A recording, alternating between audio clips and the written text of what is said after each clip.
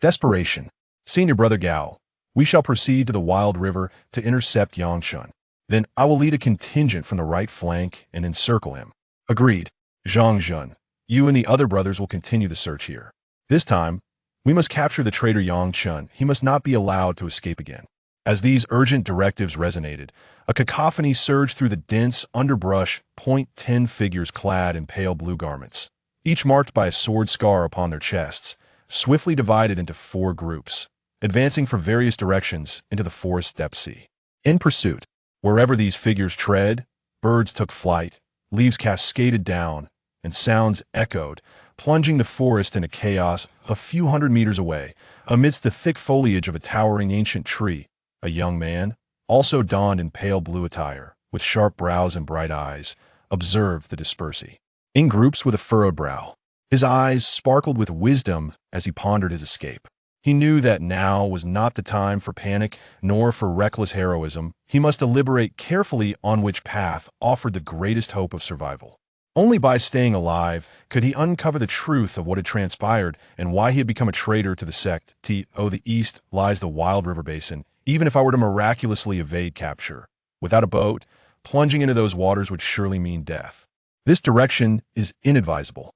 The eastern expanse is a wild river basin, with waters exceeding 100 meters in width and depths that remain unfathomable, coursing through a vast, untamed forest, concealing an unknown multitude of formidable and ferocious beasts. Should one fall into its depths, survival is virtually impossible. Or the south. Yang Chen's gaze drifted to his right, only to shake his head. He had narrowly escaped from that side, where numerous disciples of the sword-tempering peak were in pursuit. Furthermore, compared to the other 2 directions, the forbidding Wami Valley here offered significantly greater safety, allowing for easier evasion of the relentless hunters from the sword-tempering peak. Why they sought to slander me? Why has the Elder of the Peak issued a decree for my execution without trial? What has transpired? Even now, Yang Chen remained perplexed as to why the Peak Elder had concluded that he had stolen the tiger's soul-refining pill, branding him a traitor to Thes, ECT, and warranting his immediate demise. Pursued relentlessly, Yang Chen had encountered more than a dozen waves of disciples from the sword-tempering peak, each time attempting to explain himself, yet none would listen. Instead, they sought only to encircle him and strike with lethal intent. Being forced to swallow such bitter humiliation was truly vexing. However, at this moment, survival was his only recourse. He must preserve his life to uncover the truth behind the entire affair. With a swift motion, Yang Chen darted through the thicket like an arrow, racing towards the direction of Wanmie Valley. The rustling of leaves accompanied his fleeting figure, startling a few birds and beasts, while some keen disciples in the distance discerned traces of his passage. This way. The traitor is indeed here. In an instant, a clamor erupted as over a dozen disciples, wielding steel swords, harnessed the essence of heaven and earth, propelling themselves, like streaks of light through the forest in pursuit of Wanmie Valley. Could it be that they have discovered my trail? Sensing the shouts behind him, Yang Chen furrowed his brow, yet he dared not linger. He quickened his pace, executing a series of turns to obscure his path amidst the foliage, while he himself soared towards Wanmie Valley like a flying arrow. Once he penetrated the valley, the formidable aura of the forbidden ground would surely deter his pursuers from following. After nearly half an hour of evasive maneuvers, a steep and straight peak, resembling a sword cleaving through the heavens, finally came into view, allowing the tension in his face to ease slightly. The mountain range stretched for dozens of miles, towering hundreds of meters into the sky, while the peak directly facing Yang Chen stood impervious, smooth as a mirror, forming a natural barrier that was insurmountable. In the heart of the mountains, a nearly 5-meter-wide inclined gorge carves a path directly into the pitch-black peak, resembling a gaping abyss that seems to devour all, instilling a sense of dread. The entrance to this mountain path towers several dozen meters high, flanked by vertical cliffs, each embedded with a spirit sword radiating an inky luminescence. A series of enigmatic runes intertwine, forming a sealing inscription, with emerald green light weaving seamlessly, coalescing to completely envelop the vast entrance of the gorge in a mystical seal. The ceiling formation of the Four Directions Disillusionment Sword Array is the hallmark of the Sword Control Sect Hall of 10,000 Annihilations. It is said that the establishment of such a grand array consumed 4 spirit swords, painstakingly arranged by the hall's master. Before the entrance to the gorge stands a 3-meter-high stone tablet proclaiming, "Forbidden Zone, Valley of 10,000 Annihilations." Whoosh! Just as Yang Fengxian was about to reach the entrance of the Valley of 10,000 Annihilations, a sudden sound of air being sliced through resonated behind him, sending a chi down his spine and raising the hairs on his neck. Had he been pursued? Startled, in this moment of life and death, Yang Fengxian dared not hesitate. A faint purple light flickered around him as the essence of heaven and earth surged into his steel sword, transforming the sword's radiance into a swirling purple cloud that enveloped him, safeguarding his vital points. Clang! A pale blue sword light hurtled through the air and collided with the purple cloud of sword light, creating a shower of sparks. The steel sword was immediately struck, resulting in a gash, fragments scattering and falling to the ground. As the ethereal clouds of purple dissipated, the faint azure sword energy vanished, revealing that it was not a tangible longsword. The tip of the sword shattered, sending fragments scattering in all directions, while an immense force surged through the sword's body, causing Yang Fengxian's grip to tear painfully, blood gushing forth in torrents, the agony unbearable.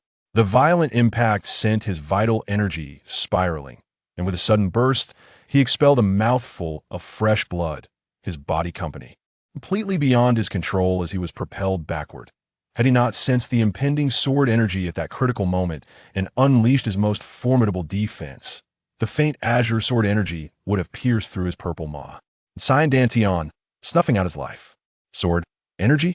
Relying on the splintered edge of the steel sword to brace himself, he coughed up blood once more, his gaze fixating on a flicker. Figure of azure light not far in front of him. His expression shifted in shock as he exclaimed, "Sword-wielding disciple. Chen Yu, Senior Brother Chen?"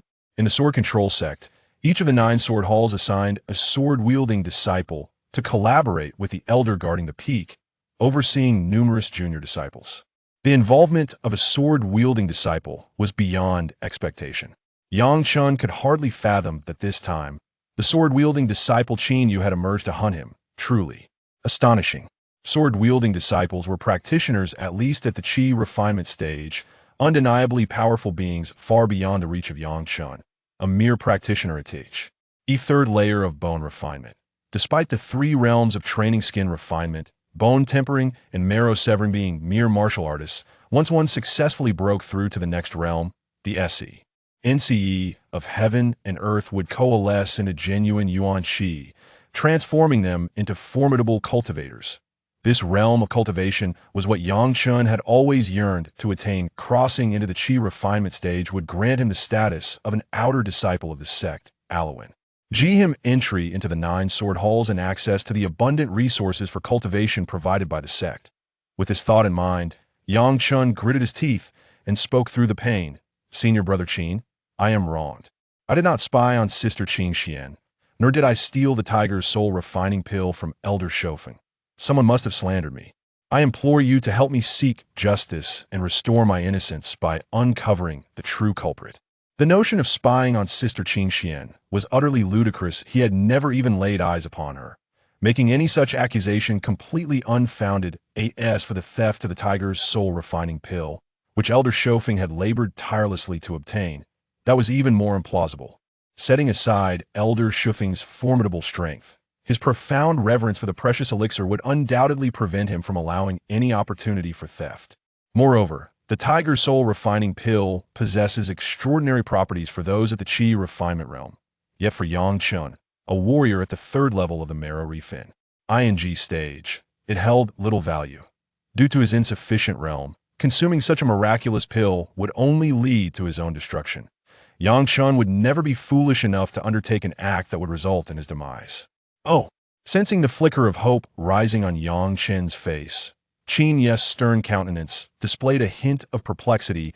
One in such dire circumstances would typically not yearn for vindication, but rather plead for mercy, hoping to be spared. As the chief miscellaneous disciple of the Forged Sword Peak, He possessed the potential to ascend to the ranks of outer sect disciples. Faced with the specter of death, he did not succumb to fear. Instead, he sought to uncover the truth behind the shadowy machinations at play. Although he held a modicum of respect for Yang Chen, a flicker of icy malice danced in Chen Yes's eyes, intensifying his murderous intent. Such a character could not be allowed to live otherwise. Should the truth come to light, he would face dire consequences. Humid here, mid-grade sword technique. Sword shining in the azure sky. A blade of azure light surged forth, exuding an aura of dominance as it illuminated the heavens and the earth, instantly tearing through the air and descending with lethal intent. The condensed sword energy unleashed a power exceeding 10,000 pounds, a force far beyond what a mere trifle, cultivator of the third layer, could withstand. Senior brother Chen Yu, caught off guard by Chen Yes's sudden and silent onslaught, intent on silencing him, Yang Chen had no luxury of time to ponder his fate in that moment of life and death. He swiftly grasped the falling steel sword, summoning the remaining essence of heaven and earth within him, erupting in a brilliant flash of purple sword light that formed Finol, of defense before him. This was the only recourse available to him at that moment. With a resounding crash, the pale azure sword light descended, and Yang Chen barely managed to position his steel sword. In defense, the blade shattered upon impact, sending shards flying. Several fragments struck Yang Chen's chest, erupting in a spray of crimson, embedding themselves in his flesh, leaving a gruesome wound. Although he could not withstand the final blow, he had nonetheless bought himself a fleeting chance at survival. Paying no heed to his bloodied and battered chest, Yang Chen, propelled by the immense force of the collision, hurtled towards the entrance of the Wanmi Valley mountain path like a flying sword. Gripped by agony, Yang Chen failed to notice the ancestral jade pendant on his chest, which upon being stained with his blood, emitted a vibrant emerald glow. It seemed to come alive, greedily absorbing a significant amount of blood. Hiss. Yang Chen's figure passed through the quad-directional illusionary extinction sword formation seal without resistance, disappearing from Chen Yes's sight, never to be found again. And him? Still not dead? Chen Yu, his face contorted with a fierce expression, sheathed his sword and stood tall, his cold gaze fixed upon Yang Chen's torn chest as he fell into the Wanmi Valley seal. Chen Yu coldly chuckled. However, severely wounded by my sword energy, his meridians are completely destroyed. Falling into Wanmi Valley, there is certainly no possibility of survival. It seems this matter has finally come to an end. Sensing a rustling sound from the nearby bushes, Chen Yu frowned slightly, not lingering any longer. With a leap, his figure vanished into the thicket. Wanmi Valley. The mountain path, a mere 5 meters wide, was flanked by sheer cliffs, as if carved by sharp swords, a natural CR. Itaeon. Above the mountain path, dark clouds loomed, preventing even sunlight from penetrating, creating a cold and damp atmosphere with sparse vegetation. Whoosh! A gust of cold, damp wind swept through, its howling sound resembling the wails of ghosts, unsettling the mind. This is Wanmi Valley? Having passed through the seal and landed on a mountain path, clutching his bleeding wound, Yang Chen looked around and noticed that the path stretched down, wards, revealing a stone staircase leading away 100 meters ahead. How could this be? The Wanmi Valley, known as a place of death, is unexpectedly adorned with a stone staircase leading upward. After a brief moment of shock, a wave of warmth surged through his palm, accompanied by a sharp pain in his chest, reminding him that his injuries required immediate attention. Gritting his teeth, he removed the shards embedded in his flesh and hastily applied the healing ointment he typically used, alleviating his wounds. Only then could Yang Chen reflect upon the recent events. Why did Chen Yu resort to such lethal measures? As a disciple of the sword-tempering peak, should he not embody fairness and impartiality? Engaged in deep contemplation, Yang Chen's thoughts drifted to the tiger soul refining pill. Could it be that Chen Yu had stolen it?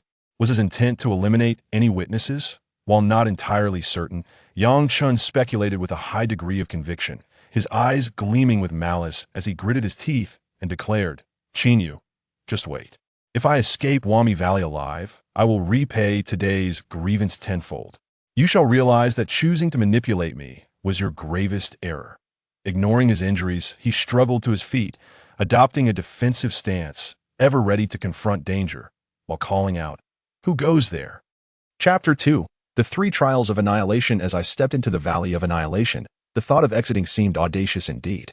Suddenly, a robust voice, laced with a hint of amusement, echoed through the air, causing Yang Chen to pause. Ignoring his injuries, he struggled to rise and assumed a defensive stance, exclaiming, "Who goes there? Hold on, hold on." A towering figure gestured for Yang Chen to calm down, his demeanor devoid of malice. He emerged steadily from the shadowy stone wall, a broad smile illuminating his face as he spoke with tranquility. "Brother, I mean no harm. I merely couldn't help but commend your bold declarations."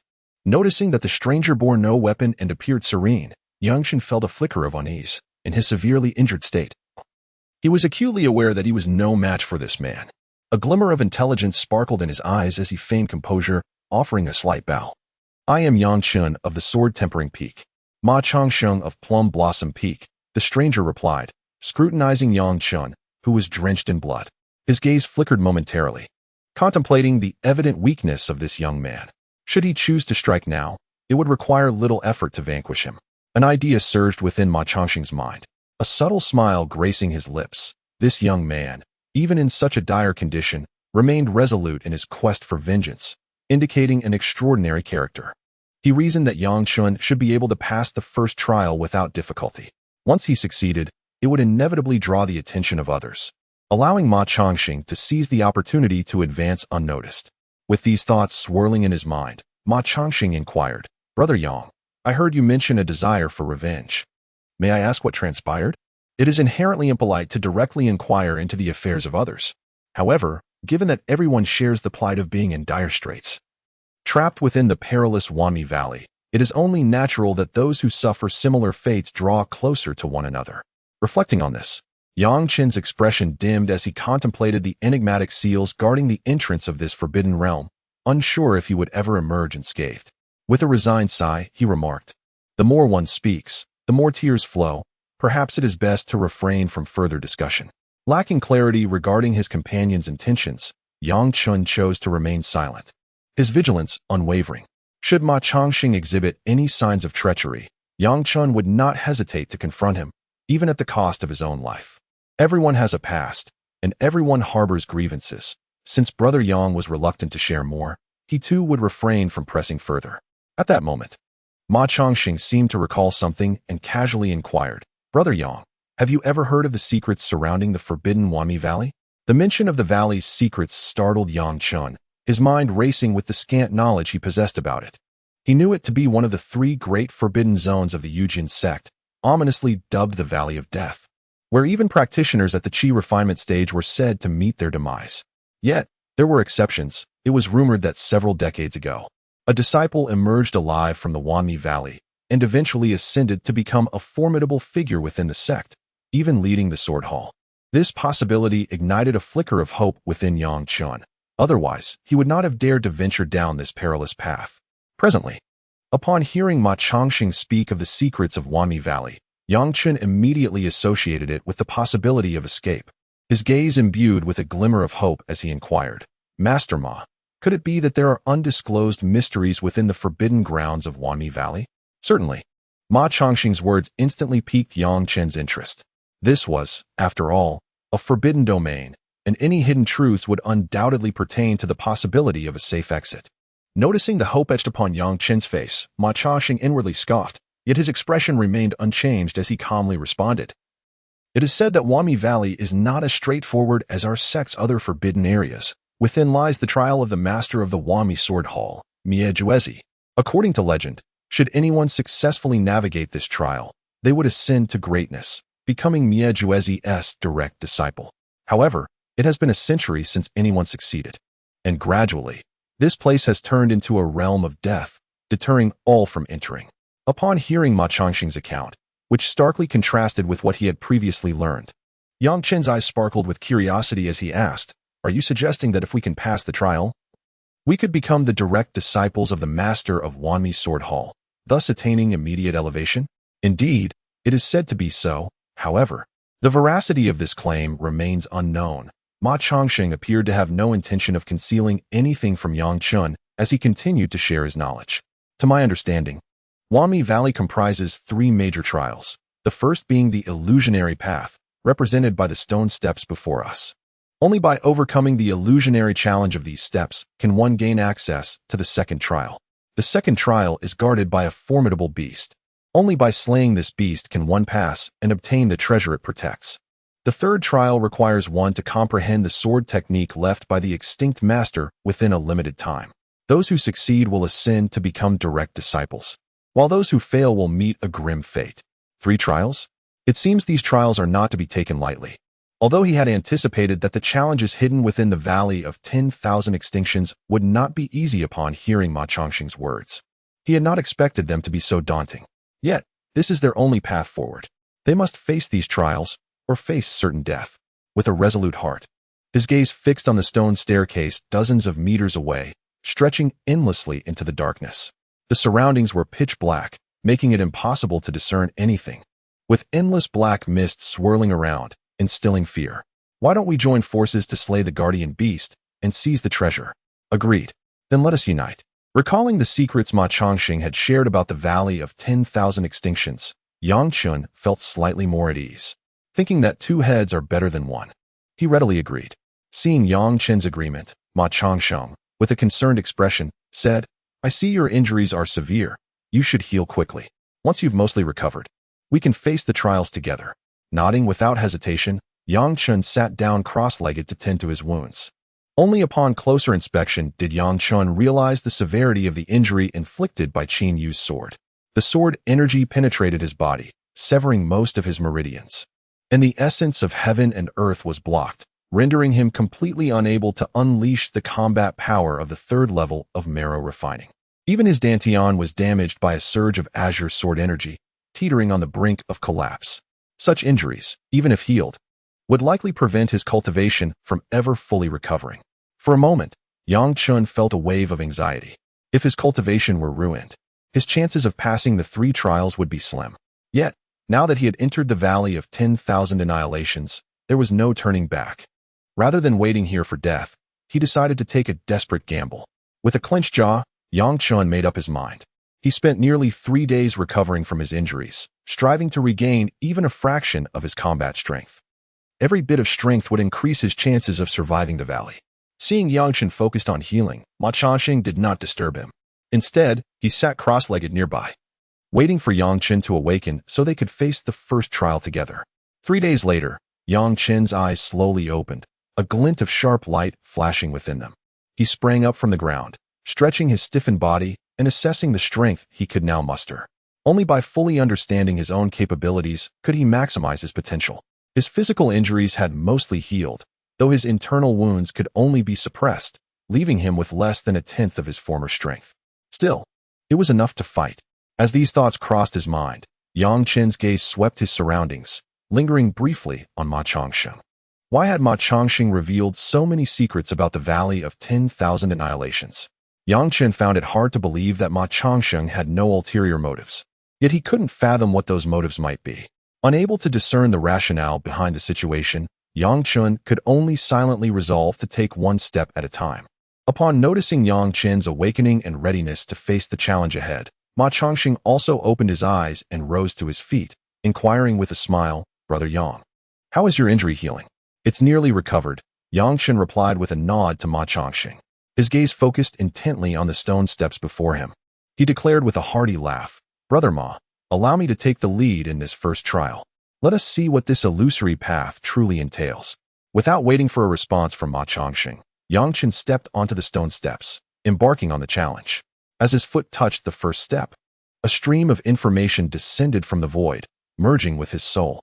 The first trial, the illusory path, required him to ascend 99 stone steps and endure the trials of illusions to progress to the second level. The time limit was set at 1 year. Should he fail to pass within this time frame, he would face obliteration. It was imperative to remember that once he stepped onto the stone steps, retreat was not an option. Those who dared to retreat would be met with merciless consequences. Is this truly the first trial? As the information integrated into his soul, a wave of confusion washed over Yang Chen. Gently gazing at the young girl, he tenderly brushed his fingers through her long, flowing black hair and softly remarked, "Xiaoxua, you've grown taller." Witnessing Yang Chen ascend the illusory path, Ma Chongqing's smile faded, replaced by a chilling demeanor. Yang Chen, I am quite curious to see if you can successfully navigate the illusory path. If you manage to pass unscathed, it may even benefit me somewhat. Otherwise, you shall have no one to blame but yourself. With those words, Ma Chongqing's figure shifted slightly as he followed closely behind Yang Chen, stepping onto the stone steps to accompany him on this journey. Had Yang Chen been in a lucid state, he would have been astounded that the bewitching path of delusion seemed to exert no influence whatsoever on Ma Chongqing, as if it were entirely non-existent and incapable of affecting him in the slightest. However, at this moment, Yang Chen's footsteps involuntarily carried him forward, ascending the stone steps relentlessly, while his mind remained ensnared within the illusory realm conjured by the path of delusion.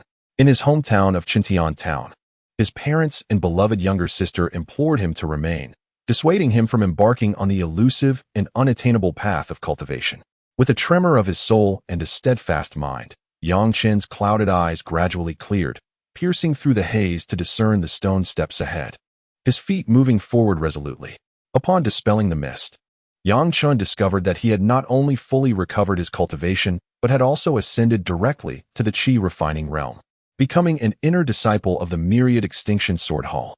Shortly thereafter, in the courtyard of the sword forging peak's disciple, as the words faded, a resplendent violet sword light, formed from the condensed essence of heaven and earth, erupted with a deafening roar. The long sword behind him unsheathed with a resounding whoosh, instantly coalescing into 3 ethereal violet sword clouds, which descended upon Qin Yu with overwhelming force. Surging clouds. The 3 violet cloud sword lights cascaded in successive waves, each surging forth with relentless momentum, as if imbued with sentience, enveloping Qin Yu entirely, leaving him no avenue for escape. The surging cloud sword art amplified its power with each successive strike, like the relentless surge of ocean waves, rendering it virtually insurmountable. Qin Yu had never anticipated that Yang Chen would unleash the formidable surging cloud sword art from the outset. However, facing this life-or-death predicament, he proved himself a worthy adversary. His long sword unsheathed with a resounding whoosh, unleashing a torrent of azure heaven and earth essence, its shimmering light parrying Yang Chen's relentless onslaught. In the midst of the human realm, the azure sword technique emanated a brilliant azure light. The essence of the world flowed into the long sword, and the sword energy erupted, forming a barrier before him to counter the overwhelming onslaught of violet sword light from Yang Chen. Yang Chen, do you not comprehend that the mutual destruction of fellow disciples is a grave taboo within our sect? You have no justification for your murderous intent against me. Yet, Yang Chen offered Qin Yu no opportunity for further discourse, channeling the celestial essence from his dantian with fervor. The long sword blazed with violet radiance, executing the waves of the sea maneuver with exquisite precision, transforming into an endless torrent that engulfed Qin Yu. You wretched being, daring to slaughter a fellow disciple. What punishment do you deserve? A thunderous roar echoed as a shaft of violet sword light descended from the heavens, utterly unstoppable. Before Yang Chen could react, it severed his throat and cleaved his body in twain, just as he reveled in the satisfaction of vengeance. Yang Chen was taken aback to see his own head roll to the ground, his terrified eyes wide open. A smile of retribution frozen on his visage as he beheld his bloodied form. Am I dead? Is this how I meet my end? Chapter 3. The Ancestral Jade Talisman. None of this aligned with Yang Chen's true nature. He sought swift retribution without consideration for the consequences.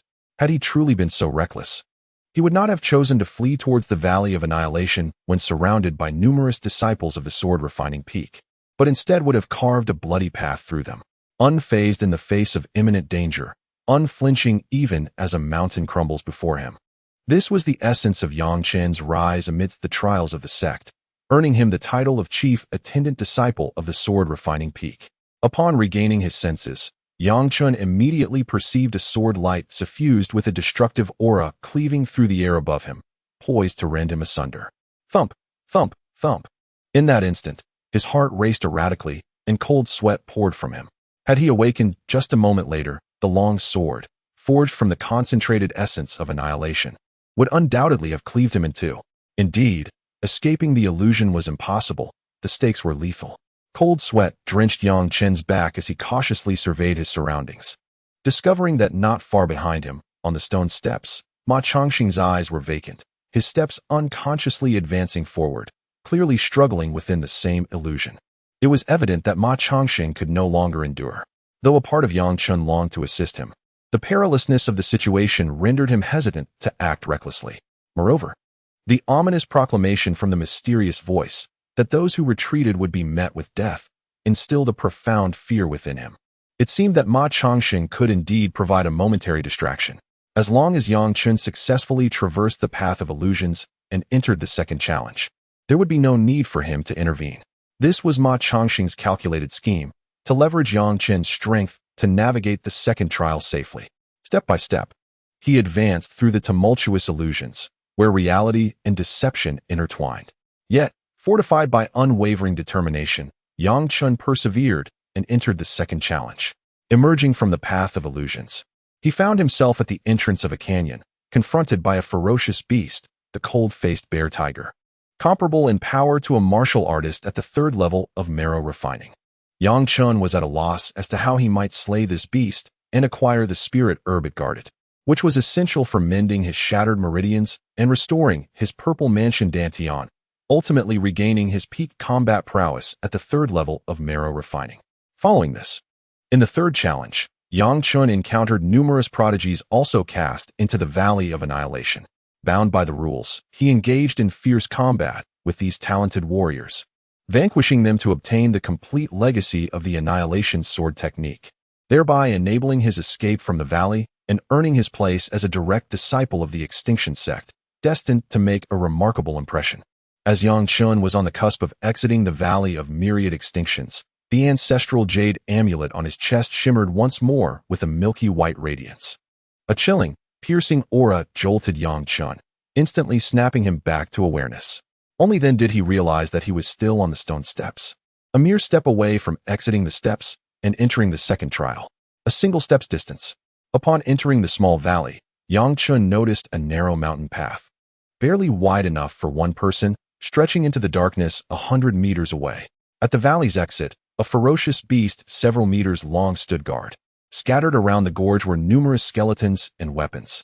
Clearly, these individuals had overcome immense hardships to reach the second trial, only to be slain by the beast.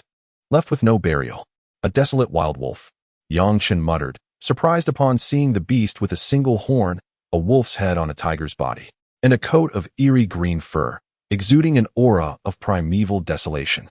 He had not anticipated that the second trial, like the previous illusion, would be guarded by a ferocious beast. With keen eyes, Yang Chun also spotted a small tree, about a meter tall, not far from the desolate wild wolf. The valley's essence of heaven and earth converged upon it. On the tree, with its withered leaves, grew 3 fruits emitting a faint green glow. Green life spirit fruits. Green life spirit fruits are spiritual-grade treasures, renowned for their miraculous ability to transform the body's meridians, purple mansion, and Dantian, and to enhance vitality. If Yang Chun could obtain just one and consume it, his damaged meridians and purple mansion would undoubtedly be restored to their former state, and his cultivation might even advance further, perhaps even breaking through to the qi refining realm. I must obtain the green life spirit fruits. Yang Chen's eyes ignited with fervor. Yet he did not succumb to madness. He charged forward to engage the wild lone wolf in combat, intent on seizing the verdant spirit fruit.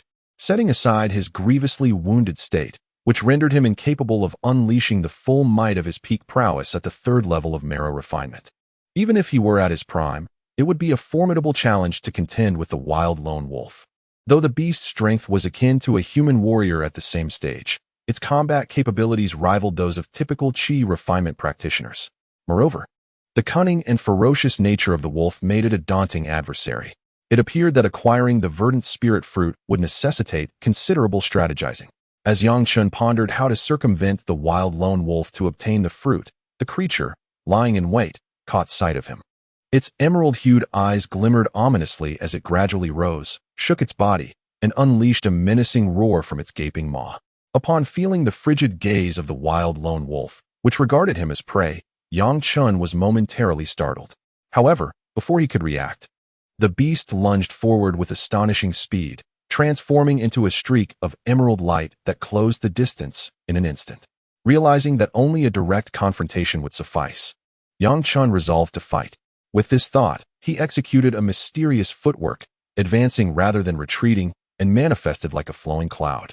He grasped a partially damaged steel longsword that had fallen to the ground, summoning a gleam of sword light as he thrust it toward the wild lone wolf. In this moment, Yang Chun could only exert a modicum of physical strength. The vital energies of heaven and earth around him were too perilous to manipulate. Any attempt to channel them would undoubtedly exacerbate his injuries, compounding his plight. A solitary figure and a wolf collided, their blades glimmering and claw shadows swirling, only for the brilliance of the sword to shatter in an instant. Yang Chun staggered backward, although he had managed to withstand the ferocious assault of the wild lone wolf. He could not harness the rich essence of heaven and earth from the third level of marrow refinement. Consequently, under the tremendous force of impact, he sustained significant injuries. Indeed, the physical prowess of the ferocious beast far surpassed that of a martial artist. With a spurt of fresh blood, Yang Chun was caught off guard as the wild lone wolf leaped once more, its eyes filled with menace, relentlessly pursuing him. Truly, the heavens were aiding me. At that moment, as Yang Chun faced peril in his battle against the wild lone wolf, Ma Changxing sneered coldly, unleashing his power like a soaring sword, racing towards the mountain path guarded by the savage creature. Haha, Yang Chun, thank you for staving off the wild lone wolf. Upon entering the passage, Ma Changxing effortlessly plucked a green essence spirit fruit, not pausing for a moment, his figure vanishing into the dark stone staircase. A mocking laughter echoed, particularly as Ma Changxing's silhouette slipped into the stone steps, once again pursued by the wild lone wolf. Hearing Ma Changxing's words, Yang Chun was momentarily taken aback, quickly realizing that he had not been affected by the illusory path. Rather, he had calculated his actions, using Yang Chun to fend off the wild lone wolf, while he himself slipped through, aiming to pass the second trial. What a cunning fellow! Why had I not discerned his ulterior motives when he introduced the Wanmi Valley? A surge of resentment for being manipulated welled up within him. And disregarding the blood that spilled from his throat, Yang Chun shouted at Ma Changxing's retreating figure, Ma Changxing, if I survive this, I shall surely kill you. In the instant that Yang Chen's attention wavered due to Ma Changxing's distraction, the desolate wolf's claws, gleaming with an eerie verdant light, tore across Yang Chen's chest, scattering blood and flesh. Simultaneously, the creature's horn, radiating a dark green luminescence, bore down upon Yang Chun. Each thrust was an inexorable assault, capable of rending anything in its path. With each collision, Yang Chen's injuries deepened, and he knew that another strike would be insurmountable. In such dire straits, a complete retreat seemed improbable.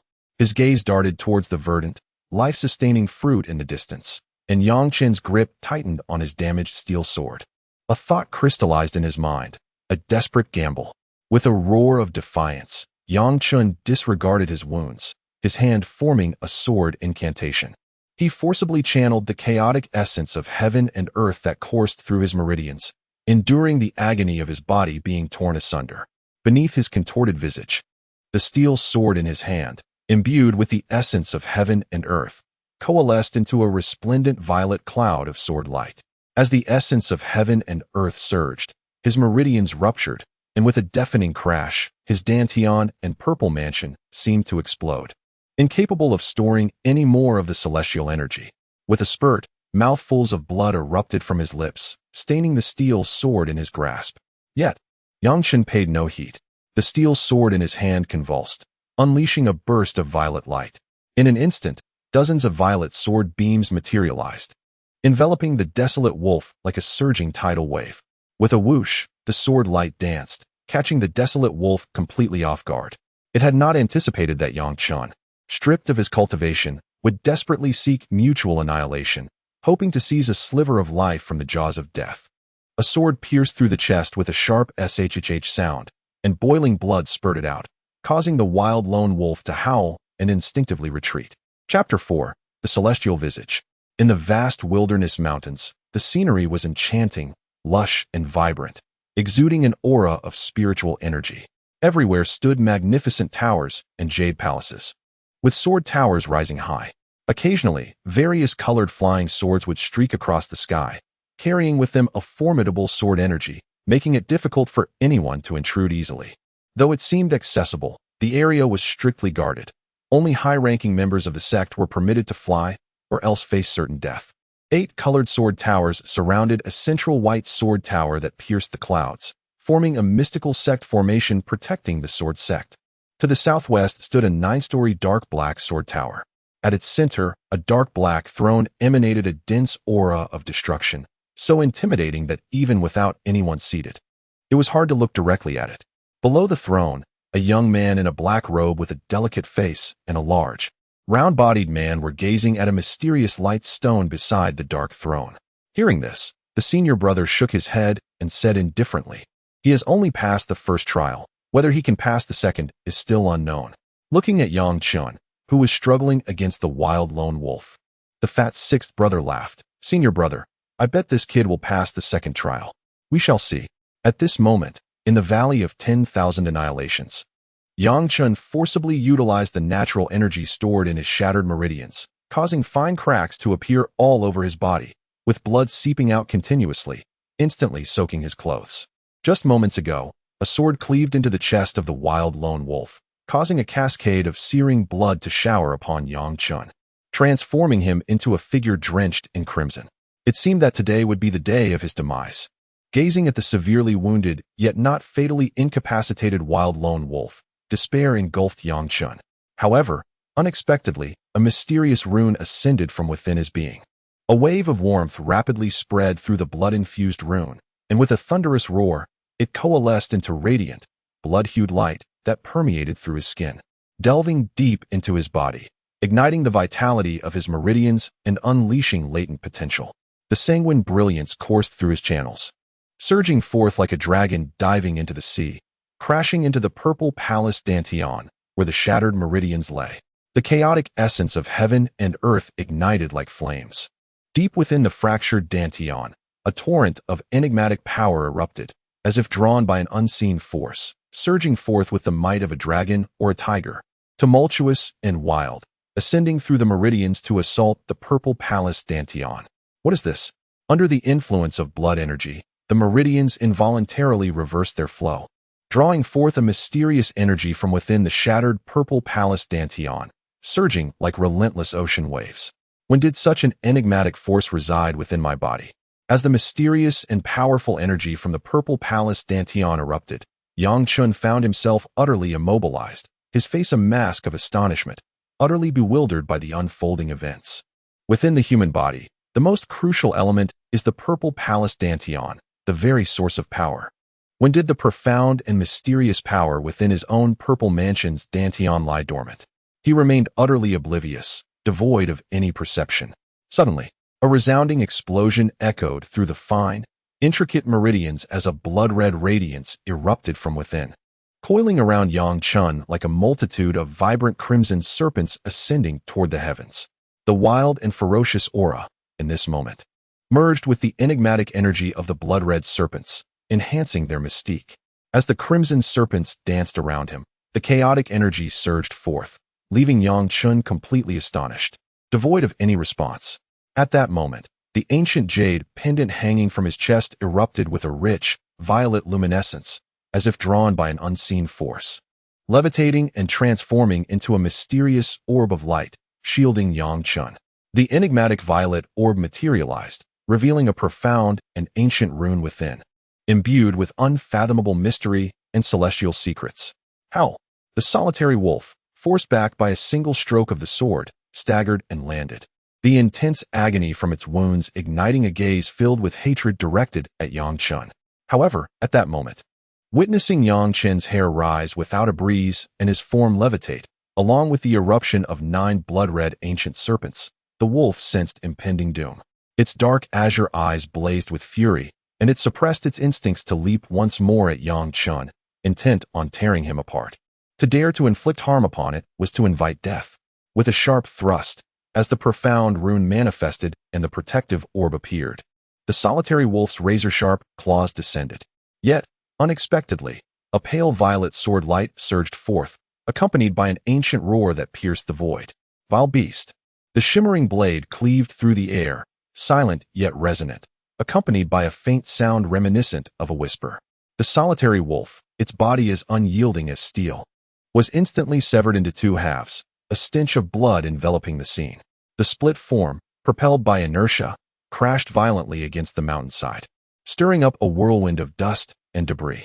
As the violet blade of light ascended, a spectral figure of an elderly man with white eyebrows appeared, akin to a wisp of smoke, hovering outside the protective violet aura, standing with hands clasped behind his back and making no further movements. His eyes, seemingly having witnessed the passage of ages and the weight of experience, gazed intently at Yang Chen, whose body was entwined with the blood-red luminescence of a colossal python, as if piercing through the very fabric of existence. With a nostalgic tone, he murmured, "I never imagined that after such a long time, a descendant of the Yang family would finally awaken the seal of the Heavenly Dao Talisman. What has transpired within the Yang family that led to such decline?" Unbeknownst to Yang Chen, who was ensnared in this turmoil, the events unfolding around him were beyond his comprehension. Just as 9 serpentine forms of blood-red essence surged around him, intricate runes swirling in the air, the mystical mirror within the sword tower of the 10,000 Annihilation Sword Hall became obscured, rendering it incapable of discerning the area within a radius of several meters surrounding Yang Chen. Observing the murky reflection in the mirror, the senior disciple and the 6th disciple exchanged startled glances, recognizing the shock mirrored in each other's expressions. "This lad is actually a bloodline heir?" they pondered, having speculated upon witnessing the emergence of the enigmatic runes from Yang Chen, particularly as the mystical mirror grew increasingly indistinct. The portly 6th disciple quickly interjected, "Master brother, since this young man is a bloodline heir and is to become our junior brother, that would indeed be quite fortunate." Although initially taken aback by Yang Chen's identity as a bloodline heir, the senior disciple quickly regained his composure. A glint of cold light flickered in his eyes as he spoke icily. "The rules established by our master cannot be altered. Even if this boy truly is the bloodline heir, if he fails to pass the trials of the 10,000 Annihilation Valley, he shall still perish." Observing the senior disciple's unwavering stance, the chubby 6th disciple refrained from comment, merely shaking his head in silent lament at the blurred image in the mystic light mirror. Such a promising seedling, what a pity. Unbeknownst to Yang Chen, the events transpiring within the 10,000 Annihilation Sword Hall were beyond his awareness. At present, he faced a pivotal juncture of fate. Success would yield great rewards, while failure would lead to death. His meridians were in turmoil, the residual essence of heaven and earth swirling uncontrollably around him. Under the influence of the mysterious power activated by the runes, it surged through his blocked meridians like a fierce dragon or a mighty tiger. This blood-red, enigmatic energy spun and circulated, forcefully tearing through the previously obstructed pathways, exhibiting a dominating force that surpassed all previous limits. With a sudden release, a jet of dark blood erupted from his mouth, splattering against the purple seal before dissipating into nothingness. As he expelled the stagnant blood, Yang Chen felt his meridians clearing, the circulation of his energy intensifying. The remnants of his former cultivation within the meridians were violently consumed by the blood-red mystical force, which grew stronger with each subsequent expulsion of dark blood. As 3 more jets of black blood were forcefully expelled, Yang Chen's entire being became unimpeded, the blood-red energy infiltrating his cells, seemingly awakening the profound potential within him, unleashing the latent power that resided within. The physical strength was immensely formidable. The sheer power of the body could rival even the perfected cultivation of the 3rd layer of the marrow-refining realm from times of yore, equating to the might of over 100 horses.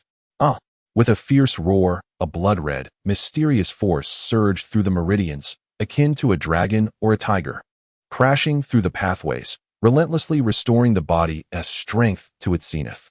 Could it be that this enigmatic power would perpetually aid me in breaking through to the chi refining stage, thus paving my path as a cultivator? While such thoughts crossed his mind, his body remained entirely uncontrollable. The blood-red mysterious force continued to mock him, as the essence of heaven and earth roared and swirled, transforming into a vortex that poured down upon the suspended Yang Chen.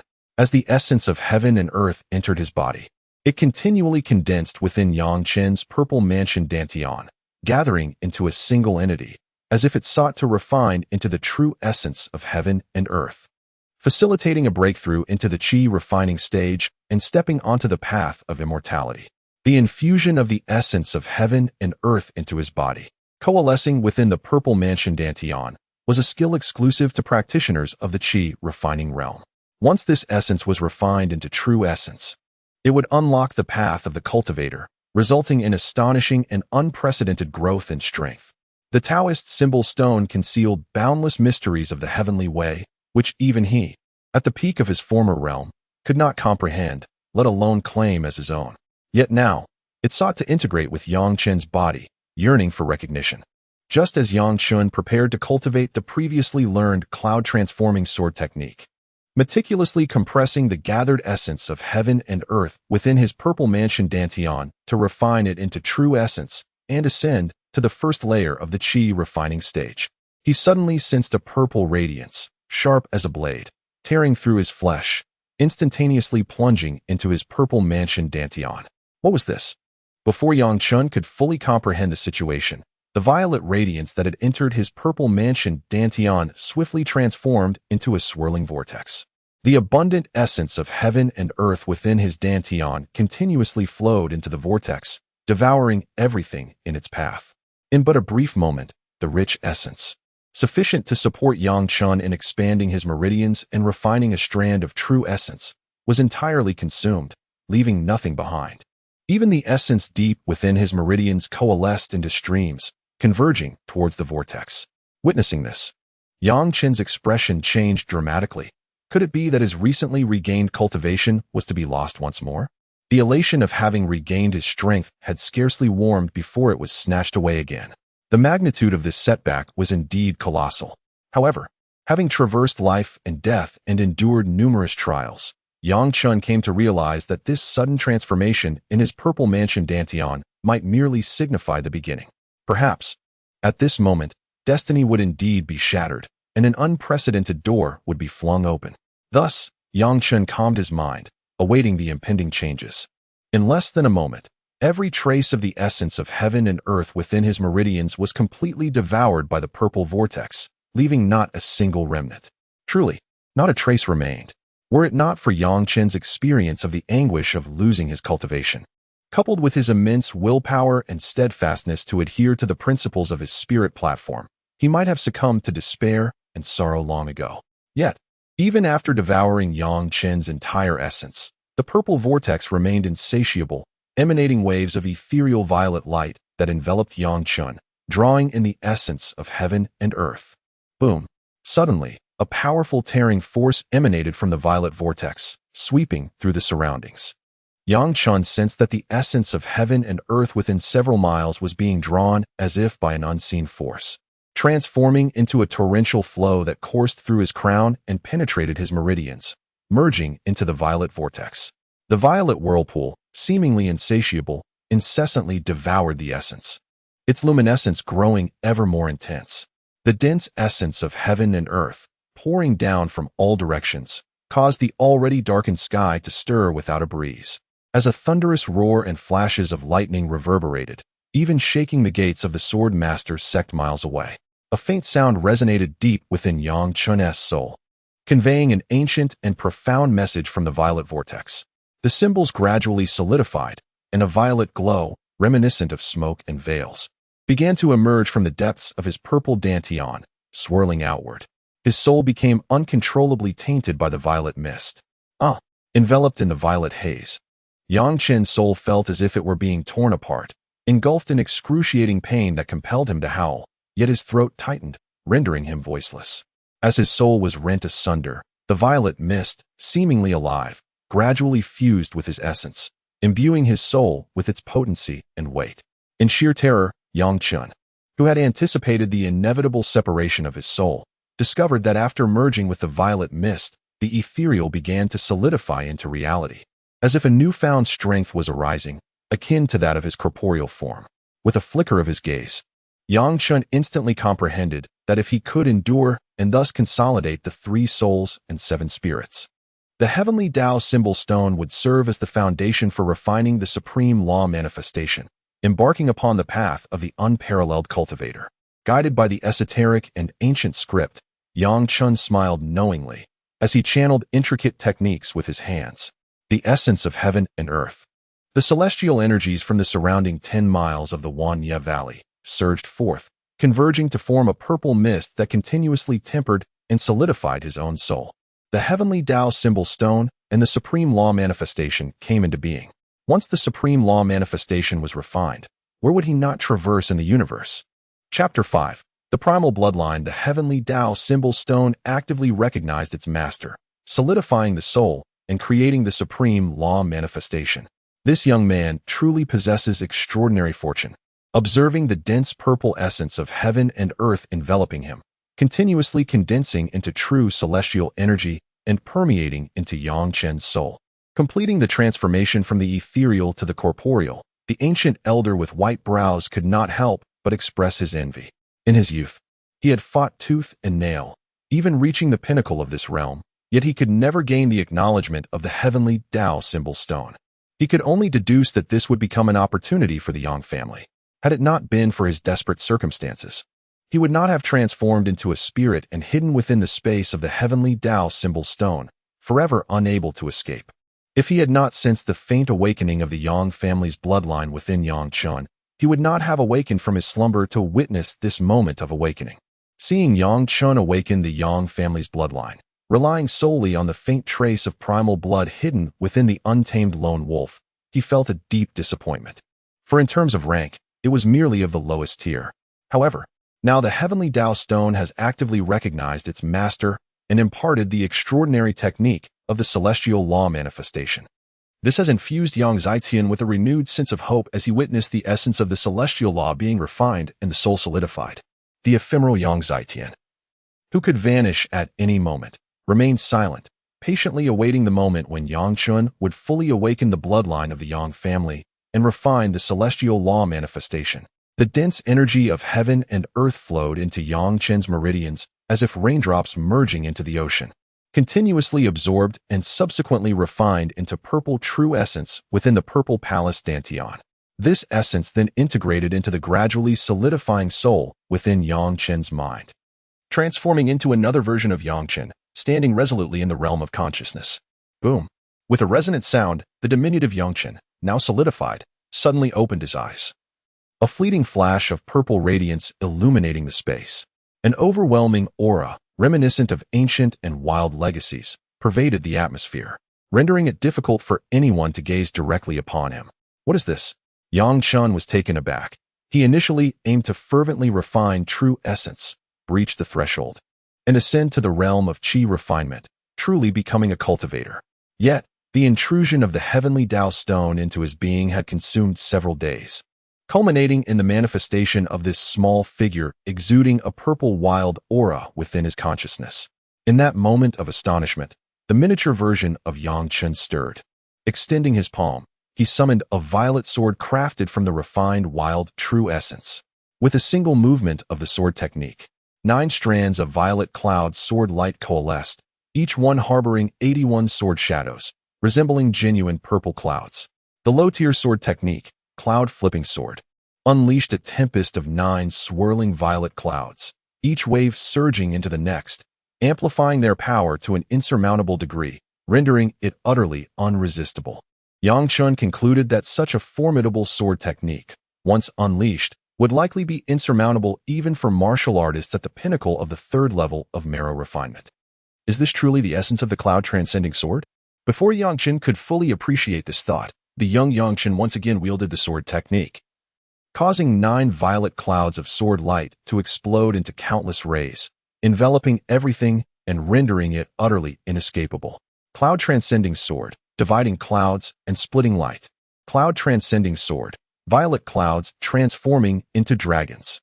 Under the young Yang Chen's command, innumerable strands of violet sword light converged into a magnificent violet dragon, its fearsome head and haunting violet eyes exuding an aura of raw power, suggesting that while it may remain still, once it moved, it would be simply astonishing, compelling all to submit. Yang Chen had fully manifested the sword technique, cloud-transcending sword, with every flow of the sword's vital energy vividly displayed in his mind. Crystal clear and unforgettable. The explosive power unleashed would undoubtedly be even more formidable, rivaling the might of high-tier sword techniques. Could this be the profound mystery of the celestial law manifestation, capable of simulating and extrapolating all observed techniques into even more advanced forms? A thought surged within Yang Chen's mind, filling him with exhilaration. If this were indeed the case, then from now on, Any technique he had witnessed could be simulated and adapted for his own use, becoming a significant trump card that would leave his opponents utterly defenseless. With this notion in mind, a smile graced Yang Chen's lips as he also took a moment to assess his current physical condition. Having undergone the transformation of a mysterious bloodline, Yang Chen's Dantian is perpetually infused with a primal essence of true energy. Its capacity now doubled compared to its former peak state. This enhanced Dantian means that Yang Chen can store a significantly greater amount of true energy, enabling him to engage in prolonged battles with remarkable endurance. Furthermore, he has observed that the width of his meridians has expanded by more than double, exhibiting exceptional resilience akin to that of metal or stone. His physical form has also surpassed its previous limitations. Whether it can rival the true energy body of the Qi refinement realm remains uncertain, yet he speculates that even if it falls short, it cannot be far behind. With such newfound power, the perils of the Wanmi Valley and the challenges of the outer sect assessment seem trivial. At the pinnacle of the third tier of marrow refinement, having condensed true energy and embodying the celestial visage, Yang Chen is brimming with confidence, feeling as though he possesses the world and that nothing is beyond his reach. Although he remains unaware of the origins of his savage bloodline, he is content that his injuries have healed and his strength restored to its zenith. From the depths of despair, he now soars high, unrestrained by the heavens. However, as he releases a triumphant roar to the sky, an ancient voice coldly interjects. At the third tier of marrow refinement, you haven't even reached the threshold of a cultivator yet, and you revel in your small achievements. How can you hope to ascend to the pinnacle of cultivation in the future? Who dares to challenge him? Startled, Yang Chen's face betrayed a momentary apprehension as he adopted a sword incantation stance, poised to unleash a formidable assault. However, upon discerning a benevolent smile on the face of a commonplace, white-bearded elder levitating like a wisp of smoke, and sensing no malevolence, he mustered his courage and inquired again. Who exactly are you? Who am I? The white-bearded elder cast a weathered gaze upon Yang Chen, his ordinary aura undergoing an instantaneous metamorphosis, transforming into that of an unparalleled sword, standing proudly sovereign over the world, capable of cleaving and severing all that dared to resist. With an air of lofty grandeur, he proclaimed, "I am the sword immortal of annihilation, Yang Fengxian, an ancestor of your Yang lineage." Sword immortal of annihilation? Yang Fengxian. Upon hearing this, Yang Chen's wariness not only failed to diminish but intensified. The celestial essence within him surged, poised for immediate action. He had never heard of such an ancestor in the Yang family, let alone one of such immense power. It seemed implausible. Perceiving Yang Chen's skepticism, Yang Fengxian's all-seeing eyes flickered slightly, and he chuckled ruefully. It seems the Yang family is no more.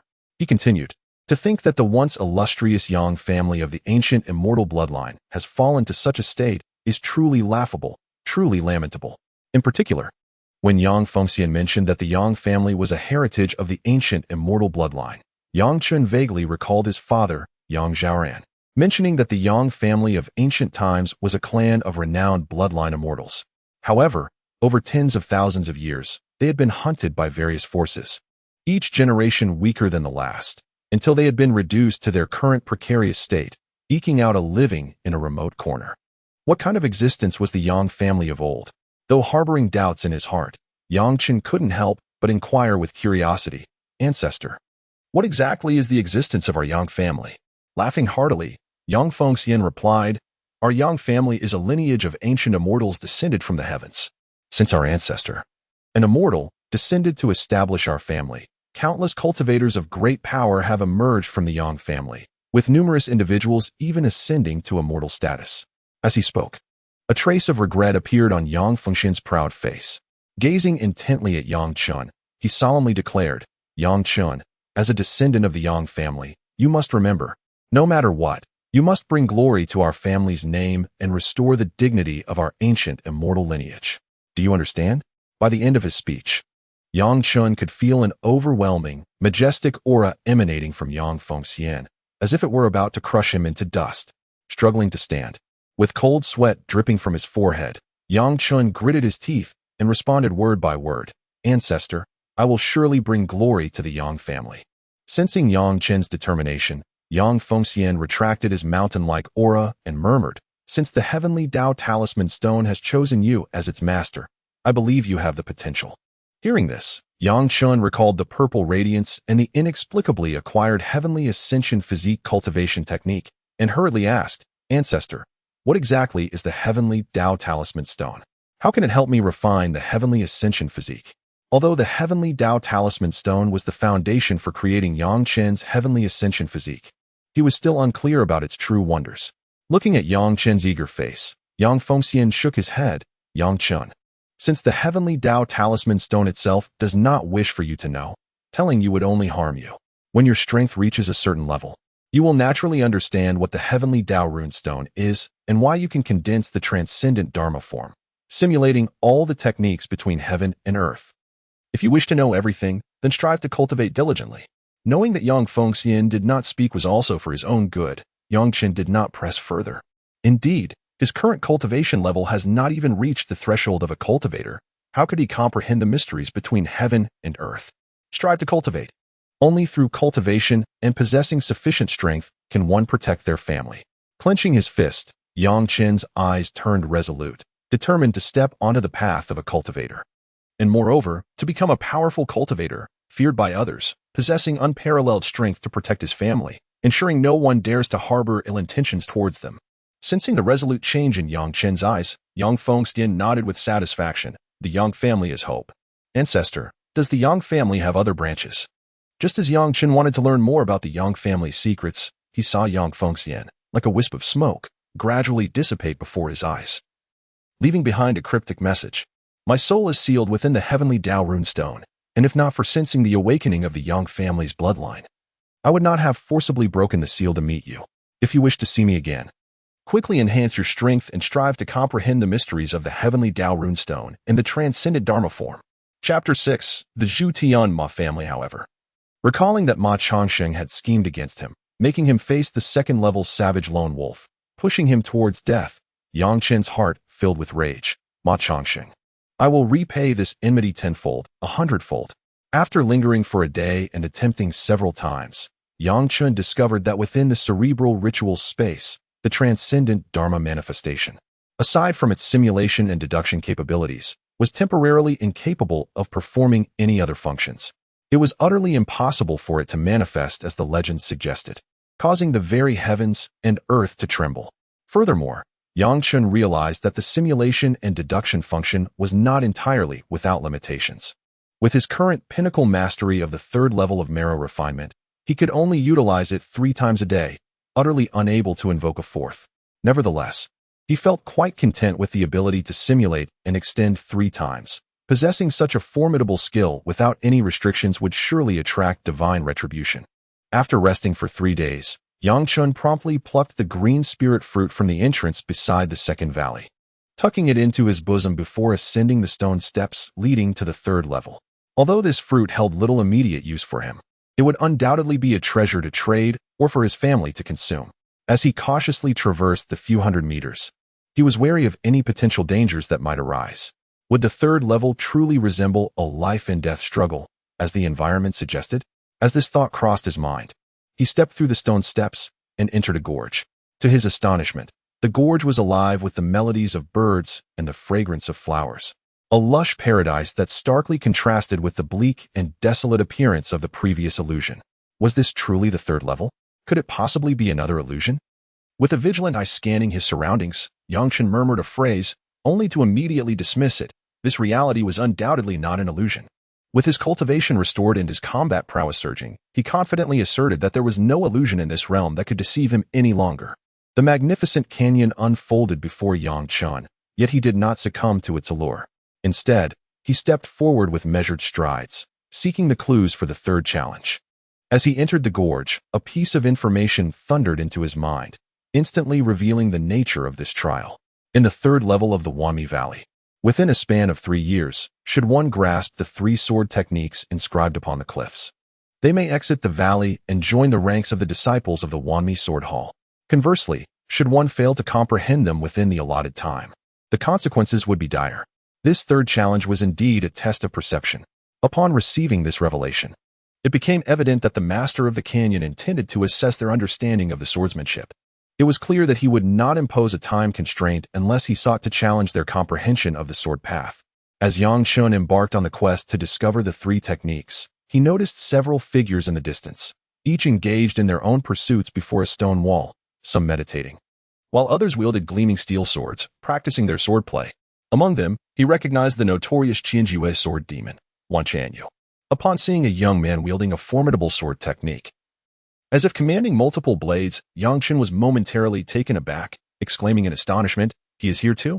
After a brief contemplation, he realized that those gathered before the stone wall were likely the individuals who had successfully navigated the first two challenges of the Wanmi Valley over the past 3 years. In other words, these were ruthless adversaries, not to be trifled with lightly. Han Shi, yet another little one has entered. A casually seated young man, perhaps in his 20s, with a scruffy beard, slowly opened his eyes and gazed at Yang Chen, who was entering the canyon. With a smile, he turned to a nearby youth with a square face, wielding a finely crafted steel sword and surrounded by a faint blue aura of celestial energy. Upon hearing the remark, Han Shi sheathed his damaged steel sword, his eyes shimmering with a faint crimson hue as he glanced at Yang Chen, coldly stating, "A mere novice. I wonder if he possesses the qualifications to survive." "Haha, let us test that shortly and see," the bearded youth replied, his tongue licking his lips, his eyes flashing with a chilling light reminiscent of a venomous serpent, instilling a sense of dread. The other 4 individuals also noticed Yang Chen, their eyes momentarily glinting with a cold light. Meanwhile, the renowned sword demon, Wan Chanyu, smirked and stood up, seemingly intent on approaching Yang Chen to challenge him. Although those who had made it through the first 2 trials to arrive here were no ordinary contenders, each possessing formidable skills akin to Wan Chanyu, who, at his peak, could unleash 60 sword lights in a single strike, enveloping his surroundings and rendering escape impossible. However, with Yang Chen having refined his transcendent Dharma form and experiencing a meteoric rise in combat prowess, he found himself invincible in the Qi refinement realm, harboring no fear whatsoever. If they refrained from engaging, that would be one matter. Yet should they choose to attack, Yang Chen would not hesitate to unleash his fury, demonstrating to them that not everyone is someone they can provoke with impunity. The cold glimmer in his eyes briefly flickered before settling, and Yang Chen's gaze then fell upon Ma Changsheng, who was meditating cross-legged, his expression darkening in anger, a murderous intent surging forth. At the very instant Yang Chen's gaze fell upon Ma Changsheng, the latter, poised to commence his cultivation, also discerned the former's presence. His eyes narrowed, a flicker of astonishment crossing his countenance, as if contemplating some stratagem. It had never occurred to him that Yang Chen could navigate the second trial unscathed and regain his peak cultivation. How could this be? Was it not said that to overcome the guardian of the second trial, the desolate, untamed wolves, one would require at least 3 martial practitioners at the pinnacle of the marrow refinement stage? How could he have passed the ordeal with such ease? Though his mind was rife with bewilderment, Ma Changsheng, possessing remarkable composure, betrayed none of his inner turmoil. He rose to his feet, his face adorned with a disarming smile, and exclaimed, "Young brother Yang Chen, I knew I had not misjudged you. You have indeed emerged unscathed from the second trial. A cause for celebration, indeed. To think, there exist individuals in this world capable of such brazenness." No sooner had he ensnared him in a web of deceit than he now stood before him, a picture of nonchalant joviality, addressing him with fraternal endearments. Truly, a paragon of shamelessness. Wasting no words on Ma Changsheng, Yang Chen retorted with vehement indignation, "Ma Changsheng, I had mistakenly believed that you were genuinely aligned with me in confronting the desolate, untamed wolves, only to discover that you were merely exploiting me to divert their attention." Upon realizing that Yang Chen had seen through his charade, Ma Changsheng abandoned all pretense, a cunning smirk spreading across his face as he brazenly declared, "Young brother Yang Chen, such accusations are unwarranted. I never professed to be a paragon of virtue. That was merely your own fanciful notion. Furthermore, your naivete in trusting others renders your demise entirely justifiable." With the delivery of this final pronouncement, Ma Changsheng's countenance was etched with sardonic amusement, betraying not a hint of remorse. In his estimation, the exploitation of Yang Chen was inconsequential, a mere stroke of good fortune for the latter. Originally intending to test Yang Chen and his companions, upon witnessing the two engaged in a tense standoff, I found myself halting my steps to observe the unfolding drama. Indeed, before Ma Changsheng could finish his words, a sound sliced through the air as Yang Chen's steel sword was drawn with a swiftness that commanded the essence of heaven and earth, its gleaming tip directed menacingly towards his opponent. With a chilling tone, he declared, "In that case, should I take your life? It will solely be your inadequacy in mastering your skills that bears the blame." The 6 bystanders, witnessing Yang Chen's rapid draw, wore expressions of amusement, remaining silent as they chose to watch intently. They were eager to assess the prowess of this newcomer, curious whether he possessed the merit to remain in their midst. As Yang Chen brandished his sword, Ma Changxing slowly unsheathed his own steel blade, a smirk playing on his lips. "Yang Chen," he taunted, "allow me to demonstrate the might of the Zhu Tianma clan." Without waiting for Yang Chen to make a move, Ma Changxing surged forward, his sword conjuring 12 arcs of light that coalesced into the shape of a blossoming plum flower, descending upon Yang Chen with ferocity. The petals of the plum flower, formed from the concentrated sword light, threatened to ensnare him, demanding a direct confrontation with the 12 beams of brilliance. This was the low-tier sword technique, plum blossom play. As the fierce sword play enveloped him, Yang Chen furrowed his brow slightly, acknowledging the Zhu Tianma clan's considerable strength within the Swordmaster sect. Yet, he pondered, why then was Ma Changxing relegated to the depths of the Wanmie Gorge? Though confusion lingered in his heart, Yang Chen did not pause for a moment, his figure gliding as if treading upon clouds. In his hand, the steel sword erupted with a single stroke, resembling a cloud that enveloped the brilliance of the plum blossom swordsmanship. Without any expenditure of energy, the strike bore the weight of 1,000 pounds. Pressing forward with tremendous force, clash, the sword light collided, the impact resonating, causing Yang Chen to stagger backward, his brow furrowed. Ma Changxing was undoubtedly a master at the pinnacle of the 3rd level of marrow refinement. Otherwise, how could he withstand even half of Yang Chen's strength? An assault akin to the might of dozens of raging bulls. At the moment Yang Chen retreated, the celestial figure within his dantian began to operate, dissecting Ma Changxing's incoming strike with remarkable precision, devoid of any supportive mental techniques. Indeed, as long as within the realm of his cultivation any technique, upon witnessing its form, could be mimicked by the celestial figure, allowing for complete deduction, even predicting subsequent variations. Joy surged within him, yet Yang Chen remained as tranquil as a still pond. Firming his stance, he unleashed another wave of pale purple clouds from his sword, the brilliance surging forth like tumultuous waves, cleaving toward the recently steadied Ma Changxing. How could this be? How could this young man possess such formidable strength? Realizing that his own strike had yielded no advantage, but instead had caused him to retreat slightly, Ma Changxing recognized his own inferiority in power. As Yang Chen launched another assault, the encroaching pale purple clouds rendered Ma Changxing's expression even graver. Nonetheless, he did not falter, stepping forth with an intricate maneuver, the sword light flickering. In an instant, 2 prodigious talents at the pinnacle of the 3rd level of marrow refinement clashed before the watchful eyes of many. Observing Yang Chen's execution of the overturning cloud's sword technique, Wan Tianyu stood with his arms crossed, a trace of apprehension evident on his face. He murmured, "The overturning cloud's sword technique. It's fortunate I didn't act rashly, or I might have suffered an unexpected setback." He acknowledged the technique's strength, noting its reputation for relentless, cloud-like attacks, both supple and firm, with boundless intricacies. He recognized that any menial disciple who mastered it was undoubtedly among the most exceptional. Wan Tianyu's caution stemmed not from fear, but from a desire to avoid unforeseen complications. Given his limited knowledge of Yang Chen's full capabilities, the stubble-faced man, who had previously been sitting cross-legged, fixed his gaze upon the skirmish between Yang Chen and Ma Changxing, his dignified countenance flickering with subtle expressions. He surmised that the outcome of the battle was far from certain. They had previously tested Ma Changxing's mettle and discovered that, while not superior in strength, the margin of victory was slim. This was why the 6 allowed him to remain and study the swordplay etched upon the stone wall. Now, witnessing Yang Chen's prowess surpassing Ma Changxing's, they understood that another formidable individual had entered the scene. The sword light shimmered, a violet cloud overwhelming the white plum blossom-like glimmers.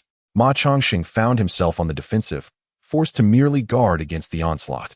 As the entanglement deepened, he became increasingly aware of Yang Chen's potent skill and formidable combat strength. He realized that without employing a more powerful sword technique, victory would be unattainable, and the situation could become increasingly perilous. "Halt," he commanded. As Yang Chen's sword light clashed forcefully against Ma Changxing's defenses, the latter retreated, exclaiming, "Yang Chen, we harbor no deep-seated enmity. Why must we pursue each other to the death, allowing others to reap the benefits? You shall not succeed." Yang Chen retorted coldly. Since you wish for my demise, I shall ensure that yours precedes mine. If others benefit, so be it. The sword light showed no signs of abating, transforming into a relentless cascade aimed at cleaving Ma Changxing. Given that Ma Changxing sought his death, how could he not seek revenge for this life and death grudge? With a clang, Ma Changxing barely managed to fend off Yang Chen's formidable strike, pain radiating through his palm. His eyes darted, and he quickly shouted, "Everyone! This lad possesses a jade talisman that can lead us out of the Wanmi Valley. If you wish to escape, let us act together." Chapter 7. Alone against the hordes. With Ma Changxing's thunderous declaration, the 6 young observers exchanged glances, their expressions shifting to one of hope, though it was soon accompanied by a flicker of doubt. It was evident to any discerning eye that without employing sword techniques, Ma Changxing was no match for Yang Chen, and there existed a tangible disparity in strength. Ma Changxing's words were a plea for assistance, thus raising questions about their veracity. The aloof youth turned to the crimson-haired young man beside him, inquiring, "Han Shi, do you think that Ma's words are credible?" Han Shi, standing with arms crossed and contemplating for a moment, replied, "That is difficult to ascertain. However, if there truly is an opportunity, we would be remiss not to seize it."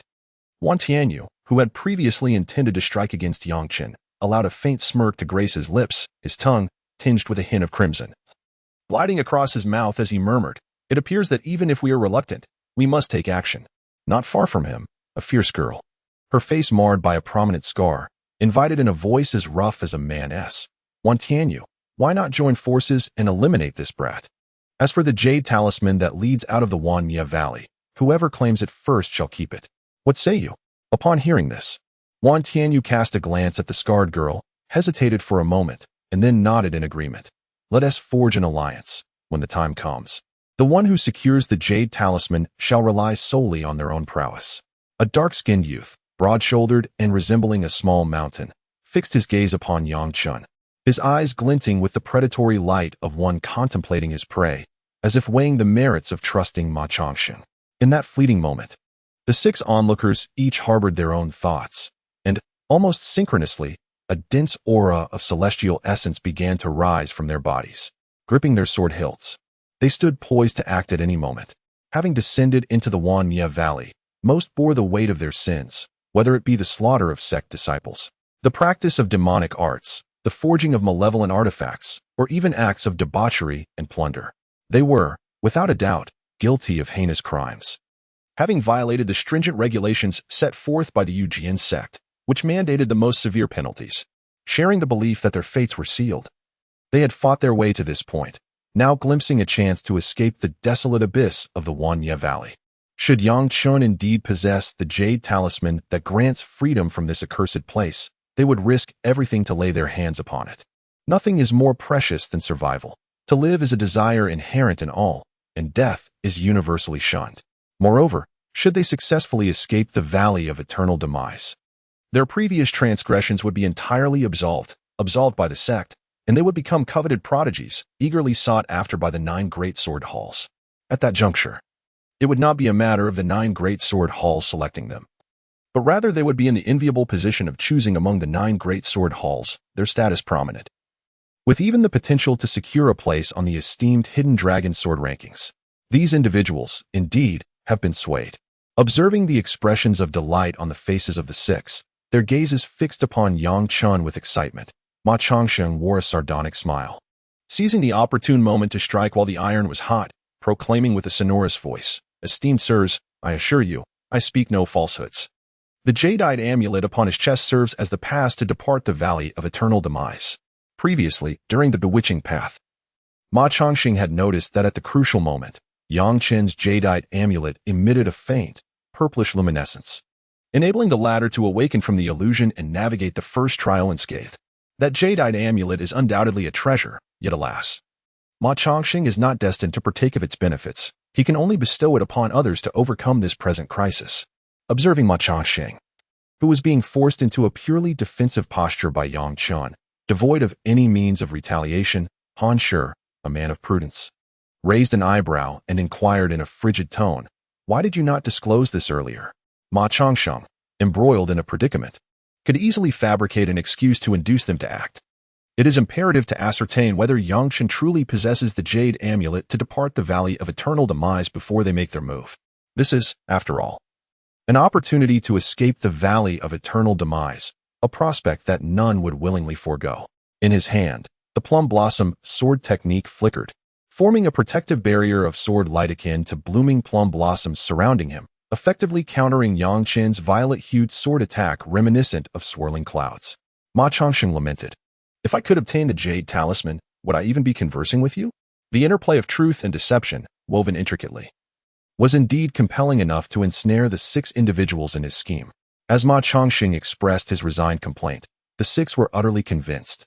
Believing that the emerald glimmering faintly on Yang Chen's chest was indeed the Jade Talisman emerging from the Valley of 10,000 Extinctions. Upon Ma Changsheng's utterance, Yang Chen quietly sighed in dismay. However, his adversaries offered him no opportunity for explanation, directly pressing him for what they presumed was a definitive answer. Before anyone else could speak, the towering, dark-skinned youth, Ta Shan, fixed his gaze upon Yang Chen and commanded, "Boy, produce the Jade Talisman, and I, Ta Shan, assure you that you may safely contemplate the sword technique here. Otherwise, you shall find yourself facing certain death." Upon hearing this, the scar-faced, fierce young woman, Feng Han, frowned slightly from a distance and declared, "Boy, hand over the Jade Talisman to me, and I guarantee that no one here will lay a finger on you." Directly opposite Ta Shan, Han Shi, whose expression was calm yet whose eyes glinted like venomous serpents, coldly remarked, "Boy, they speak the truth. Produce the Jade Talisman, lest we be compelled to take action." The sword demon, Wan Tianyu, licked his lips and grinned, saying, "If I am forced to act, you will wish for a fate worse than death." As the words of Han Shi and his companions fell, Ta Shan frowned, yet he comprehended the gravity of the situation. There was but a single Jade Talisman of Passage, and only one opportunity to depart the Valley of 10,000 Extinctions, with strength being relatively equal among them. Each individual coveted the solitary talisman. These individuals genuinely placed their faith in Ma Changsheng's words, which truly posed a predicament. Confronted with the gradual encroachment of the 6 individuals, Yang Chen, encircled at the core, betrayed no semblance of trepidation. After casting a sweeping glance at the 6 and deliberating momentarily, he proclaimed in a resounding voice, "If I possessed a Jade Talisman of Passage, would I have allowed Ma Changsheng to scheme against me? I, like all of you, am merely a banished soul from my sect." Although Yang Chen did not fear his adversaries, he was unwilling to prematurely reveal his capabilities. If certain predicaments could be circumvented, there was no need to confront them head-on. However, before Yang Chen could offer any explanation, Ma Changsheng declared with a hearty laugh, "Yang Chen, I distinctly recall you divulging that information inadvertently within the illusory realm of the bewilderment path." Ma Changsheng ceased his discourse midway, for those who had surmounted the preceding 2 trials and gained entry here were not ordinary individuals. They were naturally cognizant of the bewilderment path. Although illusory, it possessed a degree of persuasiveness, for within the illusory realm, amidst the interplay of truth and falsehood, individuals were most prone to unveiling their genuine selves. As anticipated, with the conclusion of Ma Changsheng's statement, Lu Ertian, the white-browed youth to Yang Chen's right, asserted with menacing intent, "Boy, should you persist in withholding the Jade Talisman, you shall meet your demise." These individuals were truly simple-minded, so easily manipulated. Witnessing this, Yang Chen firmly grasped the refined steel longsword in his hand, neither affirming nor denying, but instead, he proclaimed with a hearty laugh, "Since you all believe that I possess the Jade Talisman to depart the Valley of 10,000 Extinctions, then come and seize it. I am indeed curious to witness the prowess you possess that might enable you to wrest it from my grasp. Since it is inevitable, let it come." Gazing at Yang Chen, who exhibited not a trace of trepidation, the sinister chi of the 1,000 absolute sword demon, Wan Tianyu, curled into a malevolent smile. "Young man, I hope you will still be able to smile in a moment." Suddenly, an aura of lasciviousness enveloped Wan Tianyu, as the ethereal blue sword light flickered past, akin to a venomous serpent, striking down with ferocity. The cold brilliance of the moonlight erupted, cleaving the sword light with an unanticipated ferocity. With a chill in his gaze, Yang Chen instantly recognized the sword technique employed by his opponent. Yet, undeterred, he concentrated the sword light in his grasp. The violet clouds swirling as they swiftly neutralized Wan Tianyu's strike, even forcing him back a step. Upon witnessing Yang Chen's ability to not only deflect Wan Tianyu's assault, but also to push him back, Feng Hani's expression tightened, channeling the essence of heaven and earth. She seized the moment while Yang Chen was still recovering from his previous exertion, unleashing a flickering beam of cold light. Do not underestimate her simply because she is a woman.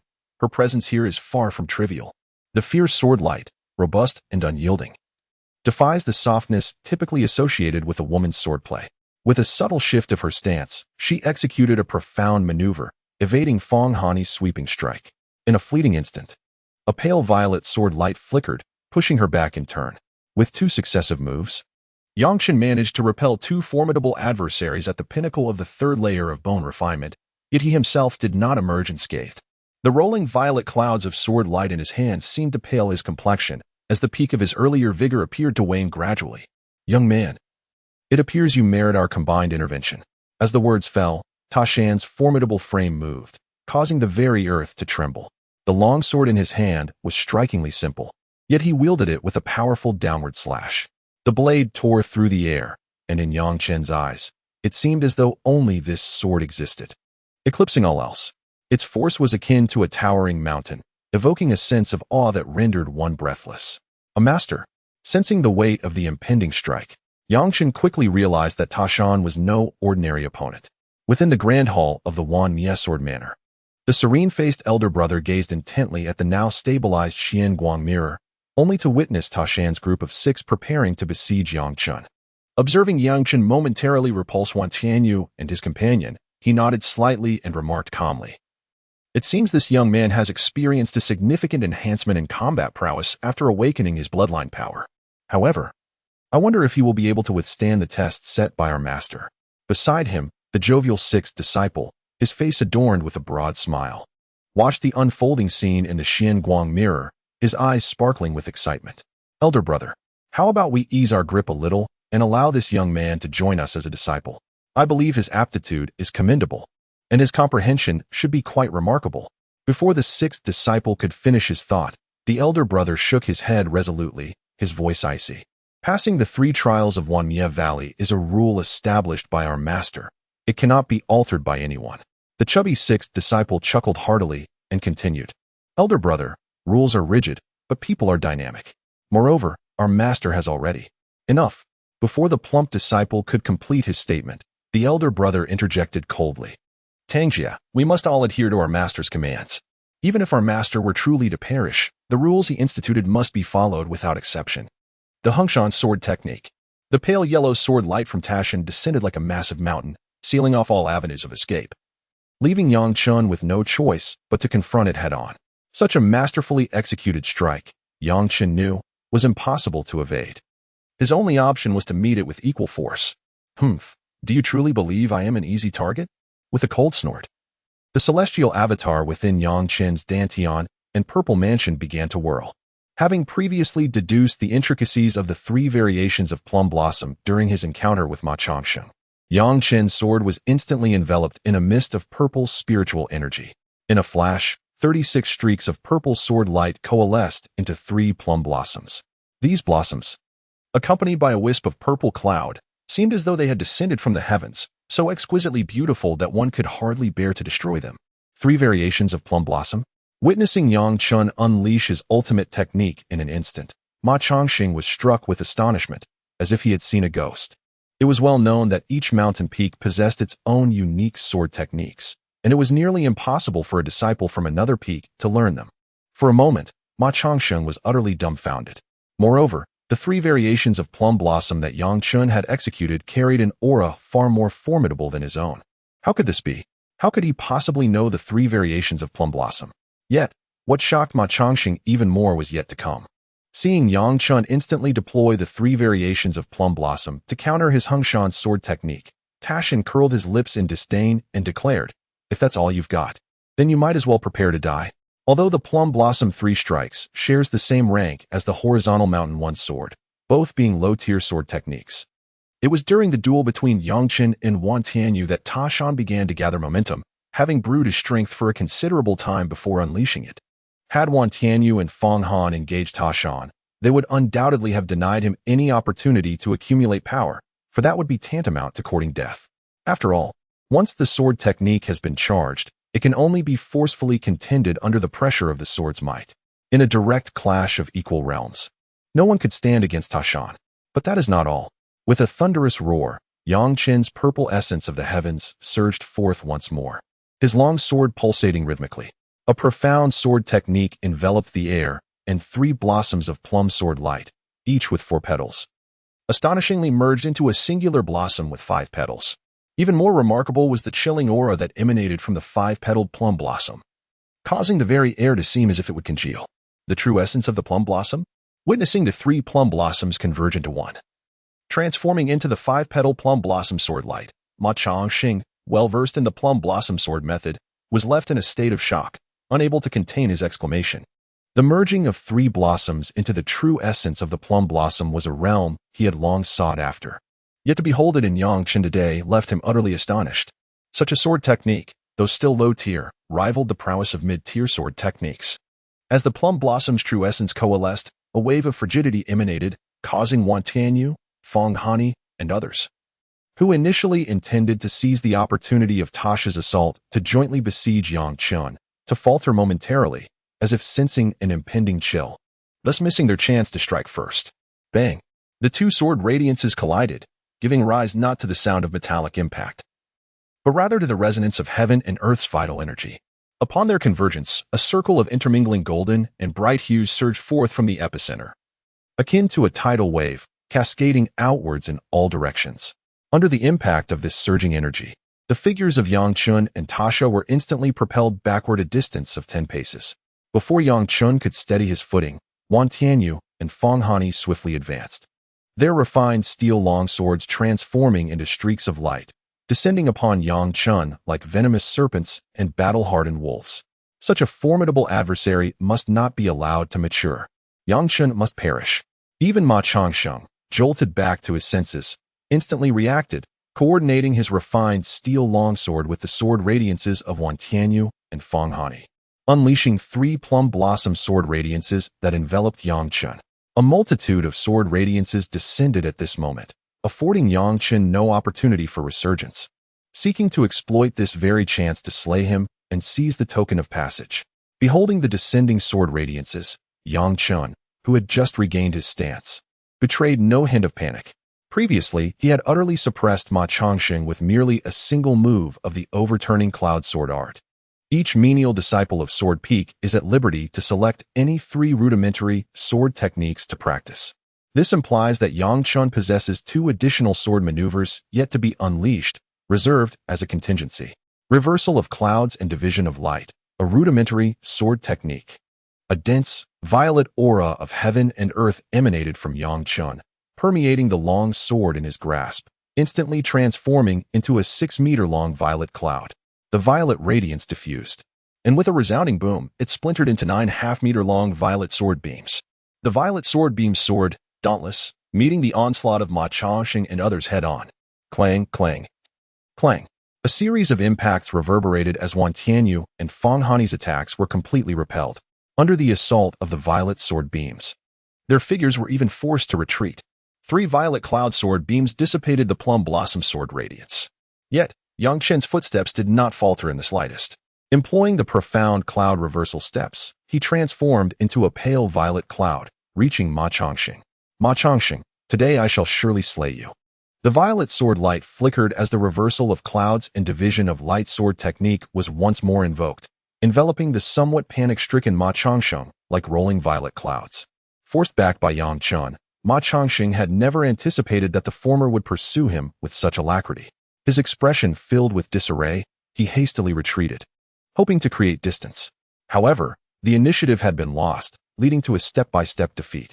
Confronted with the onrushing violet sword light, Ma Changxing, in his retreat, realized that this was undoubtedly a moment of life and death, permitting no concealment. Plum blossom bloodplay, an intermediate sword technique.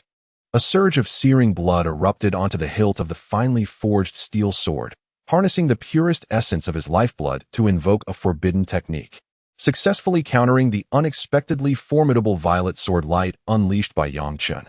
The pristine white plum blossoms, now stained with vivid crimson, transformed into a 6-petaled plum blossom sword light, radiating around the sanguine glow as it spun thunderously, cleaving towards the 9 swirling strands of violet cloud. Meanwhile, Han Shi, Guijinghai, and the others, who had hitherto refrained from engaging, observed Yang Chen's explosive plum blossom technique, which had neutralized the sword strike from Ta Mountain. At that moment of retreat, they exerted the cloud-splitting sword technique with remarkable vigor, forcing back the trio of the 1,000 absolute sword demon, Wan Tianyu, and Feng Han, their expressions fraught with apprehension. They weighed the potential benefits of engaging in combat, pondering whether their own efforts would yield any advantage. Yang Chen not only wielded the unpredictable cloud-splitting swordplay, but also mastered the plum blossom sword technique. Even if they employed their understanding of the 10,000 annihilation sword technique, their chances of victory appeared slim. Should they manage to defeat or even slay Yang Chen, the aftermath of using the 10,000 annihilation sword technique would likely leave them vulnerable to the surrounding wolves, jeopardizing their own safety. Although on the surface, the 6 of them appeared to be peacefully comprehending the sword techniques, the reality was that their strengths were closely matched, and none wished to engage in a mutually destructive conflict that could benefit others. Their desire to depart was tempered by the necessity of ensuring their own survival. Without that, everything else was but an illusion. The 9 strands of violet cloud sword light, birthed from the cloud-splitting technique and under the wary gazes of Han Shi and the others, collided with the forbidden plum blossom blood technique refined by Ma Changsheng through his lifeblood. The collision unleashed a torrent of boundless celestial essence, sending forth an invisible shockwave that surged outward. The violet sword light, like a tempest, surged through the blood-stained plum blossoms, containing the vast essence of heaven and earth that violently struck Ma Changsheng. With a cough, he spat out a mouthful of blood, his body resembling a kite severed from its string, hurtling backward with weakened breath, evidently gravely injured. "Child, receive another blow from my sword." Just as Yang Chen intended to take advantage of the moment to conclude Ma Changsheng's fate, a heavy yellow sword light, akin to a mountain, descended with a thunderous split. It suppressed the very heavens. The yellow sword light loomed like a colossal mountain, instilling a sense of breathlessness, rendering any escape impossible. Previously, Yang Chen had neutralized Ta Shan's attack with a single strike, but now, in a fit of fury, Ta Shan unleashed the full might of the Hengshan sword technique, striking down as Yang Chen repelled Ma Changsheng. 10,000 annihilation jade talismans. Ta Shan was resolute in his pursuit. Initially, Yang Chen had no intention of pursuing Ta Shan's attack, hoping that the latter would retreat in the face of difficulty, refraining from obstructing the enmity between him and Ma Changsheng. However, to his astonishment, Ta Shan erupted with such a frenzied strike, imbued with a rich intent to kill, seemingly intent on slaying him for sheer satisfaction. Angered by the notion that Ta Shan would resort to violence over a baseless 10,000 annihilation jade talisman, Yang Chen's eyes ignited with murderous intent as he declared, "If you seek death, then let it be." Yang Chen's figure paused, the pinnacle of his marrow-refining realm fully unleashed, without a hint of concealment. An indomitable and unyielding sword intent erupted, his hair dancing as if caught by an unseen wind, resembling a sword unsheathed, unstoppable. In his grasp, the finely forged steel sword erupted with a radiant display of purple celestial energy, transforming into a majestic dragon of violet clouds that soared skyward with a resounding roar, charging towards Mount Tower. This was the low-tier sword technique, Purple Cloud Transforming Dragon. As he beheld the ascending purple dragon, Tower's countenance shifted to one of astonishment. This was the most elusive and potent move of the cloud-dispersing sword technique, and to his surprise, Yang Chen had not only mastered it, but executed it with remarkable finesse. The surging celestial energy fused seamlessly with the sword, morphing into a magnificent violet dragon that unleashed a force equivalent to that of 100 raging steeds. Such an assault compelled even those of the Qi refinement realm to confront it with utmost seriousness, for defeat was a distinct possibility. Although Tower had unwavering confidence in his own formidable strike, which exerted a power comparable to 60 raging steeds, he doubted its ability to rival the might of the purple cloud dragon. As flames ignited, a fierce determination surged within him.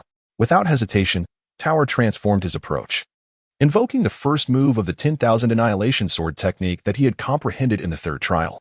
Instantly, a torrent of yellow celestial energy enveloped him, burning fiercely like flames. At the zenith of this conflagration, a dark aura of annihilation emerged, permeating the sword in his grip. As this dark energy manifested, a glint of ashen despair filled Tower's eyes, madness etched upon his face, and his hand holding the steel sword trembled uncontrollably. A faint crack appeared on the surface of the finely forged sword, as if it could scarcely endure the weight of this destructive energy, teetering on the brink of collapse. The dark sword light devoured the immense yellow sword light, crashing violently against the purple cloud dragon. Boom.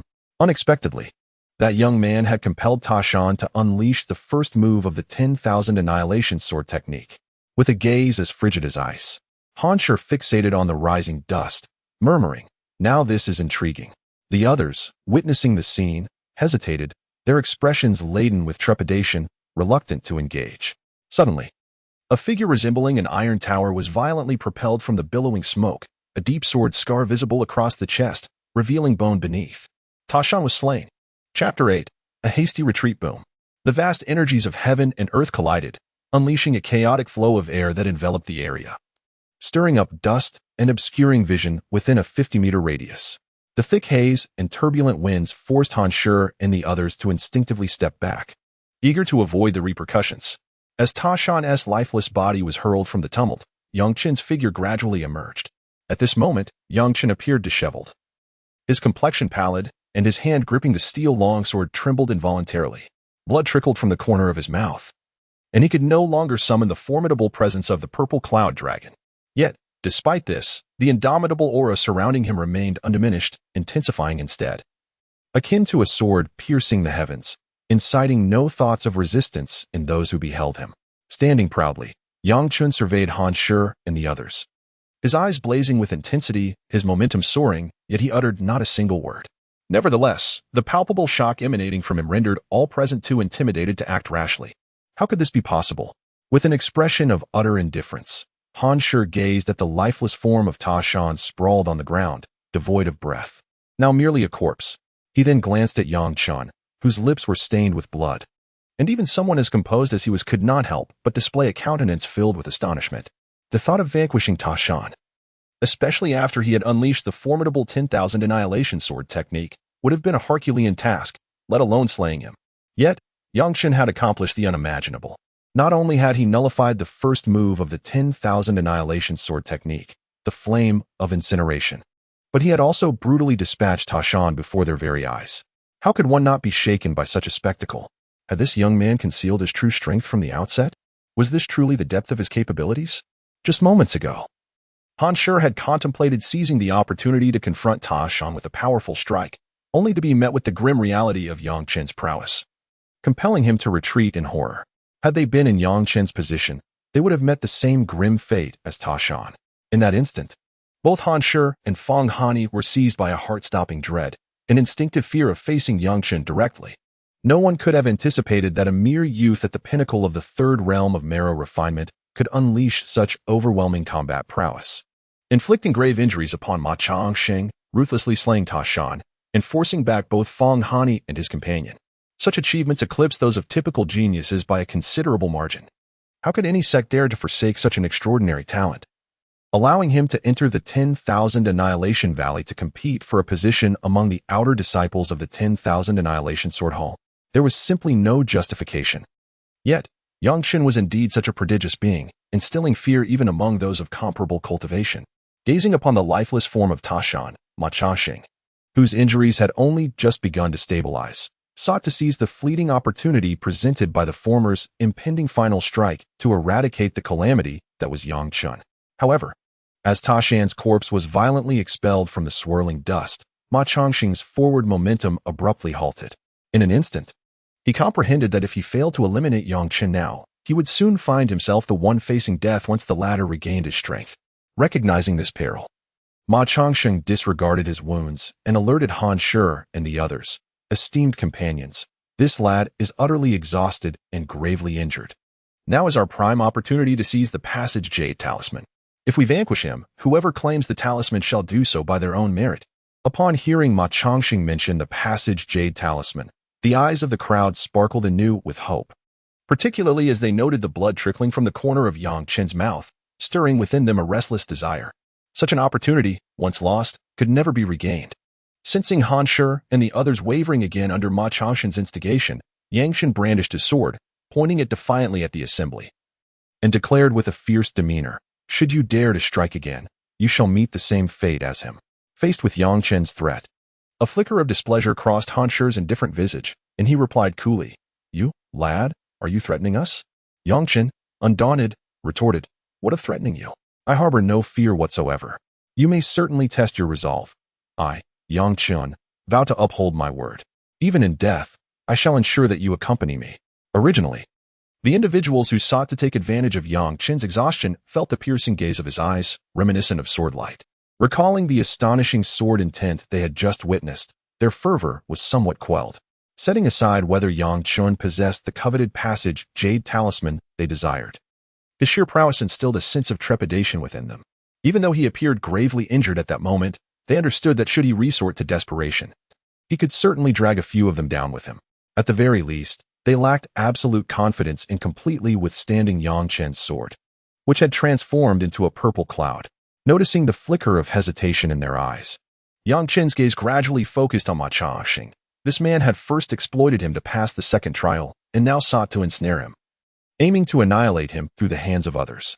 If I do not slay you today, what man will I be in the future? Contemplating this, Yang Chen's eyes brimmed with a chilling murderous intent as he pointed the tip of his sword at Ma Changxing, exclaiming, Ma Changxing, I swear, you shall die today. Without further ado, seizing the moment while Han Shi and the others were still stunned, he moved like a wisp of cloud, darting forward. His hand clutched the finely tempered steel sword, which had been forged in the heat of conflict with Ta Shan, and he unleashed a radiant arc of sword light aimed directly at Ma Changxing. Yang Chen, with astute reasoning, had surmised that Ma Changxing might indeed possess such a jade talisman after the latter revealed his ability to escape the Valley of 10,000 Annihilations. Were it not so, why did Ma Changxing's cultivation not completely dissipate upon entering the Valley of Myriad Annihilation?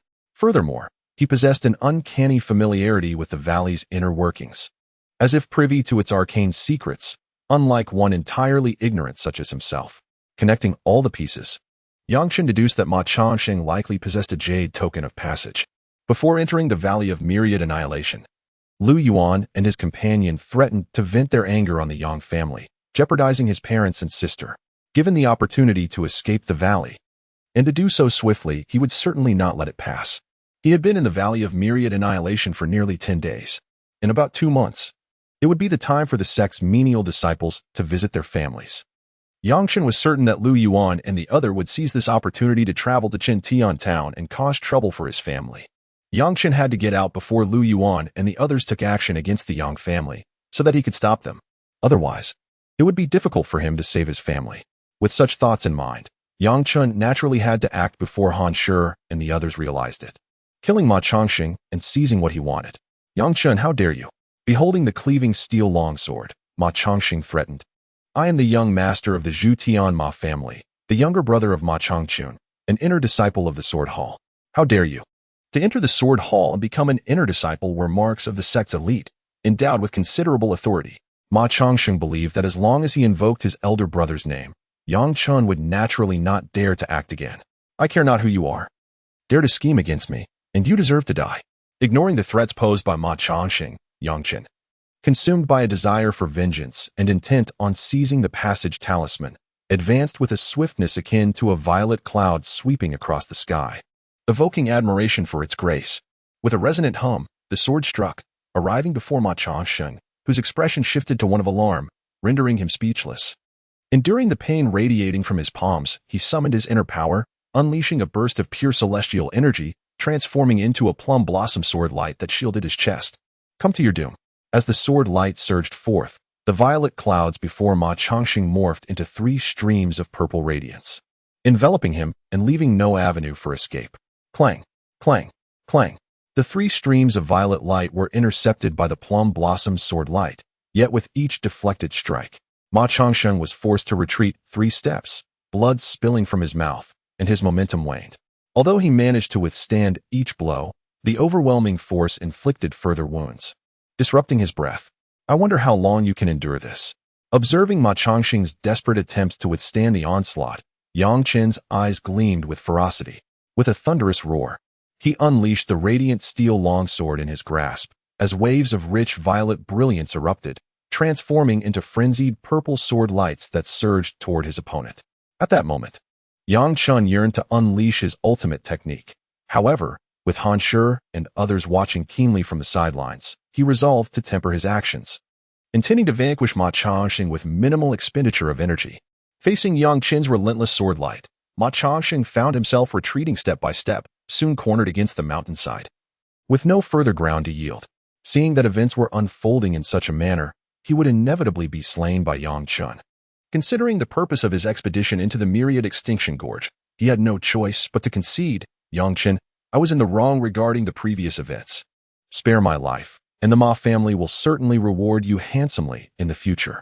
Upon witnessing Ma Changxing's capitulation, Yang Chen did not cease his assault with the steel longsword in his hand. The violet sword light continued to bloom incessantly, pressing forward relentlessly. To release him might indeed secure a generous recompense from the Ma family, but if he wished to depart from the Myriad Extinction Gorge, he had to comprehend the 3 grand sword techniques, which could significantly shorten the duration. Moreover, the prior machinations were entirely aimed at his demise. Slay.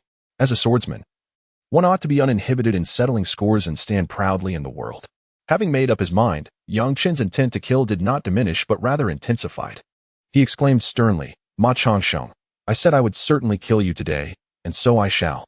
The violet sword light flashed past, finally breaching Ma Changxing's defenses.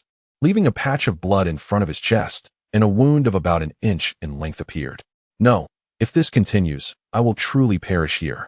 Sensing Yang Chen's intense killing intent, which showed no intention of sparing him, Ma Changxing understood that he absolutely could not continue in this manner.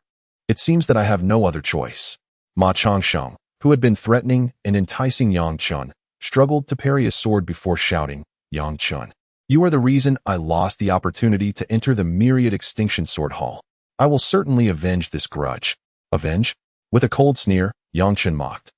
Wait until you have the chance to speak of it. He raised his sword and brought it down, the violet sword light bypassing the slow-reacting Ma Changxing, piercing his chest with a sword, preparing to end the latter's life. Just as the long sword was about to pierce his heart, Ma Changxing suddenly crushed a jade talisman on his chest. A wave of pitch-black, destructive energy surged forth, instantly transforming into a radiant beam that soared into the sky. Yang Chen, I, Ma Changxing, shall ensure that our fates are intertwined. Enveloped by the annihilating energy, he completely disregarded Yang Chen's assault and ascended into the heavens, delivering a final, vicious proclamation. Upon witnessing the impending destruction, Han Shi and the others quickly realized that Ma Changxing possessed the true talisman of annihilation, capable of departing from the Valley of Annihilation at will. They had merely been utilized as pawns by Ma Changxing to confront Yang Chen. With a glance at the lifeless, rigid corpse of Ta Shan lying on the ground, the 5 of them sighed, lamenting their failure to achieve their objective. Initially, Yang Chen's frenzied onslaught was intended to prevent Ma Changxing from activating the talisman and escaping, but ultimately, his efforts had proven futile. With his sword sheathed, his tattered garments stirred without wind, and Yang Chen's cold, piercing gaze swept over Han Shi and the others as he declared imperiously, Gentlemen, do you wish to engage in combat? I would not mind eliminating a few of you. The expressions of Wan Tianyu and Feng Hani, who had previously attacked Yang Chen, tightened at his words. The former replied ominously, Yang Chen, do not presume that I fear you. Yet, despite such bravado, both Feng Hani and he understood that if Yang Chen were to truly fight with desperation, they might indeed be no match for him. Remaining calm and composed, Han Shi, who had not engaged in the fray, stepped forward and remarked indifferently, Yang Chen, we are all here for a singular purpose, to exit the Valley of Annihilation. Why must we resort to a life-or-death struggle? As long as you refrain from attacking, we can coexist peacefully and contemplate the sword techniques. There was no room for compromise. Yang Chen let out a cold smile and declared, you were the ones who provoked me first. Now that you have taken action, there must be an explanation. With their aggression laid bare and their strengths exposed, Yang Chen was not one to back down easily. Chapter 9. Kill. At this moment, Yang Chen's intentions were abundantly clear. He sought to eradicate every last one of his adversaries, setting aside the fact that Ma Changxing had schemed against him in the depths of Wanmi Ancient, nearly leading to his demise within the secret realm. The more pressing concern was that Yang Chen, a person of modest demeanor who adhered to the precepts of the Yujin sect, had been unjustly ensnared. Now, burdened with the disgrace of being entangled with a drunken junior sister and the graver accusation of stealing the tiger soul refining pill, he faced the prospect of having his entire cultivation abolished and being expelled from the sect. For someone with lofty aspirations, determined to ascend as a pinnacle figure within the realm of cultivation, Such a fate would be akin to a death sentence. Thus, a glint of cold fury shone in Yang Chen's eyes. If you wish for my demise, then you must meet your own end first. His heart brimmed with rage. Recalling the harrowing experiences he endured in Wanmi Ancient, which had nearly cost him his life. What fueled his ire even more was the betrayal from those he considered brothers in the sect, who had maliciously conspired against him without provocation. Yang Chen was not a troublemaker by nature. On the contrary, he maintained a notably low profile within the sect. While he possessed commendable talent for cultivation, ranking above average, he was merely an ordinary outer disciple, hardly drawing attention. Furthermore, judging by his conduct, he had scarcely offended anyone. At present, the most perplexing matter in his mind is why Qin Yu, an exalted disciple of the Sword Guardians, would slander him and relentlessly pursue his demise. Prepare to meet your end. Yang Chen, gazing at Ma Changxing and his cohorts, clutched his steel sword firmly in his right hand and surged forward with great alacrity. Han Shi and the others wore expressions of uncertainty. Just days prior, they possessed ample strength to hound Yang Chen relentlessly. Moreover, as disciples of the marrow-tempering realm, albeit of modest cultivation, they were more than capable of dealing with Yang Chen, a fellow outer sect disciple. However, since Yang Chen's emergence from the myriad extinction cave, it was as if he had fortuitously stumbled upon a momentous opportunity. His cultivation had elevated substantially. Furthermore, in terms of physical refinement, he had far surpassed each of them. Upon this realization, Han Shi's heart swelled with resentment. He was consumed by both anger and envy towards Yang Chen. How could a lowly outer sect disciple like him experience such a stroke of luck, resulting in a surge of power? My talent is superior, my birth far exceeds his. And in terms of sect status and appearance, I surpass him in every aspect. Humph! Han Shi scoffed, his gaze turning sinister. Observing Yang Chen brandishing his sword and charging towards him, he prepared to engage in a fierce battle. Witnessing Yang Chen's fierce gaze, as if intent on tearing him to pieces, a chill ran down his spine. He was seized by fear and unwilling to exert himself so strenuously. More importantly, such an endeavor would be imprudent. Why risk his life alongside senior brother Han and the others?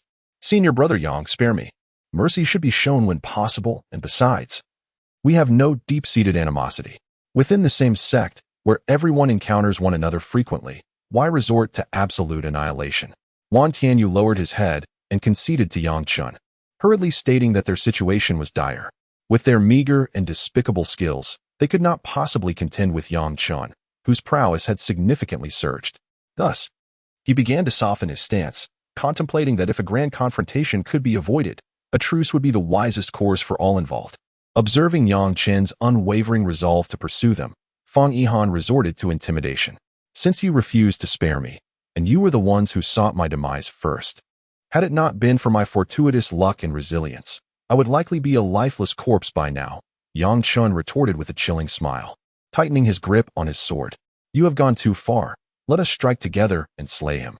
I refuse to believe that we, in our numbers, cannot overcome him alone. In truth, Yang Chen was acutely aware that despite his notable enhancement in strength, the few adversaries before him were not lacking in talent. Conceivably, there might even be hidden masters among them, who seldom revealed their true capabilities. Therefore, he could not afford to be careless simply because he possessed a slight advantage.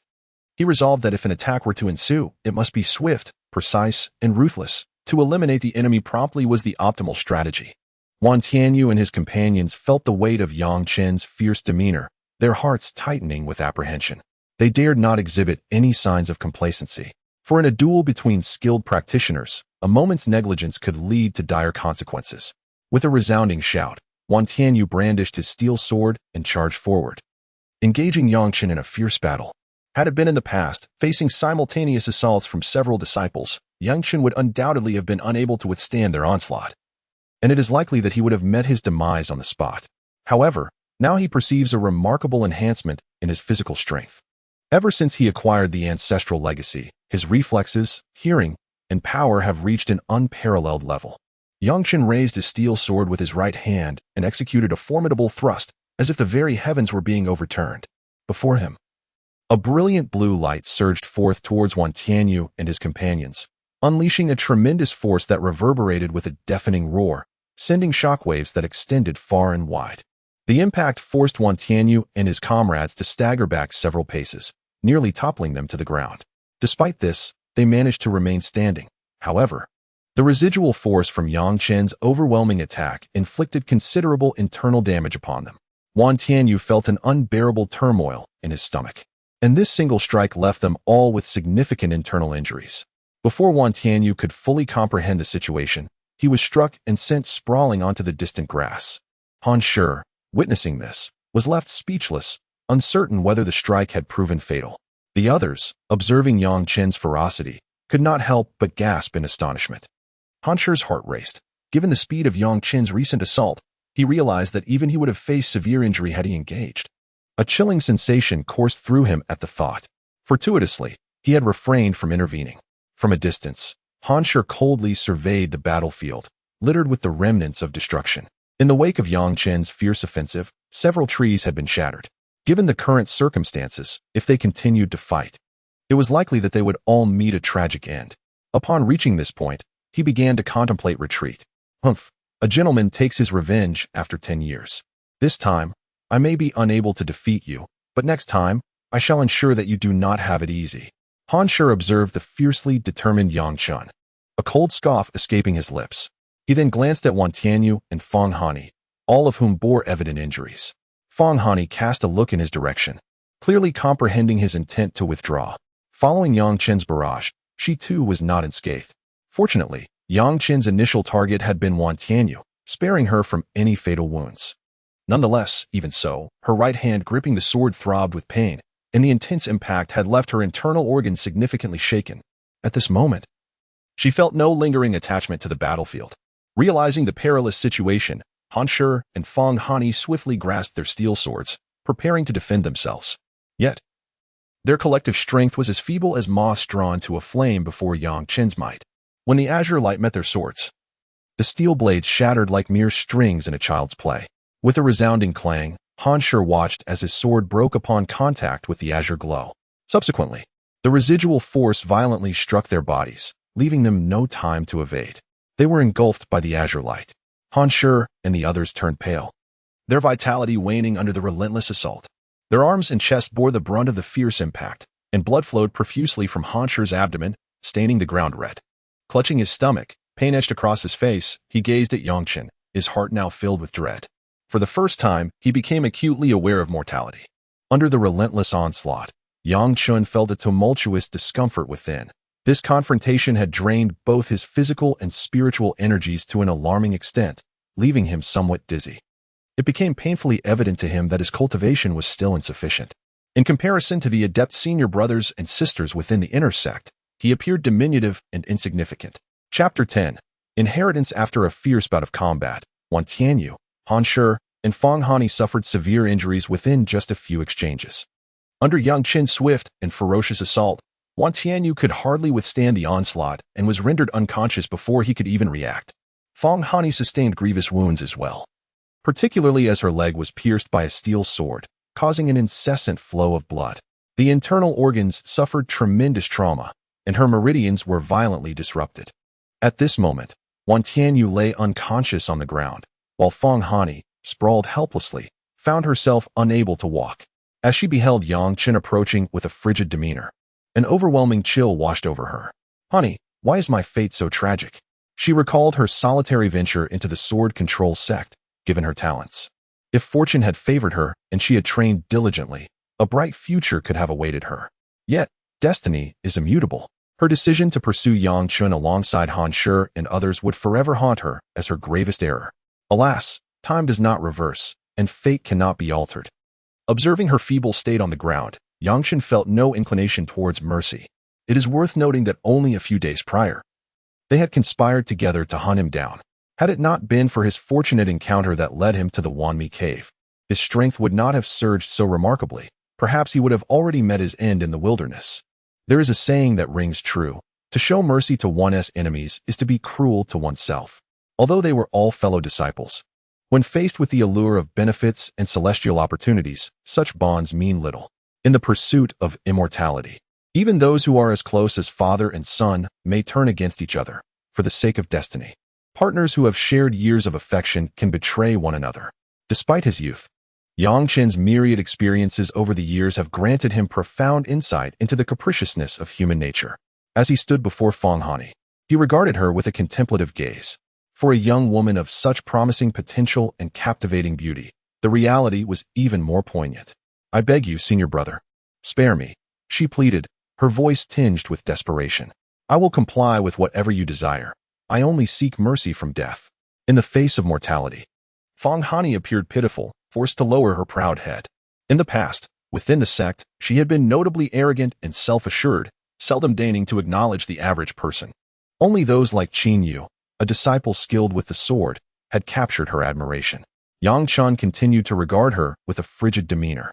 Observing the blood that flowed ceaselessly from her wounds, she now resembled a fragile flower, evoking a sense of sympathy. Yet, in a fleeting moment of reflection, he pondered the significance of her beauty. So what if she possessed such allure? With a disdainful snort, Yang Chen tightened his grip on the steel sword and thrust it decisively through Feng Hani's body. At that moment, her eyes widened in shock, refusing to close even in death. Yang Chen felt no remorse. After all, he had only just embarked on the grim path of taking a life. The subject is a delicate junior sister, as picturesque as an April day. Yet, he is acutely aware of the arduous journey that lies ahead in cultivation. Once one enters this realm, stagnation equates to regression. Often, a moment of carelessness could plunge one into an irretrievable abyss. Yang Chen harbors grand aspirations. He has loftier goals in sight. Gazing into the distance, his resolve solidifies. Meanwhile, Wan Tianyu lies gravely injured, unconscious upon the grass. Uncertain of his fate, Yang Chen has already devised a plan. To eradicate future threats, he approaches. Standing still before Wan Tianyu, Yang Chen's flying knife glints, swiftly slicing through the air. In that instant, a searing head rolls upon the ground. Wan Tianyu is irrevocably dead. At that moment, Han Shi, witnessing Yang Chen's merciless elimination of his companions while nursing his own wounds, realizes he is no match for him, stirring a tumult of emotions within. An overwhelming sense of dread begins to permeate his being. With this thought, he seizes his sword and flees into the woods. His distance from the fray proves fortuitous, primarily because Yang Chen's attacks have not targeted him directly. Observing Han Shi's retreat, Yang Chen remains still, contemplating his next move. After enduring numerous trials and engaging in fierce battles with other cultivators, Yang Chen finally reaches the third layer of Wanye Valley, traversing dense thickets and several caverns. He seizes the opportunity to enter this new realm. Having rested for over half a month since the demise of Wan Tianyu and his associates, Yang Chen is resolutely prepared. Should he encounter them again within Wanye Valley, he will not hesitate to strike. However, contrary to his expectations, Yang Chen had spent over a month wandering without encountering a single cultivator, let alone the fortuitous meeting with Han Shi. Perhaps he had sensed danger and chosen to conceal himself in some obscure location, waiting for the opportune moment to emerge. After a month, Yang Chen found himself within the third trial of the Wanye Valley. At that moment, he stood inside a cave, his heart brimming with exhilaration at the sight before him. The cave was modest in size, yet exuded an enigmatic aura. Intricate floral patterns were etched into the stone walls, likely inscribed by some venerable figure wielding immense power. Yang Chen mused to himself.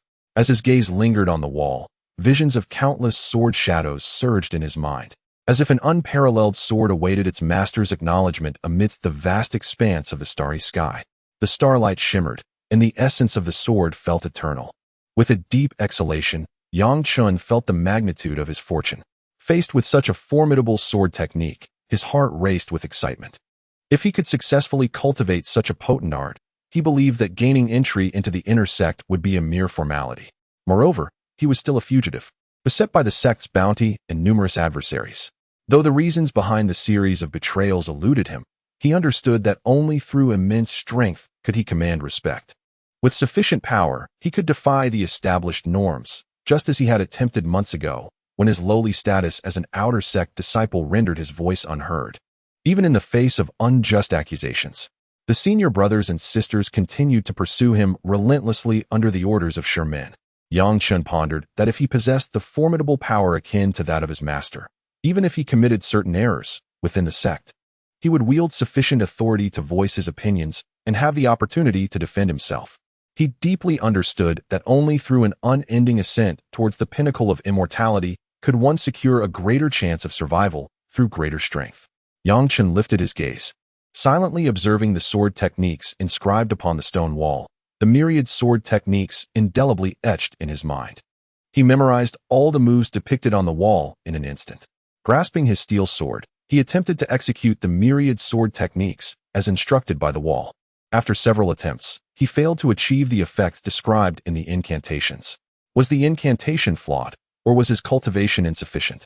At that moment, Yang Chun felt particularly disheartened, as if a vast treasure lay before him, yet he lacked the strength to claim it. Just as despair enveloped him, the jade pendant he wore on his chest emitted a faint glow. Instantly, a refreshing sensation coursed through his mind. At that moment, Yang Chen's thoughts became clearer than before.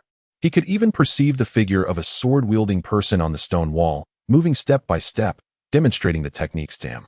After the duration of a tea brew passed, Chapter 11, The Town, Yang Chun, having slain several fellow disciples in the Wami Valley, traveled for over half a month until he arrived at a cave. After practicing the myriad sword techniques within, he felt a significant enhancement in his magical power. However, on the other side, a different scene unfolded within the sect. In the southwestern region of the Great Zhou dynasty, the desolate mountain range, characterized by towering peaks and peculiar formations, loomed ahead. In the ordinary course of life, the mountains are seldom traversed by mortals. Only a few towns, the periphery, and occasionally a farmer might venture into the wilderness for hunting. Yet, the deeper one journeys, the more one is enveloped by thick fog, where human presence is a rarity, and tales of wild beast spirits echo through the dense forests. Many who have dared to delve into these depths have met their demise at the hands of these creatures. As humanity has thrived and multiplied, the population has steadily increased, giving rise to the present modest scale of the town. In the settlement, the majority of the inhabitants bear the surname Wang. Longqi Town, though not large, features a humble street that stretches from east to west. At the far western end stands a simple inn, the Dragon Riding Inn, the only establishment offering lodging in the entire town. Travelers arriving from afar occasionally find themselves compelled to stay a night due to time constraints. The innkeeper, a local villager, is known for his amiable demeanor towards neighbors and visitors alike. At this moment, a young man is seen approaching along the western path. Clad in a distinctive light blue attire and adorned with a white jade pendant at his waist, he exudes an air of exceptional quality. The inn's attendant, upon noticing the young man's graceful approach, hastens to greet him with cheerful enthusiasm, welcoming this gentleman to their humble abode. He informs him that there are 2 exquisite guest rooms prepared in advance. The attendant, displaying utmost politeness and a warm smile, inquires whether the gentleman seeks accommodation or a meal. The young gentleman, appreciating the attendant's courteous demeanor and humble manner, smiles in return and softly replies, "Accommodation, please." At random, the young man followed the shop assistant up the stairs and into the inn. The inn was not very large, with 4 or 5 tables and some chairs in the room. At this moment, the owner was sitting at the front desk reading a book. Seeing a handsome young gentleman come up, he came over with a smile and said, "Young master, would you like to order some appetizers? Our shop has the best local ingredients, guaranteed that you won't be able to taste them anywhere else." Oh, the young man was intrigued by the owner's mysterious words. "Then bring me one." For a powerful sect, there are countless outer disciples in the body-tempering realm like Yang Chun. Only through fierce competition can outstanding talents be selected to enter the inner sect. This is also the reason why Yang Chun is so calm after killing several fellow disciples. In other words, killing is not a crime. Those who live are outstanding talents, and those who die are worthless. However, delving deeper, Yang Chun also understands that the cruelty of the cultivation world is even worse than the mortal world. A little carelessness can lead to the loss of one's life. Cultivators look glorious, but in essence, they are very austere. They are busy with cultivation every day. Once you enter the immortal gate, you are far away from the secular world. From then on, mundane affairs fade away. Since Yang Chun came out of the Valley of 10,000 Destructions, he also wanted to relax. After experiencing so much fighting, his spirit in the valley was always in a state of vigilance. This made him feel very tired. Every day was like that, always on guard for danger in the surroundings. Sometimes, even if there were no hostile people, he would encounter monsters disturbing him during closed-door rest. The Valley of 10,000 Destructions is a very ominous place. The moment one tastes the dish, they are destined to be enchanted. Shortly thereafter, a pan filled with glistening red meat was presented at the inn. Following the direction of his gaze, Yang Chun turned his attention to it. This must be the specialty of your establishment, he mused, and indeed, it appeared to hold some significance. The meat's unique hue caught his eye, and even from a distance, he could detect a tantalizing aroma wafting through the air, confirming its exceptional quality in his mind. A young attendant stood nearby, hands clasped, and began to elaborate. This meat, he explained, came from a formidable beast captured by several of the town's strongest warriors in the mountains. Not only was it delectable, but it also provided remarkable energy. According to the eldest son of the Wang family, consuming a single meal of this meat could sustain one's strength for an entire day without further sustenance. The attendant eagerly highlighted the uniqueness of this delicacy, and Yang Chen, intrigued, picked up a piece with his chopsticks and placed it in his mouth. He was struck by its extraordinary tenderness and the explosion of flavor that followed. Delicious, he exclaimed, reflecting on how, in his relentless pursuit of cultivation, he seldom found the time to indulge in the earthly delights of culinary art. To discover such exquisite fare in this remote town was indeed a delightful surprise. Curiosity piqued. Yang Chen inquired about the origin of this animal and its name. The attendant proceeded to narrate the history of the town. Centuries ago, this area was not the bustling settlement it is today. It consisted of merely 2 households. The Wang ancestors had moved here from a far-off land in search of refuge, drawn by the seclusion and the beauty of the mountainous landscape, believing it to be a place where enemies would find it difficult to intrude. Thus, the family settled here for the long term. As time flowed, decades swiftly passed. The pioneers who first migrated have long since returned to the dust. Their descendants continued to proliferate, and as their numbers increased, the village became densely populated with houses, surrounding the original thatched cottages. The village evolved into the quaint streets of today's town. Indeed, with the growing population, the townspeople cultivated an ever-increasing amount of grain. However, the mountainous region was thickly forested and sparsely inhabited, with deep valleys that seldom saw the sun, often echoing with the howls of wild beasts. Furthermore, the tangible resources within the town became utterly insufficient for the residents' daily needs. In dire circumstances, the villagers were compelled to venture into the depths of the mountains to hunt wild animals as a source of sustenance. Initially, the first group of individuals entering the mountains faced numerous attacks from ferocious creatures, resulting in heavy casualties. Yet, driven by necessity, the villagers grew bolder.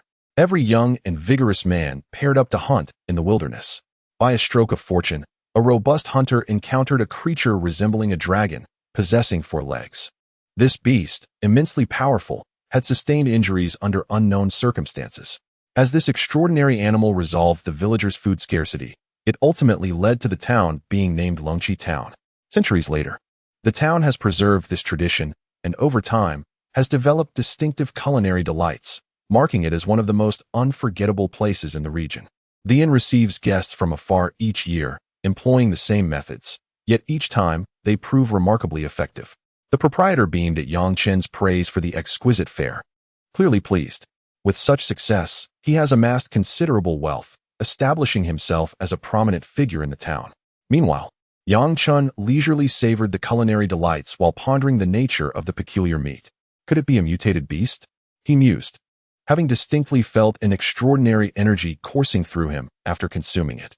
Such delicacies are indeed rare in the mundane world, and to his knowledge, he was unfamiliar with this creature. Thus, he could not help but suspect that it belonged to a realm of mystical beasts found only in the world of cultivation. His gaze wandered into the distance, brow furrowed in contemplation. Chapter 12. The unprecedented witnessing such astonishing effects, Yang Chen could not help but marvel. Although he was a practitioner of the cultivation path, his years in the sect had rendered his previous rural life a distant memory. During his time in the sect, he diligently practiced day and night, striving to hone his skills. Consequently, in certain aspects, he remained vastly different from ordinary mortals. However, in the light of current circumstances, he was merely a fledgling disciple, yet to tread the path of immortality. Before entering the Valley of 10,000 Annihilations, he had dedicated several years to diligent effort, elevating his cultivation to the realm of marrow refinement. The journey of cultivation emphasizes the importance of a solid foundation. Only by establishing this foundation can one aspire to reach greater heights in the years to come. At times, cultivation resembles rowing against the current. Without progress, one risks regression. Countless warriors traverse this singular path. Everyone aspires to become a leader, second to none. However, Within the realm of cultivation, resources are exceedingly scarce. On the vast and sparsely populated Lishan continent, most of the land is dominated by perilous mountains and dense forests, teeming with ferocious beasts and wild creatures. Although cultivators possess abilities that fundamentally distinguish them from ordinary mortals, there are still formidable demon beasts that have attained remarkable levels of cultivation. As Yang is aware, deep within the savage mountain range reside certain demon kings capable of transforming into humanoid forms. It is said that these demon kings wield extraordinary powers that transcend the heavens. Should they emerge from the depths of the mountains, it is feared that all mortals and cultivators within thousands of miles would be obliterated. This knowledge is gleaned from the ancient texts of the sect that Yang has perused over the years. The myriad tales of predecessors depicted in these texts inspire him greatly. He firmly believes that with diligent cultivation, he too shall ascend to become a pinnacle figure on the Lishan continent. Conversely, the accounts of demon beasts within human literature portray them as overwhelmingly savage and bloodthirsty entities. Encounters with such malevolent creatures necessitate utmost caution and avoidance. Engaging with them recklessly is ill-advised. Alternatively, one might resort to their own strength to eradicate them at once. For centuries, the conflict between cultivators and demon beasts has remained relentless. Low-ranking disciples within human sects frequently venture into the depths of the mountains in groups to hunt these beasts. The path of cultivation is fraught with peril, yet many cultivators are willing to brave the dangers of the savage mountain range in pursuit of advancement. Not only do they band together to hunt demon beasts, but if successful, the materials obtained from their carcasses are also treasures of considerable value. Generally speaking, the flesh of mystical beasts can be utilized, while their bones and other materials can be employed in the crafting of various treasures. Within the realm of human cultivation, there exists a unique profession known as the artifact refiner. Armed with their unparalleled skills in refining, they can forge formidable magical instruments. Indeed, the most skilled among them are capable of creating spiritual devices. The emergence of any renowned magical or spiritual artifact invariably stirs the interests of the major sects, leading to fierce bidding among those of substantial means. Yang had encountered this knowledge in ancient texts, although he understood that not all of it may be entirely accurate. Nevertheless, it elevated his comprehension of the cultivation world to new heights. He surmised that in a sect like the Yujian sect, there must certainly be master refiners. The countless magical instruments and treasures used by the sect's tens of thousands of disciples each year are crafted by these masters. Given the vast scale of such a sect, the annual consumption is immeasurable, indicating the presence of numerous specialists in refinement. However, these individuals seldom appear in public, often dedicating themselves to their secluded abodes to meticulously hone their craft. Refining artifacts is distinct from cultivation. It is a highly intricate endeavor that demands exceptional talent and patience, rendering it unattainable for the average person. For any sect, the admission of new disciples, whether through entrance examinations or competitions, requires a significant allocation of resources. To ensure the enduring prosperity of the sect, the Yujian sect has cultivated a plethora of talents across various fields, some refining magical instruments, others crafting talismans. In essence, each contributes uniquely to the collective advancement of their practice. Moreover, there exists fierce competition among cultivators. The more powerful one is, the richer the resources they command, thus granting them greater influence in negotiations. In the realm of cultivation, the primary medium of trade is spirit stones. These stones are the result of prolonged accumulation over time within the continent, brimming with energy. Cultivators typically absorb the spiritual energy present in the air into their bodies, gradually directing it to their purple palace, and then circulating it throughout their entire being. This cyclical process, repeated daily, allows the capacity for storing spiritual energy within their bodies to incrementally increase. Over the years, through relentless accumulation, their physical forms grow stronger. Consequently, their cultivation level rises, and their proficiency in utilizing spiritual energy becomes more adept. Thus, everyone aspires to acquire more spirit stones. However, within the cultivation world, resources are exceedingly limited. Those with immense divine powers occupy the prime positions of fortune, seizing the finest resources and standing at the pinnacle of the cultivation hierarchy in the human realm, with others arrayed beneath them. The resources one possesses are directly proportional to one's strength. Ultimately, this creates a scenario wherein the weaker cultivators possess dwindling resources, thereby diminishing their chances of reaching higher realms of cultivation. Nevertheless, nothing is absolute. Even the most powerful cultivators have ascended from humble beginnings. In the grand scheme of cultivation, achieving a higher level of magical prowess invariably hinges on a blend of resources, innate talent, and a touch of fortune. Take Yang Fengxian, for instance. Although he is merely an inconsequential outer disciple within the entire Sword Master sect, with feeble magical abilities, and yet to step into the realm of immortality. Even those who cannot be deemed as true practitioners, for they currently remain within the realm of physical cultivation. Only when the body attains a certain level of strength can it undergo the baptism of spiritual energy. This is a passage that every cultivator must traverse. There are no shortcuts. The inheritance obtained from the Valley of 10,000 Extinctions has significantly altered his previously mundane fate. In the path of cultivation, one must either advance or regress.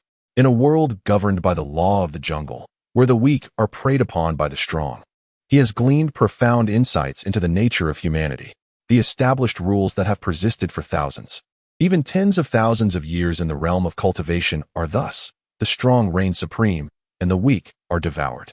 This realization has led him to understand that although his current level of cultivation has seen considerable advancement, enabling him to surpass several of his fellow disciples, within the broader context of the Sword Control sect, they remain merely ordinary outer disciples, overshadowed by exceptionally gifted individuals. These are the inner disciples, each of whom has been granted immense opportunities to enter that esteemed circle. Some are prodigies of unparalleled talent, while others possess unique spiritual roots that yield extraordinary results with certain sect secrets. It is said that Gao Sheng is among the elite talents within the inner sect. At just over 20 years of age, he has nearly reached the pinnacle of the 9th level of Qi refinement. For Yang Fengxian and his companions, who have yet to embark on their journey, this is truly a distant aspiration, a situation where they can only gaze in admiration. The path of cultivation encompasses 5 major realms: Qi refinement, foundation establishment, core formation, nascent soul, and spirit transformation. This is the fundamental knowledge that Yang Fengxian has gleaned from the sect's ancient texts. At present, Yang Fengxian continues to strive diligently for his cultivation. Within the entire Yujin sect, many of the senior uncles possess foundational cultivation levels. Yang Fengxian is well aware of this and has a certain understanding of their standings. For instance, the sect leader, Master Hongjian, is a formidable figure at the pinnacle of foundational cultivation. There are others among them who wield even more formidable powers. They possess the ability to alter the fate of the mortal realm with a mere wave of their hands. Yet, to Yang Fengxian, they remain exalted and distant, figures he has never encountered, as none of the outer disciples have had the privilege of meeting them. Yang Fengxian understands that even the seemingly omnipotent sect leader must regard herself as a junior in the presence of these great beings at the Golden Core stage. And she would be cautious, not daring to express any defiance. Strength is paramount. Within the Yujin sect, these elders are evidently the true wielders of power, each endowed with immense divine abilities and considerable fortune, as it would be impossible for them to reach such heights without it. Moreover, many matters have ceased to concern them. Worldly affairs are but a fleeting moment in their eyes. Having cultivated to the Golden Core stage, they have spent at least several hundred years on their journey. Along this arduous path, countless individuals have perished due to their limited lifespans, while others have fallen victim to enemies for various reasons. Thus, the venerable practitioners of the Golden Core stage possess a profound understanding of the challenges of cultivation. They have long ceased to inquire about mundane matters, and, even regarding many sect affairs, they rarely show interest. They remain in secluded meditation, some not having emerged for decades. Time flows like the tide, and the world undergoes ceaseless change. The path of slow cultivation is adorned with countless poignant and vibrant tales. Yang Fengxian gazed at the peculiar beast meet before him, his mind swirling with myriad thoughts. Chapter 13. An unexpected encounter. Yang Fengxian had intended to rest at the inn while savoring the culinary delights of the night. Suddenly, the sharp clatter of hooves echoed from outside. Yang Fengxian mused that it must be guests arriving from afar, pressed for time to find lodging. At that moment, the innkeeper was leisurely seated in a chair, but upon hearing the distinct sounds from outside, he stirred slightly, signaling to a young attendant in the establishment. The young attendant, quick to grasp the innkeeper's intent, prepared to greet the incoming guests. He turned to Yang Fengxian with a courteous smile and said, "I shall attend to the guests downstairs." "Esteemed sir, Please take your time to enjoy the delicacies. Should you require anything, do not hesitate to command. Our establishment will surely meet your needs to your satisfaction. Noticing Yang Chen's elegant demeanor and striking appearance, the attendant felt he understood the situation well. He was acutely aware of the innkeeper's unspoken intentions. Each year, he encountered affluent patrons like Yang Chen, and he knew that providing excellent service would undoubtedly yield rewards. The innkeeper, being a shrewd individual, recognized the attendant's astuteness and welcomed him aboard. As for the attendant, he was not originally from this locale. His hometown lay nearly 1,000 miles away. Due to the presence of bandits plundering the market there, his community was rife with chaos, where the powerful trampled upon the weak, and life was often disregarded. In that tumultuous place, the plight of ordinary citizens went unnoticed and unheeded. He recalls his childhood when their village was besieged by bandits, leaving his family stripped of all their possessions. For a household already steeped in poverty, this calamity was an unwelcome burden. In the ensuing chaos, his parents were brutally slain, and many others met the same fate, while those who could flee did so. These tragic events transformed his already impoverished existence into one of an orphan. In the aftermath, he beheld his hometown, a desolate landscape, sparsely populated. Most of the villagers had sought refuge elsewhere. Although the bandits had departed, no one could assure them that another raid would not follow. Thus, for the remaining villagers, life hung precariously in the balance day after day. He was weary of living in constant fear, prompting him to embark on a journey to escape to distant lands. He walked relentlessly, yearning to discover a secluded place free from war and the threat of plunder. His aspirations were modest. He merely wished to lead an ordinary life, content with the simplicity of existence. In contrast, the villagers faced the grim reality of death and injury. A significant number had perished, and some elderly individuals, deeply attached to their homes, found it difficult to abandon the small mountain village where they had spent decades. Now, with no clear destination for their flight, many remained behind, resigned to the fragility of life. Meanwhile, the young lad's thoughts extended beyond mere survival. Though still a child, his immediate concern was to secure food to satiate his hunger. Thus, he followed a few others as they ventured out of the mountain village. What lay beyond was indeed different. The vast expanse of land stretched before him, a boundless realm beyond the borders of the great Zhou dynasty. He continued onward, traversing through dense jungles, where the harsh living conditions nearly claimed his life. Certain areas posed significant dangers, with various wild beasts lurking in the mountains. At that time, he was quite young, merely focused on surviving.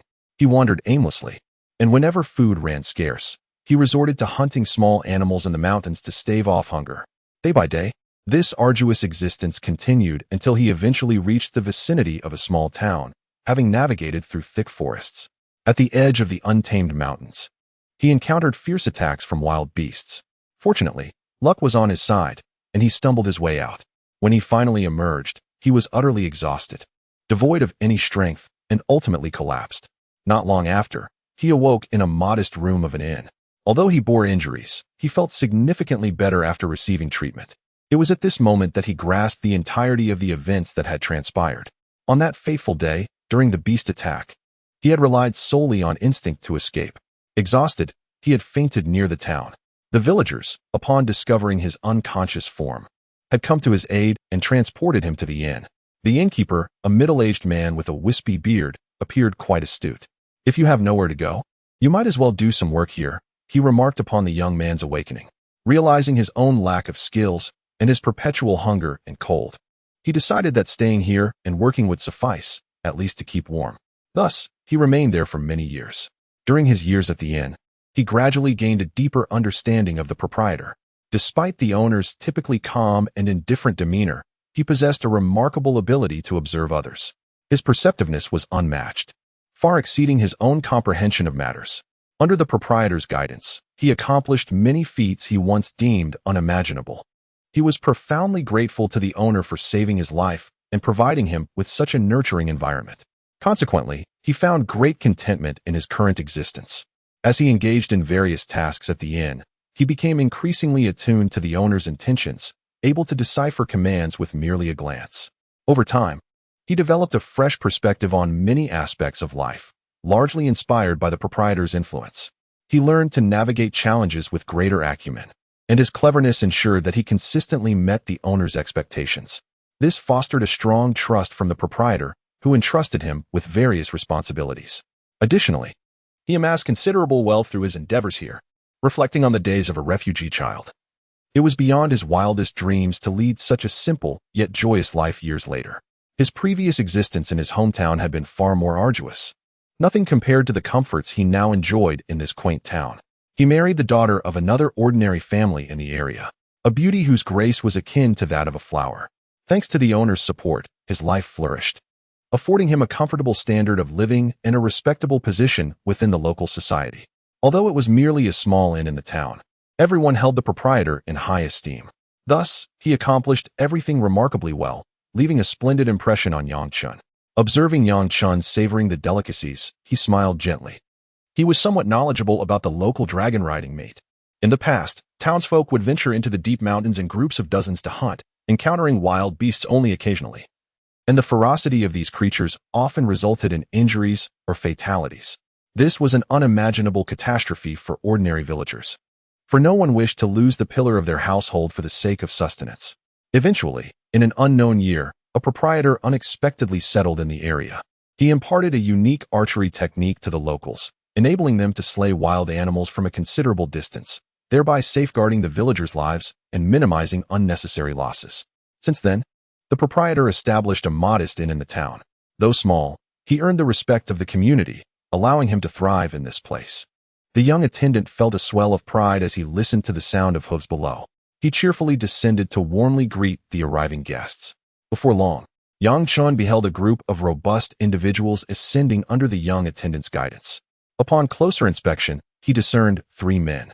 The central figure donned ornate attire and held a fan, while the 2 flanking him appeared tall and imposing, resembling bodyguards wielding weapons. Their entrance immediately captured Yang Chen's attention as the young gentleman, Su Qi, approached with an air of elegance and charm. However, in Yang Chen's perception, there emanated an intrinsic aura of arrogance and a seductive charm. The 2 individuals nearby, robust and imposing, were evidently seasoned martial artists, honed through years of rigorous training. Yet, Yang Chen held little regard for such figures.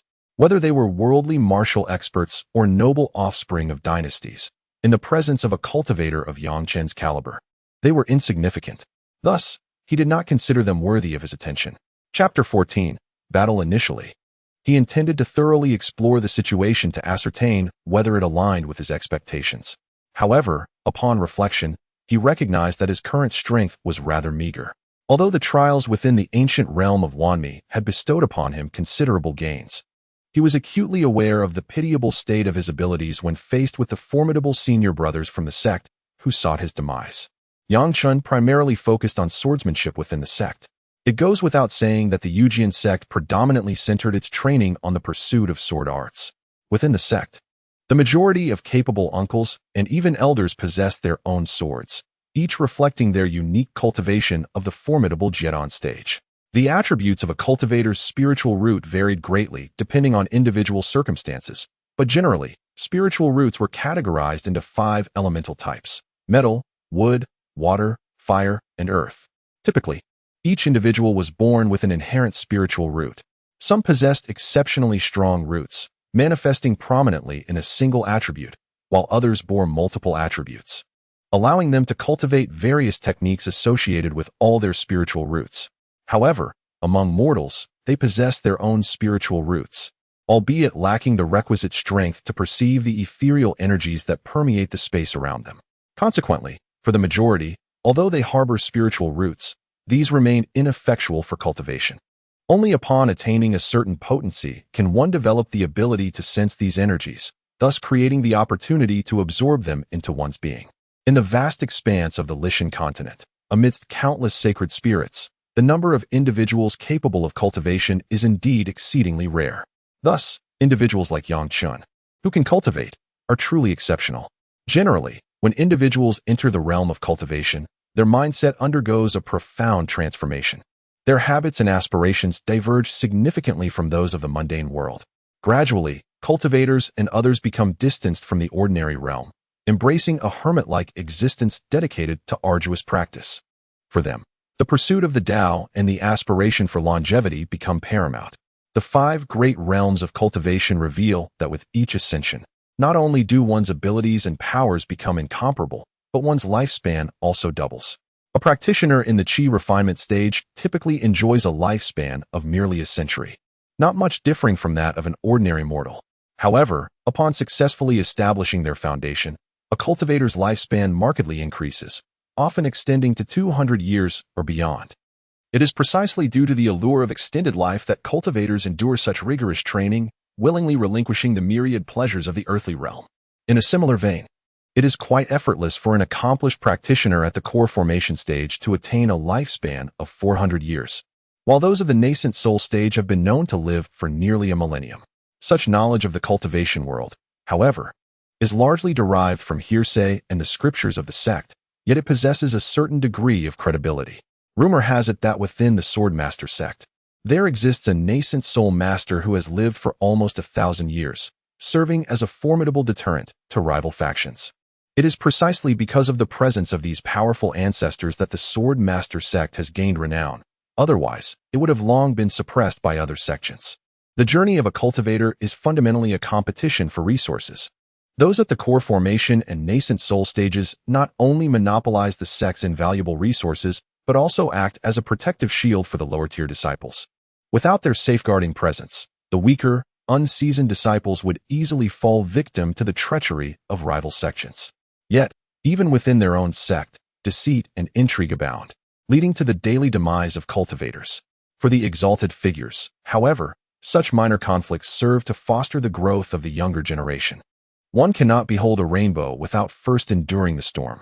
Cultivators engage in a relentless struggle against the heavens, various demonic beasts, and the whims of fate with every step they take.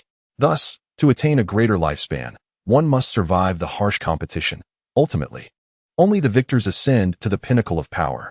In the secret realms, even if Yang Chen were to be slain by his fellow disciples, none would speak in his defense.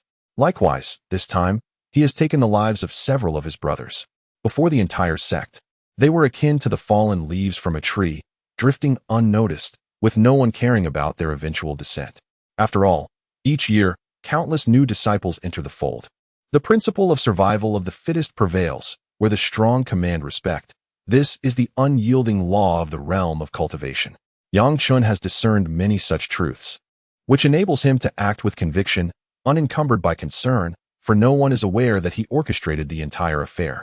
As he observed the approach of a young gentleman, a sense of aversion stirred within Yang Chen. Although he was not one to instigate trouble, he maintained a low profile within the sect, dedicating himself to rigorous cultivation. At that moment, the gentleman, resembling a dandy, sauntered to Yang Chen's table, seated himself without uttering a word, despite the plethora of empty tables and chairs in the inn. This young man seemed intent on stirring up some form of trouble. "From whence do you hail, young sir?" inquired the elegantly attired youth as he addressed Yang Chen. "I am Long Yuan, the third son of the lord of Long Yuan City, situated a few hundred miles hence. Feeling rather ennui in the city, I ventured out, only to encounter a series of intriguing events. Upon seeing you, I am certain you hail from an extraordinary lineage, with your striking appearance." Yang Chen acknowledged Long Yuan with a nod. Though the demeanor of this young lord irked him somewhat, he chose not to lower himself to the level of common folk in judgment. Noticing Yang Chen's apparent disinterest in his noble status, especially after the latter had proclaimed his identity and rank, Long Yuan pressed on. Long Yuan was acutely aware that, due to his esteemed lineage, he was revered wherever he went. In the vicinity, every gang and local authority had heard of the illustrious name of the city lord. Born under the brilliance of his father and being the youngest son of the lord, he had been nurtured in an atmosphere of indulgence, which fostered his arrogant demeanor. He believed that everyone should hold him in high regard, a notion that greatly displeased him. He relished in his authority, enjoying the respect he commanded from all. As many sought to curry favor with him in hopes of gaining benefits from his father, the servants had long grown accustomed to this elevated lifestyle. Although they were subordinates within the city lord's mansion, their demeanor changed entirely when outside its walls. Upon witnessing the disdainful behavior of Long Yuan, Yang Chen felt a flicker of servitude within himself, yet he maintained a composed exterior, thinking it unnecessary to stoop to the level of these mere mortals. With his sword in hand, he prepared to retire to his quarters upstairs. However, the guard to Long Yuan's right interjected with a sharp command. suspecting an assassination attempt against the young master. He unsheathed his sword with a dismissive expression, clearly regarding Yang Chen as beneath him, convinced that his martial prowess could not possibly rival that of the guards of their household. Yang Chen's gaze shifted, regarding the guard with indifference. "Young master, I have observed your exceptional sword, and I wish to challenge you to a duel. Surely, you would not decline?" Long Yuan, sensing Yang Chen's intent to depart, rose and insisted with a hint of coercion. Evidently, the aspirations of this young master may not be easily fulfilled today.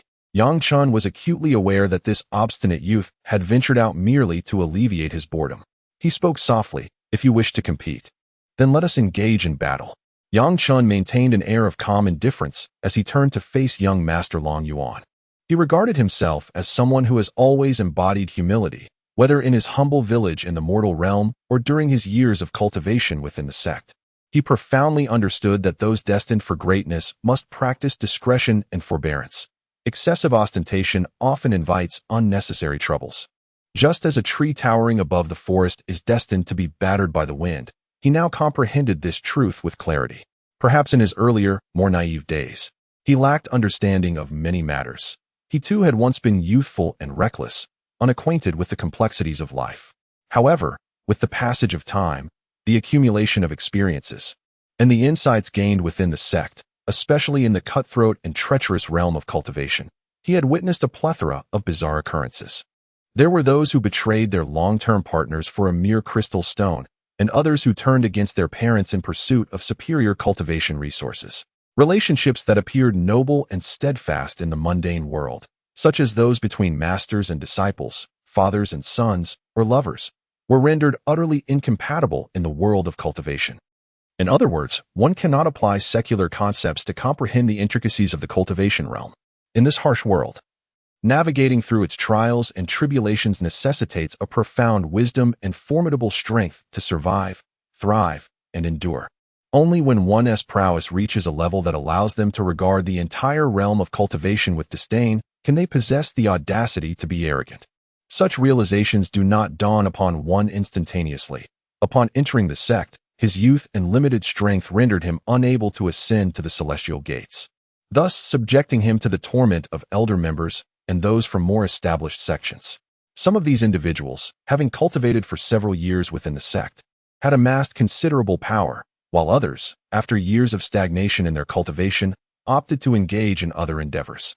They chose to assist the sect with menial tasks, such as cultivating snacks or tending to pets, which, albeit laborious, yielded a respectable income. Each individual is presented with distinct opportunities to shape their life as trajectory. Faced with the frustration of relentless cultivation yielding no advancement, it seemed more appealing to engage in alternative pursuits, amassing sufficient wealth to lead a carefree existence in the mundane world. Consequently, they were eager and willing to embrace such paths. However, for those individuals, envy festered towards those endowed with greater talents, witnessing peers who, within mere years, entered the inner sanctum and experienced rapid growth in their cultivation stirred a deep-seated resentment within them. In truth, when confronted with the allure of longevity or even immortality, no one remains unaffected. In the grand tapestry of the Yujian sect, countless cultivators strive tirelessly in pursuit of their advancement. Yet, the path of cultivation is fraught with hardship. The relentless years spent in seclusion and arduous training lead many to falter, particularly for the youthful neophytes, who enter this revered sanctuary of cultivation brimming with fervor and lofty aspirations. The reality often falls short of their ideals. Among those who embarked on this journey alongside him, some have surpassed him in cultivation after merely a few years of diligent practice. Although Yang Chen's innate talent is not without merit, in the vast sea of prodigies within the Yujian sect, he merely ranks as average. However, despite their relentless efforts, some remain stagnant in their progress, their cultivation levels scarcely differing from when they first joined the sect. This disheartening stagnation often leads them to abandon their aspirations, preferring instead to squander their time in pursuit of wealth and the fleeting pleasures of life. Each year, among the tens of thousands of outer disciples in the Yujian sect, many find themselves in this predicament. This predicament is fundamentally tied to the issue of innate talent. Nature begets diversity. Talent is a celestial gift that cannot be artificially altered. Thus, across the realm of humanity, Those with exceptional spiritual roots and a natural affinity for cultivation are exceedingly rare. Upon discovery, such prodigies are swiftly taken under the wings of esteemed masters from various sects, who nurture them with great care, as they may one day rise to become formidable figures akin to the venerable elders who command respect throughout the sect. According to the current knowledge of Yangchun, approximately a decade ago, an elder from the Yujin sect encountered a prodigious youth with a single spiritual root of ice attribute, situated 1,000 miles away in a cluster of states. This young man hailed from an ordinary farming family. Had it not been for the intervention of an immortal cultivator, their lives might have followed a path of diligent study, striving to attain nobility within the imperial court. Perhaps one day, through his intelligence and perseverance, he could have risen to prominence within the local government. Nevertheless, even so, he would have merely spent a fleeting few decades in the mundane world, and upon the expiration of his lifespan, he too would have become nothing more than a pile of bones. When the elder, who had attained the golden core stage, unexpectedly tested the youth's spiritual root, he was astounded. It was astonishing that from such an ordinary household, a talent of extraordinary potential in the realm of cultivation had emerged. This illustrates the notion that, in life, nothing is absolute. For practitioners in the world of cultivation, the quality of one's spiritual root significantly enhances the likelihood of achieving higher realms of cultivation and accelerates the speed of learning cultivation techniques. Furthermore, a cultivator's innate aptitude is often linked to heredity. The greater the talents of the parents, the higher the chances of their offspring possessing exceptional abilities. Consequently, a notable trend of intermarriage exists within the cultivation community, where members of powerful sects seek alliances with other formidable families. The offspring resulting from such unions may indeed yield a once-in-a-millennium genius. Conversely, when cultivators procreate with mortals, the resulting children typically exhibit rather mediocre talents. Generally speaking, individuals from the cultivation realm maintain a distant relationship with the mundane world, and the prospect of such unions remains exceedingly rare. As monks, their lifespans are generally much longer than those of ordinary people, and their appearances change little over time. Women, enamored by beauty, wish for their faces to forever reflect the exquisite visage of their youth at 18. In the realm of cultivation, this holds true. It is only when their lifespans dwindle that a cultivator's appearance undergoes significant transformation. This can be considered one of the primary reasons for cultivators' reluctance to unite with mortals, who could bear to witness their beloved grow old while they themselves remain perpetually youthful. Now, let us speak of the youth who was discovered by an elder in the core formation stage. He had no desire to impose upon an ordinary mortal family. Furthermore, he found their wishes to be quite reasonable. Consequently, the elder revealed his identity to the mortals. Upon disclosing that he was a cultivator, the talented youth's parents were understandably skeptical. Having lived for decades, they had never encountered such extraordinary beings. Were these figures mere myths? Seeing that the youth's parents remained unconvinced, the core formation elder refrained from forcibly taking the prodigious boy away. Instead, he performed a simple fire control technique. With a gesture of his right hand and a silent incantation in his mind, he spoke with conviction. In an instant, flames appeared at his fingertips, dancing in the air as he moved his hand. Witnessing this spectacle, the young man's parents were left in awe. They had lived for decades without ever witnessing such a mysterious occurrence. This revelation compelled them to fully believe the elder's words. They, too, perceived that this elderly gentleman possessed extraordinary abilities, as if he were a celestial being descended from the heavens. With the consent of the youth's parents, the esteemed elder took the boy away, transporting him to an environment starkly different from the mundane world. The youth, though reluctant to part from his parents, was captivated by his master's remarkable prowess and harbored aspirations of one day becoming as formidable as his mentor. He envisioned a future where he could traverse the heavens and the earth, just as his master did.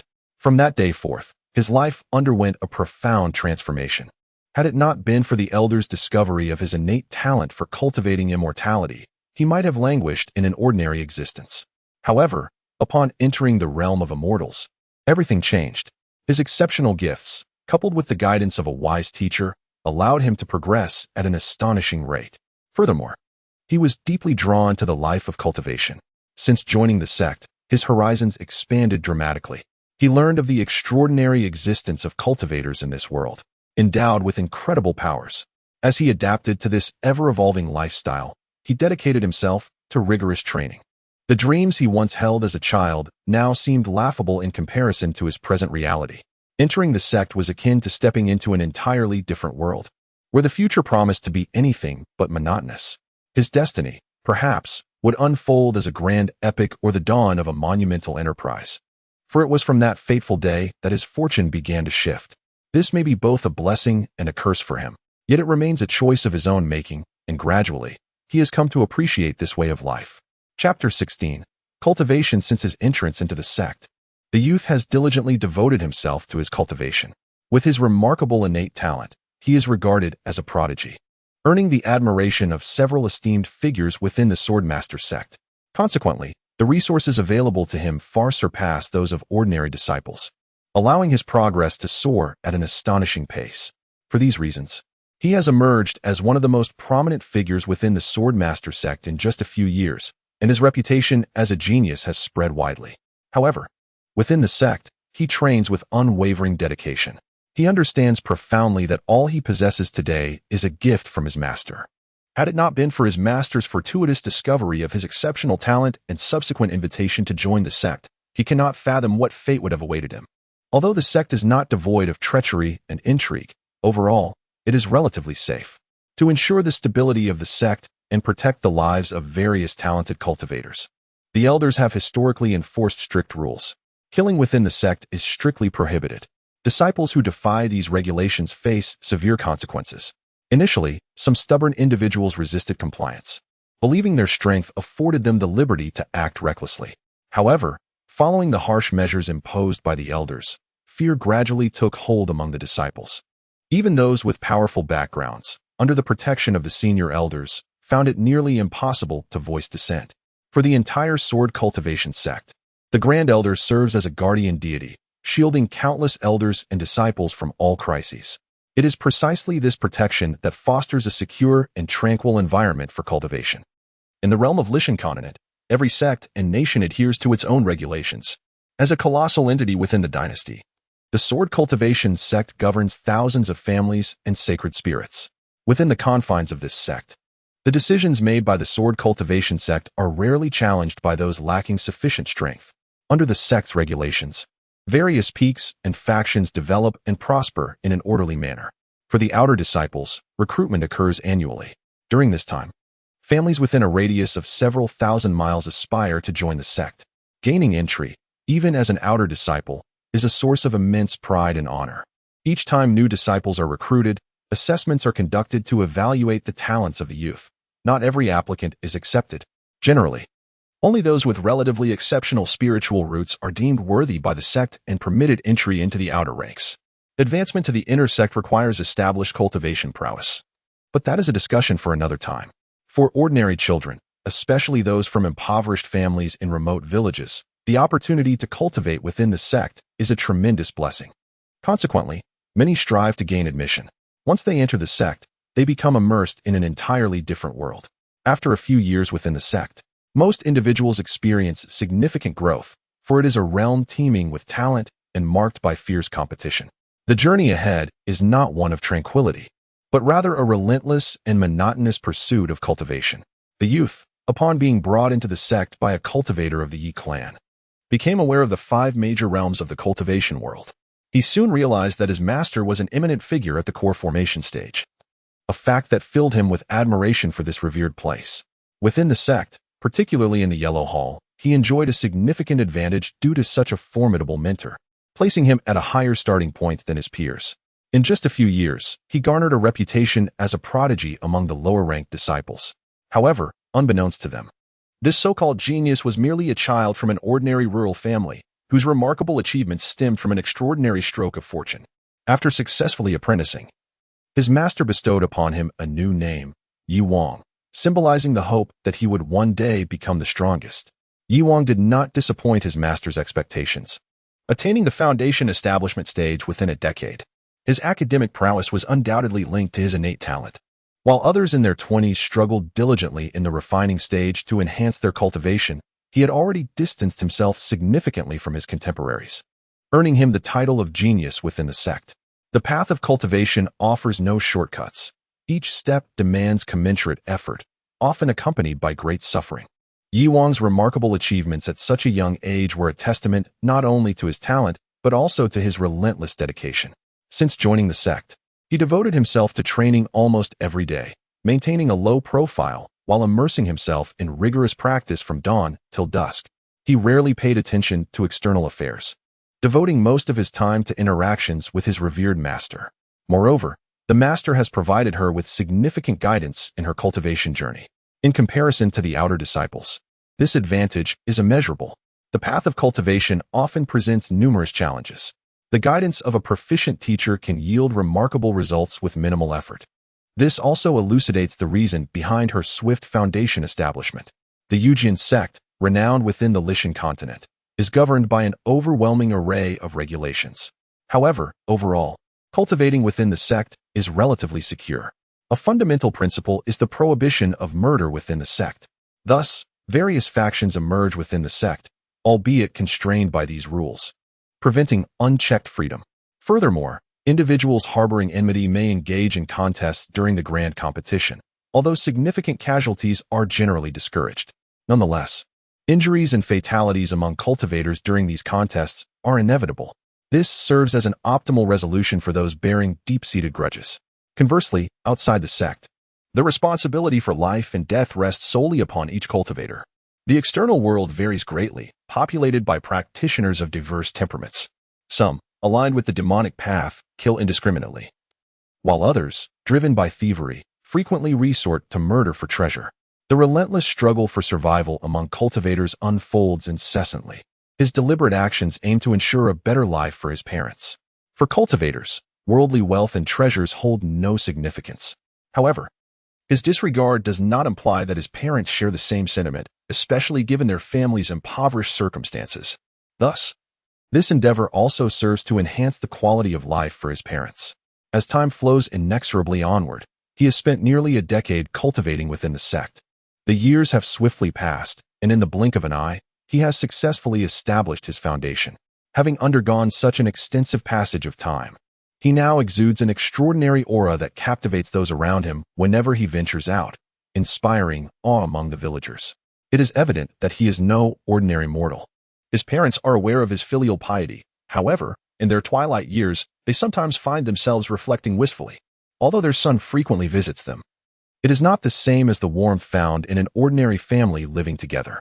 They cannot help but envy their neighbors, who possess wives, children, and grandchildren. Despite leading a modest life, they find contentment in cherishing familial joys. Yet, their precious son has dedicated decades to the pursuit of cultivation, often secluding himself for long periods. The rare moments they do spend together are fleeting, and they harbor a few unspoken grievances in their hearts. Yi Wang shares similar sentiments. While he holds deep respect for his parents, his life transformed irrevocably the day he entered the Sword Master sect. As a cultivator, his lifespan far exceeds that of ordinary humans. He knows that one day he will witness his parents age and pass away. His current aspiration is simply to ensure that they can enjoy their later years in peace and stability, harboring no lofty expectations beyond that. Furthermore, for him, entering the realm of immortals marked a profound shift. After enduring various trials, his resolve to pursue the Tao has only strengthened. Having embarked on this arduous journey, he has relinquished any hopes of a mundane existence. He is committed to relentless cultivation, unwavering in his pursuit of the ultimate truth, a pursuit that resonates as a shared ambition among many cultivators. Under the guidance of his master, he gradually comprehended that he would inevitably sever ties with the mundane world.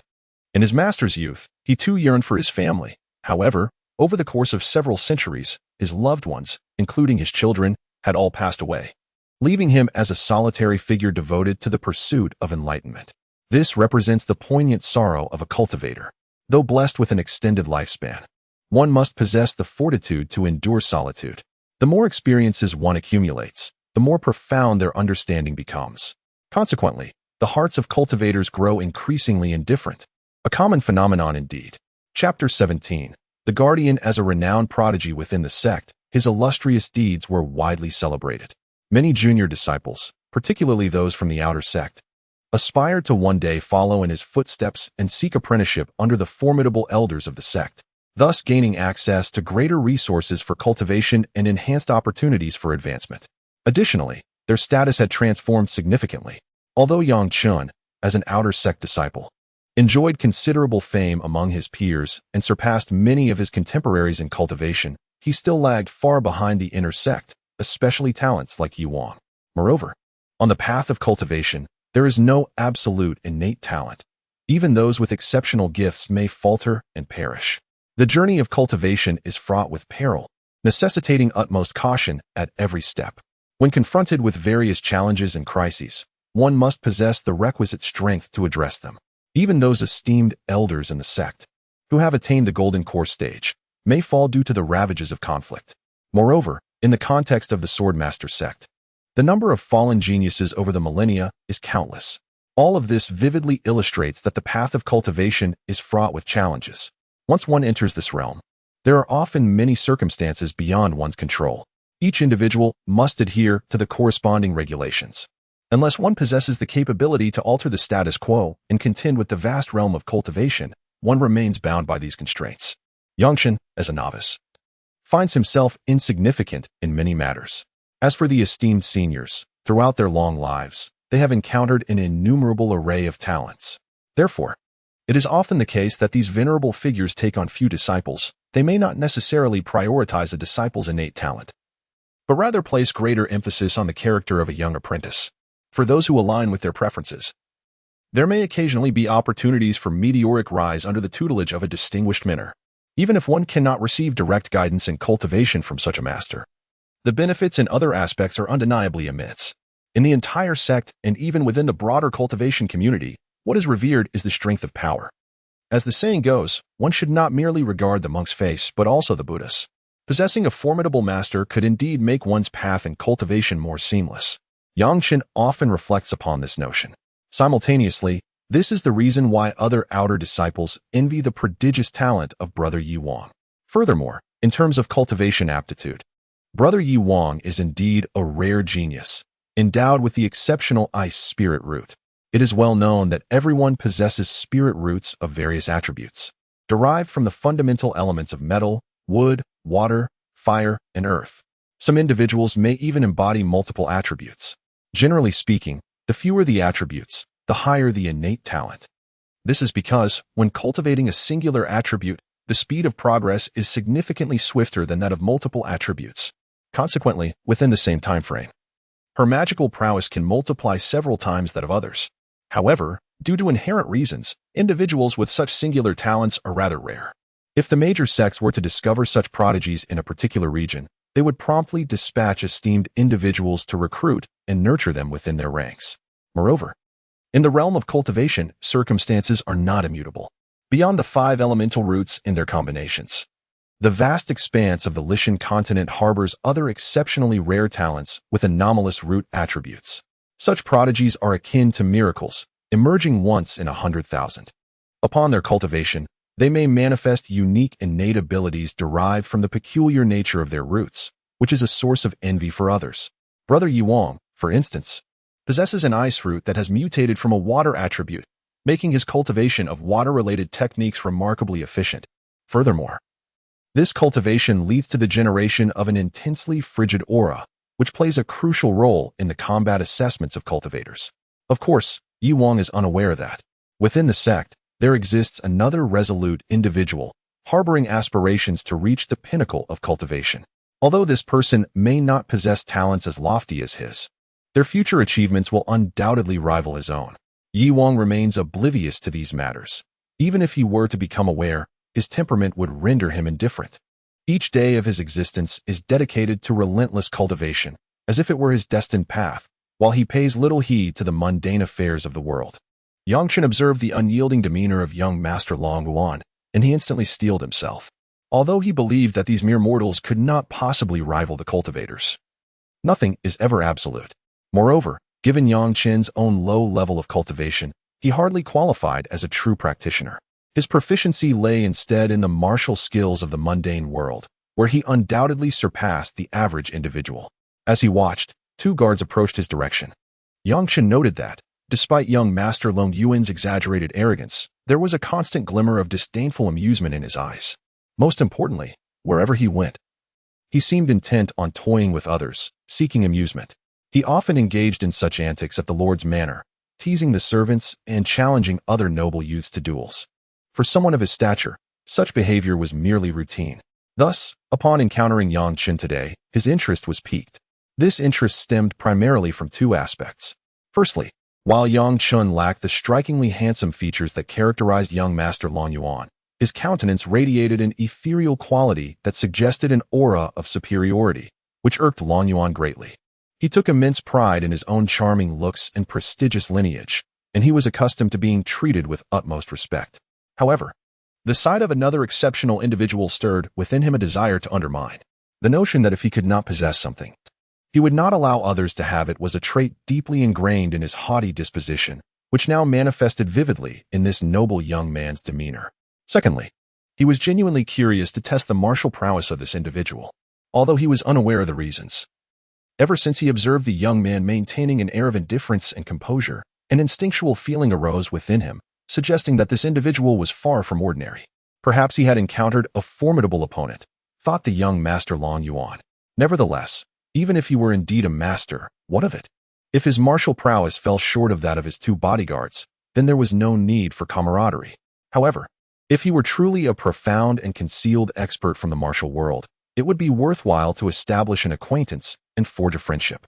As the son of a renowned city lord, whose influence extended over a vast territory, he had grown up with a sense of arrogance, often disregarding others and flouting the law. Yet, under his father's tutelage, he was not foolish. He understood that while his father wielded considerable power, managing such a large dominion, he was still beholden to the imperial authority. Disobedience could swiftly result in the replacement of a general to govern the region. One's position dictated one's perspective. Having frequently accompanied his father in various escapades, Long Yuan had gleaned much wisdom. He recognized that only by respecting the strong could he seize further opportunities. Moreover, given his character, he too was a martial arts expert. Long Wu, go, he commanded haughtily, casting a meaningful glance at one of his bodyguards to his right. In regard to someone like Yang Chen, the young Master Long Yuan's first thought was to catch him off guard, allowing him to witness his prowess while simultaneously teaching him a lesson for disrespecting him. He had always been somewhat petty, although in reality, Yang Chen had not offended him in any way and had no desire to instigate trouble, preferring instead to let matters lie. Lord Long Yuan nevertheless commanded his subordinates to take action. This left Yang Chen feeling quite helpless. He recalled that just over a month ago, within his own Wanmi Valley, he had faced several senior brothers who sought to bring him to ruin. Otherwise, he would not have found himself in such a predicament. The two guards of Lord Long Yuan were robustly built and significantly taller than the average person. Their strong physiques, with thick arms and legs, suggested an impressive strength, resembling that of mighty warriors. Yang Chen surmised that they had undergone extensive training at the Lord's estate, clearly indicating their martial prowess. Otherwise, their hands, legs, and arms would not bear the rare marks of a martial artist. Upon receiving Lord Long Yuan's command, one of his guards approached Yang Chen, and Lord Long Yuan appeared rather pleased, taking a seat nearby with a look of keen interest directed at the unfolding scene. He seemed to revel in his current role. As he heard the Lord's orders, Long Wu strode forward, exhibiting no semblance of respect. Instead, he appeared relaxed, as if dealing with Yang Chen were a trivial matter. Seeing this, Yang Chen could not help but smile inwardly. If that were the case, he would certainly teach them a lesson today. A subtle smile graced his lips, reminiscent of a reclusive master returning to the arena after a long absence. Today, he would embody the essence of a cultivator and impart a proper lesson. Chapter 18. The duel. At this moment, Long Wu stood with an air of pride. In the inn, aside from the three of them and Yang Chen, only the young attendant and the innkeeper remained. Sensing the precariousness of the situation, they cautiously observed from a distance, unwilling to become embroiled in the conflict. From the very beginning, when young Master Long Yuan entered, the attendant sensed that he was no ordinary individual. The innkeeper conveyed a silent message with his eyes, urging him to remain on the sidelines and to avoid this murky affair. The innkeeper was astute, clearly aware of the precariousness of offending either party, and thus chose to remain an impartial observer. Yang Chen blinked thoughtfully, contemplating the scene. Young Master Long Yuan evidently adopted a spectator's posture, refraining from rushing in. Instead, he dispatched a guard to probe Yang Chen's capabilities, seeking to ascertain the latter's true strength. Being a clever individual himself, he understood the risks of acting recklessly without knowing the opponent's background. He patiently awaited Long Wu's engagement with Yang Chen before formulating any further plans, aiming to avert unnecessary losses. At that moment, Yang Chen noticed Long Wu striding purposefully towards him. While he was aware of young Master Long Yuan's intentions, he felt no trepidation. Firstly, he possessed ample strength. Secondly, this excursion was an opportunity to test his own abilities and gauge his progress. Although they were martial practitioners in the mundane world, cultivators must first undergo the trials of bone refining and marrow cleansing to achieve mastery. This marked a significant realm of martial prowess within the secular domain, as all martial arts possess an underlying connection. By employing the techniques of others, one can discern their own weaknesses, which serves as a valuable experience in practical combat. This notion is prevalent within the sect, where many frequently ascend the challenge platform to contest each other's prowess. While some are driven by deep-seated enmity, the sect's regulations prohibit indiscriminate violence, thus compelling them to resolve their differences on the arena. However, more often than not, numerous outer disciples aspire to gauge their abilities through the sect's competitions. After all, the arena hosts disciples from various ranks. Generally, the sect organizes a grand tournament every decade, during which many previously unrecognized talents may shine brilliantly and stand out. Each competition is a significant event for these lower-ranking disciples, as it allows them to identify the shortcomings in their spells and acquire numerous techniques. In fact, any disciple willing to participate can engage in these contests daily. By winning several matches, they can earn corresponding rewards. Furthermore, the arena maintains a ranking system that reflects the achievements of both outer and inner disciples. Many long-established inner disciples continue to occupy prestigious positions. As long as they maintain their ranks without being defeated by others, they are entitled to the sect's rewards each year. Over time, this has fostered a fiercely competitive environment. Many low-profile outer disciples, who have honed their skills in secrecy, may even challenge inner disciples during the grand tournament. Should they emerge victorious, they could soar to new heights. With a stroke of good fortune, they might even attract the attention of esteemed individuals who may take them under their wing as disciples. Within the sect, all matters are dictated by strength. Possessing power enables one to acquire greater resources and claim superior possessions, while garnering the admiration of numerous lower-ranking disciples. Many inner disciples become renowned through such competitions. However, within the sect, the powerful have established a series of regulations.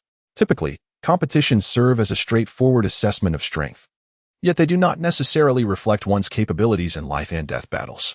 After all, in the realm of cultivation, every practitioner harbors their own secrets and reserves. No one would fully expose themselves in such a scrutinized environment.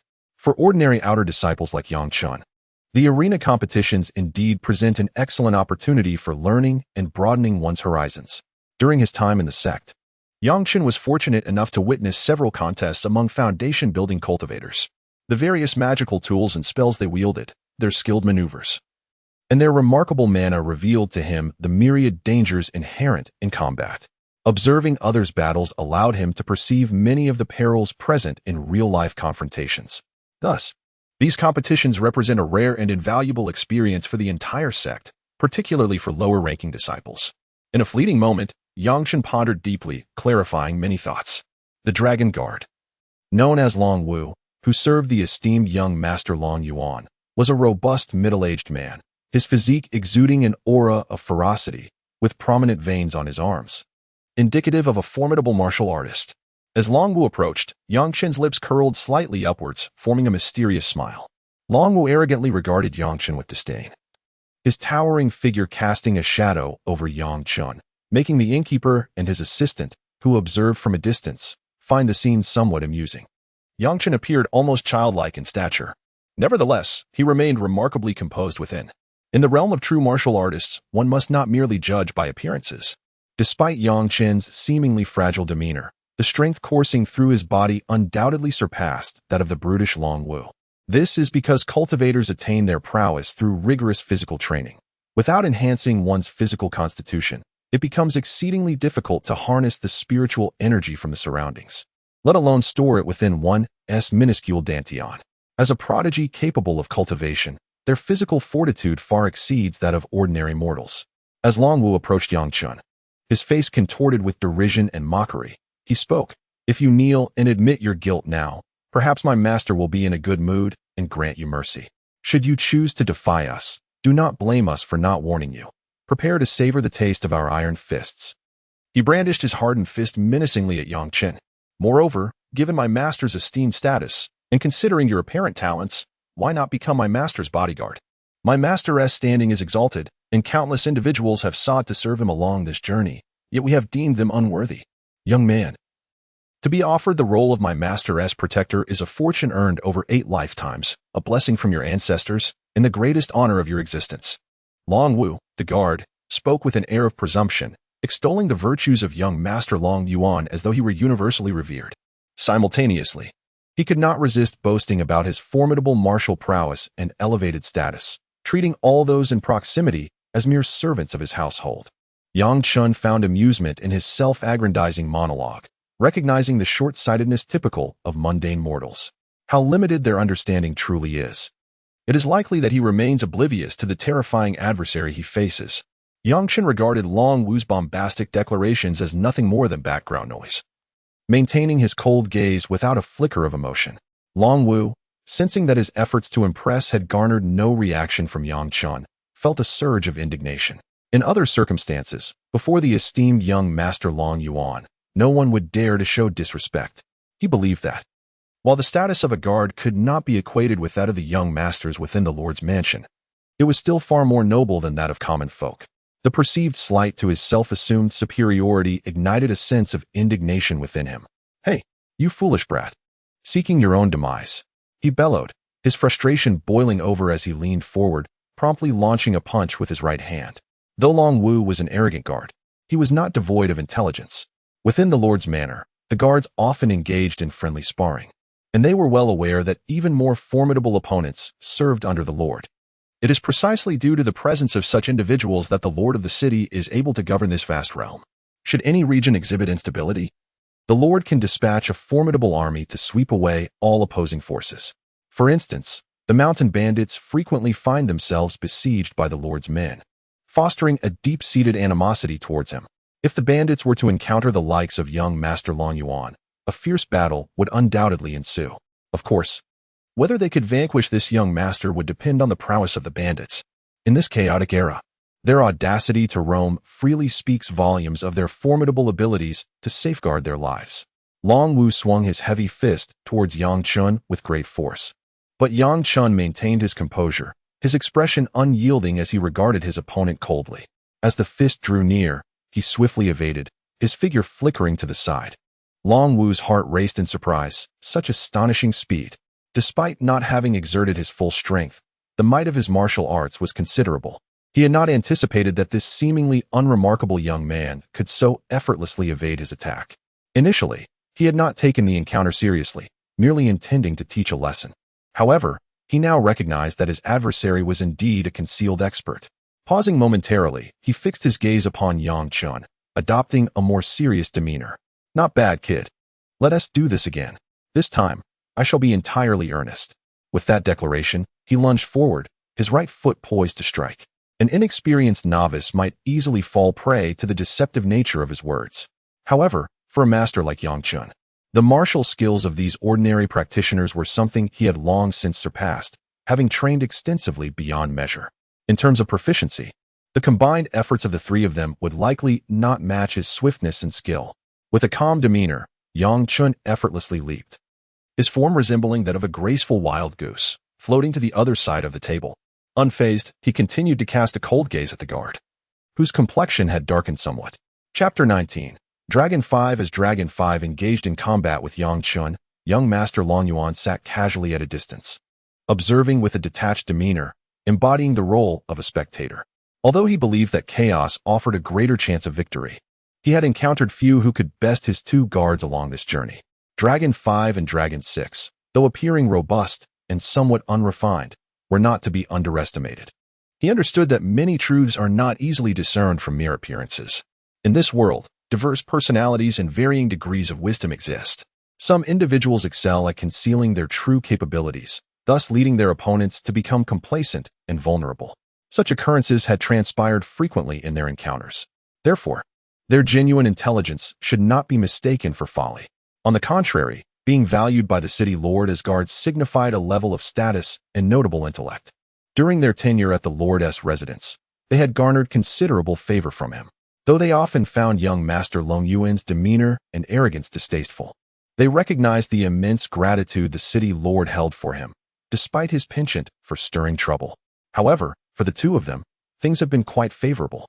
They always seem to reap some benefits and share them between themselves. Thus, they have traversed this journey together.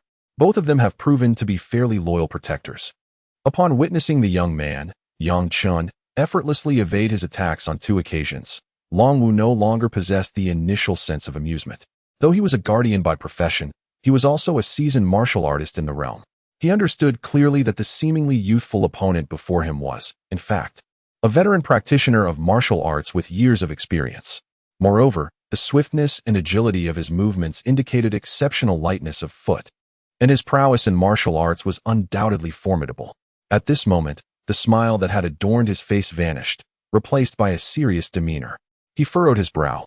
Observing that Yang Chen remained poised on the opposite side of the table, motionless and calm as a resilient cypress, a subtle smile gracing his lips, as if he had not even deigned to acknowledge Long Wu's presence. Witnessing his opponent's expression, Long Wu's mind began to devise strategies to counteract him. At this juncture, the young master was still observing from the side. Long Wu silently contemplated. He was eager to impress the young master. If he could garner the young master's favor, perhaps they might be rewarded with some gold and silver treasures. Although their status as subordinates ensured that they had sufficient provisions and a fixed salary each month, who among them would not cherish wealth? In life, no one would disdain an abundance of riches. As the son of the city lord, the young master possessed enough wealth to last several lifetimes. With differing identities and statuses came vastly divergent fates. At times, he found himself envious of someone like Long Yuan, the young master. From the moment of their birth, they were graced with the attentive care of a devoted nanny. Throughout their lives, it seemed that whatever the world had to offer, their father could procure it for them, living in a state of abundant comfort. Devoid of any worries regarding food or clothing, their existence was one of unparalleled ease. As they matured, their father could even arrange for subordinates to oversee vast territories, allowing them to manage these lands as they pleased. Everything within this expanse belonged to them, granting them the liberty to act without hesitation. Upon reflection, Long Wu pondered the disparity of their circumstances. Each of their modest achievements appeared to be the result of arduous efforts, while memories of their childhood struggles within the Lord's manor resurfaced, stirring feelings of indignation within him. This world, he lamented, was truly unjust. Despite his grievances, he recognized that their current strength rendered them powerless to alter this reality. Resigned to his fate, he allowed disappointment to cloud his thoughts. Perhaps, he mused, he had discerned this truth long ago. To lead a life that, albeit imperfect, resembled normalcy was a blessing in itself. Well done, young man, Long Wu praised, having witnessed Yang Chen's remarkable prowess. As he observed Yang Chen's movements, he simultaneously contemplated strategies to navigate this precarious situation. He felt as though he was caught in a dilemma, unable to retreat. It was evident to him that Yang Chen had never regarded him as a true adversary, merely indulging him in a playful manner. One could only infer that this seemingly youthful opponent was, in fact, a profound and inscrutable expert. Watch closely, for I shall now unleash my formidable martial arts. Despite the current state of the competition, it is evident that he is at a disadvantage, gaining little ground. Nevertheless, he maintains a facade of confidence, refusing to concede. With a resounding shout, he declares, dragon-seeking palm, while Yang Chen stands quietly across from him. Long Wu has already begun to cultivate his inner energy, channeling it from his entire being into his palm.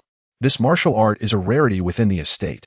Although its execution is somewhat slow, its power is exceedingly formidable.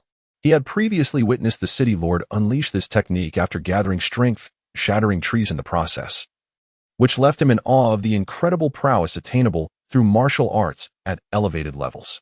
This realization prompted him to deliberately divert Yang Chen's attention with other remarks during their encounter. In a clash between masters, maintaining a calm demeanor and employing wisdom is paramount. On one hand, he aimed to distract Yang Chen, thereby minimizing his focus on the imminent threat. On the other hand, he was secretly amassing his full strength. Once fully prepared, Long Wu unleashed a mighty roar. Yang Chen, having discerned these intentions well in advance, remained unfazed. After all, he had already mastered martial arts to an extraordinary degree, transcending the realm of mere mortals.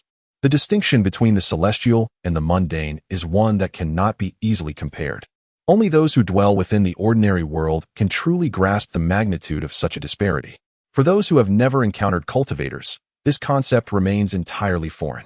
At that moment, witnessing Long Wu's sudden display of a powerful technique, both Long Yuan and Long Lu, who stood behind, were filled with newfound admiration. Indeed, the martial arts they have practiced over the years have not been in vain. After enduring prolonged training within the Lord's mansion, they have made remarkable advancements in their skills. Compared to their former selves, they have experienced a significant transformation. Young Master Long Yuan has been watching the entire competition with keen interest, and upon witnessing such progress, he feels a surge of joy within. Truly, this is commendable. His spirits are high. For someone like him, the mere experience of a lively spectacle is immensely satisfying. It was out of sheer boredom that he chose to step out of the Lord's residence, seeking to immerse himself in a different way of life. Today, he has finally encountered a worthy adversary, igniting a desire within him to engage. At this moment, Long Wu has unleashed a technique that had long been dormant. A dark, serpentine energy, resembling a black dragon, swiftly surged towards Yang Chen. The latter was taken aback by the sudden display. The speed was astonishing. He initially intended to evade with his worldly martial skills. In an incredible turn of events, as Yang Chen invoked his technique, a flicker of golden flames appeared on his fingertips. Initially small, the flames gradually intensified, transforming into a blinding golden radiance. As a wave of potent black energy surged back, it met the golden flames and swiftly disintegrated, dissipating into nothingness. This astonishing spectacle left Long Wu in a state of shock. Meanwhile, young Master Long Yuan and Long Lu, seated behind, were equally astonished. Although they had also practiced martial arts and were not without prowess, they were nonetheless taken aback by this display. However, they had never encountered such an extraordinary martial art. Based solely on their perceptions, it was likely that such a remarkable skill surpassed even that of the city lord. They found it difficult to fathom that a young man in his 20s, comparable in age to themselves, could possess such profound and enigmatic martial prowess. Was he perhaps a genius from an isolated sect? Long Yuan was equally astonished. Indeed, they could hardly imagine that the young man standing before them was not someone they could compare themselves to.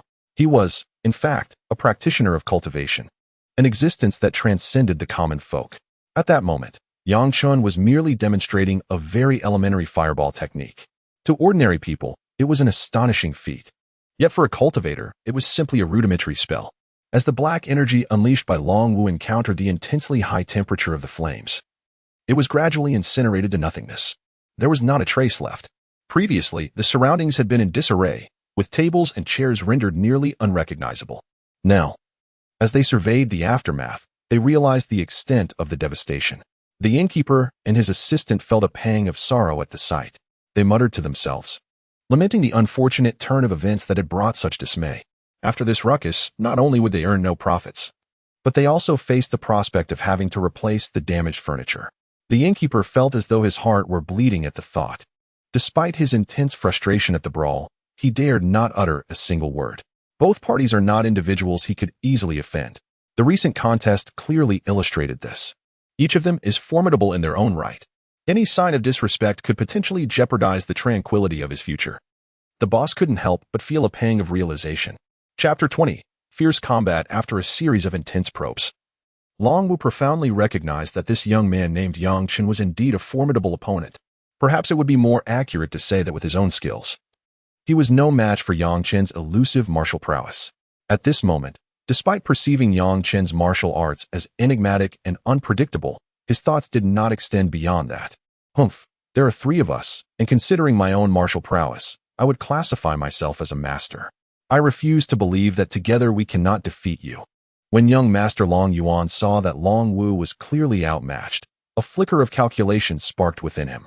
Nevertheless, he still believed that with their combined efforts, they could overcome Long Yuan. In truth, it would be unfair to label young Master Long Yuan and his companions as short-sighted.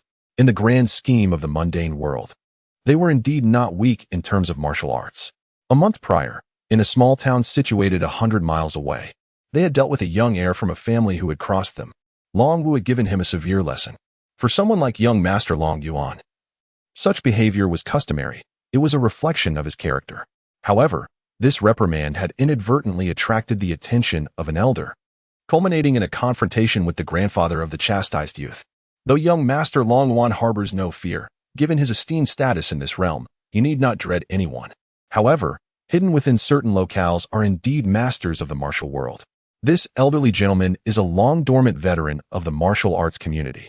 Initially, the incident that roused him was rather trivial, yet it ultimately drew out formidable figures. Upon witnessing his beloved grandson in a wretched state, the old man was seized by a furious rage. He had merely secluded himself for a few years, only to find his family beset by bullies. Moreover, his relatives were no match for these scoundrels, leaving him with no choice but to intervene personally. After all, he was the highest-ranking member of his clan and possessed the greatest martial prowess. However, the unpredictable nature of life revealed itself. After engaging in a fierce battle with several reckless youths, he realized victory was uncertain. Despite their youth, these individuals exhibited techniques and secret arts far beyond the imaginings of ordinary practitioners. The confrontation ended in a stalemate. Eventually, when the young Master Long Yuan revealed his identity, the old man, upon hearing the mention of the city lord's residence, dared not pursue the matter further. Thus, the situation was left unresolved. On one hand, it is evident that although young Master Long Yuan did not claim victory, he faced an opponent of long-standing renown. On the other hand, it is clear that these individuals emerged from a favorable environment, their innate talents and martial skills far surpassing those of common folk. Largely owing to Long Yuan's status as the son of the city lord, which afforded him significant backing. Thus, a discerning eye is indeed present. Today, upon witnessing Yang Chen unleash a martial prowess that astonished him, he felt an overwhelming sense of incredulity. Yet, he was compelled to ascertain the extent of his own martial advancement, curious to know if there had been even the slightest improvement. This development had become increasingly intriguing. At this moment, young Master Long Yuan stroked his chin, revealing a rather amused expression, completely shedding the arrogance and scornful demeanor he had displayed earlier.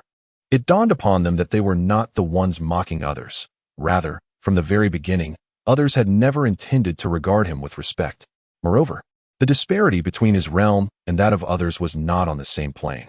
His singular thought now was to join forces and engage with Yang Chen in a friendly spar. Yang Chen, too, noticed the reactions of these individuals. Their every movement had been under his keen observation.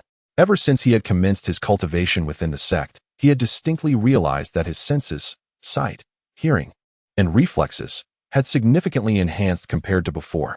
For instance, even from several paces away on a patch of grass, he could hear the sounds of small creatures stirring. In this moment of calm, he could also discern the footsteps of passers-by on the street several paces distant. And he could distinctly perceive the whisper of the wind flowing from afar. He could even hear the soft murmurs exchanged between the innkeeper and the young attendant. All these instances clearly indicated that since embarking on his journey of cultivation, his auditory acuity had far surpassed that of an ordinary mortal. Not only that, but his visual prowess had also greatly improved since he began to harness spiritual energy. He could now perceive many subtle objects with clarity. These are things that the eyes previously deemed invisible. Yang Chen can perceive clearly the movements of Long Yuan and another guard's facial expressions and gestures. Even during his combat with Long Wu, he swiftly senses every change in the movements of his hands and legs. This is precisely why Long Wu, a figure considered a martial arts master in the mundane world, cannot even touch him, let alone defeat him. He can observe the subtle variations in the movements on the inn's floor and elsewhere, as if a scroll of art unfolds slowly before him. He possesses ample time to alter the course of events or to make appropriate adjustments prior to these actions. Despite the rapid pace of the battle, his own body feels weary, yet Yang Chen remains light and unburdened, his speed unwavering and increasingly fierce. Most remarkably, he appears completely devoid of fatigue. With a deep breath, Long Wu sighed inwardly, reflecting, "Is this fellow's body forged from iron? After running for so long, he remains as swift as ever, while I am already gasping for breath." Witnessing such a scene, he realizes that today, their petty skirmishes are utterly ineffective against Yang Chen. It is uncertain whether they can even manage to inflict any injury upon him. Ultimately, they may exhaust themselves without ever touching Yang Chen. Faced with this predicament, Long Yuan's mood darkens as he shouts to another guard beside him, "Come on, all of you, attack together. Do you still wish to stand by and watch the spectacle? Today, I demand that you showcase your true capabilities and teach this arrogant young man a lesson." He shouted at his guards, clearly having exhausted his patience for a one-on-one confrontation. Given his current circumstances, he found himself in an unprecedented situation. driven by an intense desire to win. He was prepared to join forces and catch Yang Chen off guard. Yang Chen remained composed on the opposite side of the table, a faint smile gracing his lips as he observed the three adversaries before him. The earlier skirmish had evidently taken a toll on Long Wu, who was now panting heavily. His expression less than favorable. Long Yuan, the dashing young nobleman, no longer exuded the confidence and poise he had displayed upon entering. Instead, his countenance was shrouded in gloom. Noticing this, Yang Chen chuckled and remarked, "What? Are you planning to gang up on me?" His derisive laughter echoed with absolute confidence.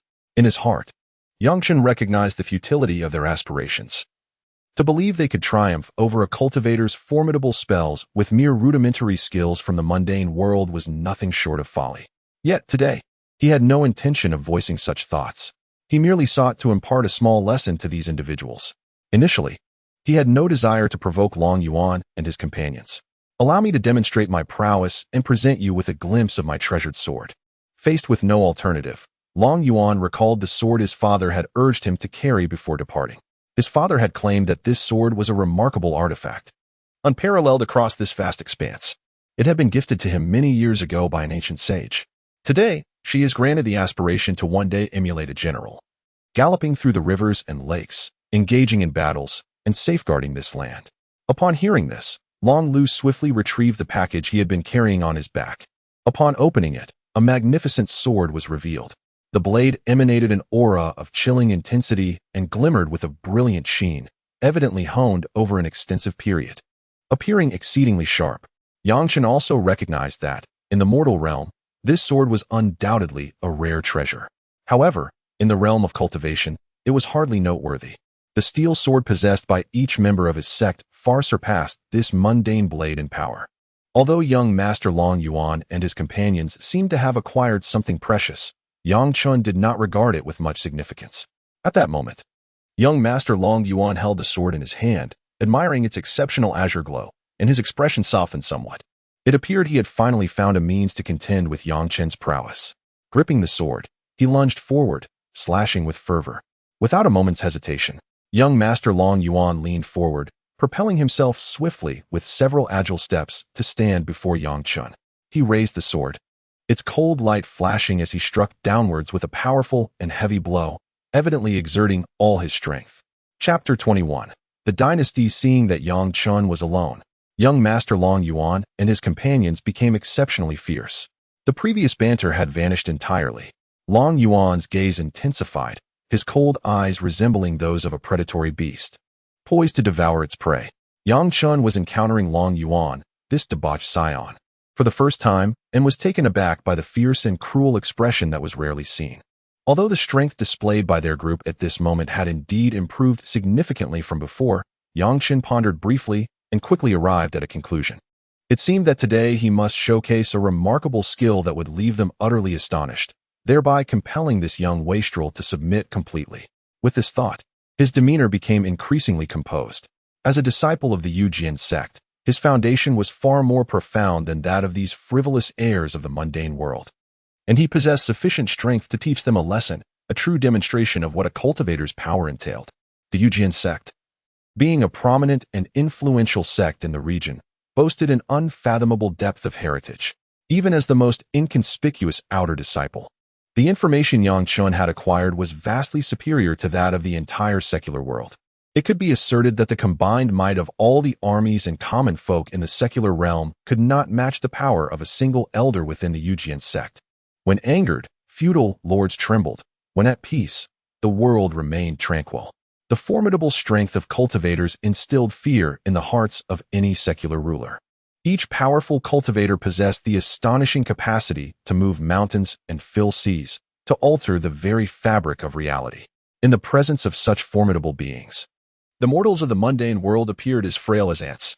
It can be said that, with their abilities, cultivators could effortlessly eliminate a prince or a powerful lord in an instant, often leaving no trace of their deed.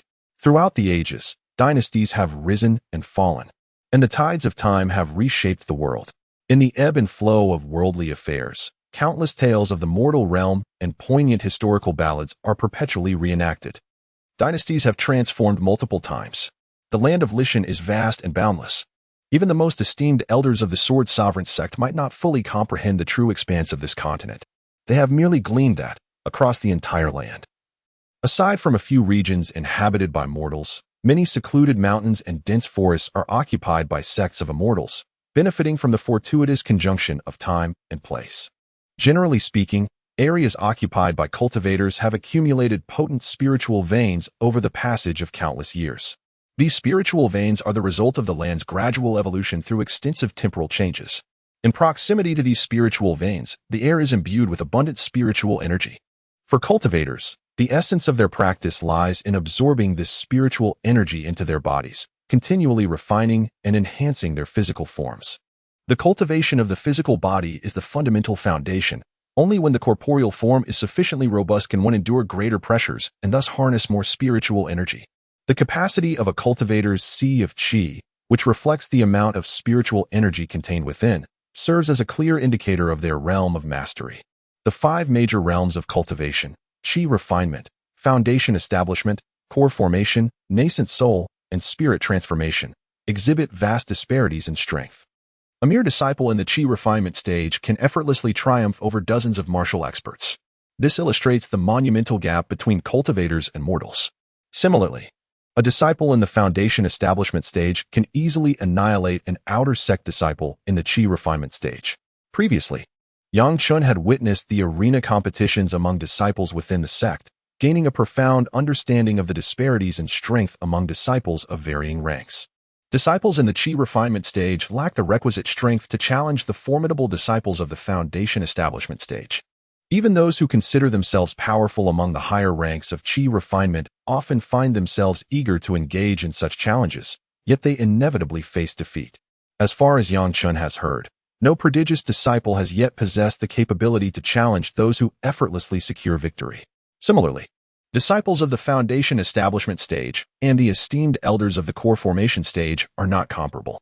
If the disciples of the qi refinement stage represent the fundamental strength of the sect, then the disciples of the foundation establishment stage constitute its backbone.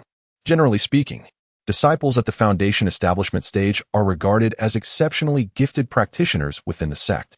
Otherwise, they would not have the opportunity to establish a foundation for their ascension. For those at the core formation stage, ordinary matters fail to captivate their attention. They have long secluded themselves in arduous cultivation, seldom intervening in worldly affairs. To them, disciples of the foundation establishment stage are merely promising juniors within the sect. Their attention is rarely drawn unless a disciple demonstrates remarkable potential as a cultivation genius, in which case they might take an interest in mentoring.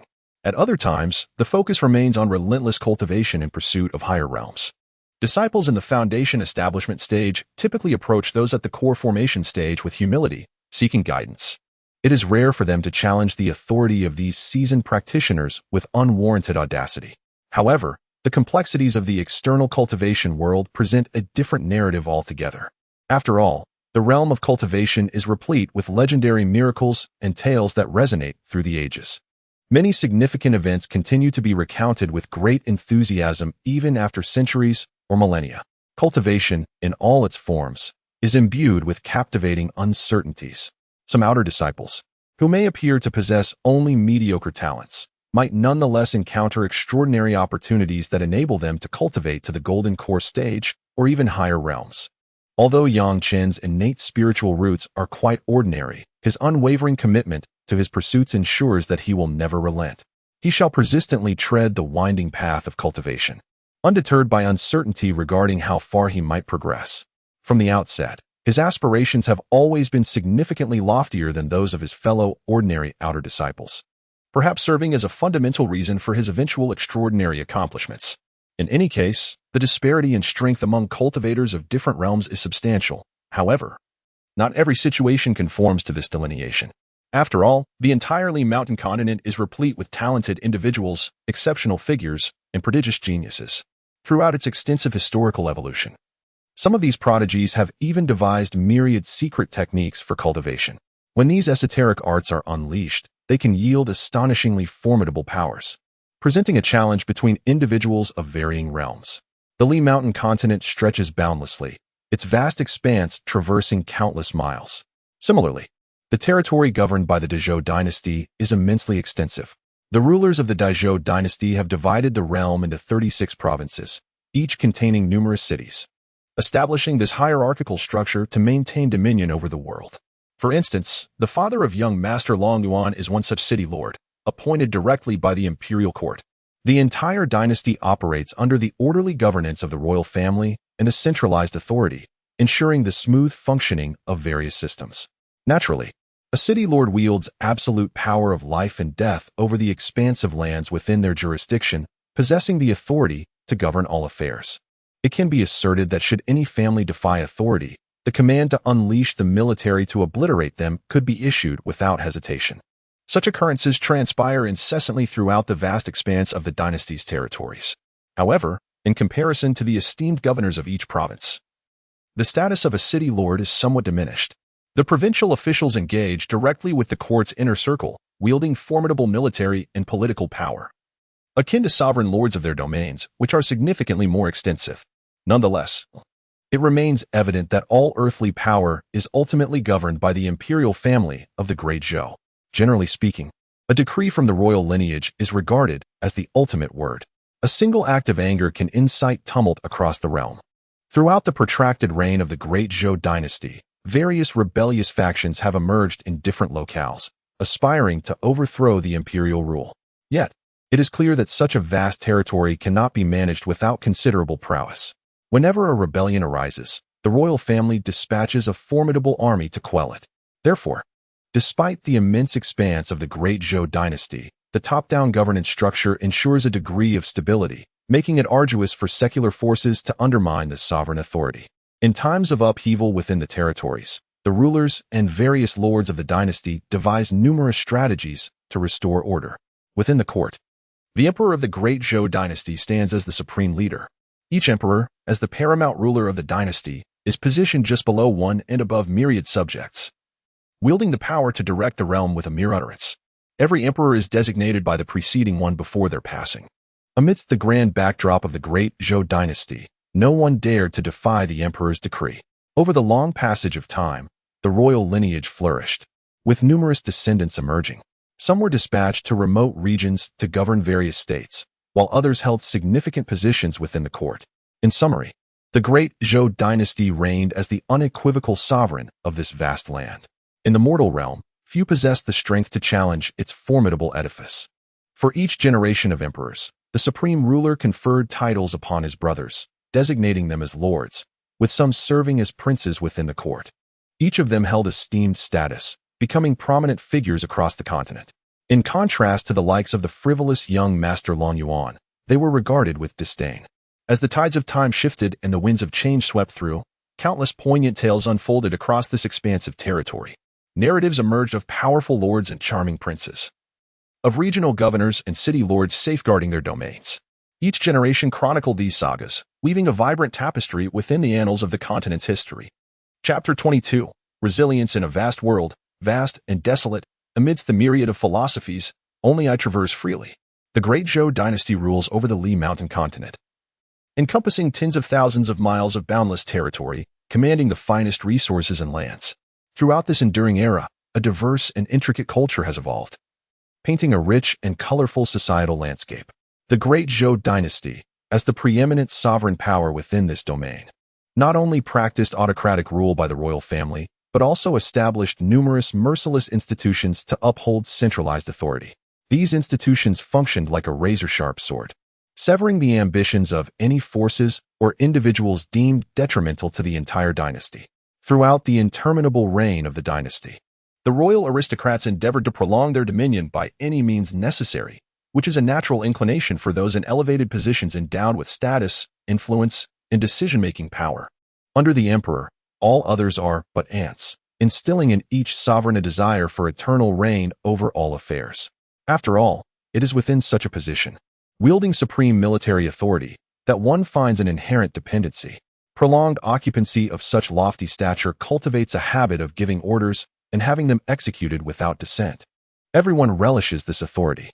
Hence, within this context, each emperor of the Great Zhou dynasty exhibited a profound selfishness.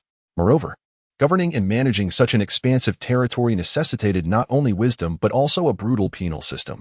During the nascent stages of the dynasty, emperors typically appointed chancellors, various princes, and numerous generals along with several civil officials within the court. Initially, the officials of the court maintained a reputation for integrity and righteousness, driven by the sacrifices of their ancestors who had given their lives for the establishment of this vast realm. However, the entire dynasty, much like human life, is transient. No individual can possess eternal existence, akin to the ephemeral nature of dew. The life of mortals fades swiftly, as the fate of dynasties fluctuates unpredictably. What the future holds remains beyond the grasp of prophecy.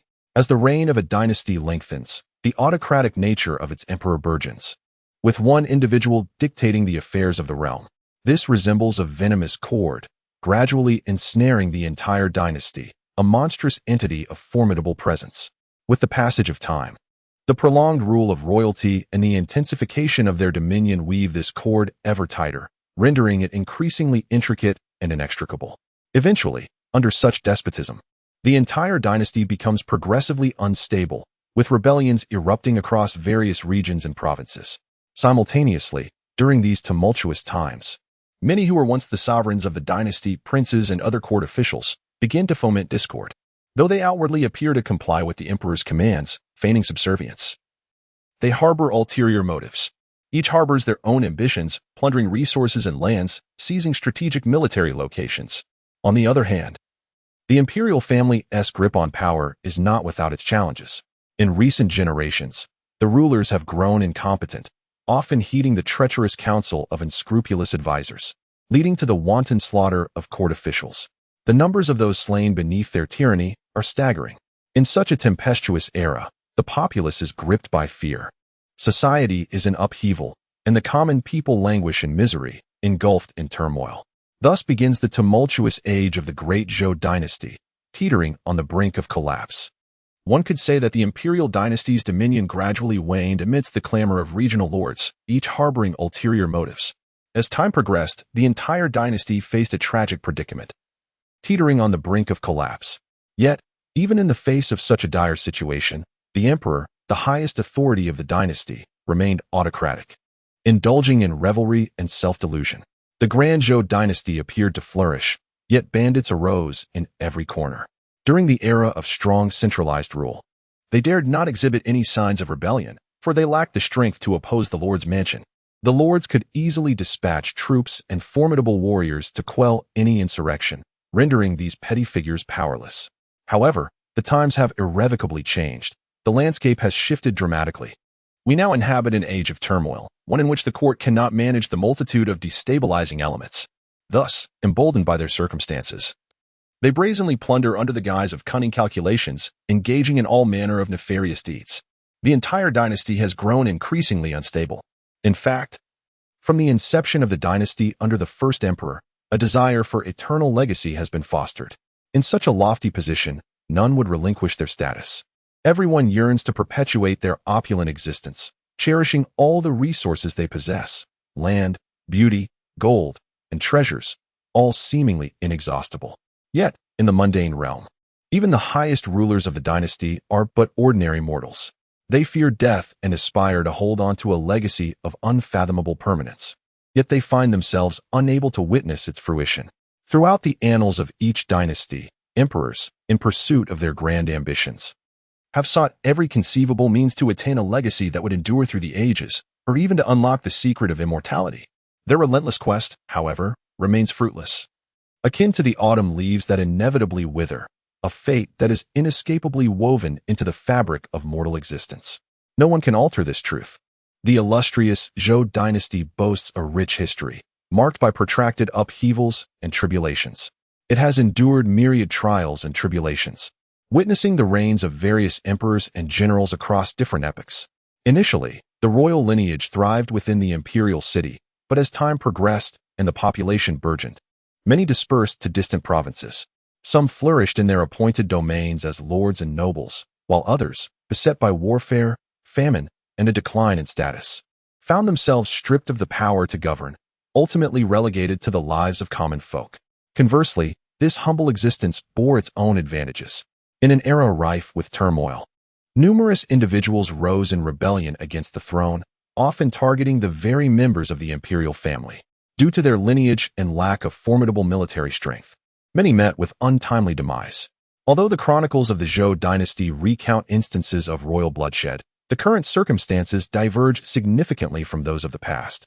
In today's context, the populace endures immense suffering, and the tide of public sentiment sways precariously. Thus, many ordinary people fervently desire the overthrow of this decaying dynasty, yearning for newcomers to establish a completely new and blissful realm. They seek happiness rather than turmoil. On the continent of Lishan, the vast expanse stretches for countless miles, and even many esteemed cultivators have not traversed its entirety. At the heart of this land lie numerous extensive mountain ranges, known as the Wild Mountains, where human presence is scarce. Evidence of human activity is nearly non-existent, with only a few farmers hunting on the fringes. The deep forests conceal many wild beasts, posing a life-threatening danger to mortals who dare to enter, gradually transforming these areas into forbidden zones for humanity. Furthermore, within the depths of the mountains lurk formidable and legendary demon beasts. Tales about of colossal creatures and grotesque flesh-eating demons, of which Yang Fengxian has merely heard whispers, for he has never laid eyes upon them. Given his current cultivation level, he fears that even a minor demon beast could easily devour him. As the dynasty teeters on the brink of collapse, an edict unexpectedly emanates from the imperial palace. The reigning emperor dispatches a specialized assassination squad of several dozen, penetrating the realms under the dynasty's dominion. Anyone who defies the emperor's rule is destined to face their wrath. Years have slipped by unnoticed, and the sovereign of this land remains the ruler of the great Zhou dynasty. Following the upheaval, the populace gradually comprehends that even amidst crises, the imperial family possesses formidable reserves, much like those enigmatic figures that linger in the shadows. To this day, the great Zhou dynasty has reigned for several millennia. Although the tides of time have shifted, certain elements have remained constant. After many years of turmoil, whispers of cultivators began to circulate among the populace, their existence bolstered by the covert support of these practitioners, allowing the great Zhou dynasty to maintain its steadfast position and continue to exert significant influence within the secular realm. Ultimately, the notion of cultivators within the dynasty reached distant lands. While ordinary mortals have never encountered or heard of these celestial beings, for someone like Yang Fengxian, a disciple of the Sword Master sect, such beliefs had long been firmly established. Chapter 23. Provocation. Young Master Longyuan gripped his treasured sword firmly in his right hand. Measuring approximately 3 feet in length, the blade was exceptionally sharp, resembling a rare gem of unparalleled craftsmanship. Intricate and bizarre patterns were etched along the sword's body. As Yang Fengxian raised his brows and gazed upon it, he recognized this sword as an extraordinary rarity of the mortal realm. Young Master Longyuan, brandishing the sword, exuded an air of pride. Previously, without relying on such a weapon, Yang Fengxian had completely overwhelmed Long Wu in their duel. However, Yang Fengxian had refrained from employing his full strength, allowing their match to unfold leisurely. Yet, the current moment was distinctly different. Young Master Longyuan now wielded this extraordinary sword, and with Long Wu and Long Lu by his side, Yang Fengxian felt a shift in his focus. Initially intending merely to engage in light-hearted play, teasing these pampered youths, he had assumed they possessed little real skill, at most wielding a smattering of rudimentary techniques.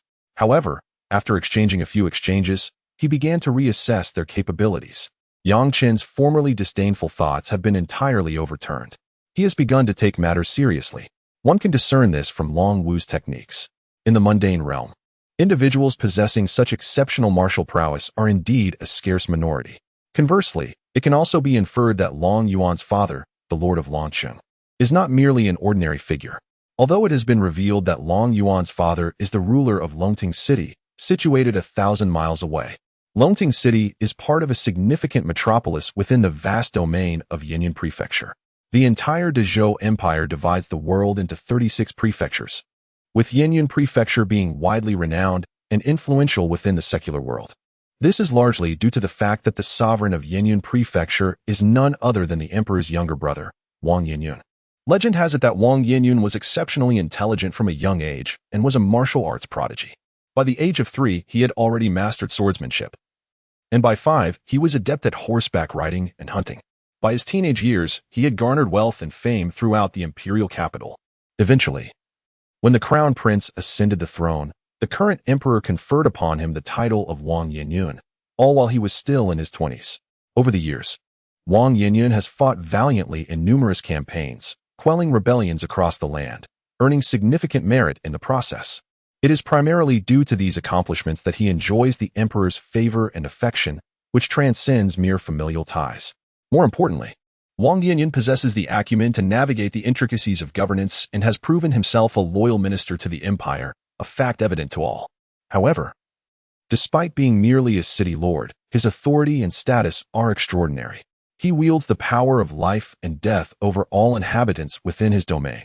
In this territory, one could say that all commoners exist as mere slaves. Such is the nature of this world. The supreme warrior, a figure of authority, and the powerful ruler dominate the world. Without strength, one is destined to become a slave. After Yang Chen comprehended all of this, numerous speculations began to brew within him. He sensed that under the command of the illustrious and ambitious politician, Yinyan Wang, the lord of Lungting City might not be as he outwardly appeared. Perhaps this deliberate low profile concealed unspeakable secrets. Yang Chen harbored such doubts. Were he to uncover the truth, he would undoubtedly be resolute in binding this wayward scion within his estate, preventing his emergence into the world. Although he was aware that his son had a penchant for causing trouble, his indulgence meant that his discipline was not particularly stringent. Additionally, he had dispatched 2 bodyguards to ensure his safety. He believed that with their martial prowess, there was no one nearby capable of defeating them.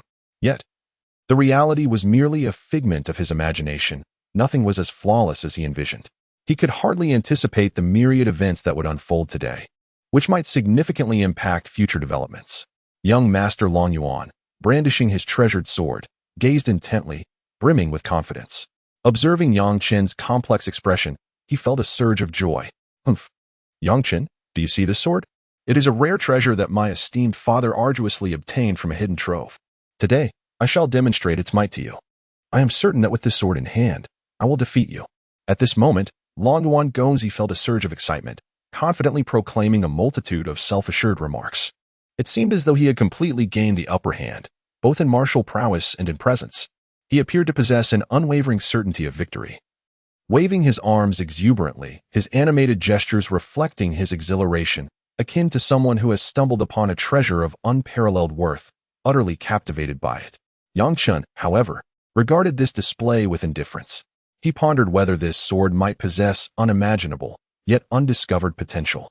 After all, in this world, acquiring such extraordinary weapons to be buried alongside oneself is no simple feat in the Lishan continent. The Daizhou dynasty revered martial strength above all. The strong governed the weak, wielding the authority to determine significant matters and to choose beautiful companions and material possessions. Despite this, Yang Chen's curiosity was merely piqued. He could not fathom that a mere mortal's sword could surpass the celestial swords of his esteemed sect. Maintaining his composure, Yang Chen felt an increased sense of confidence in battle. Straightening his posture, he sharpened his gaze, intently observing the 3 individuals opposite him. Since Gongzi had acquired such a rare and precious sword, why not allow this gentleman to take a closer look and discern its true nature? At this moment, Yang Chen's confidence blossomed, and his thoughts took a dramatic turn. He teased the opposing Long Yuan Gongzi, who, along with his companions, was left feeling somewhat disheartened by Yang Chen's sudden transformation from stubbornness to ease. Humph, Yang Chen, do you intend to deceitfully seize the sword that I hold in my possession? Do you perceive me as an unsuspecting child, easily fooled? If I were to relinquish it to you today, would you not employ the same cunning against me? How naive of you, Yang Chen. I shall not acquiesce to your desires. If you possess the capability, then come and take it. Let us see if you dare. Should you wield sufficient prowess, I would gladly present the sword to you, placing it in your hands myself. However, do you truly possess such strength? Today, I shall demonstrate to you the authentic might that I command, allowing you to witness firsthand the caliber of individual deserving of this exquisite sword. To speak candidly, I am destined to be the rightful master of this unparalleled weapon. Even if I were to bestow it upon you, you would be incapable of unleashing its true potential. When Long Yuan, the son of the city lord, perceived Yang Chen's provocation, he became exceedingly incensed and launched into a tirade. At that moment, Yang Chen found himself momentarily astonished. He had not anticipated that beneath the suave exterior of this dandy lay such eloquence, making it difficult for him to counter the barrage of words. Nevertheless, Yang Chen would not yield. He quickly retorted, "How curious it is that the son of a renowned city lord would display such timidity. I, Yang Chen, An ordinary martial artist grasped the fundamental truths that you seem to lack, resorting to such despicable tactics. Should your father, the city lord, become aware of your actions today, I doubt he would commend your behavior. With this thought, Yang Chun invoked the name of Long Yuan's father to exert pressure, primarily to discern the character of the man who ruled over him. Observing whether young Master Long Yuan harbors any feelings towards his father, he contemplated deeply, testing the martial prowess of this dandy. After enduring various provocations, the moment for him to strike was evidently approaching. Yang Chun felt a surge of pride within. At this moment, young Master Long Yuan seemed unable to counter his assertions. Upon hearing some of Yang Chun's words, his expression soured. However, considering that his father was a prominent lord of considerable stature, and with numerous offspring, it seemed unlikely that he would indulge young Master Long Yuan exclusively. In this world, only those who possess strength can conquer all else. He understood that without continuously enhancing his martial arts training, he could only aspire to be as formidable as his father, lest he be looked down upon by others. Chapter 24. High and low with an air of arrogance, young Master Long Yuan stood at the center. His two bodyguards, Long Wu and Long Lu, flanked him, their gazes sharp and predatory, completely shedding their earlier brutish demeanor for a calm and confident countenance. After all, they had certain advantages at this moment, and they recognized that, although their individual strengths were somewhat lacking, they were still among the few capable fighters within the city. Yet, upon encountering Yang Chun, they realized that his martial skills might surpass their own. Following a few exchanges of techniques, young Master Long Yuan came into possession of a rare and exquisite sword. The atmosphere shifted dramatically. With sufficient strength, one could transcend rules and shatter constraints. Without strength, one is destined to be akin to an ant, subject to oppression, trampled upon, or even slain, devoid of any capacity for resistance. Where there are people, there exists a world of intrigue. In such a realm, the strong invariably hold sway. The law of nature dictates that the weak are consumed by the strong, an eternal truth that remains unaltered. Yang Chun has traversed myriad experiences, gleaning profound insights along the way. Though still youthful, his life has been filled with events far surpassing those of his peers. He finds it impossible to compare himself to the likes of the extravagant young Master Long Yuan. With resolute determination, Yang Chun meticulously observes the subtle movements of his adversaries, noting the calm demeanor of the three individuals before him. This tranquility further deepens his own sense of composure. As a cultivator, he possesses a clear command over the unfolding scene, his extraordinary vision and hearing allowing him to maintain control with ease. With his remarkable reflexes, he fears no ambush. He is acutely aware of the unparalleled advantages possessed by cultivators over mere mortals. Thus, he remains serene and composed, gazing steadily at his opponents. As his gaze sweeps across the surroundings, a faint violet luminescence emerges, coalescing into a delicate semblance of a luminous moon. This ethereal vision evokes a sense of haunting beauty, as vivid images of the intricate details within a radius of several meters materialize in his mind, akin to exquisite floral scrolls, with every line and carving distinctly visible.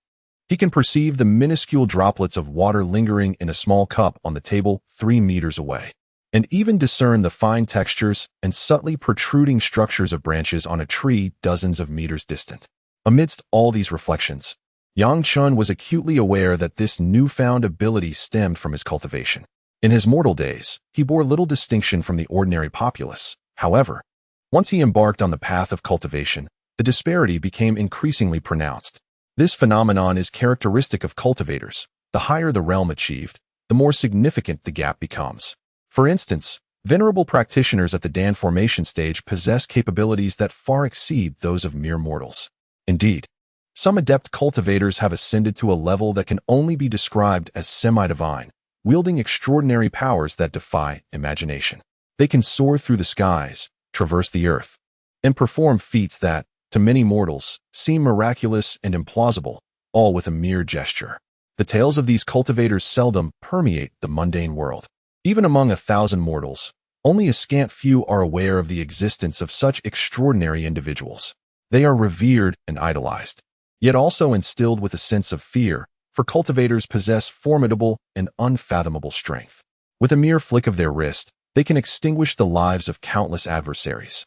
The kingdoms that mortals toil for over decades pale in comparison to the might of a cultivator, who could, if inclined, obliterate an entire realm within a single day.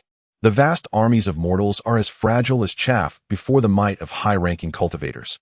A single spell could render them to mere vapor. The petty schemes and trivial thoughts of mortals remain utterly transparent to cultivators, for with a mere sweep of their spiritual awareness, all secrets are laid bare. In the eyes of cultivators, the lifespan of mortals is insignificant, as they can effortlessly extinguish a life with but a thought. The weapons of mortals are exceedingly fragile, rendered utterly impotent in the face of the magical artifacts wielded by cultivators. This disparity arises from the inferior physical constitution of ordinary humans. Consequently, cultivators can effortlessly extinguish the lives of mortals, and when confronted with formidable practitioners, no number of mortals can mount any semblance of resistance. This is due to the cultivator's possession of divine consciousness, a reflex that emerges automatically once one embarks upon the path of cultivation. Cultivators can utilize their divine consciousness to sense a multitude of phenomena in their vicinity, encompassing both the seen and the heard. Thus, when a powerful cultivator casts their awareness over the surroundings, they can instantly perceive the myriad utterances and habitual actions of mortals. Regardless of the nature of their deeds or discourse, or even the most clandestine schemes, the actions and thoughts of mortals are rendered trivial in the presence of a formidable practitioner. Moreover, the potency of a cultivator's divine consciousness amplifies with their level of cultivation, allowing them to sense over greater distances and a broader array of phenomena. Therefore, it is nearly impossible for mortals to elude the relentless pursuit of cultivators. Historical texts recount that individuals at the Yuan-Ing stage can detect beings from 1,000 miles away through their divine consciousness. Some adept cultivators possess the ability to perceive even more intricate details. Additionally, a cultivator's divine consciousness can be projected and embedded within other spiritual artifacts. Though this feat is typically reserved for those of considerable strength, as it remains a daunting challenge for ordinary practitioners. They can annihilate their adversaries from afar, shrouded in invisibility. One can discreetly eliminate individuals in a locality, creating an illusion of accidental demise. In truth, there exists an abundance of such formidable abilities. The enigmatic powers possessed by cultivators are beyond the imagination of mere mortals, as these phenomena are fundamentally inconceivable to them. The chasm between the celestial and the mundane is immense, an insurmountable divide. Even the heavens adhere to certain principles. Although cultivators are remarkably powerful and can attain lifespans far surpassing those of ordinary people, often living for a century or even millennia. Depending on their level of cultivation, their existence is not without drawbacks. While they may enjoy prolonged life, barring unforeseen events, their lives are often marked by simplicity and monotony, devoid of the vibrancy found in the secular world. For many cultivators, their lives are spent in hardship and struggle. Furthermore, the realm of cultivation is fraught with peril, far exceeding the dangers of the mundane world. A plethora of complex practitioners, including those of demonic, righteous, and other extraordinary natures, contribute to the rich tapestry of the cultivation realm. Yang Fengxian possesses a degree of understanding of these matters. However, despite the allure of such aspects, they often conceal profound crises and threats. As a cultivator, one enjoys an unparalleled lifespan, yet attaining such longevity is no simple feat. They must endure the rigors of daily cultivation, engaging in monotonous actions that require repetition ad infinitum. They are compelled to practice their techniques diligently. To enhance one's cultivation and elevate one's spiritual prowess is essential for overcoming adversaries and acquiring greater resources. Within the realm of cultivation, the abundance of resources is often a significant factor in the gradual progression of practitioners. Conversely, possessing a wealth of resources amplifies the opportunities for attaining higher realms of cultivation. For those prodigies, it becomes imperative to amass resources of equivalent value, necessitating diligent practice and perseverance to ascend in their cultivation journey. Thus, it is not merely innate talent that guarantees success. One must also possess the fortitude to endure challenges, withstand solitude, and persist steadfastly in the face of adversity. Moreover, one must not be swayed by matters of romantic entanglement. In the world of cultivation, numerous couples form dual cultivation partners, akin to the unions found in the secular world. However, such unions are relatively rare compared to the mundane realm. This rarity is largely due to the fact that cultivators possess a clearer understanding of the complexities of romantic relationships. They do not cling to such pursuits, recognizing that only formidable cultivation holds true significance, bestowing upon them extended lifespans. Beyond this, Other concerns are but fleeting illusions. Additionally, the number of female cultivators is notably scarce, primarily because women often exhibit slightly inferior innate talents for cultivation. Typically, women may also become more enamored with romantic pursuits, while male cultivators are drawn toward the path of the eternal, seeking everlasting life. These dynamics contribute to the vibrant and multifaceted nature of today's cultivation world.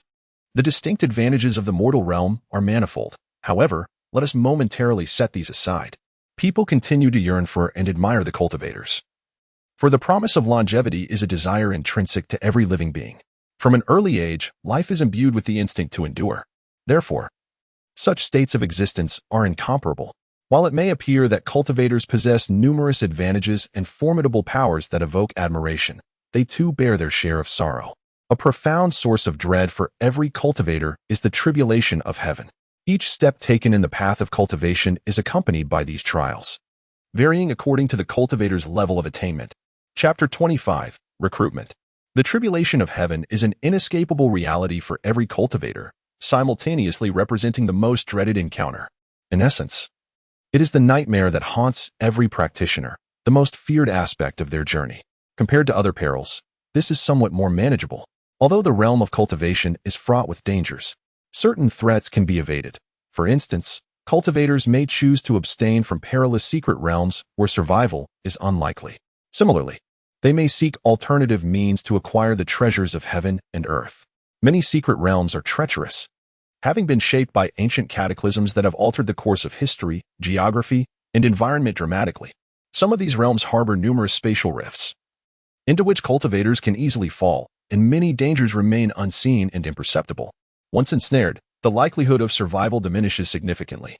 Such accounts are well documented in the annals of past cultivators. In the realm of the Yujian sect, where Yang Chen resides, a plethora of diverse tales are meticulously compiled and recorded. The purpose of these narratives is to furnish future generations with exemplary models and valuable experiences. The path of cultivation for a practitioner can be likened to an arduous struggle against both heaven and humanity. Each step taken is fraught with challenges. It is a rarity for practitioners to ascend from a position of weakness to that of formidable strength. Frequently, they appear feeble in the face of adversity. Before the grand tapestry of the universe, cultivators may seem akin to insignificant ants, easily crushed underfoot. This phenomenon perhaps encapsulates the intrinsic rules governing this entire world and its spatial dimensions. Every corner of existence contains the essence of the Tao of heaven. While practitioners may appear divine before mere mortals, they are but ants when confronted by the vastness of the cosmos. Even the mightiest of practitioners possess considerable strength, yet they remain powerless against the entirety of heaven and earth unless they resort to complete annihilation. However, such actions are ultimately futile. The obliteration of existence would leave all sacred beings without a path forward, rendering them trapped in a dead end. Without space and the presence of the Tao, practitioners lose all hope of survival. The essence of all sacred beings is predicated upon the foundation of space for their continued existence. In the absence of space and the Tao, the atmosphere will be devoid of spiritual energy. The earth will no longer yield water or sustenance. The myriad beings within the spatial realm will no longer receive the nourishment necessary for vitality. Devoid of sustenance, they will inevitably face extinction. Although cultivators can survive without food, the absence of the rules of heaven would lead to a total lack of spiritual energy within the entire space. Thus, cultivators are unable to sustain themselves over extended periods. While they can survive without food in the short term, the absence of spiritual stones does not pose an immediate threat, as they can rely on the energy stored within their own life force. However, prolonged deprivation leads to despair, for without spiritual energy, a cultivator's body cannot function harmoniously.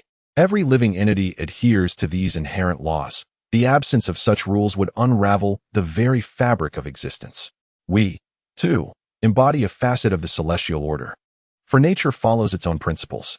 The pinnacle of cultivation is synonymous with the pursuit of the Tao.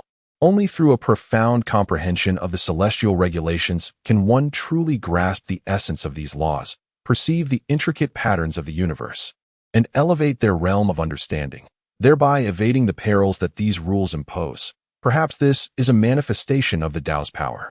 On another note, it is said that the Tao is merciless and capricious. This does not imply an utter lack of hope. were hope entirely extinguished. Countless generations would not have been so fervently enamored with the world of cultivation. While cultivators often confront life-threatening dangers, there are also opportunities for fortune. Some individuals discover heavenly materials and treasures within secret realms, leading to significant advancements in their cultivation and an extension of their lifespan. Conversely, others face a myriad of challenges. Each cultivator must confront the tribulations of the heavens, a fundamental truth of their path. As the Tao operates under its own regulations, the quest for immortality inherently contradicts its principles, for there are no entities that are eternally unyielding. Hence, a cultivator's life is invariably fraught with trials and tribulations. Upon entering this realm, one finds themselves ensnared in numerous circumstances beyond their control. In similar situations, many cultivators still aspire for their offspring to commence their training from a tender age.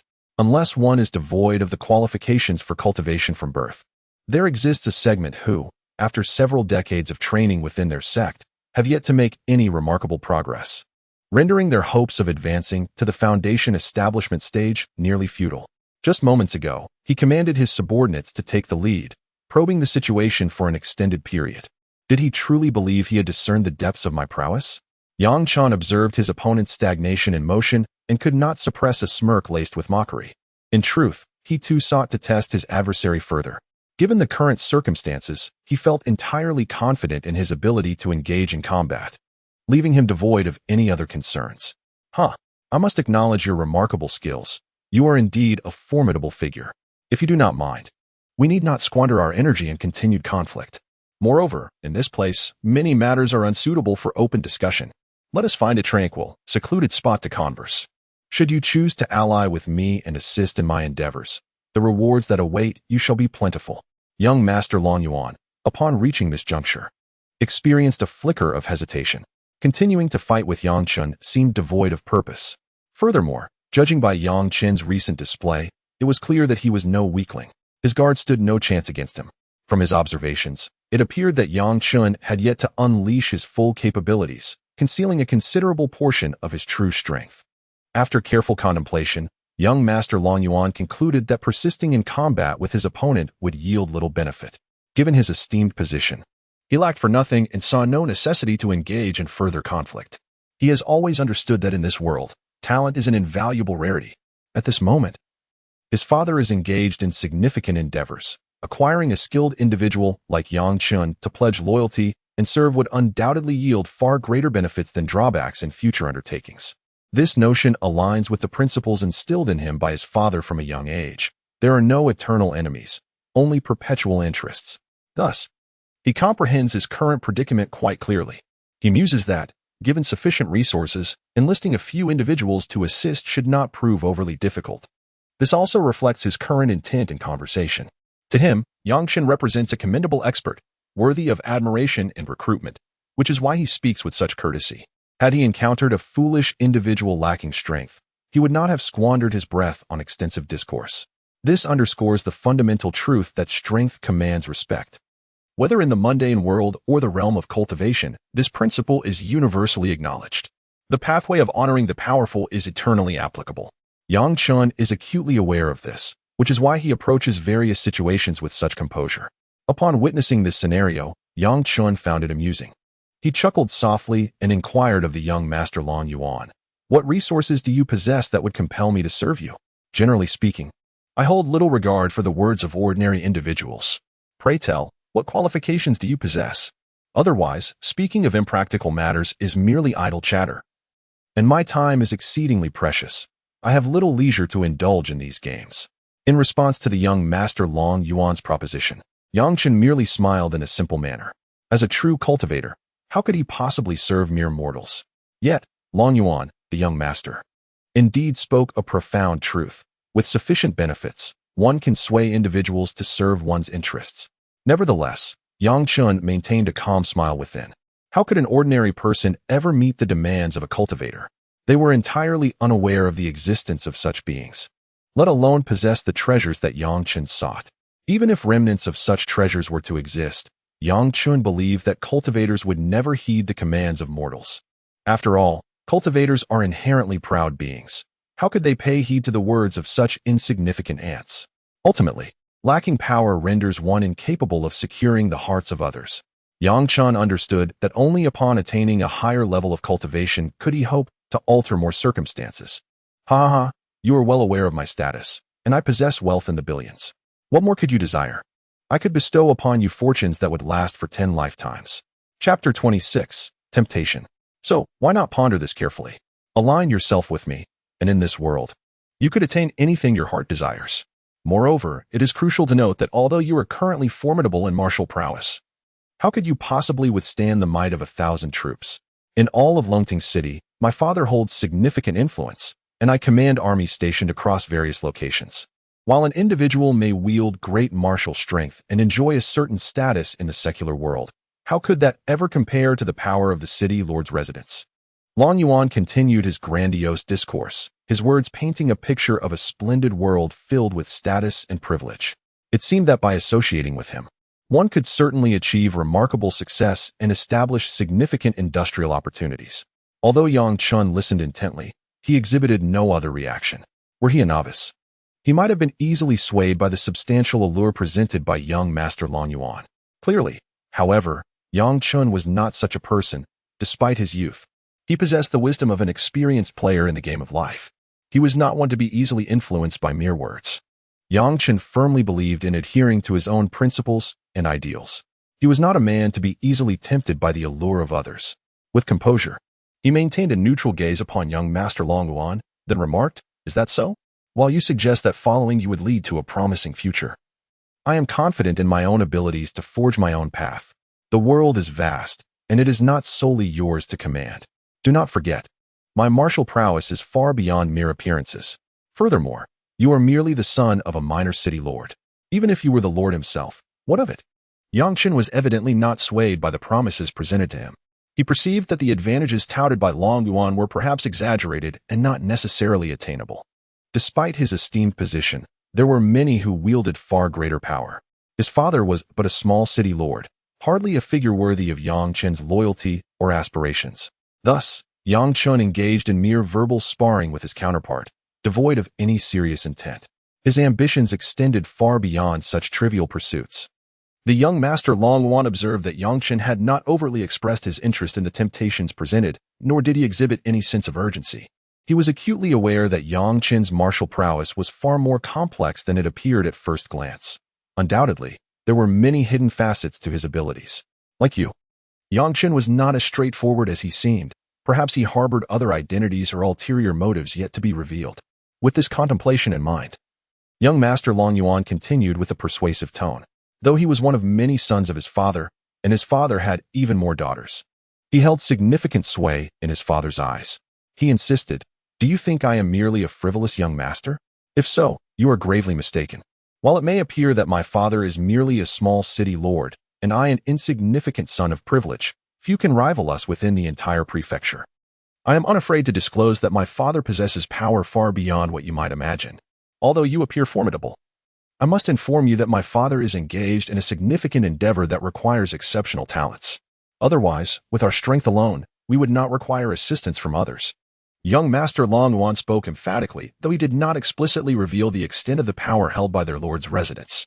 Yet, it was evident from his assertion that his father's influence was indeed more substantial than it seemed, a notion not lost on those perceptive enough to discern the truth. From Yang Chen's understanding, Longting City was a prominent entity within the prefecture. However, Long Yuan's father, as the city lord, seldom manages affairs personally. He always instructs his subordinates to handle matters with meticulous precision. Furthermore, he typically dedicates himself to cultivation in various locations. And it is said that his martial prowess is profound and unfathomable. He also has extensive connections within the court. Is he engaged in a significant undertaking? Yang Chen pondered. Clearly, young Master Long Yuan is acutely aware that his father is far more complex than he appears on the surface. While he may have overheard discussions of major affairs, whether he truly comprehends the intricacies remains uncertain. Nevertheless, from Yang Chen's perspective, this matter may not bode well. The ultimate truth eludes him, and he prefers not to delve into the mundane struggles and intrigues of mortals, regardless of the intentions harbored by the Lord's estate. They seem unlikely to affect Yang Chen personally, let alone impact his sect. After all, his father is merely a mortal, no matter how powerful he may be. He is but an insignificant insect in the presence of cultivators. Even if his father were the emperor of this dynasty, it would be somewhat different. Yet, even so, Yang Chen resolutely refuses to be intimidated. Moreover, he is not currently in a position to be. The power we possess is eternally beyond the imagination of people like you. Before Yang Chen could respond, young Master Long Yuan exuberantly waved his arms, as if these matters were no secrets to him. However, based on Yang Chen's conjecture, even if others were aware, like himself, it would not alter anything. Thus, Yang Chen harbored certain speculations regarding these matters, yet he chose to remain indifferent. Whether they sought to undertake significant endeavors or aim to dominate the entire dynasty, or even to overthrow the existing political system, he perceived these as mere struggles among mortals. As a cultivator, his involvement in such affairs would yield detrimental consequences. The cultivation realm has explicit regulations. Practitioners are prohibited from casually engaging in worldly conflicts or wantonly taking the lives of mortals without just cause. Although he was uncertain about the origins of this decree, it is considered one of the fundamental tenets within the sect. Moreover, it appears that esteemed cultivators, particularly those of elder status within the sect, adhere to this unwritten rule that has been passed down through the ages. Consequently, Yang Chen was not particularly inclined to forge deep connections with mortals. Firstly, interacting with them offered him little in terms of benefit. Their capabilities were exceedingly limited and could not contribute to his cultivation. The pursuits of cultivators diverge significantly from those of mortals, as they seek immortality, representing two entirely distinct worlds. Secondly, prolonged association with mortals might inadvertently lead to unnecessary complications. Otherwise, he mused with a smirk, his thoughts drifting in a tempest. Observing Yang Chen's evident distrust, it became apparent that, given the current circumstances, Prince Long Yuan and his associates lacked sufficient enticing interest to sway him. Moreover, during the previous contests, they had not gained any advantage whatsoever. However, the truth of the matter diverged starkly from her assumptions. Yang Chen is by no means an ordinary martial artist. He possesses skills that surpass his own imagination. Most significantly, Yang Chen is an immortal cultivator, a fact that remains entirely unknown to them. Thus, at this moment, he holds an unparalleled advantage, possessing the leverage to negotiate terms. Suddenly, young Master Long Yuan seemed to conceive a cunning plan, a smile appearing on his face as he spoke. Esteemed young Master Yang. Initially, he presented himself with an air of superiority, but upon witnessing Yang Chen's formidable prowess, he was compelled to lower his stance and extend an invitation. Young Master Long Yuan is precisely this type of individual, one who respects the powerful while teasing the weak. At times, he even resorts to bullying the less fortunate, a trait that manifests vividly in his character. However, from his father's perspective, this is also considered one of his son's merits, the ability to discern situations and know when to retreat. Although he often displays arrogance and recklessness, he maintains a genuine respect for those who are strong. To him, Yang Chen embodies the essence of a formidable martial artist, thus deserving of his repeated invitations and solicitations. Reflecting on this, Long Yuan hurriedly continued, Young Master Yang, seeing your youthful age and extraordinary martial prowess, I can only surmise that you hail from a prestigious lineage. Might I inquire which sect you belong to? I, a man of talent and influence, wish to pay a visit to your esteemed school. My intentions are twofold, to express my gratitude and, second, to seek to recruit talents akin to the esteemed young Master Yang. Chapter 27. Fortune. Upon witnessing Yang Chen's complete lack of reaction during the initial probing, young Master Long Yuan realized that his mere display of eloquence and flattery would not sway Yang Chen in the slightest. It became evident that Yang Chen sought substantial benefits above all else. Moreover, Long Yuan's failure to present concrete incentives was a significant oversight, one that any subordinate serving a master would find most displeasing. Recognizing this, Long Yuan continued to persuade Yang Chen, stating, How do you feel about your current situation? You serve under me, and I can guarantee you an annual stipend of 100,000 taels of gold, along with thousands of servants at your command. Such luxuries are unattainable for the average person in a lifetime. Those of our rank can offer you no more. Why not contemplate this opportunity? Long Yuan discerned Yang Chen's thoughts. To attract talent, one must possess formidable incentives. No individual is devoid of a love for wealth. If this martial expert is reluctant to assist you, it is likely due to the meager benefits offered. It is imperative to ignite his interest. Long Yuan firmly believed that, given sufficient incentives, anyone would be inclined to act. People are driven by the desire for riches, creatures seek sustenance. Everyone harbors an affinity for prosperity, and Yang Chen was no exception. However, he had not anticipated that the worldly treasures of gold and silver held little significance for someone of his stature. Had another martial artist been presented with young Master Long Yuan's generous terms, they would have likely acquiesced without hesitation. The pursuits of those in the secular realm often revolve around stability, abundance, and status, all of which Long Yuan was prepared to fulfill. Moreover, he holds a position of considerable stature. Yet, the current circumstances seem to diverge significantly from what young Master Long Yuan had envisioned. Despite his generous offers, it appears that Yang Chen remains rather indifferent. Is it possible that what he seeks is not of this nature? He is a fervent martial enthusiast. Or perhaps he possesses other passions. Young Master Long Yuan stroked his chin, deep in contemplation. Before he could articulate his thoughts, Yang Chen spoke up from across the table. To speak candidly, young Master has just presented his conditions, and I, Yang, feel immensely honored. However, the whims of life are unpredictable. Not everyone is solely driven by the pursuit of transient fame and material gain. Thus, the terms proposed by young Master Long Yuan evidently fail to resonate with my aspirations. In all honesty, I hold a measure of admiration for young Master Long Yuan, a nobleman who embodies both resilience and flexibility. Upon our initial encounter, I found his arrogance somewhat off-putting. However, following our subsequent exchanges and competitions, my perception of this eloquent and charismatic young gentleman has gradually shifted. Undoubtedly, as the most esteemed son of the city lord, Long Yuan possesses certain advantages. Moreover, judging by his demeanor and the words he utters, he displays a notable degree of intelligence and insight. His considerations are thorough, and he possesses a keen understanding of human nature. Given the present circumstances, he does not seem overly eager to pursue other matters. What Yang Chen seeks are the treasures of the cultivation realm or spiritual stones. As long as such items are available, he would be quite willing to undertake certain tasks. What he fears most is the possibility that such riches may be beyond the reach of mere mortals. Sometimes, even among mortals, there exist a handful of individuals who possess treasures inherited from their ancestors or discovered in obscure corners, yet are unable to recognize their true significance. This phenomenon is commonplace in this world. In the realm of cultivation, exceptional talents emerge continuously, with many adeptly forging a myriad of peculiar and extraordinary artifacts. Those who are unaware or lack the knowledge of spells, particularly ordinary mortals, find themselves utterly incapable of discerning their true functions. However, Yang Chen, as a cultivator, possesses a far keener perception than an ordinary person. Hence, such situations are indeed quite prevalent. Yang Chen had previously heard tales of a foundation-building practitioner within his sect, whose innate talent was rather mediocre. After decades of diligent cultivation, he remained stagnated at the pinnacle of the weapon-refining stage, unable to make even the slightest progress. With his spiritual energy showing no signs of growth, many cultivators shared a similar plight. Faced with the prospect of immortality, none would willingly relinquish their aspirations. Yet, the path of cultivation is fraught with twists and dangers.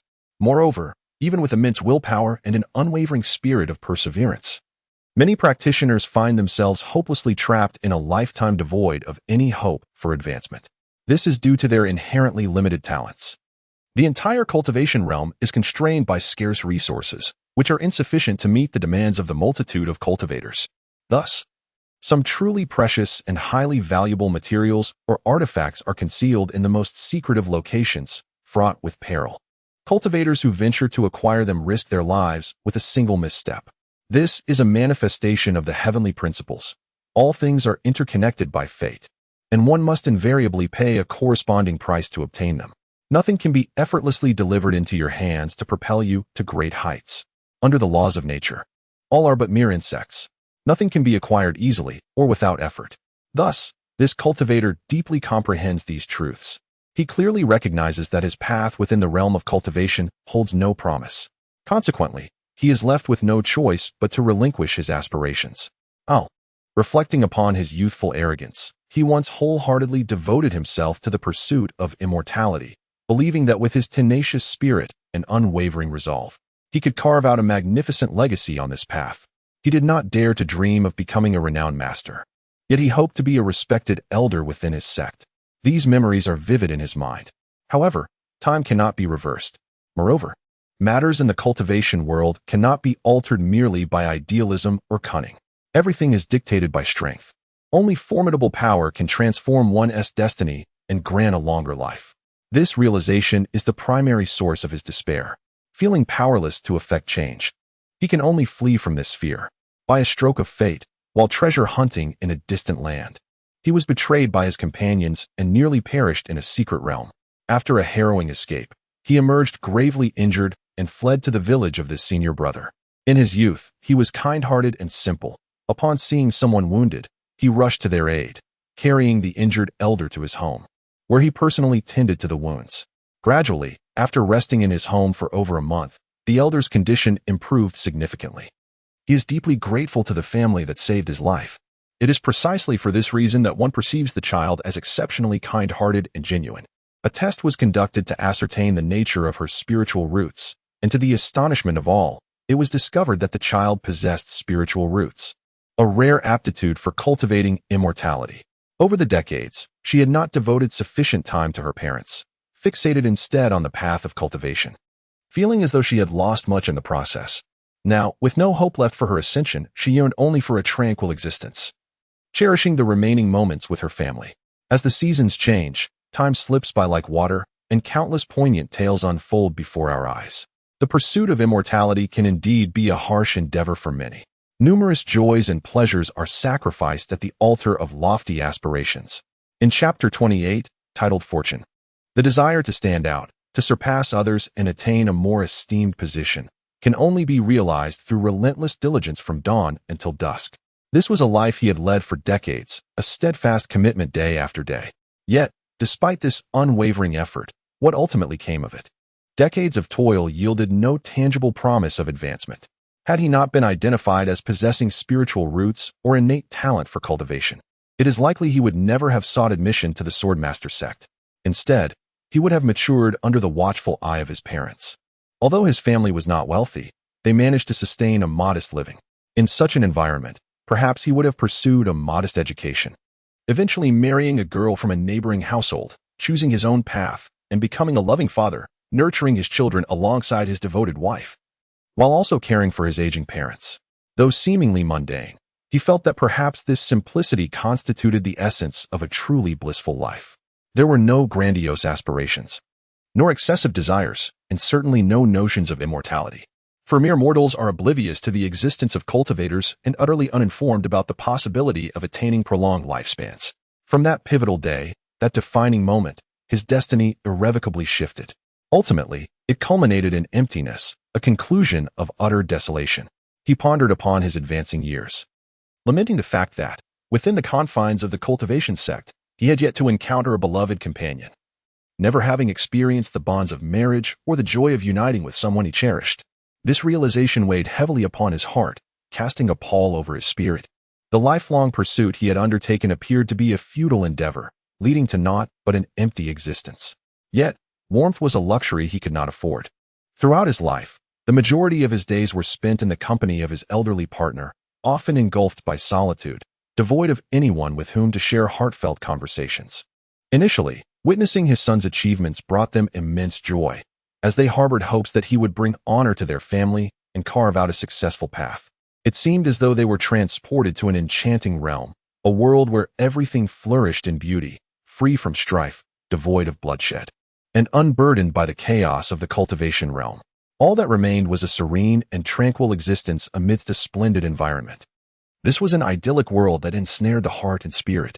He continued to indulge in his daydreams, envisioning a life filled with quietude and happiness.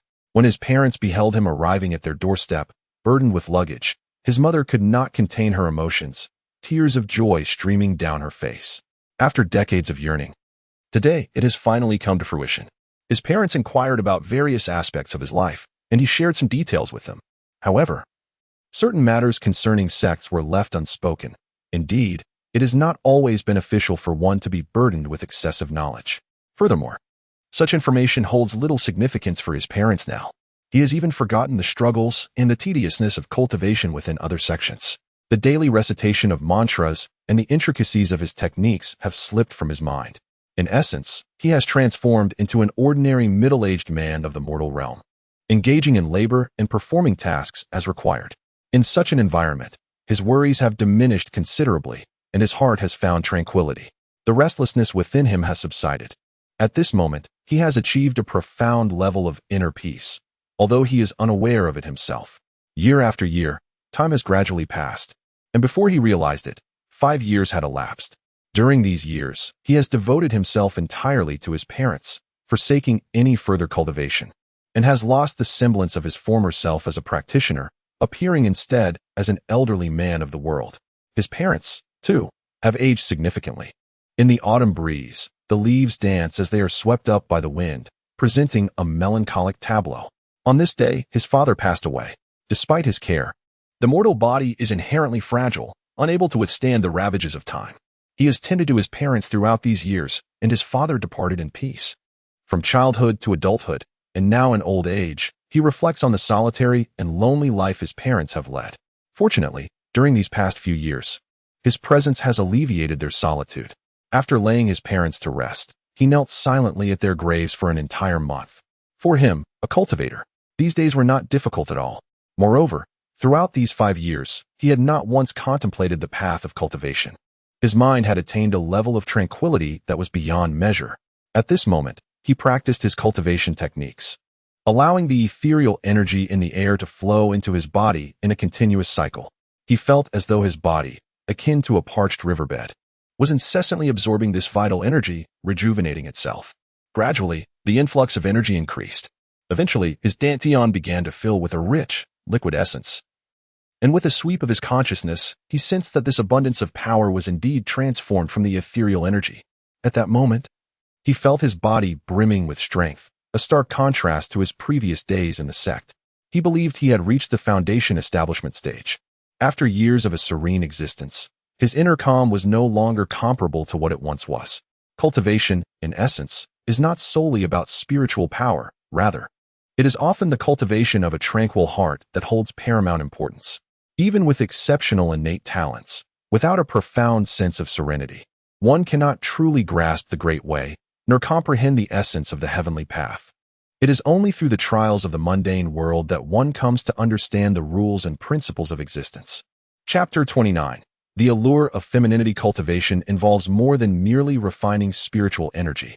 Ordinary cultivators continually draw ethereal energy into their bodies, adhering to the prescribed methods, and undergo relentless purification to fortify their physical forms, thereby enhancing their capabilities. When the internal spiritual energy reaches a certain threshold, it begins to liquefy, resulting in an even more abundant essence.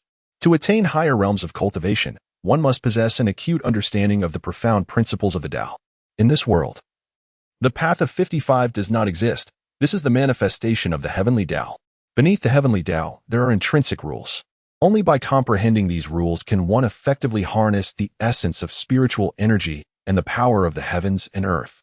Thus, enlightenment is of paramount importance in cultivation. It not only aids in a deeper understanding of the true nature of this world, but also enhances one's ability to utilize these forces. This, indeed, highlights the remarkable wisdom of this senior brother. Although his spiritual energy cultivation had not improved over the years, his insight into the Heavenly Dao had reached an extraordinary level. Consequently, he soared to unimaginable achievements. Many disciples have heard of these tales. Naturally, Yang Fengxian had never met this senior brother, who had been diligently in seclusion for his cultivation. However, this did not diminish his admiration and respect for him. In Yang Fengxian's view, cultivation should be approached in this manner. One must fully grasp the Heavenly Dao, that is the essence of contending with the heavens. The path of immortality is eternally boundless, and this represents the first step toward bettering oneself in cultivation. Of course, there are numerous other demands in the practice of cultivation. It is not merely a simplistic endeavor. People often only witness the glorious outcomes of other successes, neglecting the hardships endured along the way. There are no heavenly rewards without effort. The path of immortality must be traversed step by step, grounded in reality. Yang Fengxian steadied his mind, his gaze becoming resolute. Although at this moment, he appeared ordinary within the entire sect, lacking exceptional cultivation and extraordinary talent, he possessed an unwavering spirit and wisdom that others could scarcely imagine.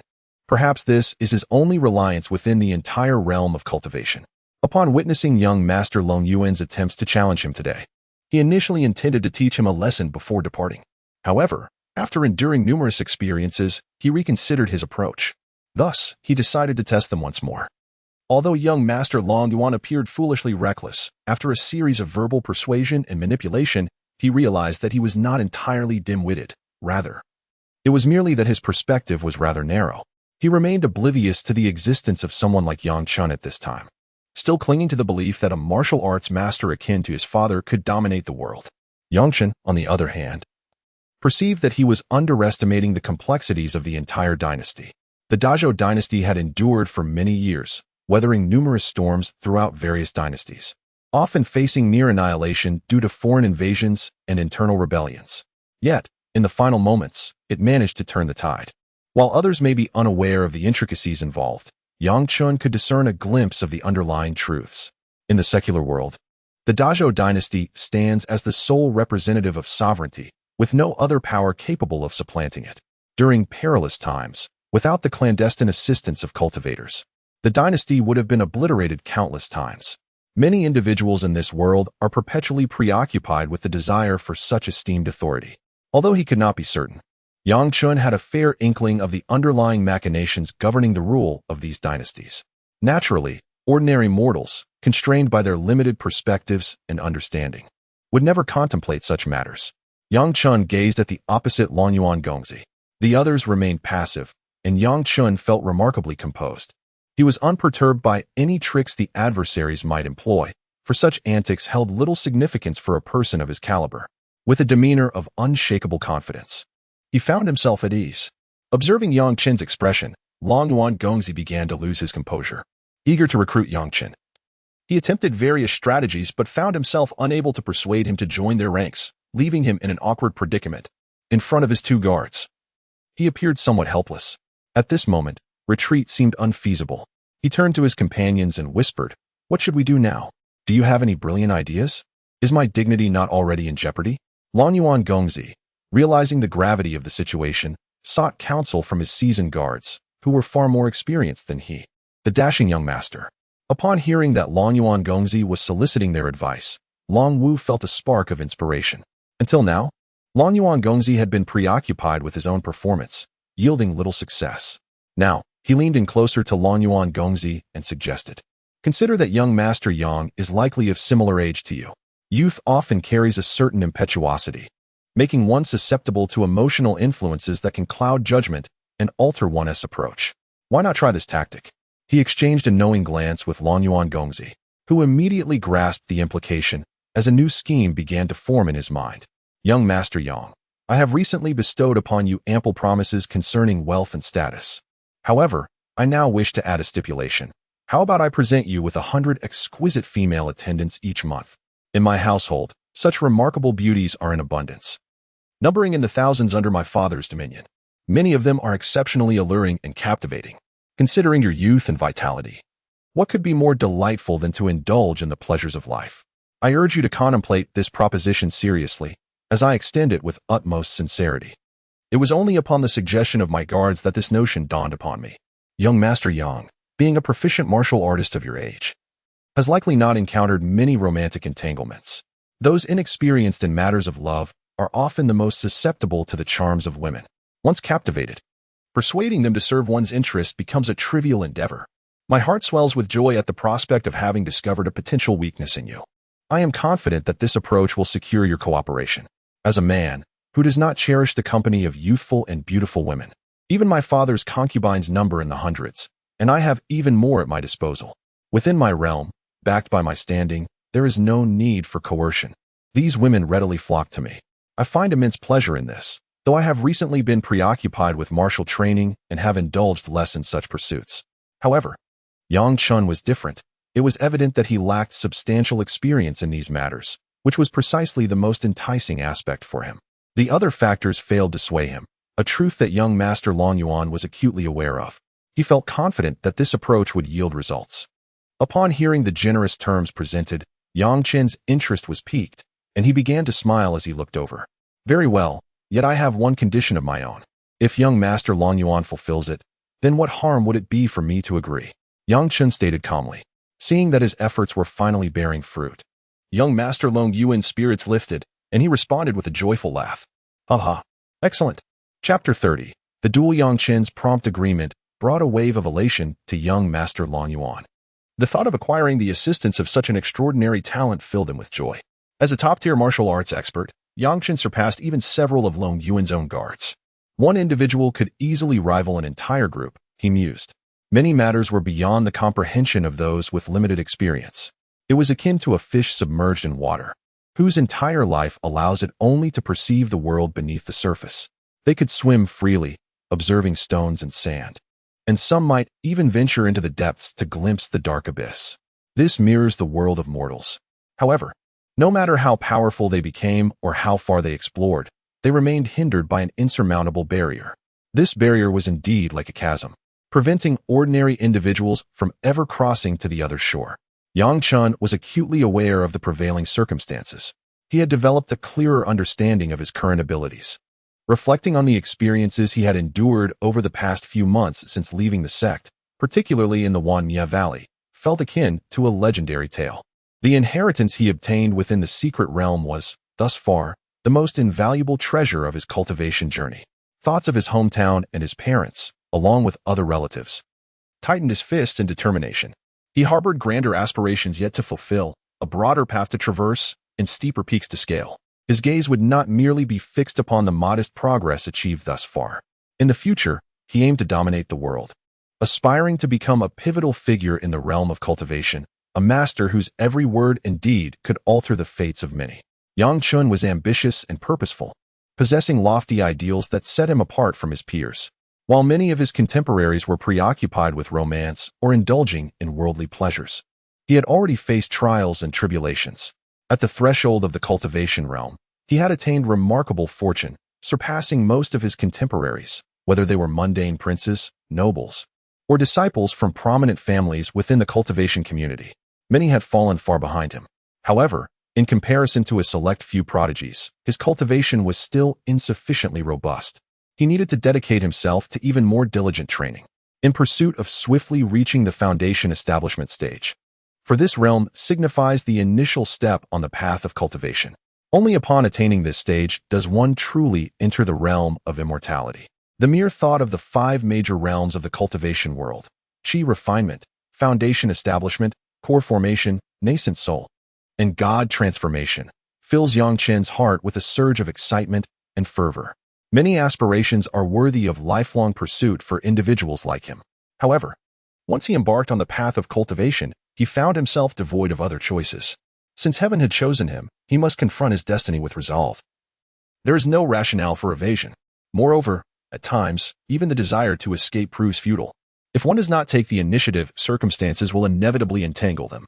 Much like the incident involving young Master Long Yuan today, it seems as though an unseen force is guiding all cultivators in the world to strive forward. This immense power directs all beings along a predetermined trajectory for their development and operation, a belief Yang Chen holds steadfastly. Although he is now a cultivator, possessing capabilities far superior to those of ordinary mortals, even the esteemed figures of the Sword Master sect, elders and venerable masters, often find themselves grappling with challenges that remain insurmountable. The world is replete with enigmas. Many matters elude the understanding of cultivators, leaving them powerless to effect change. Even those with profound abilities are left at a loss when faced with such complexities. Generally, once a cultivator enters the realm of immortality, their lifespan surpasses that of mortals, which remains a lifelong aspiration for them. This allure propels countless cultivators to strive tirelessly in their practice. The pursuit of immortality is indeed a path fraught with challenges. Many esteemed practitioners of the arcane arts have transcended the allure of superficial accolades, societal status, and fleeting beauty, viewing them with indifference. Yet, the desire for longevity is a universal yearning. Each individual aspires to extend their lifespan, hoping to witness the world for a longer duration. The immutable aspects of existence must be accepted, as they have been for millennia. The tales of extraordinary beings and events within the realm of cultivation are countless. Yet no individual has ever succeeded in breaking free from the shackles of lifespan, achieving the legendary state of eternal life. Perhaps such beings exist in higher realms. But as far as Yang Chen is aware, based on hearsay and the ancient texts he has perused, no one has attained this exalted state. Each cultivator possesses a relatively fixed lifespan. The greater their cultivation, the longer their life tends to be. However, there are exceptions. Some have concocted marvelous elixirs that can extend a practitioner's life by several decades. Conversely, many have succumbed to various circumstances before reaching old age, passing into the afterlife prematurely. In this world, the predominant concern is indeed the issue of lifespan for cultivators. Moreover, the mortality of mortals follows a similar trajectory. At a certain juncture, the inevitable onset of aging commences, culminating in death. This phenomenon mirrors the cyclical nature of trees. Come autumn, their leaves begin to fall, and with spring, new life emerges. Such processes are beyond comprehension and impossible to resist. Despite their struggles for eternal life, the forces of nature manifest as tribulations, extinguishing those practitioners who dare to defy the natural order. Even the most formidable bodies of cultivators will inevitably succumb to the ravages of time, growing frail and aged, ultimately facing death. Much like autumn winds sweeping away fallen leaves, no matter how powerful one's cultivation was in life, whether one held the titles of kings or noblemen, or was a master of the immortal realms, it matters not if one was an ordinary mortal or a person of high status, beautiful or unattractive, impoverished or affluent. In the end, all will return to nothing more than a simple mound of earth. Time will ultimately cloak the once resplendent history, as future generations gradually forge new narratives. The path of cultivation unfolds as if scripted, adhering meticulously to a preordained plan, an unchanging performance. In the grand scheme of the Tao, Yang Fengxian feels but a trivial insect. Yet, he believes that by attaining a higher realm of cultivation, he may effect some change. Observing the elation of young Master Long Yuan sparks a flicker of intrigue within him. However, he harbors his own intentions and then states, "Your Highness, if you wish to invite me to join, it is not insurmountable. Yet, I desire to witness the true extent of your martial prowess. I am aware that your previous contest did not showcase your utmost potential. Now, I seek to engage in a swift duel with you. Should you reveal a glimmer of hope, I may consider acquiescing. I trust you will not disappoint me."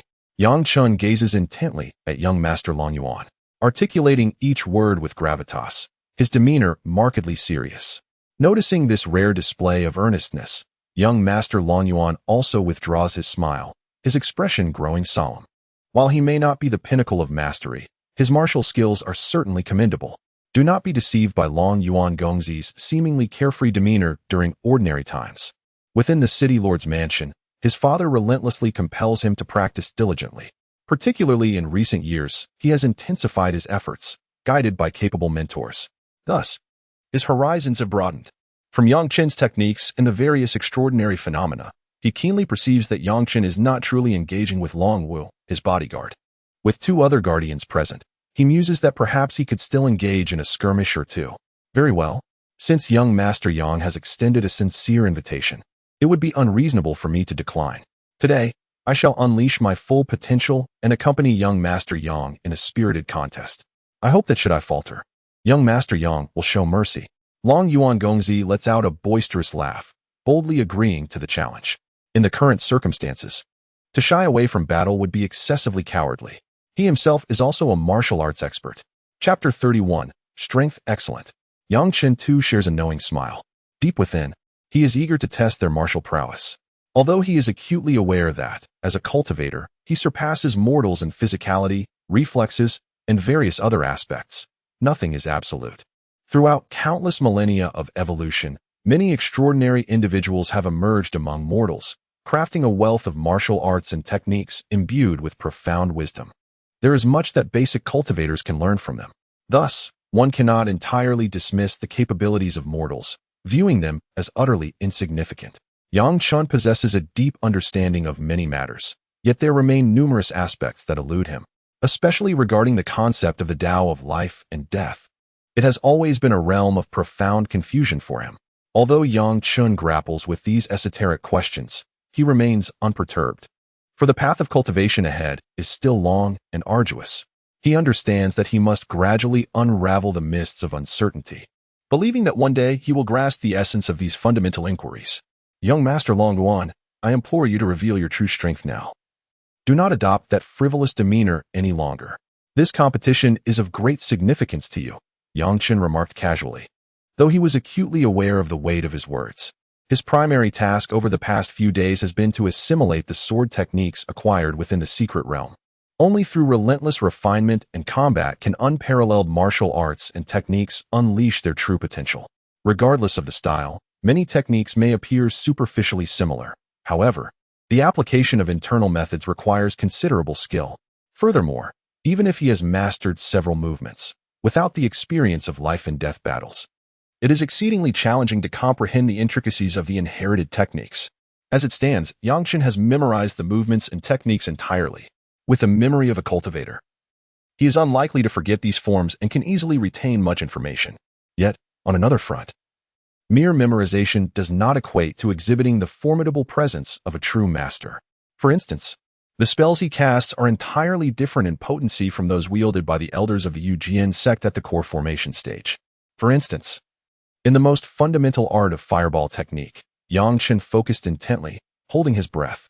He channeled the spiritual energy within his body following a specific incantation, allowing it to circulate along the prescribed path. Thus, he was able to conjure ethereal flames in his hands. This flame was entirely composed of the cultivator's spiritual energy. For someone like Yang Fengxian, a low-ranking disciple with limited cultivation, even the formation of a mere flame would yield only modest power. Moreover, his execution of the technique was not particularly adept, akin to a child just beginning to take their first steps, still clumsy in their mastery of many things. However, if a seasoned expert from the sect were to wield this technique, the results would be in a different league altogether. Yang Fengxian had witnessed. During a competition among the outer disciples of the Yujian sect, one disciple performing the fireball technique with remarkable finesse. In a surprising turn during the sect's grand tournament, this adept unleashed a barrage of over a dozen fireballs from seemingly nowhere, swiftly bombarding their opponent. Should an unprepared outer disciple find themselves facing such an onslaught, they would undoubtedly suffer injuries.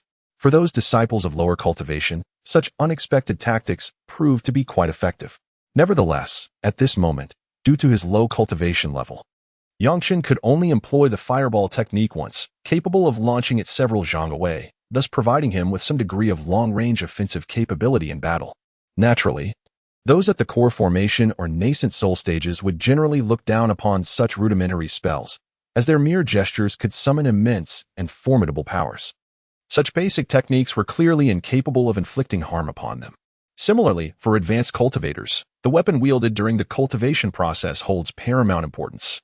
At times, possessing an extraordinary weapon can significantly alter the tide of battle. High-level practitioners often wield magical artifacts, and some even meticulously prepare spiritual tools to enhance their proficiency in executing techniques and spells. This, however, entails a considerable expenditure of spiritual energy within one's body. Spiritual tools are generally rare and elusive. For a novice like Yang Fengxian, such possessions are undoubtedly unattainable. Yet, perhaps such treasures exist for the esteemed elders at the peak of their ranks, particularly those in the nascent soul stage. Yang Fengxian had previously encountered references to these in the sect's ancient texts. For the sword-controlling sect, which has flourished and evolved over millennia, the knowledge and spells accumulated by generations of predecessors are countless. The treasures housed within the treasure hall are truly abundant. Moreover, many formidable spiritual tools are typically reserved for the discretion of the supreme elders.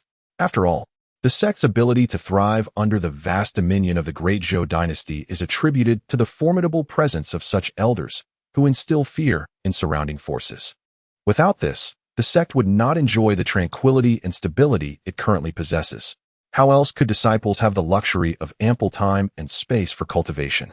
It can be asserted that as long as the supreme elder remains steadfast, the sect shall continue to prosper.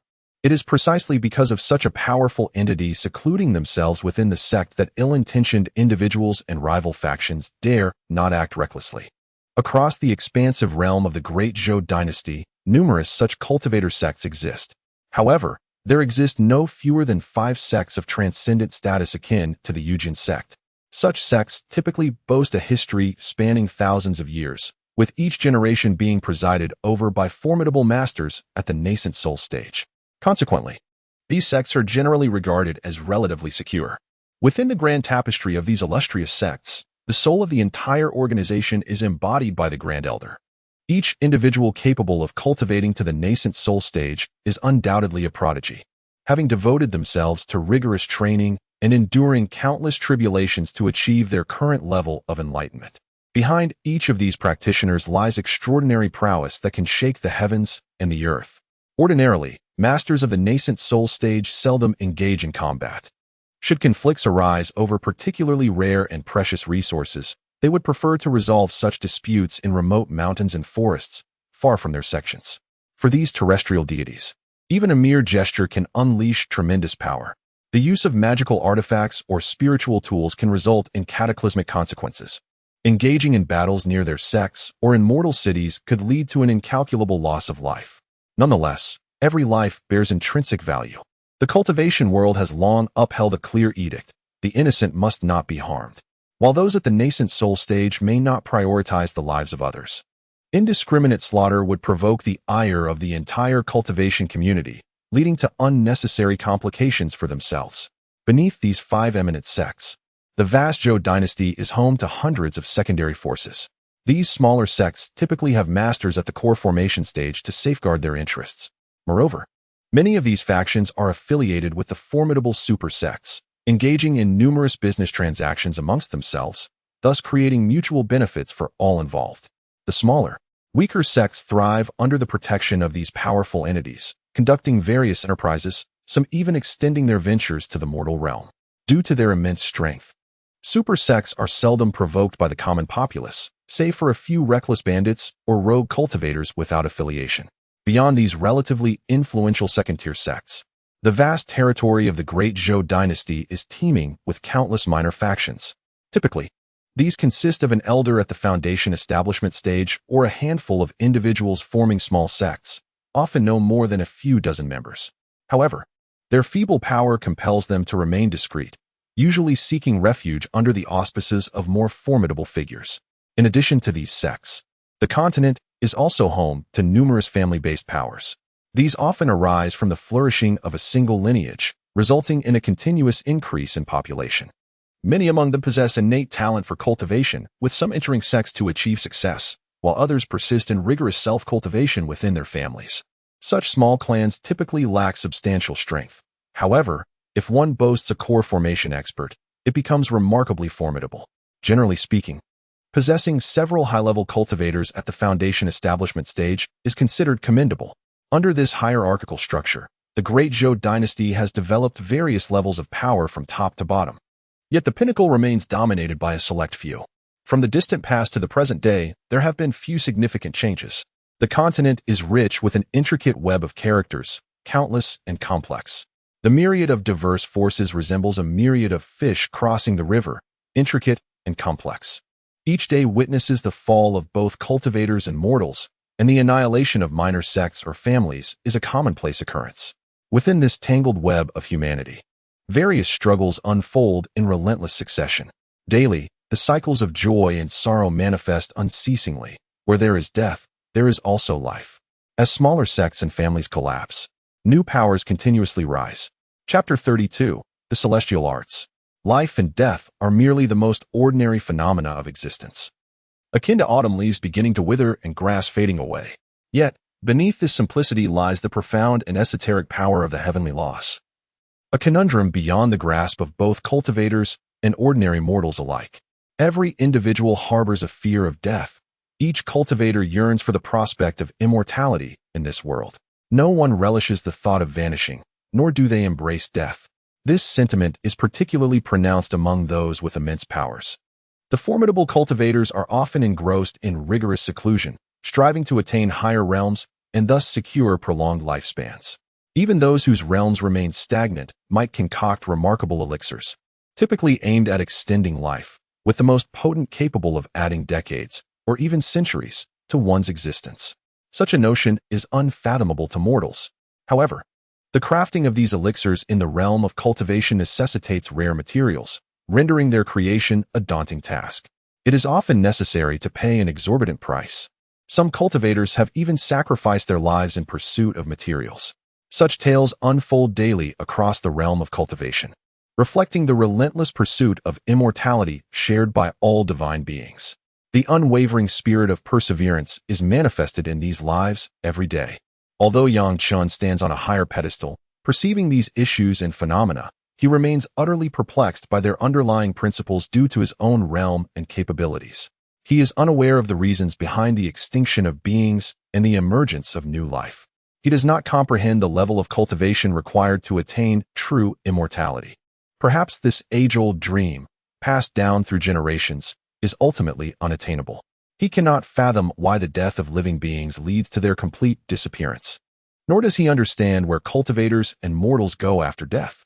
There are numerous matters that elude his understanding, and perhaps only by reaching the realm of true immortals can one truly grasp them. He reflects upon his limited cultivation, constrained abilities, and narrow perspective. His experiences are still too few. Driven by a spirit of exploration towards these profound truths, Yang Chen engages in deep contemplation. With a desire to comprehend the mysteries of this world, he harbors many questions in his heart. The answers to these questions lie solely within the domain of the heavens. Although Yang Chen does not grasp these issues, he finds himself unable to resolve them with his current abilities. Nevertheless, through this process of reflection, he has already brushed against the fringes of the Tao. These insights touch upon the realm of celestial principles, transcending the existing levels of understanding. At this moment, the sky appeared to be haunted by some eerie specters. Dark clouds gradually enveloped the atmosphere, and the daylight abruptly dimmed significantly. Above, golden lightning flickered ominously, as if some celestial decree had been violated. The heavens seemed to roar, threatening to punish the mortal realm. A fierce wind began to stir in the surroundings, startling Yang Chen. He could not fathom what transgression had occurred. The weather had been splendid just moments before, now transformed into a tempest filled with thunder and lightning, as if the thunder god himself sought retribution. However, after a brief while, a streak of azure light surged forth from the sky, drifting erratically among the electric chaos. To Yang Chen, it felt as though a powerful practitioner from the realm of immortals was nearby, for the radiance often emitted by cultivators bore a deep azure hue. Under the cleansing glow of this ethereal light, the booming sounds in the sky gradually subsided, ultimately yielding to tranquility. Despite his sense of the presence of a superior being, Yang Chen discerned no visible figure. Following this fleeting encounter and momentary enlightenment, Yang Chen's gaze seemed to penetrate deeper into the mysteries of existence. The path of cultivation was far more complex than he had initially envisioned. Perhaps it concealed profound secrets yet to be unveiled. Considering the recent celestial phenomena, he began to form various hypotheses in his mind. Though his conjectures might not be entirely accurate, he felt he had gained insight into many aspects of his journey. It became evident to him that only through relentless practice and unwavering progress could he unravel the enigmas within his heart. At this juncture, his lack of understanding could only stem from his insufficient cultivation level. Therefore, he resolved to exert even greater effort in his arduous training. I shall not disappoint the legacy acquired within the mystical realm, nor shall I fail the expectations of my ancestors and the hopes of my parents. Yang Chen clenched his fists tightly. What shall we do about the promised contest? Surely, you do not intend to flee? That would be utterly unwise, for today, I have fortuitously encountered an exceptional master of the outdoor arts. If you were to abandon this challenge, it would render our contest meaningless. Young Master Long Yuan exaggeratedly proclaimed. Initially, Yang Chen had intended to further experience the martial skills of these ordinary world practitioners, yet now, it appeared a shift had occurred within him. At this moment, young Master Long Yuan also felt a surge of interest. He feared Yang Chen might suddenly take flight, which would spell disaster for him. Thus, he jested. He too wished to display his prowess before Yang Chen. He understood well that, although he was not weak, there remained a discernible gap between himself and Yang Chen. He could learn immensely from Yang Chen's expertise. It is commonplace for martial arts masters to glean knowledge from their opponents during contests. At times, insights gained can lead to innovative breakthroughs, resulting in entirely new achievements. Fear not, young Master Long, for I shall not retract my word. The contest shall indeed proceed. However, allow me to share a prelude. With your current martial prowess, victory is beyond your reach, Yang Chen replied with a calm smile, revealing the truth of his situation. As a cultivator, he possessed a power that far surpassed that of mere mortals. Is that so? Let us engage in this contest and reveal our true techniques. Young Master Long Yuan retorted, clearly skeptical of Yang Chen's seemingly audacious claims. Even though he possesses remarkable skills, it is only after engaging in a few exchanges that one can truly discern their prowess. It is through genuine confrontation that the intricacies of power become evident. Very well. Let you all come forth together. I shall stand here, and not a single harm shall befall me. If you dare, You may attempt to prove otherwise. Yang Chen, shedding any unnecessary words, transformed into a figure of sheer arrogance. Excellent. Let us have the privilege of learning from young Master Yang's esteemed techniques, Dragon Yuan exclaimed. Laughter resonating from him. Without further ado, he brandished his sword with a swift motion and charged forward. As the opponent approached, Yang Chen, unperturbed, produced a piece of yellow talisman inscribed with intricate golden patterns. Chanting an incantation, he summoned a blinding radiance. Behold, Yang Chen bellowed, as a golden aura enveloped him in an instant. Let me demonstrate the might of the diamond shield.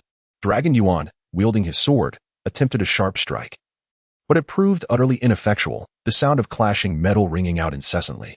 Chapter 33. The Diamond Shield. Dragon Yuan, the young master of Longting City, held a prestigious position and was invariably accompanied by skilled servants and protectors. The likes of Long Wu and Long Lu, two adept figures of the martial world, had been dispatched by his father, the lord of Longting City. As a typical scion of privilege, Dragon Yuan often exhibited a particularly brash demeanor, driven by impulse. His father, well aware of his son's nature, understood the inherent instability that accompanied such a character. Consequently, Dragon Yuan frequently entertained thoughts of venturing out to explore the diverse landscapes of the world. His father, as the lord of the city, maintained a watchful eye on him. Through the passage of time, his experiences and insights have long surpassed those of many. He likely possesses a modicum of knowledge regarding the tales of cultivators. It is precisely for this reason that within the confines of the city, he feels relatively secure. As the various military districts and other factions are under the control of familiar faces. However, amidst the vast sea of people outside, where countless individuals abound, he hopes his son will maintain a low profile. Otherwise, if he were to attract the attention of formidable figures, including cultivators, it could lead to insurmountable difficulties. After all, she is merely a mortal, lacking the power to contend with such beings. Yet, how could he possibly oversee every action of his beloved son at every moment? Today, young Master Long Yuan has inadvertently offended someone like Yang Chen, a cultivator of considerable repute. Currently, he remains unaware of this predicament. Should Master Long Yuan's father come to comprehend the entirety of the situation and the underlying truths, it would be a cause for concern. His son's haughty disposition, coupled with the fact that his father is the omnipotent lord of the city, has led to a sense of invulnerability as he matures. This excursion has now brought him face to face with the formidable Yang Chen, marking a stroke of misfortune. Ultimately, this predicament can be attributed to his own character. Yang Chen gazed calmly at the young Master Long Yuan and his two bodyguards, Long Wu and Long Lu. Deep down, he remained composed. After all, he is a cultivator. While they are mere mortals, the chasm that separates the realms of the divine and the mundane is a daunting gulf for individuals like Long Yuan to traverse. Thus, he harbored a certain disdain for the character of young Master Long Yuan. Long ago, before Yang Chen entered the sect to cultivate, he was a wretched mortal at the lowest rung of society, enduring a life fraught with hardship and despair. In his youth, he often heard tales of arrogant young masters who bullied the powerless common folk, and even went so far as to harass and rob many beautiful young women. Such behavior, in the eyes of the present-day Yang Chen, appeared even more reprehensible. Nevertheless, after years of navigating the treacherous waters of the cultivation world, he had witnessed far more egregious acts. He had come to understand that the realm of cultivation was, indeed, a ruthless one. At times, a moment's negligence could cost one their life. The oppression of the weak by the strong and the ruthless acquisition of treasures occurred incessantly. As time passed and he uncovered more truths, his heart grew increasingly indifferent. Ultimately, whether mortal or cultivator, all actions were dictated by strength. This was particularly evident in the world of cultivation. Within the entirety of the Yujian sect, an elder at the core formation stage was held in the highest esteem. Ordinary disciples, inner sect members, and even other officials within the sect revered and admired them deeply. Immense power signified unparalleled status, earning one the respect of others and granting access to resources unattainable by most. This, indeed, was the reason why core formation elders sparked such envy in outer sect disciples like Yang Chen. Whether in the realm of cultivation or the world of mortals, the allure of possessing status and earning respect is profoundly captivating. The world of cultivation is a genuine battleground where the strong prey upon the weak. Although Yang Chen is still young, his experiences over the years have endowed him with a profound understanding of many matters, further solidifying his resolve to pursue the path of immortality. Despite being merely an ordinary disciple of the outer sect at present, he firmly believes that in the future, he will achieve remarkable cultivation and surpass many others. This conviction is perhaps the most significant insight he has gained since inheriting the legacy of the Wanye Valley. How about it, Yangshun? Dare you engage in battle? Young Master Long Yuan, wielding a precious sword, gazed intently at Yangshun, exuding an air of confidence as if victory were assured. Ha ha ha, who would shy away? I shall certainly demonstrate to you the true essence of unparalleled martial arts. Do not kneel and beg for mercy when the time comes. Yang Chun replied with a grin, amused by Long Yuan's arrogant demeanor and eager to tease him. He deliberately emphasized the phrase beg for mercy, curious to see the reaction it would provoke. In truth, Yang Chun once envied the lavish lives of such young masters. However, since entering the world of cultivation, his perspective has shifted significantly. He is no longer the naive rural boy, oblivious to the complexities of life. Indeed, upon hearing the words beg for mercy, Long Yuan's countenance darkened immediately. As the son of a city lord, a person of considerable repute, how could he ever consider begging for mercy? It was common for him to bully lesser figures, and many had often implored him for clemency. Today, I was unexpectedly privy to Yangchen pleading for mercy, which certainly did not sit well with me. Humph, such a sharp-tongued fellow. Soon, you shall witness whether it is you who begs for mercy or I. The countenance of young Master Long Yuan swiftly darkened. As an individual of noble birth, one who is usually beyond the reach of mere mortals, he finds it intolerable to endure the insulting remarks of those beneath him. In this moment, he harbored a deep-seated resentment towards Yang Chun, contemplating how best to administer a fitting reprimand. Truly, how audacious! Is this the measure of a renowned scion of the city lord's estate? Yang Chun continued his mockery. In dealing with such a person, one must employ psychological tactics. His current objective was to provoke Long Yuan, enticing him to draw his sword in an attempt to gauge its worth. Although Yang Chun perceived that the swords of mortals would hardly catch the discerning eye of a cultivator like himself, there existed within the mortal realm certain treasures that were indeed rare and valuable. Regrettably, many mortals fail to comprehend the true nature of such artifacts, often discarding them as mere scraps of metal. Throughout the lengthy history of the cultivation realm, countless extraordinary individuals and events have unfolded. As for the land of Lishan, its vastness is immeasurable, with many concealed sages choosing to meditate in secluded mountains and forests, leaving behind numerous treasures from their lifetimes. Yang Chun had once perused tales chronicled in the sacred texts of his sect. A youth inadvertently stumbled into an uninhabited cave, where he fortuitously discovered a tome of martial arts secrets. Originally a rural boy with little prospect, he ultimately embarked on the path of immortality after diligent cultivation. Such occurrences are indeed rare, and not everyone possesses the innate talent for transcendence. Nonetheless, this underscores the reality that many places in the world are steeped in legends of ancient treasures. Should one chance upon a cave and acquire unparalleled techniques of the celestial path, it is conceivable that one might surpass the achievements of the esteemed cultivators in their sect. In such a scenario, one could undoubtedly ascend to become a figure of prominence across the entire Lishan continent. In his earlier days within the sect, when Yang Chun was merely an inconspicuous individual, he often harbored such aspirations. This is a sentiment shared by many. Numerous low-ranking disciples, like Yang Chun, abound within the sect, and due to their humble status and brief tenure, they are often overshadowed by the grandeur of more esteemed figures who wield power and bask in unending accolades. The resources available within the cultivation world's sects are coveted by all. However, the vastness of Lishan continent makes it exceedingly challenging for an ordinary cultivator to traverse its expanse in a lifetime. Consequently, those fortunate enough to inherit the legacies of great masters are but a handful, while others may merely stumble upon serendipitous fortune, leading to unexpected success.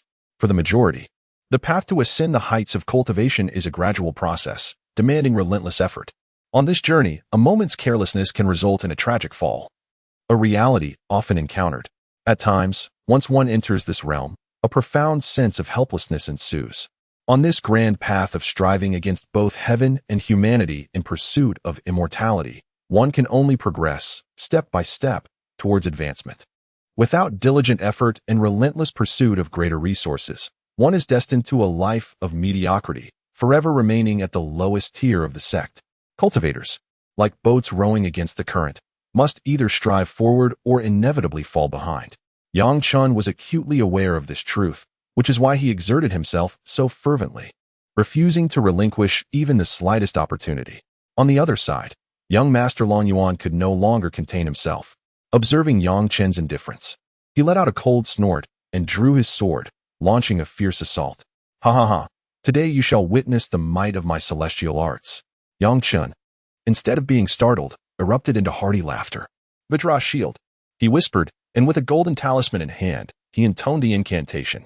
In that instant, a golden barrier enveloped him, akin to a protective canopy, safeguarding every aspect of his being and rendering him impervious to any assault. Chapter 34. The Might of Celestial Arts. After Yang Chun produced the talisman and recited the incantation, a radiant golden glow emanated from his entire being.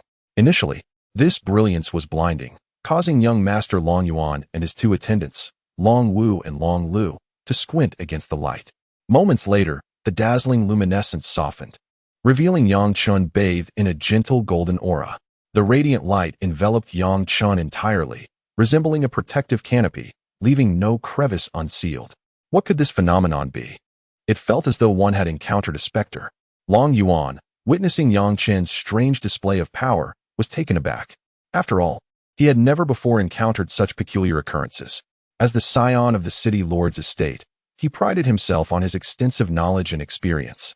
Yet the events unfolding today astonished him greatly. The two guards, Long Wu and Long Lu, stood nearby, their eyes wide with disbelief as they beheld the ethereal glow, as if they were witnessing something that should not exist in the realm of time. What was this? What was Yang Chen up to? This yellow luminescence did not seem to emanate from the inner energy of a martial artist. Long Wu, standing to the left of Long Yuan, marveled at the spectacle and, looking at his master with a puzzled expression, inquired. He had assumed that, being the favored son of the city lord, Long Yuan would possess greater knowledge and experience than himself. However, his question only darkened Long Yuan's countenance. In a loud voice, Long Yuan retorted, "How should I know? I am no deity. Look at the bizarre sorcery Yang Chen is employing. It is utterly unfathomable." Despite his status as a young master, he was not well versed in the myriad wonders and oddities of this world. Meanwhile, his mind was delightfully preoccupied with the fanciful notion of seizing Yang Chen's formidable martial arts secrets and cultivation methods. If one were to master it oneself, would that not be an extraordinary achievement? Perhaps one could even surpass their own father. Little does he know that even his father, the lord of the city, might not recognize this. Even if he were to receive the techniques, it does not guarantee successful cultivation, for the methods employed by Yang Chun are of celestial origin. Although the effects may appear less pronounced and profound due to his lower level of cultivation, lacking the awe-inspiring might exhibited by the nascent soul predecessors when casting spells. There lies a fundamental distinction between them, the chasm between the mortal and the immortal. The realm of cultivation is replete with countless techniques, some of which have been conceived by extraordinary individuals through their innate talent and brilliance. However, such instances are rare. Only those of profound cultivation who possess a deep comprehension of the heavenly principles governing the world of cultivation are capable of creating new techniques. In contrast, many foundational techniques have been passed down since ancient times.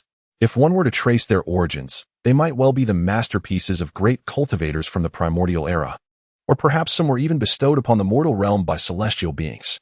Yet, these events lie shrouded in the mist of antiquity, with no historical evidence remaining to substantiate them. Nevertheless, many of the remarkable tales within the realm of cultivation are indeed true. In every era, there emerges a cohort of exceptionally gifted cultivators whose extraordinary talents shine brightly. Numerous captivating stories about their exploits, the techniques they practiced, and the magical artifacts or spiritual instruments they wielded continue to resonate throughout the Lishan continent to this day. This page serves to affirm, from a different perspective, that in a distant era, it is indeed possible that celestial beings once graced this land. Naturally, while Yang Chun harbors a belief in the existence of such immortals, he perceives them as entities entirely apart from his own humble existence. After all, he is merely an ordinary outer disciple of the Sword Master sect at present. Although aspiring to ascend to immortality remains a distant dream, his immediate objective is to enhance his cultivation. Aspiring to rank among the foremost disciples of the sect and to achieve commendable standings in the sect's grand competition. This has become a transient, yet significant goal within his journey in the sect. Upon witnessing Yang Chen's peculiar gestures and the mysterious golden shield he conjured, young Master Long Yuan and his two attendants were momentarily taken aback, rendered motionless by surprise. After a brief pause, young Master Long Yuan observed Yang Chen's calm demeanor through the faint golden aura, his expression remaining unchanged, seemingly exuding a sense of disdain. Unbeknownst to him, had he understood the fundamental tenets of the cultivation world, he would surely refrain from exhibiting any dissatisfaction or ire. It must be noted that even his father, a noble city lord, could not be compared to Yang Chen. The chasm between cultivators and mortals is insurmountably vast. Each cultivator, proud and lofty in spirit, typically shuns interactions with mortals, perceiving them as ephemeral beings akin to mere insects with fleeting lifespans. Yang Chen, as an ordinary disciple of the Sword Master sect with limited cultivation, naturally lacked the perspective of the powerful figures within the sect. He held no disdain for mortals. Instead, he believed that they, too, possessed dignity and aspirations in life. The disparity in their realms inevitably leads to different attitudes towards circumstances. Furthermore, he was once just an ordinary farmer's child, and his parents were also common folk. Although his vision had vastly transcended ordinary limits after embarking on his journey of cultivation, he still retained a semblance of the simplicity and innocence he once had. Thus, one could conclude that his heart remained fundamentally kind, devoid of the ruthless desires often seen in higher cultivators who have grown weary of mundane affairs. Upon witnessing Yang Chen's peculiar technique, his two guards stood dumbfounded at the side. Young Master Long Yuan felt a tinge of displeasure. He was accustomed to being proactive in all matters. Had Yang Chen truly rendered him speechless? Consequently, young Master Long Yuan drew his treasured sword, brandished it forward, and pointed it at Yang Chen. He turned to his two guards and exclaimed loudly, "What are you still dawdling for? Go forth and teach this arrogant fellow a proper lesson." Commanding his guards to advance together, it was evident that one alone could not possibly contend with Yang Chen. He was acutely aware of the situation at hand. Nevertheless, he was not idle himself. He was biding his time to prepare a formidable move. Resolutely, he thought to himself that he must impart a lesson to Yang Chen. He then turned to Long Wu and Long Lu, ready to give further instructions. Hasten forth, before he unleashes any further techniques, seize the initiative and strike first. The two of them wielded their formidable blades, a flash of cold light heralding a swift downward slash. Their strikes appeared steady and imbued with considerable force. However, the outcome was not as they had anticipated. When the blades of Dragon 5 and Dragon 6 collided with Yang Chen's body, a piercing metallic clang resonated throughout the entire arena. Dragon 5 felt a jolt reverberate through his hand, forcing him to stagger backward several paces. They had channeled all their inner strength into that strike, yet it inflicted not a scratch upon Yang Chen. Despite their extensive experience, they were momentarily rendered speechless by the spectacle before them. Young Master Long Yuan, standing in the rear, was equally taken aback by the unfolding scene. Ha ha ha. It seems the celestial arts are indeed immensely powerful. No matter how you assault me, you cannot harm me in the slightest. After a brief interval, Yang Chen, the confident cultivator, erupted into hearty laughter, his demeanor unchanged from before. In truth, the guards of young Master Long Yuan had found it exceedingly challenging to inflict damage upon him, as their strikes had merely struck against the indomitable barrier, never grazing Yang Chen's form. Chapter 35. Revealing one's skills after a while. As the brilliance dissipated, Yang Chen remained steadfast in his original position, hands raised before him. A subtle smile gracing his features as he regarded young Master Long Yuan and his two companions. With a hearty laugh, he proclaimed, "Even if I stand here motionless, without striking back, and allow the three of you to attack me simultaneously, you shall not inflict a single scratch upon me. Should anyone manage to decipher the technique of my indestructible shield today, I shall not hold it against you. What harm could come from that?" Yang Chen chuckled, feeling elated after merely revealing a fraction of his prowess. However, upon hearing his words, the expression of young Master Long Yuan darkened considerably, while the faces of his two bodyguards, Long Wu and Long Lu, also reflected displeasure. They were eager to seize their blades and charge once more. How infuriating! This brat is not as formidable as he seems. It is unclear from where he acquired such sorcery, but it is indeed remarkably resilient. Despite our previous joint strike, there was no sign of breaking through his defenses. Long Wu grumbled to Long Lu beside him. Although their earlier probing attack was not executed with all their might, they had summoned a significant portion of their inner strength. Together, they had swung their blades, yet to their astonishment, Beneath Yang Chen's impenetrable shield, their blows failed to connect, as if they were striking a solid iron edifice. The force transmitted through their hands made Long Wu acutely aware of the formidable strength of the so-called indestructible shield. How could they possibly unravel such a defense? That moment would undoubtedly be his most vulnerable. Yang Chen regarded the three of them with a serene gaze. Until now, he had merely been in a state of passive defense, refraining from launching any active assaults. He had only been conducting a slight test of their capabilities. However, little did he know that young Master Long Yuan and his companions were far from foolish. Judging from the techniques he had just employed, one could roughly infer their essence from the realm of martial arts. Yet, even so, even if young Master Long Yuan were to articulate it himself, Yang Chen would remain indifferent. The distinction between cultivators and the martial arts of the mundane world is profound. Generally speaking, in the secular realm, most individuals are ordinary, with only a select few capable of mastering formidable martial arts. These exceptional individuals typically possess abilities that far exceed those of ordinary mortals. Young Master Long Yuan and his companions are a few among the martial arts elites of the secular world. Nonetheless, despite this, mortals cannot be compared to cultivators. Take Yang Chen's recent technique, for instance. Although the oblivious Long Wu mistook it for an unparalleled martial arts maneuver he had never encountered, there lies an inherent difference. The martial artists of the mundane world practice martial arts. They rely on the foundational principles and techniques outlined in their martial arts manuals, engaging in combat through the application of their skills, physical prowess, and reaction speed. More adept warriors can cultivate inner strength, which they utilize to counter their adversaries' attacks and also to heal their own injuries. Their inner strength operates according to the patterns prescribed in their martial arts texts, effectively enhancing their physical capabilities by adhering to the templates established by predecessors. The cyclical process of inner strength within the body can mend injuries. As the flow of inner strength within the body increases, so too does a warrior's proficiency in harnessing that inner power, and this mastery deepens over time. The cultivation of one's internal strength can indeed grow increasingly profound, which elucidates the significant disparity between martial artists and ordinary mortals.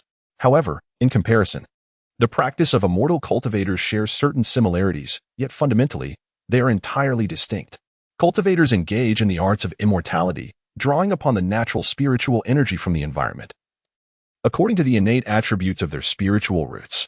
Generally speaking, in this world, spiritual energy exists in every space. However, it varies in density, with some areas rich in spiritual essence while others are rather sparse. Practicing in areas abundant in spiritual energy allows cultivators to absorb a greater quantity into their bodies, which is one reason why immortal practitioners seldom linger in the mundane world.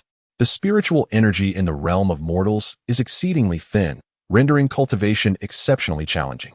Consequently, aspiring cultivators typically seek refuge in sects or secluded mountains for their training, rarely venturing into the mortal realm. The path of cultivation is often arduous, demanding the endurance of solitude and isolation that ordinary people find difficult to comprehend. Although martial artists and cultivators share certain aspects of their training, the outcomes are vastly different. Cultivators draw spiritual energy from the cosmos to fortify their bodies, enabling them to execute sophisticated spells and techniques. Some highly skilled elders can even manipulate the spiritual energy of space itself, an endeavor that is undoubtedly challenging. In contrast, martial artists rely solely on their internal strength throughout their lives. At this moment, Yang Chen's cultivation level is quite modest. He remains merely an ordinary outer disciple. Certainly, the mastery of such profound spells is not within his grasp. However, he possesses a few rudimentary incantations. Even so, these abilities far surpass the comprehension of mere mortals. Upon witnessing these techniques, although he could not fully grasp their essence, young Master Long Yuan could perceive their formidable nature. Thus, he approached Yang Chen with utmost caution, unwilling to underestimate him. After observing that his guards, Long Wu and Long Lu, had not fared well, Long Yuan summoned them to his side. He stepped forward, positioning himself before the two guards. Despite his usual demeanor of a frivolous young master, indulging in mockery and boasting, beneath that facade lies a rarely revealed prowess. He began his martial training at a tender age, which explains why, despite Yang Chen's seemingly ordinary martial skills, he can triumph over many mortals. In the world of martial arts, speed is paramount. Even with merely the innate gifts of a cultivator, Yang Chen's swiftness is unmatched by the likes of these commoners. Thus, while he appeared calm and unperturbed, he possessed sufficient strength to command the entire situation. At that moment, young Master Long Yuan scrutinized Yang Chen anew, then broke into a broad smile, complimenting him. Indeed, young Master Yang's enigmatic martial prowess has truly opened my eyes today. However, since this young master is the son of the city lord, I shall allow you to witness the martial skills I have cultivated for over a decade. Upon hearing the words of the noble Long Yuan, Yang Chen's expression remained utterly unchanged. He was indifferent to any extraordinary martial arts that mere mortals might boast. Most importantly, he possessed the invincible Vajra shield. This seemingly simple spell, though known to many low-ranking disciples, was an impenetrable defense for ordinary people. Yang Chen was certain that even the most elite martial artists among mortals could not breach the protective barrier formed by his magic. As Yang Chen observed young Master Long Yuan, it appeared he was gathering energy for some technique. With a powerful push of his legs, he swiftly ran forward and, with a graceful turn, positioned himself behind Yang Chen. Such speed was, for Yang Chen, a spectacle he had not witnessed even from his two bodyguards. After a moment of contemplation, he began to comprehend the martial prowess the opponent had honed since childhood. Yang Chen could vividly perceive his adversaries circling around him, his steps growing increasingly rapid. Meanwhile, Long Yuan's two bodyguards expressed their admiration, marveling at their master's remarkable progress. Who would have thought that in just a few short years, he could refine the shadowless technique to such an extent? Despite his penchant for playfulness, his innate talent for martial arts undoubtedly surpassed that of many others. Perhaps, in a few more years, he would reach a level akin to that of the city lord. Additionally, this was the first time Long Wu had witnessed his master fully unleashing the secretive shadowless technique of the city lord's estate, leaving him equally astonished and contemplative. Reflecting on a person who has resided in the lord's mansion for several decades, one cannot help but recognize their martial prowess cultivated since childhood. However, judging by the performance exhibited by the young master today, it is evident that his skills far surpass those of the former. Indeed, the relentless tide of the Yangtze River pushes the waves of the previous generation aside. The nearby guard, Long Lu, also expressed his astonishment. Chapter 36. Victory and Defeat. Although the young master possesses commendable martial arts abilities, the skills of Yang Chen are shrouded in enigma. It remains uncertain who will ultimately emerge victorious from this contest. Long Wu, having just witnessed his master's performance, felt assured of his martial prowess, acknowledging the remarkable progress achieved through years of diligent practice. Yet, when contemplating the formidable Yang Chen, a sense of trepidation engulfed him. During their recent probing encounter, they had personally experienced Yang Chen's extraordinary capabilities, particularly the formidable Golden Bell Shield, which proved to be exceptionally powerful against ordinary attacks. This contemplation deepened his sense of disquiet. Regardless of the outcome of today's contest, he has been exposed to numerous remarkable aspects. It is often said that there are greater heights beyond the heavens and individuals of greater stature beyond the realm of men, and this is indeed the case. Such thoughts inevitably stirred a sense of envy within him, as he reflected on his decades of arduous training, realizing that he still could not measure up to his own master. Fortunately, his master held both identity and status. After all, his father was the lord of a vast domain, surrounded by unparalleled masters of martial arts. Although the guards seldom encountered such illustrious figures, they had heard many tales from the young master and those who resided within the mansion. Under the guidance of such a formidable teacher, the young master has indeed exhibited remarkable prowess. Yet, one cannot help but wonder about the origin of Yang Chen's extraordinary martial skills. The two bodyguards, Long Wu and Long Lu, were equally intrigued. They felt a genuine admiration for this youthful individual, who, at such a tender age, has cultivated his martial arts to an exceptional level, demonstrating reflexes that far surpass their own capabilities. Deep down, they harbored a profound respect for him, regardless of whether he was a rival or an ally. This clearly indicated that the dedication and time he has invested in martial arts far exceed their own. It is a sentiment they couldn't help but acknowledge. The new generation is always surpassing the previous one, and it seems we are merely relics of the past. Acknowledging their advancing years, they understood this truth all too well. Presently, it appeared that their martial abilities would be of little assistance. In fact, their involvement might inadvertently complicate matters for their young master. Observing the unfolding situation, Long Wu turned to his companion and remarked, "Indeed, in a true contest, we might not even withstand 3 of his genuine moves." The recent sparring session made it evident that the young Master Yang had scarcely regarded them as worthy opponents, merely indulging them in a playful exchange. Long Lu nodded in agreement, affirming, "Yes, it truly seems to be the era of the youth. We, from a bygone generation, have grown old. I can only imagine what it would be like when the young master one day assumes control of the entire Lord's manor." Although the young master possesses a somewhat unruly disposition, he exhibits a remarkable affinity towards those who have served him since childhood. Long Wu expressed a hint of nostalgia as he spoke. In his eyes, the young master is indeed a person of exceptional talent. Despite his numerous flaws in temperance and inclination towards indulgence, these shortcomings do not overshadow his innate martial prowess and other admirable qualities. Thus, it can be said that both of them, being of the same kin, hold a particular satisfaction in their young master's potential. They ardently hope that he emerges victorious in this authentic contest among martial arts elites.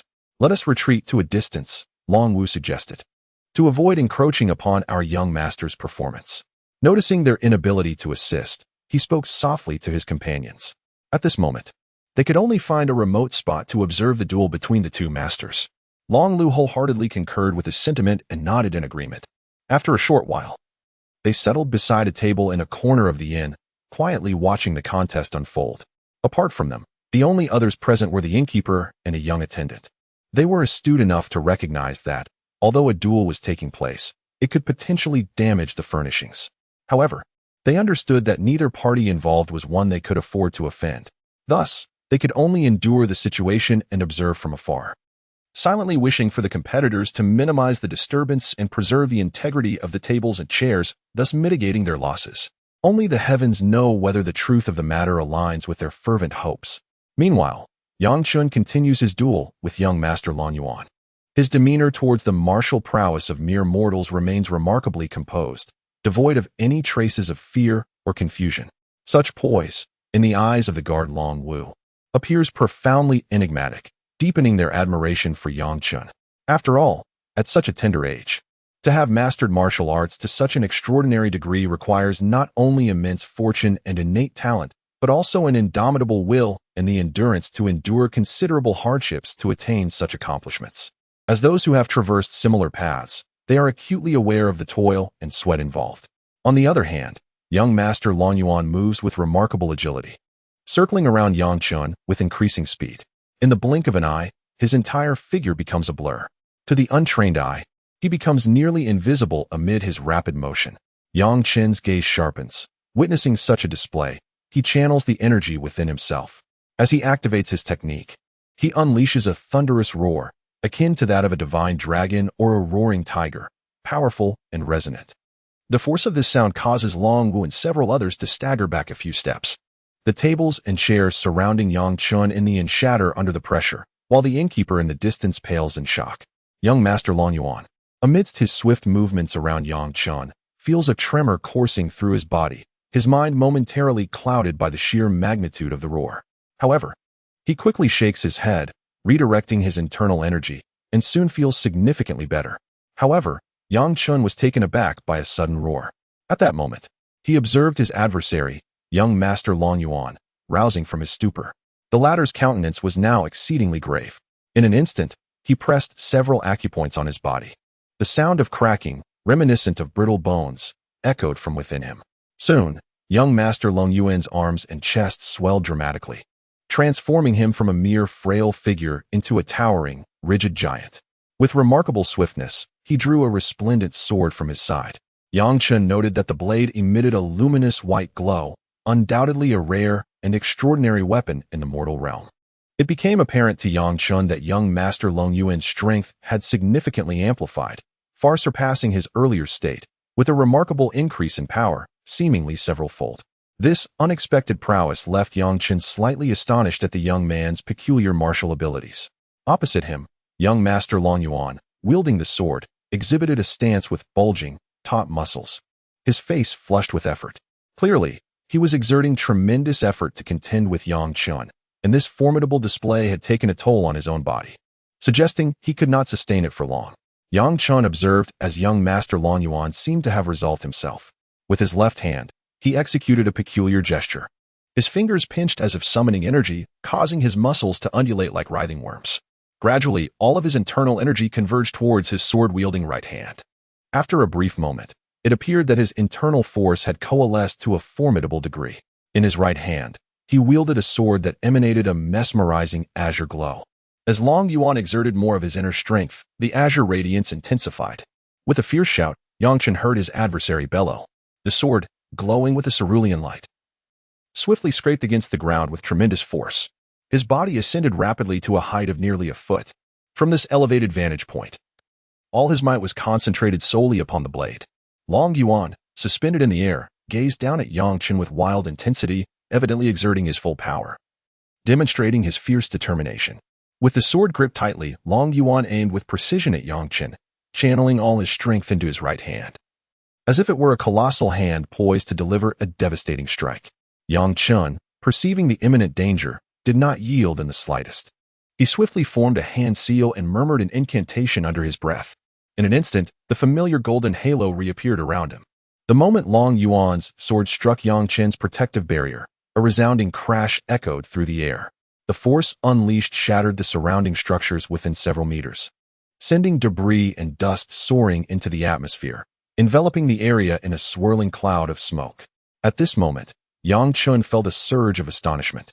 The intensity of the previous blow had deformed his protective barrier, causing his body to sway uncontrollably. After a brief interval, as the dust settled, Yang Chen stood in place, somewhat astonished, though his body continued to tremble from the powerful shockwave. Not far away, Long Yuan supported himself with his sword on the ground, blood trickling from his mouth. Evidently, the recent ferocious blow had inflicted considerable internal injuries upon him. Chapter 37. The Past of Young Master Long Yuan. Ahem.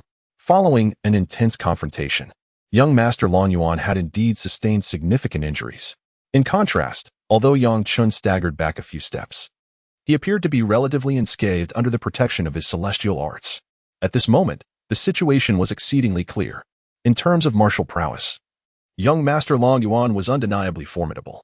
However, the celestial arts possessed by Yang Chen were beyond his comparison. After a moment of contemplation, young Master Long Yuan mustered the strength to rise. It was evident that he still had other strategies yet to employ. Ha ha ha, young Master Yang is truly a prodigy. I hold great admiration for you. You are the strongest opponent I have encountered in my 20-plus years of life. Nonetheless, I am far from conceding defeat so easily. You have no idea the hardships I endured while training in martial arts since childhood. Those are experiences beyond your imagination.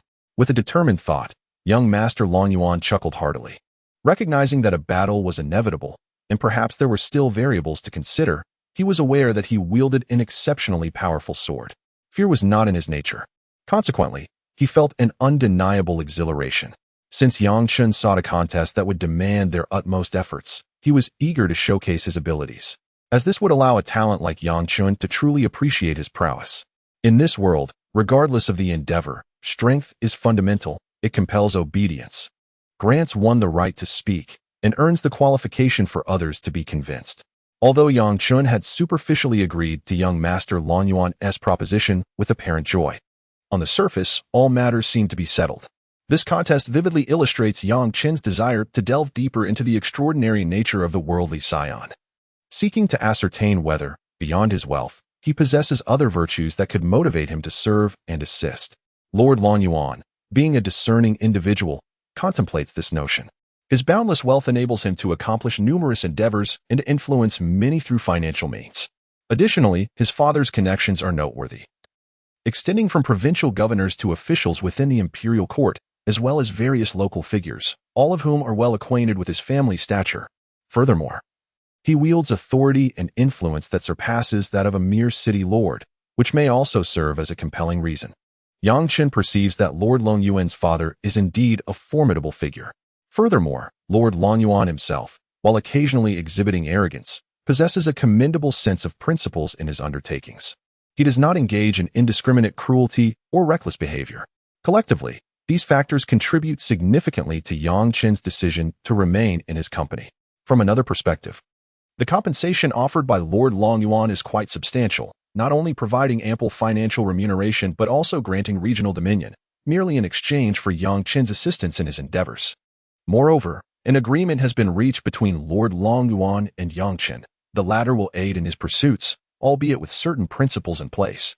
Yang Chen will not be compelled to undertake tasks that lack justification or reason, nor will he be expected to engage in endeavors that entail life-threatening risks.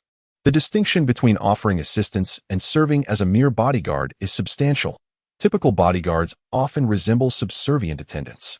In this hierarchically structured world, one's status is of paramount importance. Young Master Longyuan recalls that since childhood, he has been surrounded by dozens, even hundreds, of attendants within his lordship. Some were tasked with managing his daily life, while others were wet nurses aiding in his upbringing. There were also maids devoted to attending to his everyday needs, alongside a cadre of servants designated for various chores. From the moment of his birth, his life was meticulously orchestrated, with each specialized individual performing their duties flawlessly, rendering it unnecessary for him to engage in any tasks himself. Every meal was served by skilled personnel, often accompanied by beautiful maids who had grown up within the Lord's residence, their fates intertwined from the very beginning. For the majority, the Lord's estate represented their entire world, and they would never have the opportunity to venture beyond its confines. Their lowly status dictated that they must comply with their master's commands. Failure to fulfill their duties could result in reprimands or even physical punishment. Conversely, these maids were, from a young age, considered to be at the service of the young master. Their very existence was devoted to him, and to survive, obedience was imperative. For these humble maids, freedom was nearly non-existent. Their bodies were, in essence, regarded as belonging to the young master. In his youth, young Master Longyuan found amusement in toying with these maids. In his naivety, he indulged in the company of many who surrounded him, each one more enchanting than the last, their youthful beauty stirring profound emotions within him.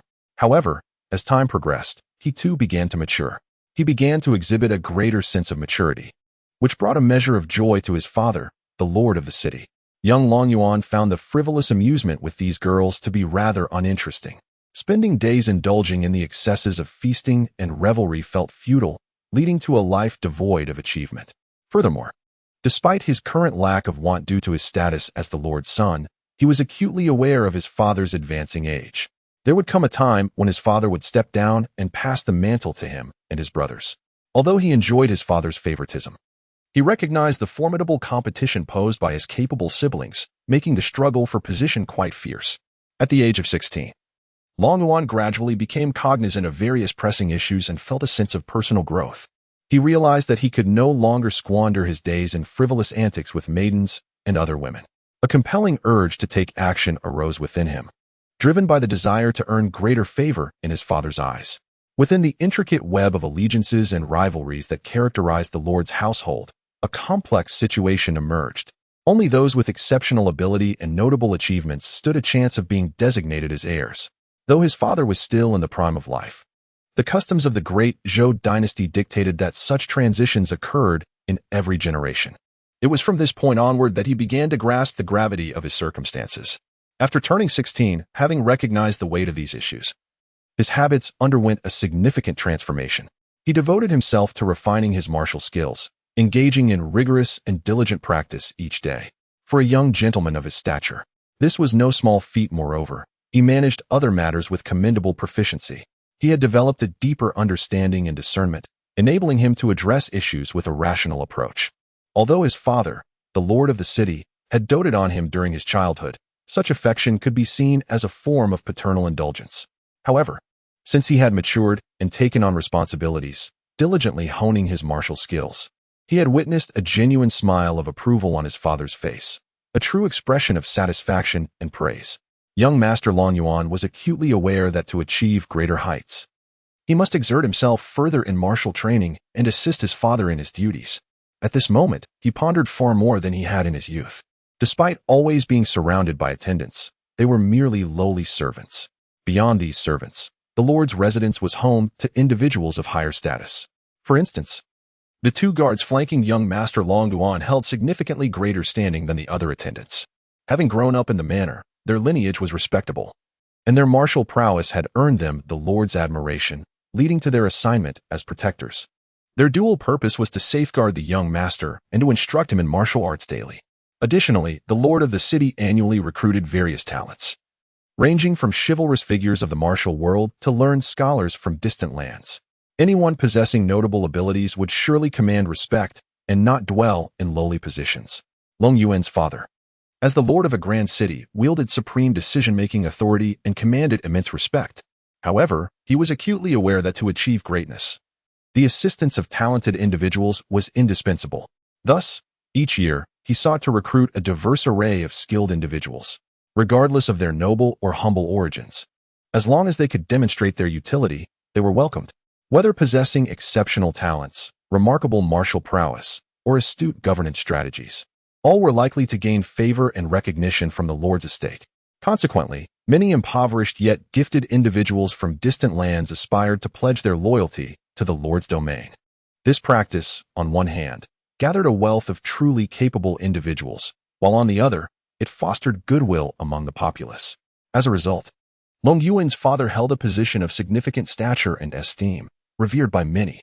Of course, apart from the servants and various talents, there existed a select few individuals of exceptionally high status within the lord's estate. The lord was, without question, the absolute sovereign of the realm. However, there were also 10 esteemed generals, each wielding substantial military power and commanding numerous troops. Their primary responsibility was to engage in external warfare, eradicate opposing forces, and, at times, maintain the overall order within the city. These 10 generals were, in essence, the backbone of the city, ensuring that the governance remained intact under the lord's rule. Each of them could be regarded as a trusted ally of Long Yuan's father, many having shared both peril and fortune together. Thus, the status of these individuals within the city is undeniably paramount. Even the esteemed young master Long Yuan must address them as uncle. In this world that venerates martial prowess, numerous civil officials still exist within the city, akin to the current structure of the Great Zhou dynasty, which shares a similar political framework. However, their standing pales in comparison to that of the 10 great generals, for the maintenance of power in this realm fundamentally relies on the conquest of military might. The primary role of civil officials is to devise strategies for governance and to safeguard the welfare of the citizens within the city. Beyond these individuals of varying ranks, several concealed masters reside in close proximity to the city lord. These figures have a long-standing camaraderie with young Master Long Yuan's father, or they may indeed be unparalleled experts in their own right. Generally, they are tasked with ensuring the safety of the city lord, whose protection is a constant concern. Nevertheless, the city lord himself is a seasoned warrior of extraordinary caliber, making it exceedingly difficult for ordinary foes to inflict harm upon him. While the city lord holds an unassailable position of authority within the estate, in the grand scheme of the Great Zhou dynasty, a solitary city remains but a mere drop in the ocean. Relative to the vast empire and its multitude of provinces, Longting City is somewhat inconspicuous. Moreover, in terms of overall power, it is overshadowed by other formidable figures. Young Master Long Yuan was fortunate to be raised by a remarkably powerful father, and in such an environment, he has the privilege of being mentored in martial arts by some of the finest experts in the world. Although he can be somewhat playful at times, his innate talent for martial arts is undoubtedly remarkable. As a cultivator, Yang Fengxian is quite knowledgeable about many mundane affairs, yet there remain numerous secrets that elude his understanding. Chapter 38, Cultivators and the Dynasty. The Li Mountain continent is vast and boundless. The Great Zhou dynasty constitutes merely a small portion of this expansive land. Nevertheless, the territory of the Great Zhou dynasty is extensive, stretching across countless miles. Even cultivators require a considerable duration of flight to traverse the entirety of the dynasty's realm. The sheer magnitude of the Great Zhou's domain renders each city within the 36 states remarkably expansive. As the Lord of Longting City, the father of young Master Long Yuan wields supreme authority throughout the city and its dominion, with his words commanding near universal obedience. However, the vastness of each lord's jurisdiction inevitably invites the infiltration of various factions and the entanglement of complex interests.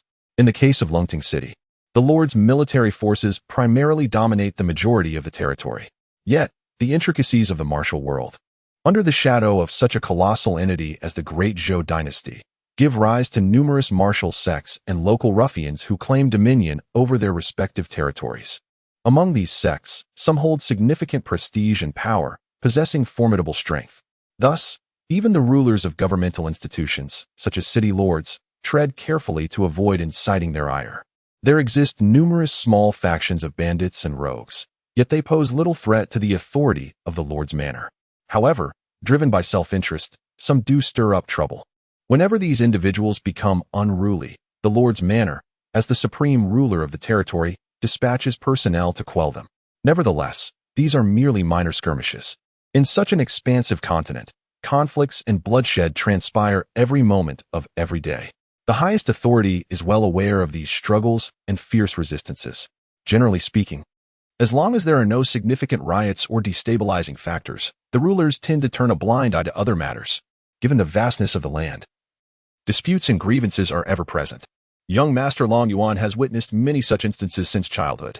He distinctly recalls that when he was merely a boy of around 10, still naive and uncomprehending, his father frequently sent highly skilled individuals from the manor to carry out executions, typically for those who refused to be disciplined and rebelled. The likes of his father, as a lord, would show no mercy. This was due to the potential for minor issues to escalate into chaos, ultimately spiraling out of control. The entire dynasty is vast, with unrest occurring incessantly. However, in accordance with the internal demands of the court, to maintain a long-lasting rule, it is generally imperative to eradicate unstable elements in their infancy, lest they ultimately evolve into formidable threats to the entire dynasty. Such power dynamics are unwelcome to both the city lord and other officials of the various states within the dynasty. The trend of unchecked authority, where one stands above all others, is increasingly pronounced. Nevertheless, from another perspective, while this concentration of power is advantageous, it simultaneously undermines the democratic nature that is intrinsic to the common populace. Therefore, whether in the governance of the city lords or across the vast territories ruled by the states, one must remain cautious. Otherwise, in the mundane world, such formidable power, despite its strength, cannot withstand the ravages of time. All these factors, in Yang Chen's view, are supported by the backing of cultivators.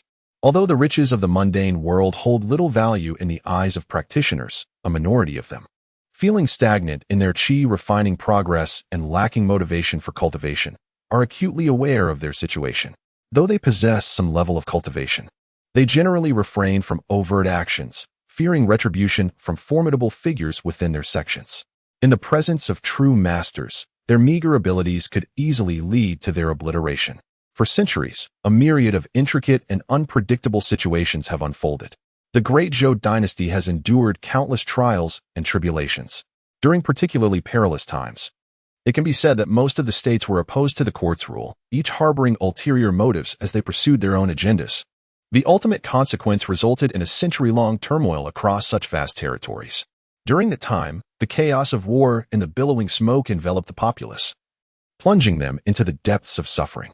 The protracted state of conflict and instability ultimately led to even graver calamities, with insurrections erupting throughout the entire dynasty. The common folk were beset by dire straits, while local tyrants and powerful nobles also began to stir up unrest. Their rampant acts of arson, murder, and plunder brought even greater, unregulated disasters upon the ordinary citizens.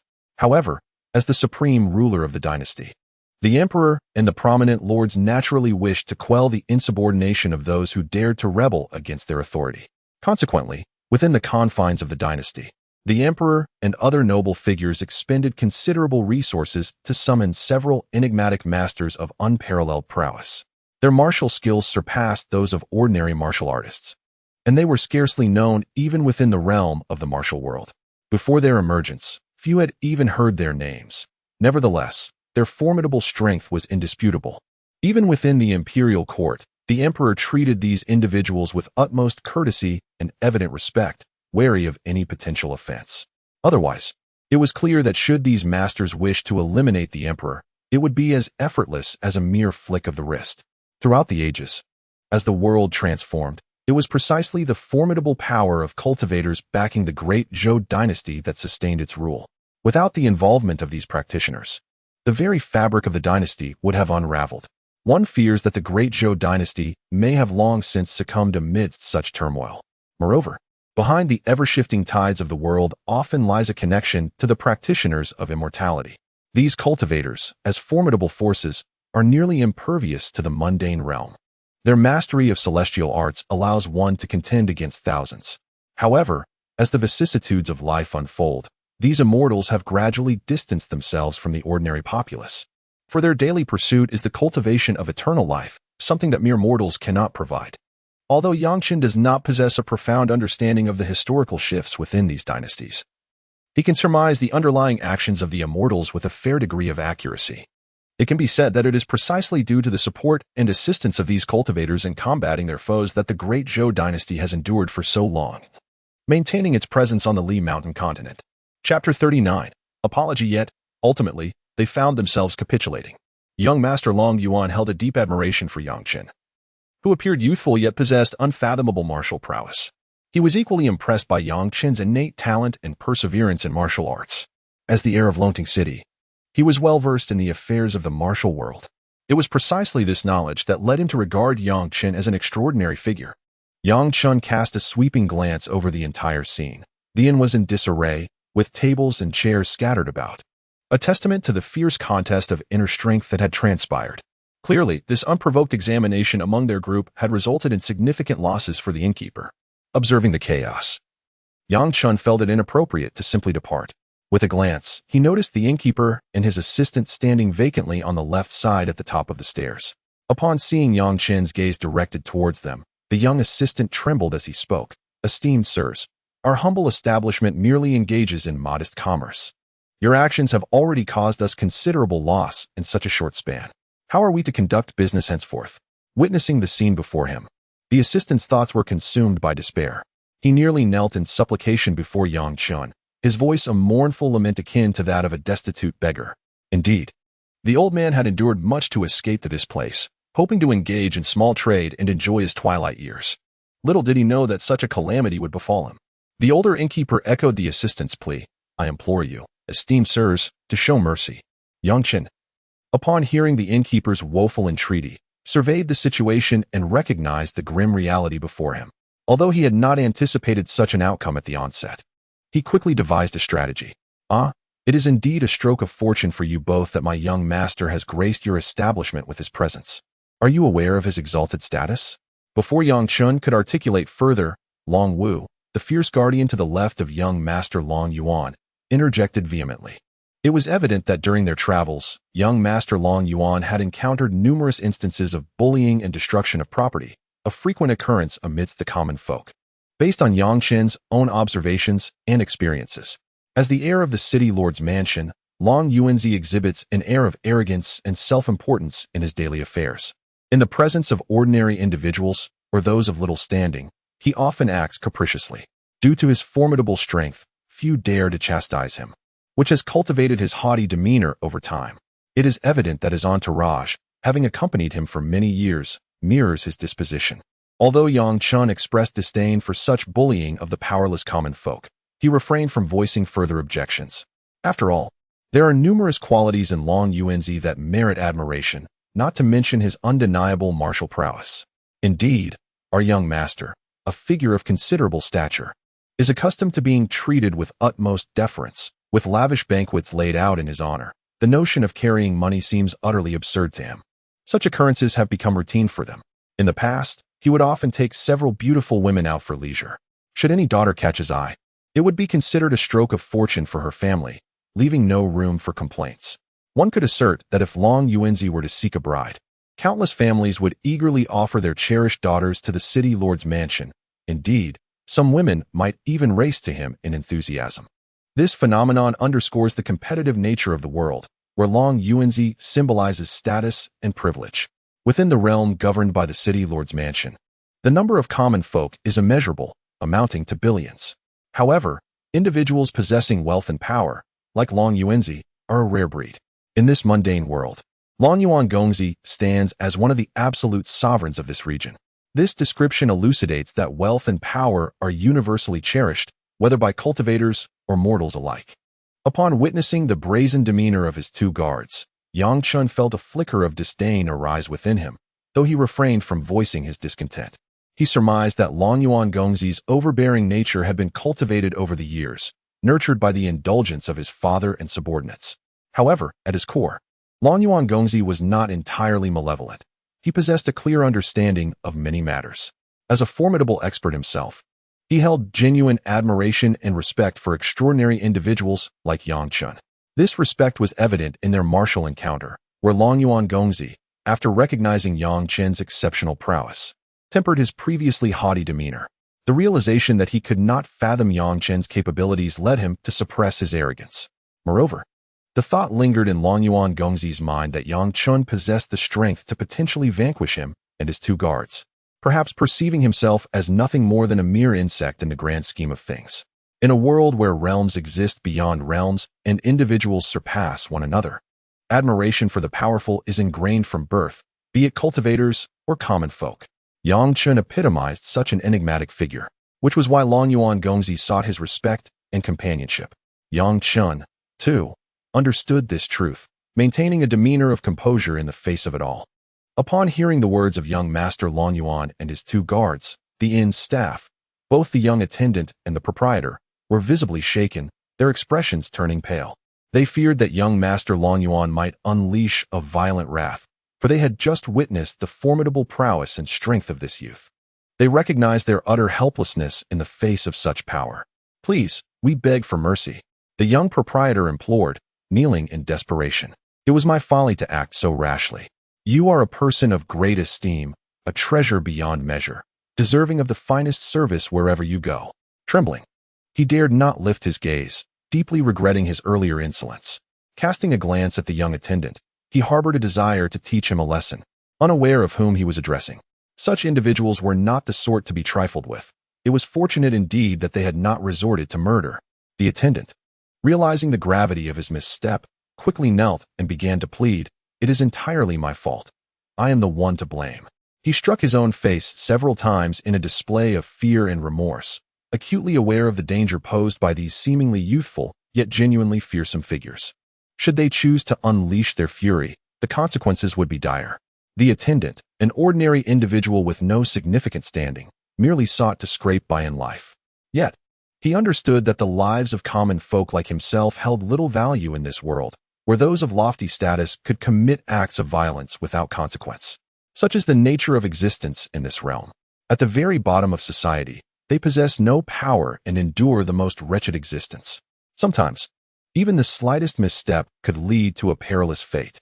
Many individuals are not to be trifled with, and this transformation unfolds right before Yang Chen's discerning eyes. He perceives the intricate expressions and emotions of these individuals, even delving into their innermost thoughts with clarity. With a subtle gesture, he retrieves a silver coin from his pocket. In the mundane world, gold and silver serve as the medium of exchange. Although for cultivators like him, material wealth has lost its significance. He had simply carried it for a long time. Raising his hand, Yang Chen tossed the silver coin, which struck the ground with a resounding clink, clearly possessing substantial weight. It flew toward the two individuals in the tavern, landing at their feet, producing a series of metallic sounds against the floor. Yang Chen calmly addressed the tavern owner, stating, "Today, we acknowledge our fault in this matter. Our contest has inadvertently disrupted your establishment, resulting in considerable losses for you. This is but a small token of silver as compensation. I hope you can forgive our reckless transgression." The tavern owner promptly picked up the silver coin from the floor. Feeling its heft, it was more than their earnings over a lengthy period. Clearly, this young man was of considerable wealth. Behind his profound martial prowess, he exhibited a much more amiable demeanor, contrasting sharply with another young man who had exuded arrogance. Instead, he approached them with utmost politeness. In an instant, the innkeeper and the young attendant developed a fondness for Yang Chen. "Thank you, young sir. I am profoundly grateful," the elderly man expressed with heartfelt appreciation. The young proprietor's spirits lifted considerably upon receiving the silver, and he hastily bowed in gratitude towards Yang Chen. Chapter 40. Departure. Upon observing Yang Chen's courteous apology to a man of such humble stature, Lord Longyuan was momentarily taken aback. However, after a brief contemplation, he refrained from further comment. Noticing that Yang Chen remained standing nearby, Lord Longyuan felt a stirring in his heart and promptly exclaimed, "It is indeed a privilege to witness your remarkable prowess today, young Master Yang. Might you accompany me to the city lord's residence? I assure you that I will extend the finest hospitality." Before Lord Longyuan could finish his sentence, the sound of galloping hooves echoed from outside. "Hurry, hurry," resonated the shouts of men urging their horses along. Yang Chen's keen perception revealed several elegantly dressed men hastily approaching on horseback. Upon exiting the modest inn, he found himself on a somewhat broader path. At that moment, he observed a group of riders swiftly advancing towards them. In a matter of moments, the riders dismounted before Lord Long Yuan and Yang Chen. Two of the men were clad in imposing, dark, heavy armor adorned with peculiar patterns. Though Yang Chen could not decipher their meaning upon scanning them with his awareness, he paid it little mind. In his heart, he quickly deduced that they were likely soldiers from the city lord's estate, specifically loyal retainers of Lord Long Yuan's father. Otherwise, they would not have been dispatched to fetch him. Indeed, as Yang Chen had anticipated, this pair of distinguished individuals approached and swiftly dismounted from their steeds. The two foremost figures clasped their fists in salute to young Master Long Yuan. "My lord," uttered the slightly older individual on the left, who appeared to be in his 30s. His back adorned with a long sword, clearly a seasoned warrior accustomed to the rigors of battle. Following them, dozens of men dismounted and immediately knelt before the ground, their standing far inferior to that of the two leaders. "We pay our respects to the young master," resonated the thunderous voices of the soldiers behind them in a chorus of homage. "Brothers, please rise. There is no need for such formalities."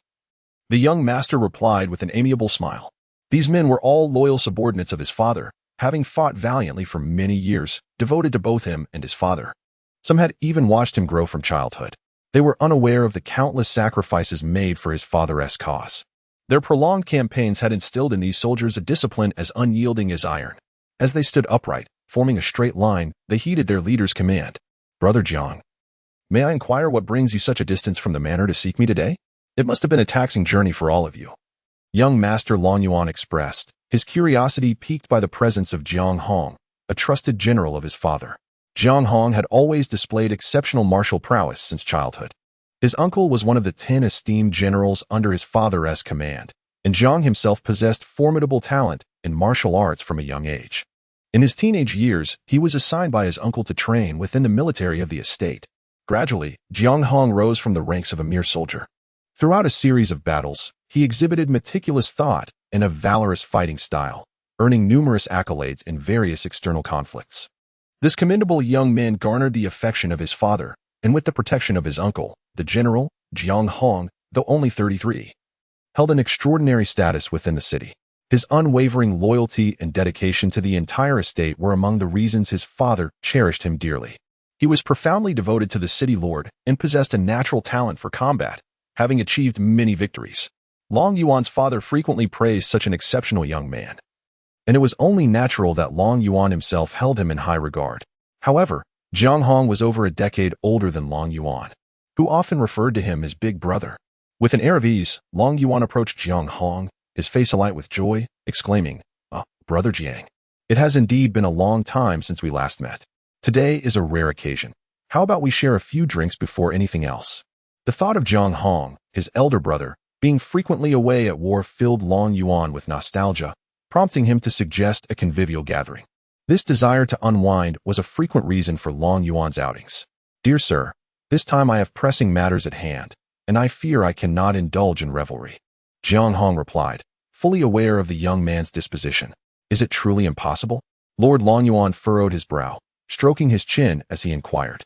Although he yearned to relax and indulge in merriment, the arrival of brother Jiang, sent by his father, hinted at the gravity of the matter at hand. It was unlikely that such a journey would be undertaken without significant cost. Jiang Hong continued with a formal bow, acknowledging the sensitivity of the current period. "It was only through our inquiries that we became aware of the young lord's presence here. Otherwise, locating him would have consumed much more time, though the specifics remained unclear." The urgency conveyed by the city lord suggested the matter was indeed of great importance, as he would not have dispatched me over such a distance otherwise. When discussing matters of significance, it is worth noting that Jiang Hong himself was a commander within the city lord's military, albeit considerably older, likely in his 40s. His journey was undertaken in haste, accompanied by brothers from the Imperial Guard.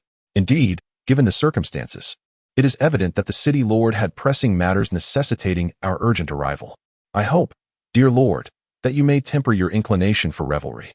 Yang Chen listened attentively to the exchange between Lord Long Yuan and the commander of the city lord's estate, though he remained unfazed, preoccupied with his own contemplations. "Brother Jiang, during my sojourn these past few days, I have encountered a remarkable individual of extraordinary martial prowess. Despite his youth, one might underestimate him.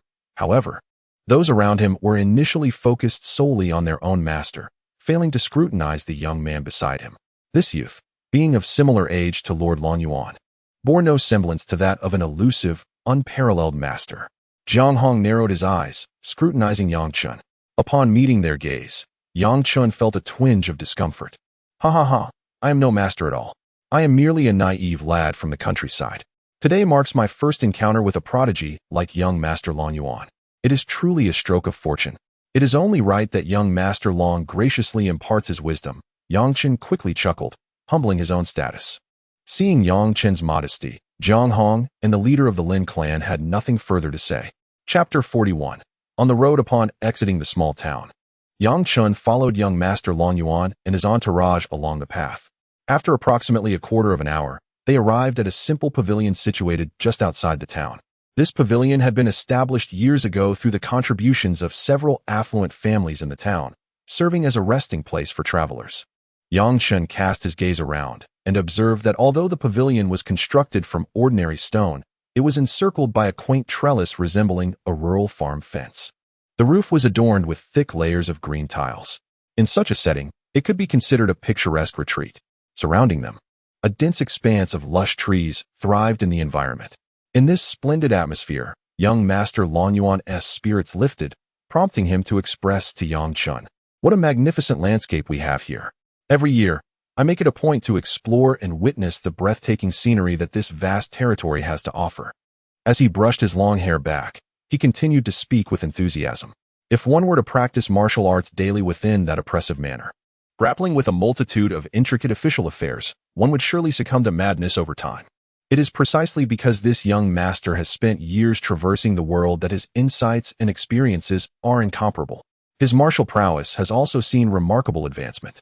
Indeed, while it may not be proclaimed as the greatest in the realm, the young master is undeniably among the elite within the territory. Long Wu, the attendant of young Master Longyuan, observed his master's refined disposition and offered his compliments. Brother Wu speaks wisely. The young master is still in the bloom of youth. Given time, with his exceptional talent, it is entirely conceivable that he may achieve unprecedented greatness. Long Lu, ever eager to contribute, added, "For us, young Master Longyuan is merely 22 years old. He remains quite young, yet his skills have already surpassed many who have devoted decades to their craft. We genuinely admire his innate talent. Indeed, my two elder brothers are correct. His Highness is still very young, with ample time to hone his martial abilities. Furthermore, with our Lord's capabilities, it is possible that his future holds extraordinary promise." Today, Jiang Hong, the commander, felt a sense of elation at having located his young master so swiftly. Although he hailed from a military background and frequently engaged in battles, his own martial skills were formidable. Many years prior, he had heard from the Lord about the young master's extraordinary talent, which was not to be matched by mere mortals. Under the guidance of several esteemed elders within the manor, he has made remarkable progress, advancing by leaps and bounds. To this day, his martial arts proficiency has far surpassed his previous self. In fact, just last year, he engaged in a duel with the young master in the arena of the manor. However, the young master, having honed his unparalleled shadowless technique to an extraordinary level, wielded a legendary sword bestowed by the city lord, making it evident that he was not a match for him. Ultimately, he lost the contest, yet the young master displayed great wisdom and maturity, ensuring that his defeat did not appear too humiliating, framing it instead as a mutual exchange of insights. Indeed, Commander Jiang spoke wisely. And as I observed the discourse among these gentlemen in such a refined setting, the slightly older Commander Lin remarked, "In my youth, at the age of the young master, I was but a mere foot soldier in the army, solely focused on accompanying my comrades in battle. I possessed neither the profound understanding nor the martial talent exhibited by the young master."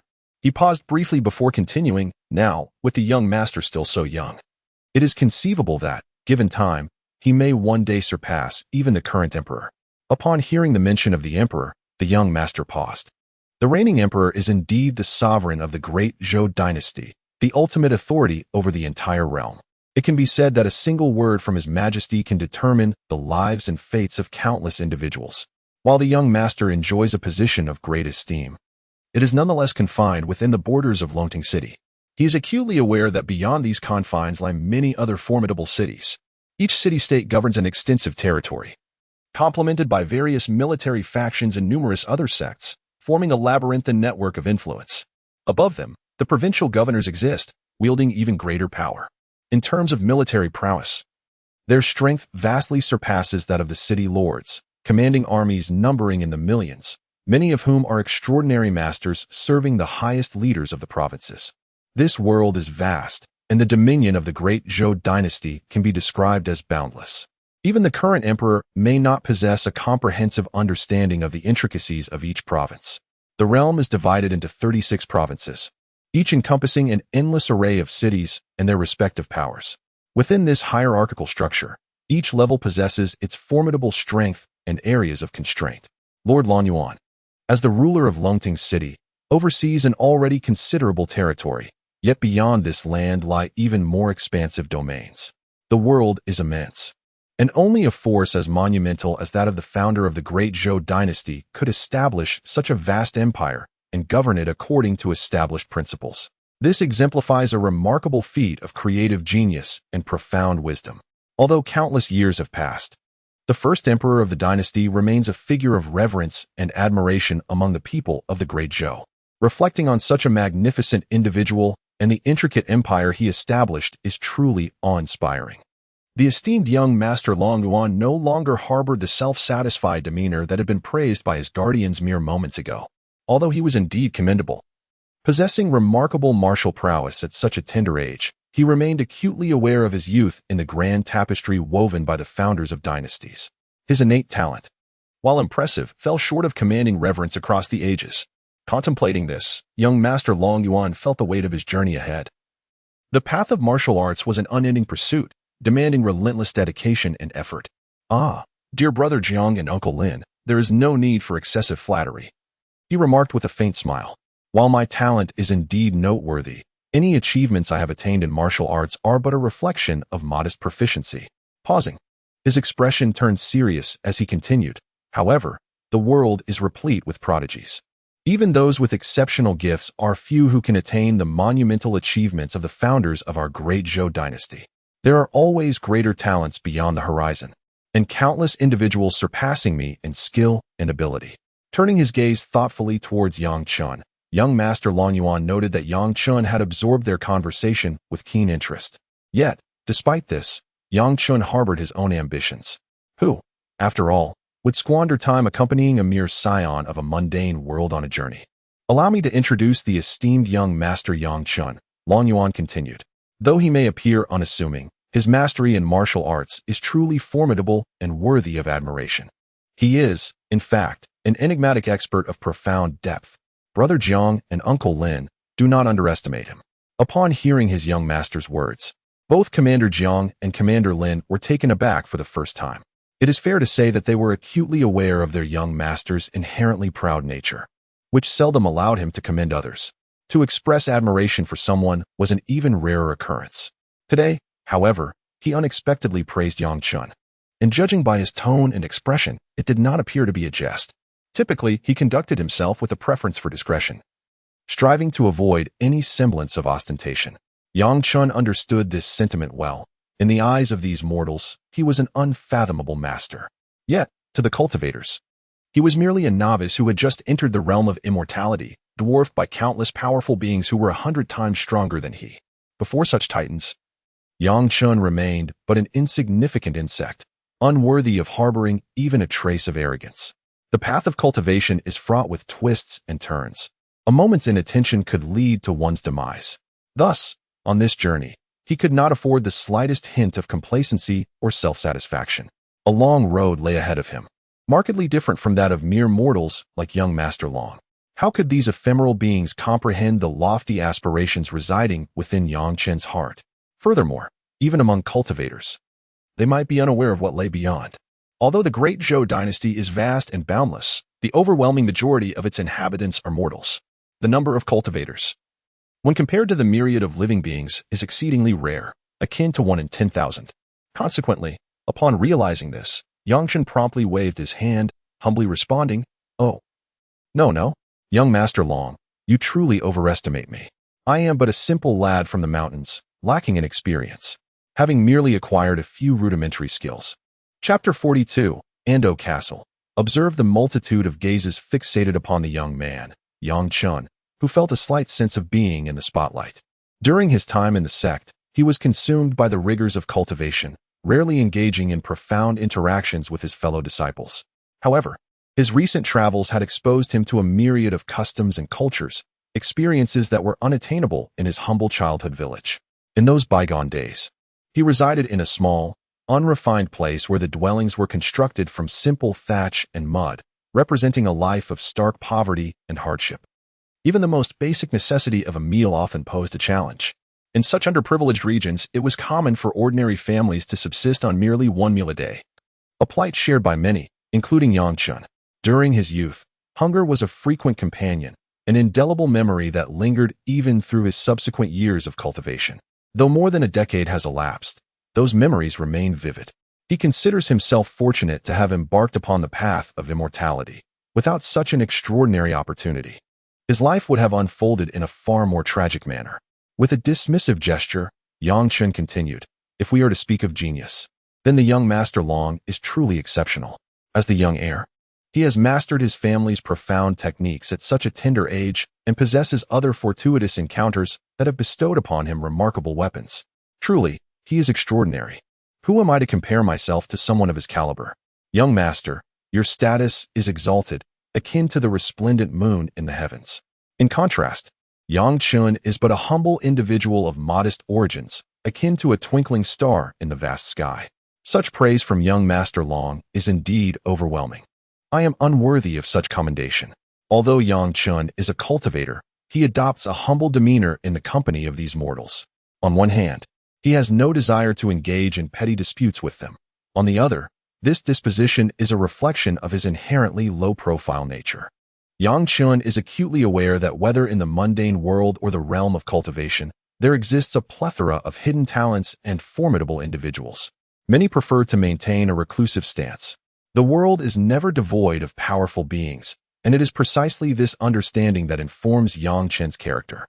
Thus, he has consistently upheld this manner of conduct, effectively averting numerous unnecessary troubles. Young Master Long, upon perceiving Yang Chen's reluctance to further discuss his martial prowess, comprehends his disposition well. Yang Chen does not wish to attract undue attention, lest it invite complications. Nevertheless, despite this, young Master Long holds Yang Chen in high esteem, treating him with the respect befitting an elder. He instructs his servants and soldiers to honor Yang Chen appropriately, ensuring that there is no hint of negligence. This treatment leaves Yang Chen feeling somewhat out of place, as his solitary journey through the realm of cultivation over the past decade has rendered him accustomed to managing his own daily affairs, primarily consumed by his relentless pursuits. His cultivation has undoubtedly brought him numerous benefits. What is cultivation? According to ancient texts, cultivators must devote extensive periods to meditation and training, absorbing the spiritual essence of the world to transform it for their own use. However, in reality, this is not an unchanging principle. As one ascends to higher realms, the path requires more than mere time spent in meditation. It seems that there are no significant safety concerns in this instance. Moreover, the individuals I have selected are among the finest soldiers in the city's elite forces, although they may not possess the same level of martial prowess as the young master. Their years of combat experience have rendered them formidable in both physique and other aspects. Commander Lin observed Yang Chen and then glanced at the two guards, Long Wu and Long Lu, standing beside young Master Long Yuan. He then regarded the dozens of soldiers clad in military attire standing before him. Each soldier was adorned with heavy armor, clearly indicative of battlefield gear. Their expressions were stern, their gazes sharp and serious, some resembling hawks with their piercing eyes. Years of warfare have seemingly forged their willpower. They had maintained their position, separated yet obediently following the commands of their superiors. In the event of an unusual circumstance, these soldiers would be the first to charge forward without hesitation. Their mission is to ensure the young master's safety. Young master, our departure was rather hasty this time, and we could only bring a few horses for the journey. It has taken us several months to arrive here, and thus, our current conditions are rather challenging. Individuals accustomed to the privileged environment of Longyuan Gongzi may find themselves ill-prepared for such circumstances. Typically, He ventures out accompanied by an entourage of various personnel and a multitude of attendants, creating quite an impressive spectacle. It is imperative to extend sincere apologies to young Master Yang and ensure that he is thoroughly entertained, fulfilling the duties of a gracious host.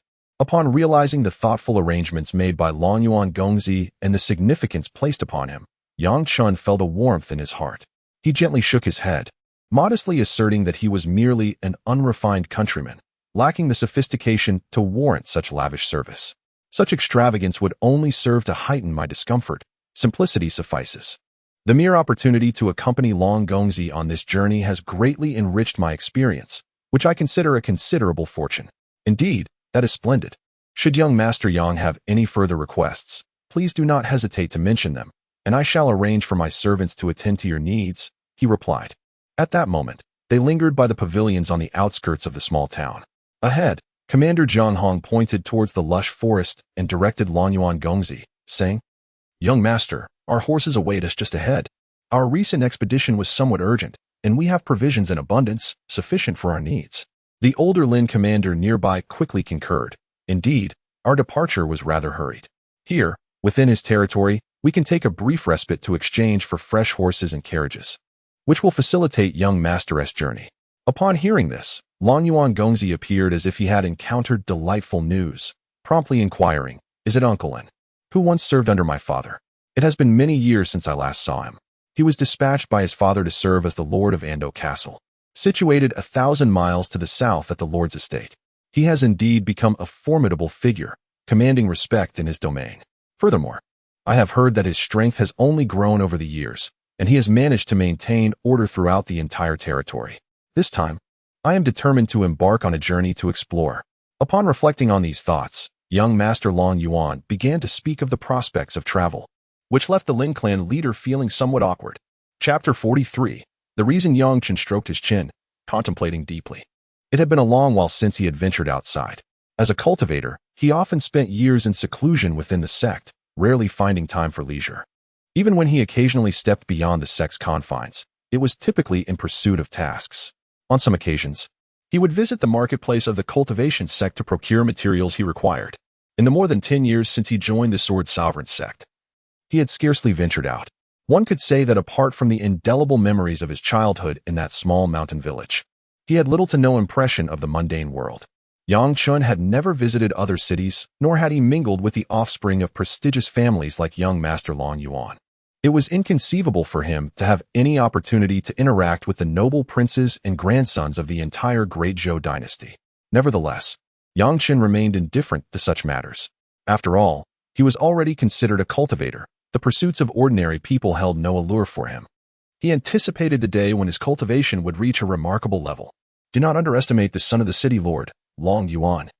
For even the supreme ruler of the entire Great Zhou dynasty, the emperor himself, must accord him profound respect, never daring to show the slightest hint of disrespect or carelessness. This illustrates the stark distinction between the celestial and the mundane. The power wielded by immortals is beyond the comprehension of mere mortals. Historically speaking, had it not been for the covert support of cultivators, the Great Zhou dynasty would have faced obliteration numerous times, perhaps undergoing a plethora of dynastic changes unbeknownst to its rulers. Yang Chen is acutely aware of these intricate dynamics, which allows him to maintain a composed demeanor. His interactions with the world of Long Yuan are minimal. This time, Long Yuan was genuinely impressed by Yang Chen's extraordinary martial prowess, which opened his eyes and compelled him to extend a heartfelt invitation to the city lord's residence for a proper reception. Yet, Yang Chen understands that Long Yuan, a figure of significant status, likely perceives him as a distinguished disciple from a reclusive sect venturing into the world for experience. Hence his eagerness to draw Yang Chen into his service. In terms of martial ability, Long Yuan certainly has no shortage of skilled practitioners. Rather, it is Yang Chen's enigmatic nature and potential contribution to his future endeavors that commands such respect. Naturally, in this world, no benefits are ever freely given. Long Yuan's recent efforts to ingratiate himself with Yang Chen stem from a desire for this formidable martial artist to lend his strength to his cause. If it were truly as he wished, and if he could indeed secure the services of a masterful decision-maker like Yang Chen, it would undoubtedly be a monumental boon for young Master Long Yuan. It would be akin to the heavens bestowing upon him an unparalleled treasure. Moreover, The worth of Yang Chun transcends what mere jewels can quantify. Young Master Long Yuan, however, remains largely oblivious to this value. He merely perceives Yang Chun, this young gentleman, as a disciple of a martial arts sect known for its camaraderie. After all, given Yang Chen's youth and his various displays of skill, he resembles a novice from a reclusive sect embarking on his first journey of cultivation. Such individuals often possess remarkable martial prowess. Yet their prolonged seclusion renders them somewhat ignorant of worldly affairs, the shifts in dynasties, and the transformations of society. Young Master Long Yuan naively assumes Yang Chun fits this mold. Although he does not explicitly voice these assumptions, Yang Chun, as a cultivator, possesses insights far beyond the grasp of an ordinary person. He is acutely aware of the intricacies of human relationships and societal norms, though he keeps this knowledge to himself, harboring his own plans. As a cultivator, Yang Chun possesses divine consciousness. At this moment, the group of several dozen stands together, resembling a battalion of formidable leaders. The townsfolk, upon witnessing this assembly, do not dare approach. They merely cast a distant glance before hastily retreating, making every effort to distance themselves from these formidable individuals. For the commoners are well aware of the dangers of offending such powerful figures. Although these ordinary citizens lead a life of considerable hardship, they cannot be compared to the affluent and extravagant gentlemen like young Master Long Yuan. Nevertheless, they are not devoid of intelligence. A glance at someone dressed like young Master Long Yuan reveals that he is no ordinary individual, prompting them to maintain a respectful distance. Those in close proximity to power and status, often young masters, tend to be notorious for their tyrannical behavior, exploiting the weak without remorse. Encounters with such individuals frequently spell misfortune for the common people. Moreover, the formidable strength of these individuals renders them nearly invincible, making any encounter with them a calamity for the ordinary folk. Yang Chun witnessed all of this, yet he displayed little reaction. He had long since grown accustomed to such outcomes. Since embarking on his path of cultivation, he felt that his world diverged significantly from that of most people. The familiar sensations of his hometown had largely dissipated, as many had ceased to exist. After ensuring his parents were settled, he found himself devoid of further obligations.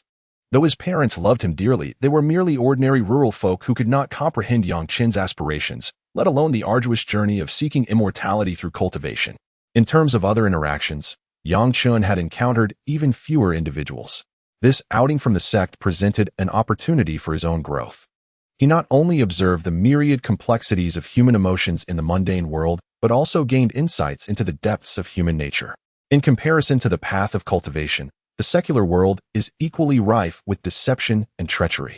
The ground was adorned with lush green grass, and the surrounding trees were exceedingly verdant and thriving. Just a few meters ahead, there lay a scene awaiting him. A horse, tethered to a tree trunk by a rope, leisurely grazes on the verdant grass. Yang Chun casts a cursory glance around. The horses here are adorned with rich brown coats and possess a towering stature, exuding a robust presence. They appear to have been meticulously selected for this journey, likely due to the considerable distance they must traverse. However, the number of horses is evidently limited, totaling merely around 20. With Yang Chun, young Master Long Yuan, several guards, and a few commanders along with soldiers in their party, it is clear that there are not enough mounts for each person to ride. The commanders, Jiang and Lin, are acutely aware of this predicament and promptly report to young Master Long Yuan. We have hastened from the city upon receiving the Lord's command, traveling tirelessly without a moment's respite for an entire day. We have been on the road for several months, and some horses have perished along the way. Jiang Hong, his voice weighed with concern, turns to Yang Chen with a smile. What do you think of this horse? With its long legs and ample hindquarters, it will surely possess great strength when running. Allow me to gift it to you. Upon inspecting the horse, Yang Chen agrees, it is indeed impressive. Having never ridden a horse during his time in the small mountain village, he had never ventured beyond its confines. However, after embracing the path of cultivation, his perspective has broadened significantly. The capabilities and memory of a cultivator far surpass those of an ordinary person, granting them an extraordinary aptitude for learning and comprehension. Thus, mastering the art of horseback riding presents no challenge for him. He cast a fleeting glance at the esteemed young Master Long Yuan, the two commanders nearby, and the soldiers surrounding them. Nodding in agreement, he said, "Very well. Since everything is arranged, let us embark immediately." Young Master Long Yuan, succinct and to the point, instructed the two commanders and the soldiers, "If there are not enough horses, you shall share one between two." The slightly older commander of the Lin clan conveyed to the soldiers beside him, "Given the limited number of horses, this is the only feasible solution. Although riding two on one horse may hinder our pace, once we reach Ando City, we can procure fresh mounts. At that point, our speed should be considerably swifter." Upon hearing the command, the surrounding young soldiers responded enthusiastically. Yang Chen swiftly leaped onto his horse, his gaze sharpening as he observed the creature before him. It was a robust brown steed, tall and powerful, with reins and saddle that appeared to have been recently replaced, looking rather new. As Yang Chen settled atop the horse, it merely shook its head in a symbolic gesture, exuding a gentle demeanor. Before long, young Master Long Yuan, along with his two guards and the rest of their party, mounted their steeds. Commander Jiang Hong noted that his brothers had all taken to their horses, with several soldiers sharing mounts. He turned to young Master Long Yuan and remarked, "Very well, young master. We shall set forth. Let us strive to reach Ando City as soon as possible. This will improve our circumstances." Young Master Long Yuan nodded in acknowledgement, offering a polite smile to Yang Chen beside him. In recent days, Master Yang has endured some grievances. He is indeed a precious gem, a rare prodigy in the martial world, destined for immeasurable achievements in the future. Today, it is truly a stroke of fortune for Long to encounter a talent such as Brother Yang. Young Master Long, with great politeness, offered his compliments to Yang Chen, who smiled in return. This individual, both in appearance and demeanor, is undoubtedly distinguished, a rare talent. Furthermore, he exhibits commendable qualities in his interactions with others, earning Yang Chen's admiration. Yang Chen, however, refrained from overly embellishing his own merits. "You flatter me, young Master Long. I am but a rustic individual with no notable accomplishments. Today, I would be grateful to accompany you and witness the wonders of the city." Yang Chen added with a hint of self-deprecation. Indeed, he had never ventured into the cities constructed by ordinary mortals. Within the confines of the sect, the scenery is altogether different. Laughter erupted among the others, who assumed Yang Chen was jesting. How could someone of his caliber, a master, be so inexperienced?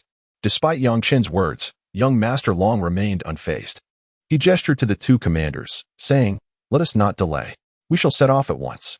The two commanders promptly replied, "Yes." Thus, Yang Chen joined a group of several dozen riders as they journeyed towards their destination.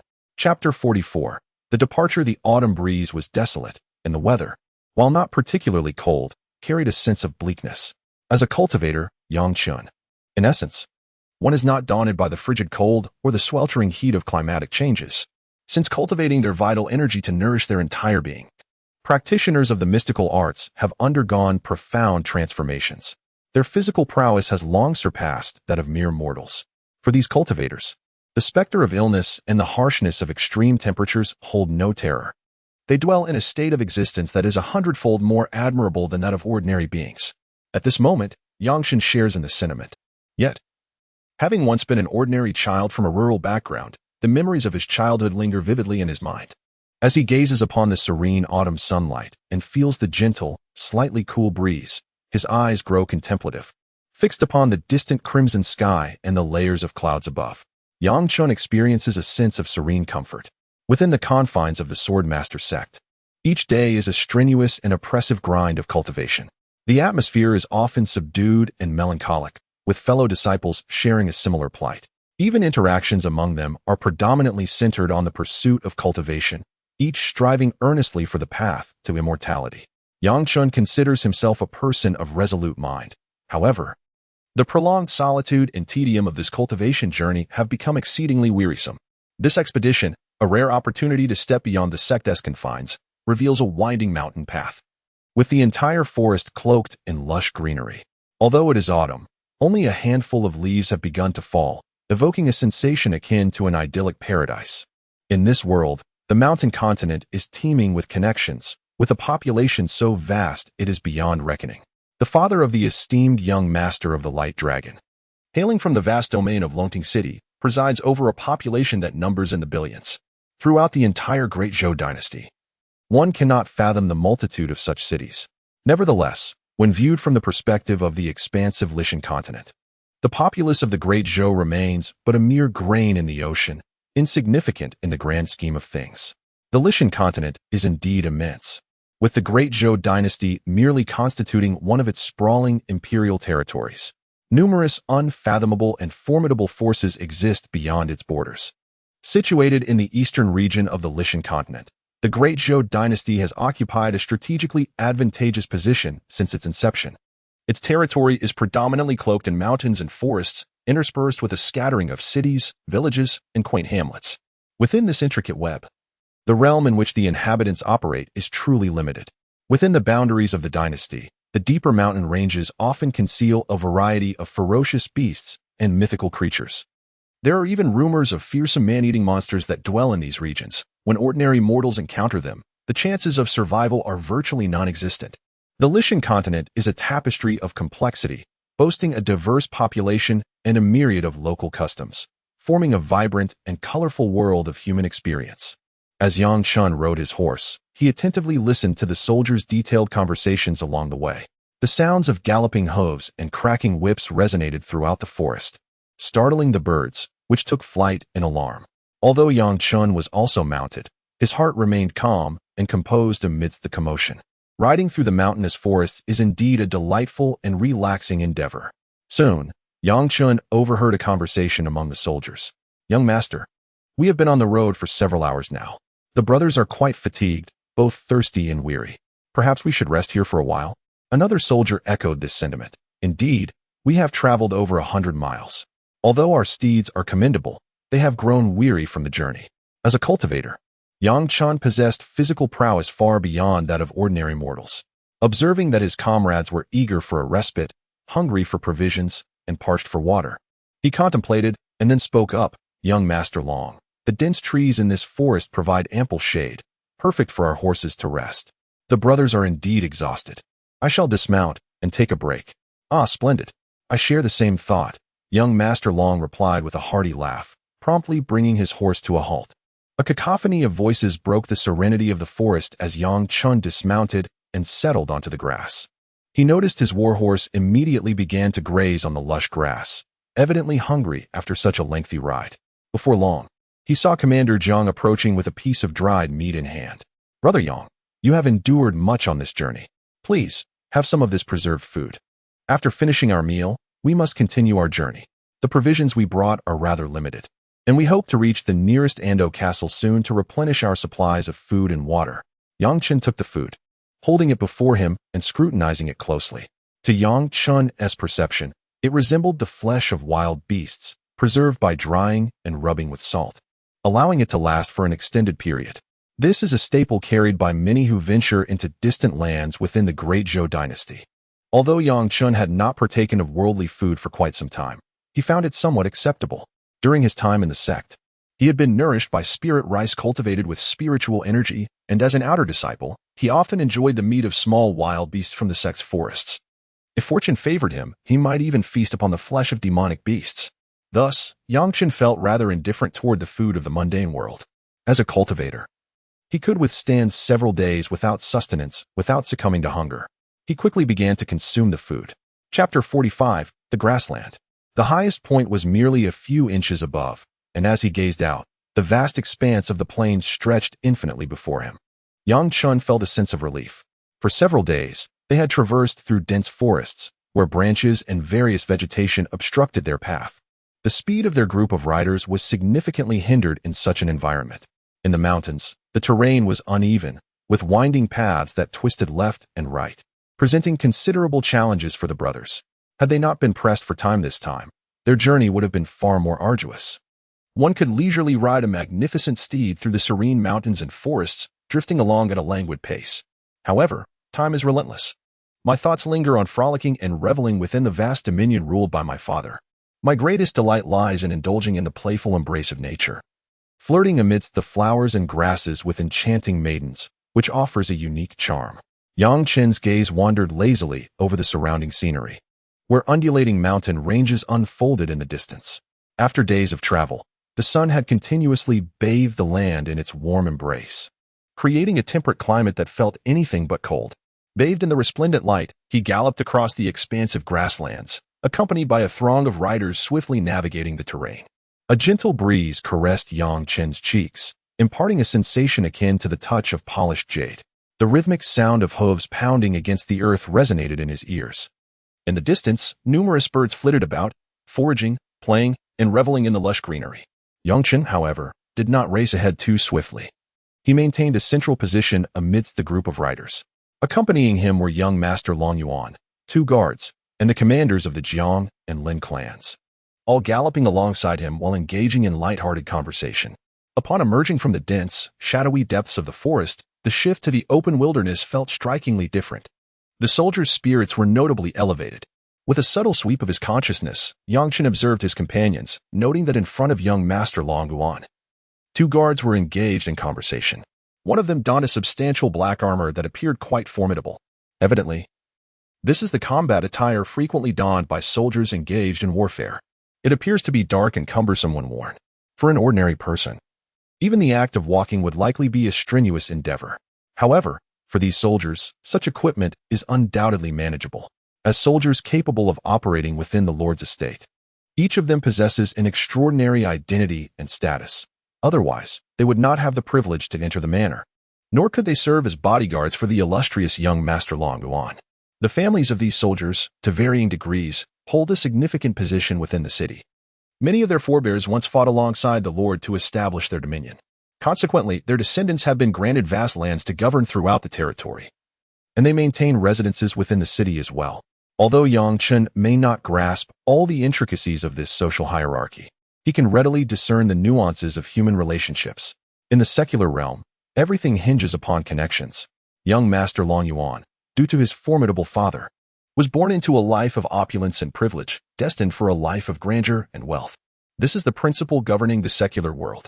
It can be asserted that even a mere servant within the Lord's estate, if transported to a distant locale, would be someone most ordinary people would hesitate to offend. Local gentry and wealthy landowners might revere these seemingly lowly individuals as if they were honoring their ancestral deities. Conversely, for others, their existence is destined to be one of mediocrity, toiling daily as farmers merely striving for sustenance. They possess neither opportunities nor the necessary connections to ascend the societal ladder.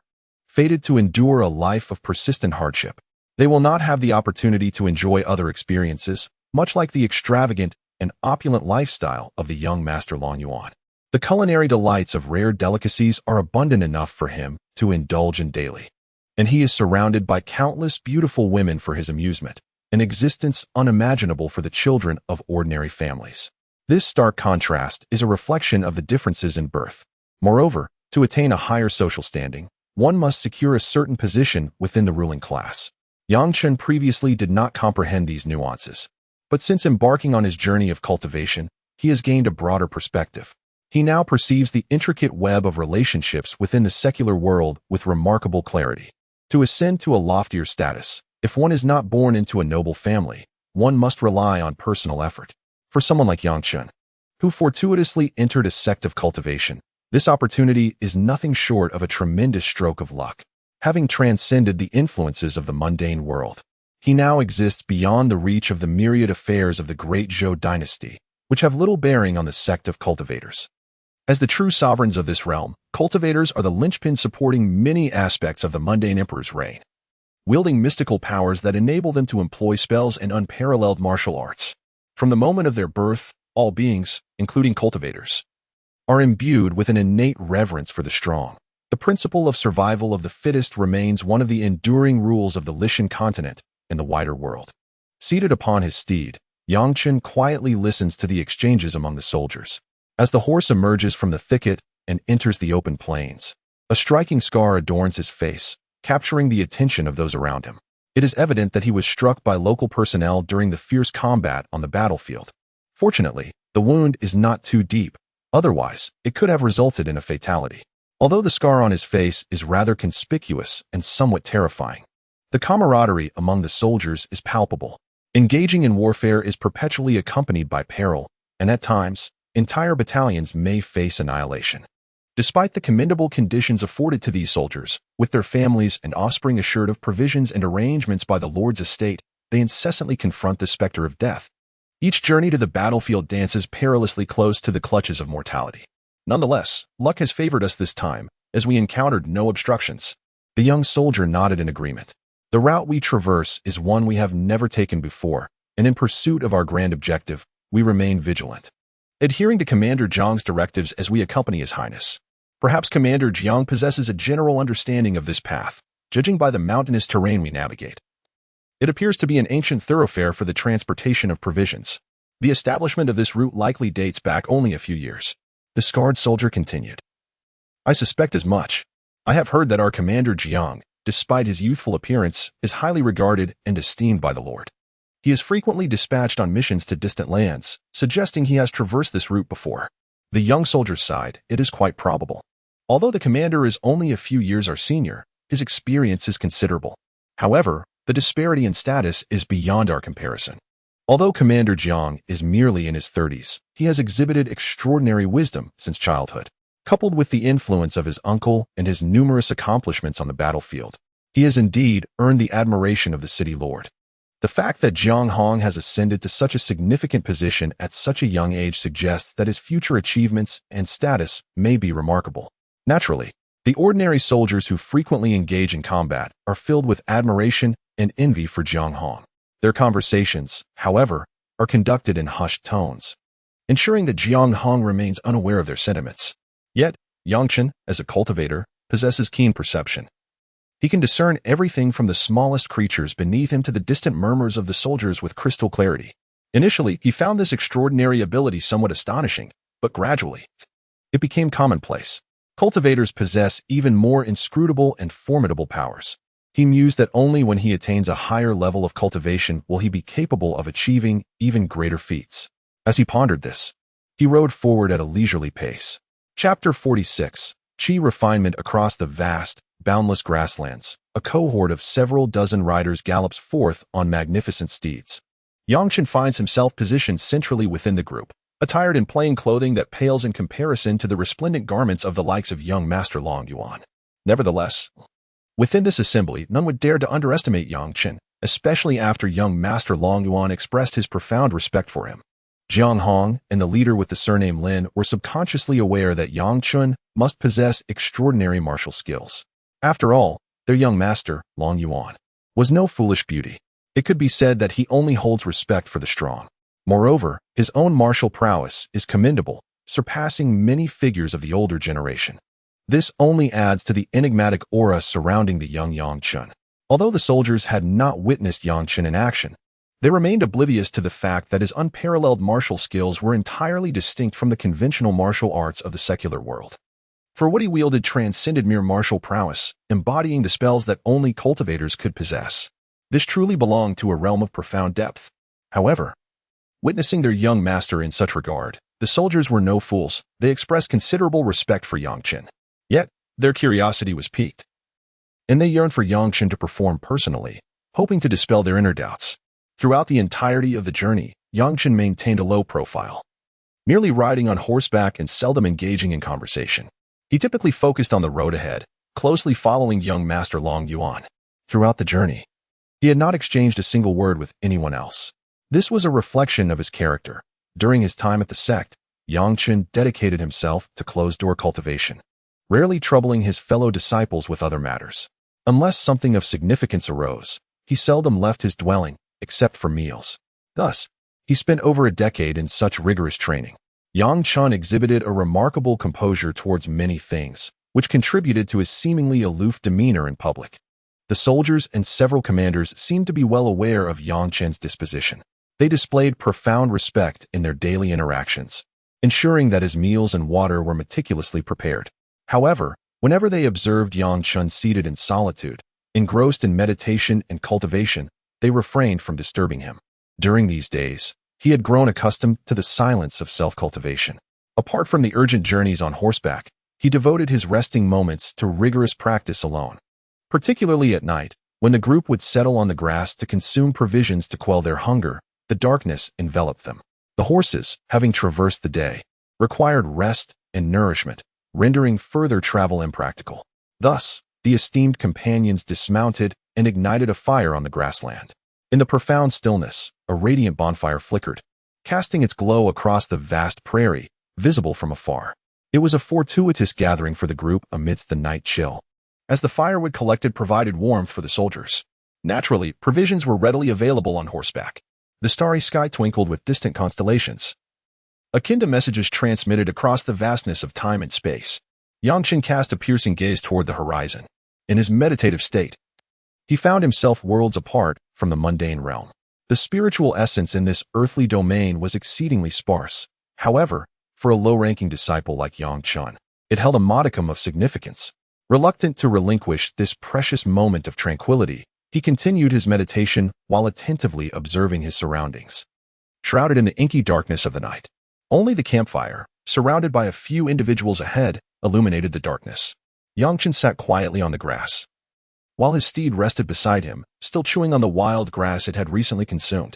On the other side, young Master Long Yuan laughed and chatted heartily, addressing his fellow soldiers with enthusiasm. After such an arduous journey, my brothers have indeed toiled greatly. Upon our arrival at Anning City, we shall take a well-deserved rest, reorganize our supplies and provisions. At that time, I promise to treat you all to a sumptuous feast. This is my solemn commitment to you. Captain Jiang, chewing on a piece of meat, interjected, indeed, my brothers have fought valiantly on the battlefield, living each day with death looming at their side. For the sake of His Highness, for the Lord of the city, and for the enduring peace of the entire Lord's estate, we have devoted ourselves wholeheartedly. I, Jiang Hong, have etched this in my heart. Upon hearing the captain's heartfelt words, the soldiers were deeply moved. The struggles of these warriors were not insignificant. Their enlistment in the army was driven by a desire to provide a safer environment for their loved ones and to ensure a better life for their families.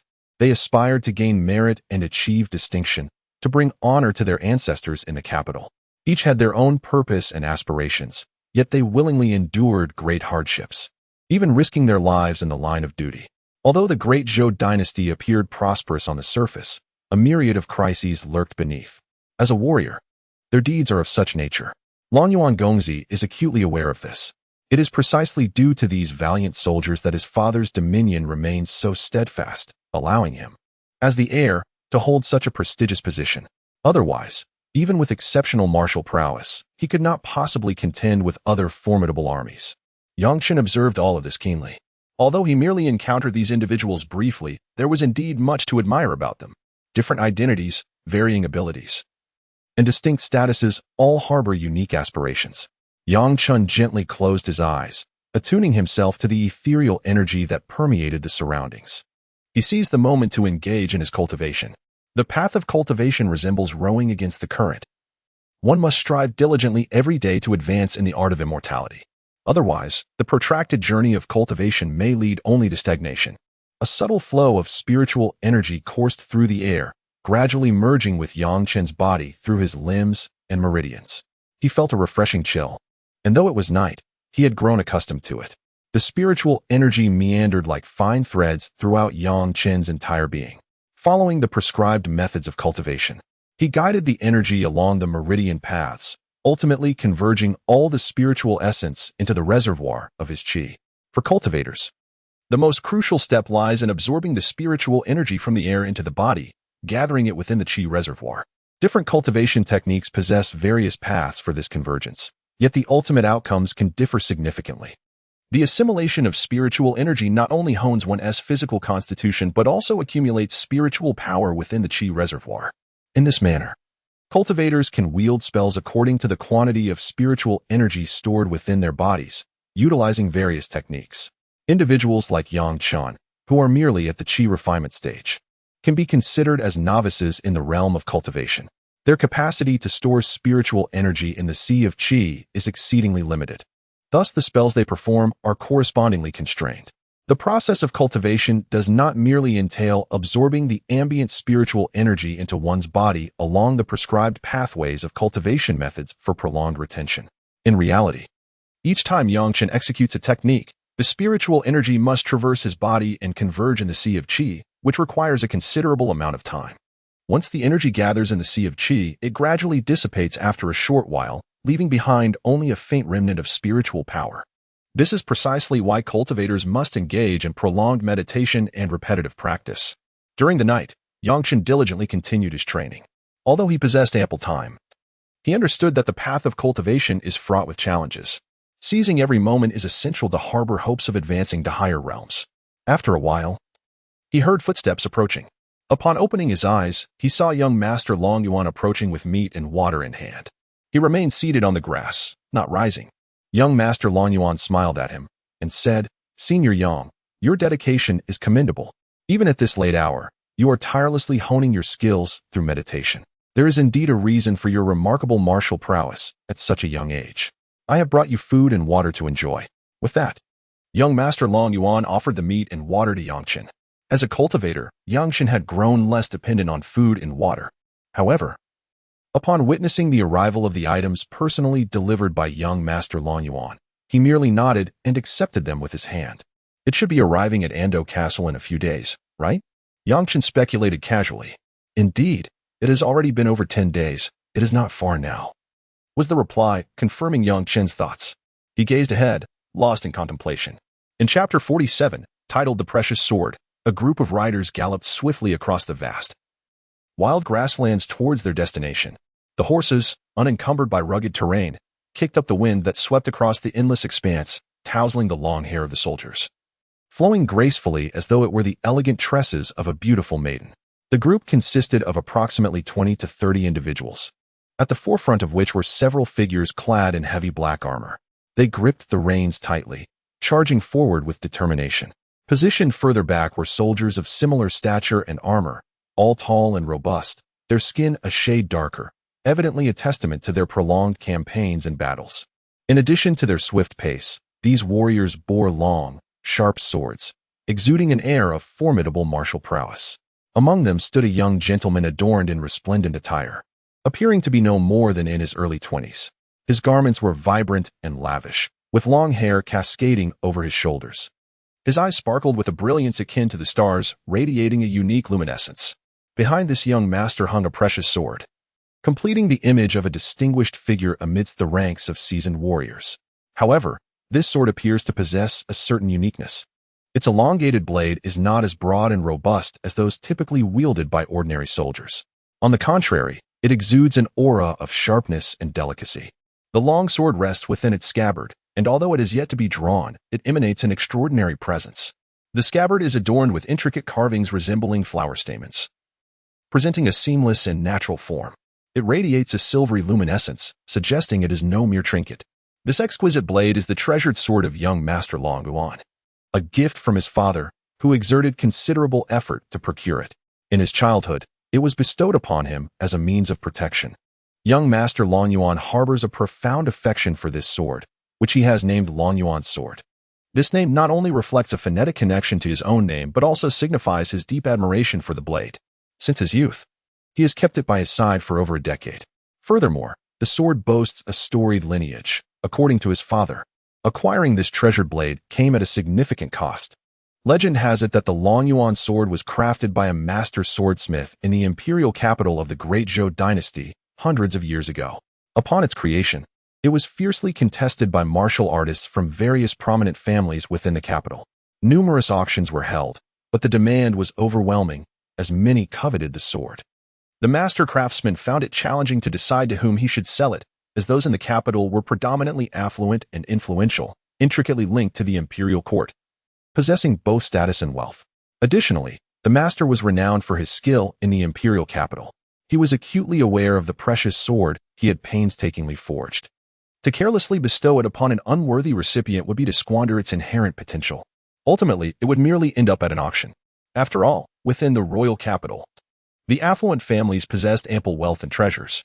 Moreover, the scions of these illustrious families typically hailed from noble lineages, receiving rigorous education, thus exhibiting considerable talent.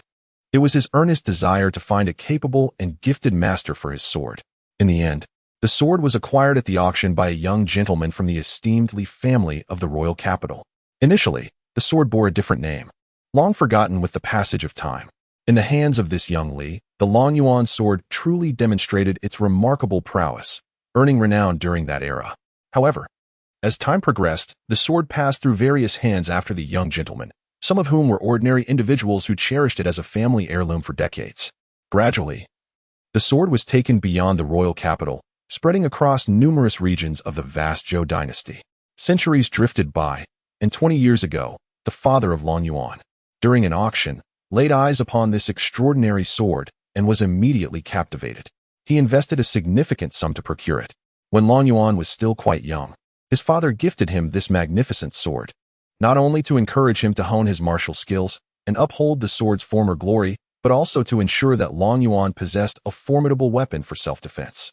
The young master Long Yuan frequently traverses the world, fully aware that the journey may present myriad perilous situations.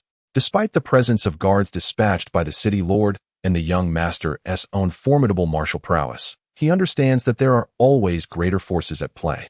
Positioned amidst his entourage, they appear to form a protective formation around him. Although they have not encountered any dangers thus far, it does not imply that this continent is devoid of threats. Their conduct on the battlefield and in other locales, including the city, adheres to this principle. For the soldiers, safeguarding the young master's safety is paramount, a matter of duty and responsibility. Should any misfortune befall him on the road, resulting in injury or untimely death, the repercussions would extend beyond themselves to their families as well. Consequently, they remain vigilant throughout the journey, with no room for complacency. While the young master may indulge in leisurely pursuits, reveling in pleasure and feasting, the same liberties do not extend to his subordinates, reflecting a strict adherence to discipline. Flanking the young master are two figures clad in identical armor, each bearing a sword at their side. One appears to be around 30 years of age, while the other seems to be in his 40s or 50s, his face marked by the wisdom of experience and the scars of numerous battles. Nevertheless, he maintains a demeanor of calm composure as he accompanies the young master. The younger companion, in stark contrast, exhibits the unmistakable freshness of youth, his face still bearing the evidence of youthful innocence. Clad in formidable armor, the two commanding figures exuded an air of majesty, indeed a striking presence.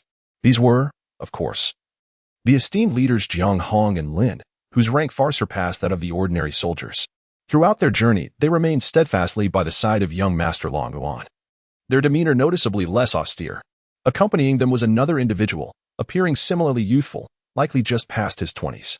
His expression was inscrutable. Yet he had loyally ridden alongside young Master Long Yuan for over 10 days. This was Chen, young Master Long Yuan, with his vivacious spirit. Frequently engaged the two commanders and their guards in lively conversation, sharing tales and anecdotes to stave off the monotony of their prolonged journey.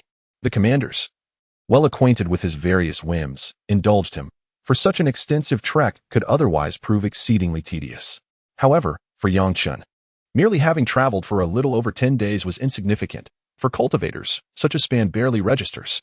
In his previous life within the sect, Chen often secluded himself for months at a time, emerging from his sanctuary only after prolonged meditation. For some formidable cultivators, a period of seclusion could stretch into centuries, a concept utterly unfathomable to mortals, who may never even catch a glimpse of such beings from birth to death. The path of cultivation demands an endurance of solitude. One must persevere through the long, arduous hours of solitary training. If one cannot withstand such isolation, how could they ever aspire to attain the Tao? Chen's temperament was already one of detachment, or perhaps equanimity. Nevertheless, young Master Long Yuan frequently sought his company to converse about various topics, especially since their last encounter, where young Master Long Yuan had suffered defeat in their martial contest against Chen. He increasingly felt that the young individuals of his age were markedly different from him. Thus, he held a deep admiration for Chen. More than that, he desired Chen's assistance in certain matters, or perhaps some guidance. After all, with Chen's remarkable skills, it was likely that few could rival him in this world. Indeed, the leader of the Lin clan lamented that, although their journey had not been fraught with peril, his brothers had endured considerable hardship, referring specifically to the ordinary soldiers who rode in formation behind him. Young Master Long Yuan turned his head to gaze at Chen. Curious about the origins of this talented individual, may I inquire which esteemed lineage you hail from, young Master Yang? Have you previously visited the Lord's residence? Young Master Long Yuan had long been intrigued by Chen's background, and during their journey, he had occasionally attempted to glean information about it. Not at all. I am merely a child of humble origins from the countryside. In my youth, I was fortunate enough to receive guidance from an eminent master and learned a few martial arts skills, Chen modestly replied.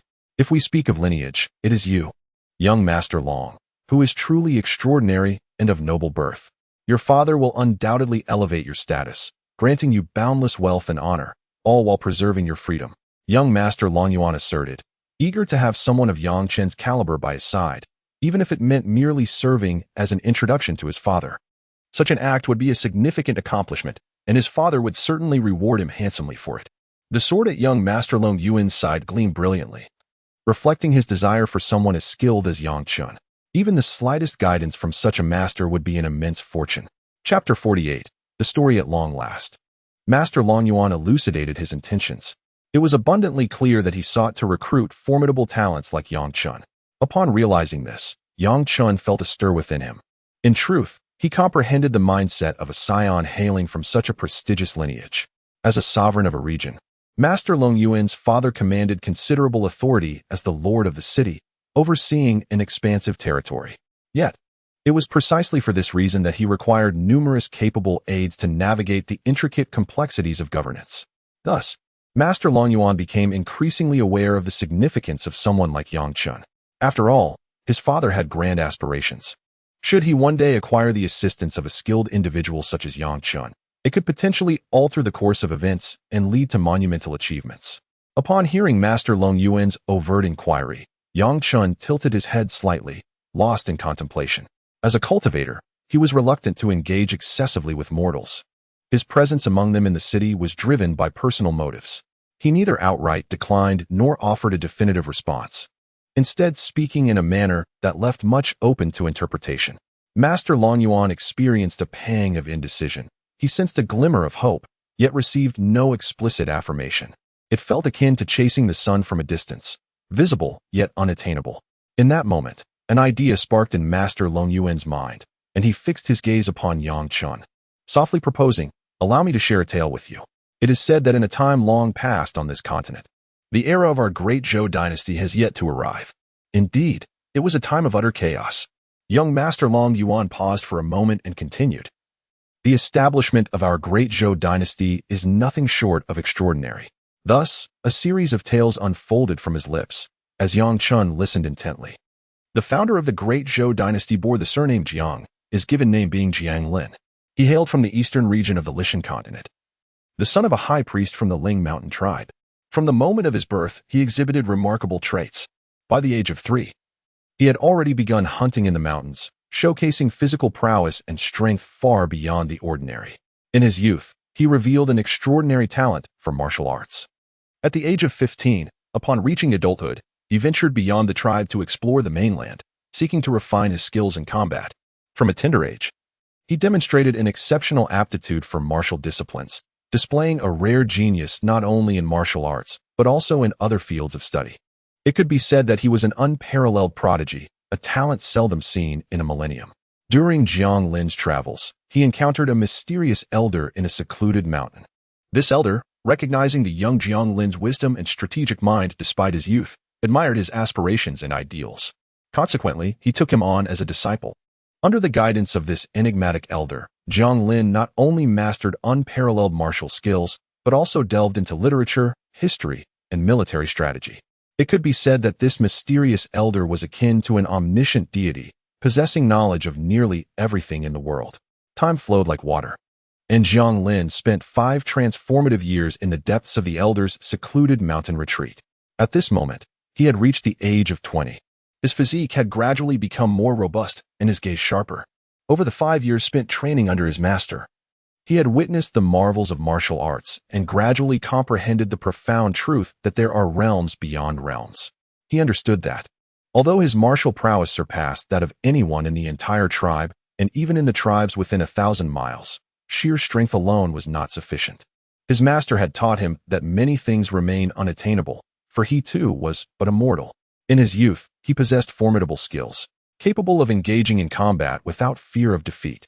Yet, he realized that decades hence, as age and frailty set in, even the most formidable martial arts could not hinder the inevitability of human decay and death. On his 20th birthday, his master sought him out for a heartfelt conversation, imparting wisdom and informing him that all that needed to be taught had been shared. The path ahead was one he would have to forge for himself. Initially, his master had recognized him as a rare talent, which led to him becoming a disciple. Now, having transferred all his skills to him, it was time for him to strive and cultivate his own path. Indeed, Jiang Lin felt immense gratitude towards his master for accepting him as a disciple.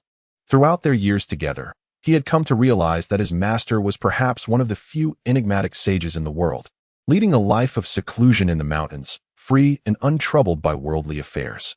Clearly, his master wished to remain untouched by the chaos of the present times. He often advised Zhang Lin that after mastering his skills, he must diligently practice and strive to effect change. On the day of their farewell, the young Zhang Lin bowed 3 times to his master with profound respect.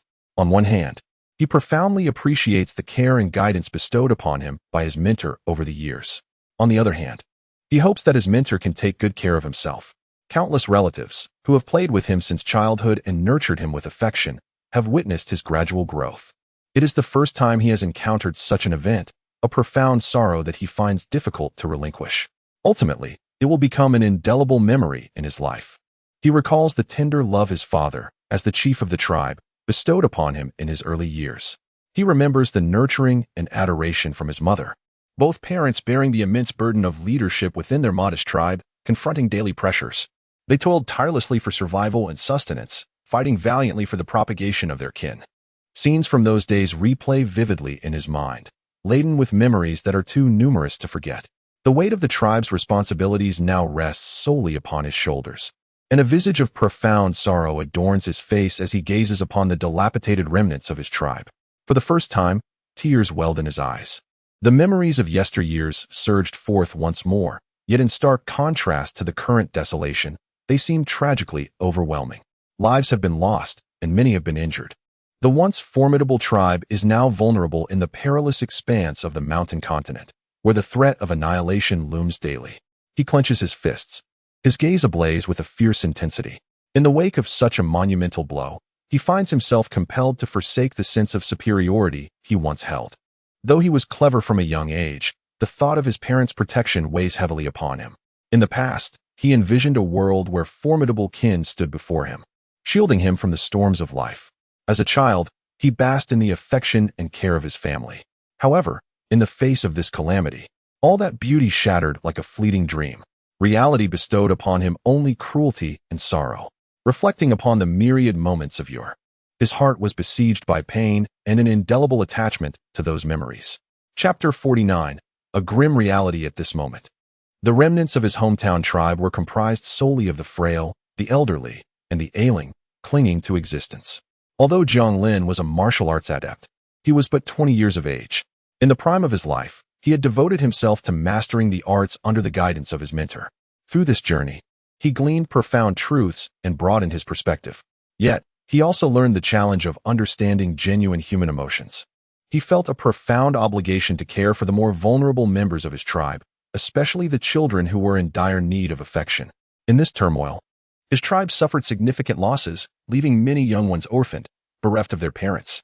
As the eldest son of the former tribal chief, Zhang Lin found himself compelled to inherit his father's will and position, striving to carve a path for his people amidst the chaos. The tribe possessed vast lands, inhabited by diverse races. Yet, aside from these communities, much of the land lay in desolate mountains, where few dared to tread. Legends spoke of monstrous beasts lurking in some regions, places that ordinary folk would never approach due to the inherent danger. Zhang Lin had learned much of this from his revered mentor, even though he once held the title of the tribe's heir apparent. However, the territory of their tribe was merely a small expanse. Beyond this limited area lay countless formidable tribes and other groups, shrouded in power.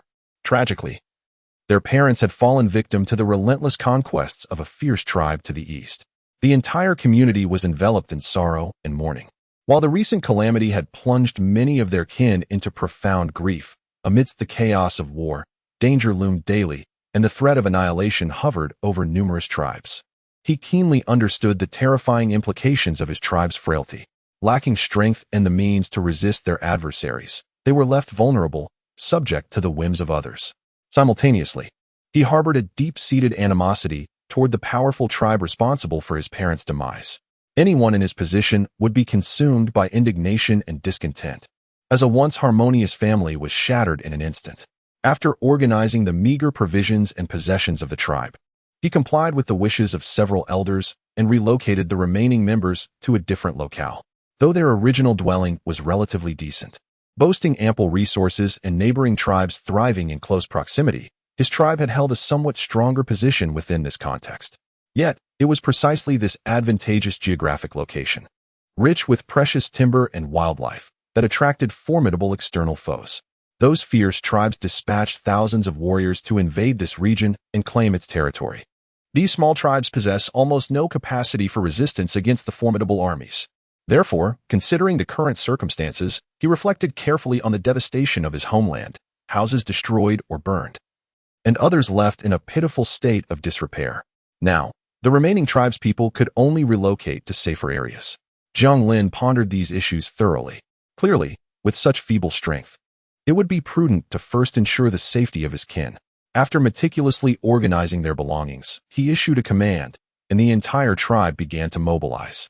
With the youth tending to the children and the elderly, they gradually departed from the places they had inhabited for decades, although many felt a deep reluctance to leave. Under the perilous conditions, they had no alternative. For who could say when those domineering, ruthless bandits might return to plunder their possessions and sustenance? In this world, the sustenance of the tribe's people is of utmost importance, as the dense forests and mountains teem with wild beasts, rendering them perilous for ordinary folk to traverse and constantly threatening their lives. Thus, whether from other tribes or their own, the demand for food remains exceedingly high. Previously, the Jianglin tribe would send members into the mountains for hunting each day.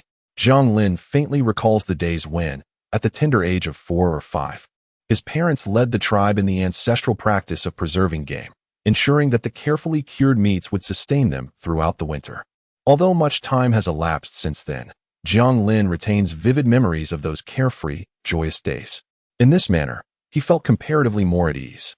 After the demise of his parents, Jianglin was left with nothing but sorrow in his heart. Rain began to fall from the heavens, enveloping the distant landscape in a shroud of mist, as if the divine was heralding impending calamity upon the inhabitants of this land. With a heavy heart, he buried his parents and other fallen kin in the homeland he had cherished since childhood. At this moment, he was compelled to depart from this once delightful and beautiful place. He gazed into the distance, where the faint outlines of familiar thatched cottages and fences lingered in his memory. He observed the beloved hills and woodlands, the fertile soil, and the ponds cultivated by the wisdom of his people. Jianglin felt an immense reluctance to leave. He had countless memories tied to this land. Although he had journeyed far and wide over the years, following his mentor to witness a broader world, he remained deeply nostalgic for the warmth and joy of his hometown. It was within this small community, where he revered his parents, kin, and many siblings, that he experienced the most precious emotions in the world. In this tribe, people coexisted harmoniously, fostering openness and friendliness among one another, akin to family. They lived, dined, hunted, and shared their lives together. Whenever a son or daughter came of age, they would seek to establish their own families, with the tribe primarily engaging in local unions. Marriages with outsiders were rare, although there were some interactions and exchanges with external tribes. However, the beliefs of each tribe are distinct, and there exists a remarkable cultural divergence among the different tribes. Some of them frequently relocate their residences, with certain tribes moving away just 2 years after settling in a new area. Others, despite having resided in a place for an extended period, are compelled to move due to various reasons. For instance, their tribe was forced to seek refuge in a more peaceful location due to the ravages of war.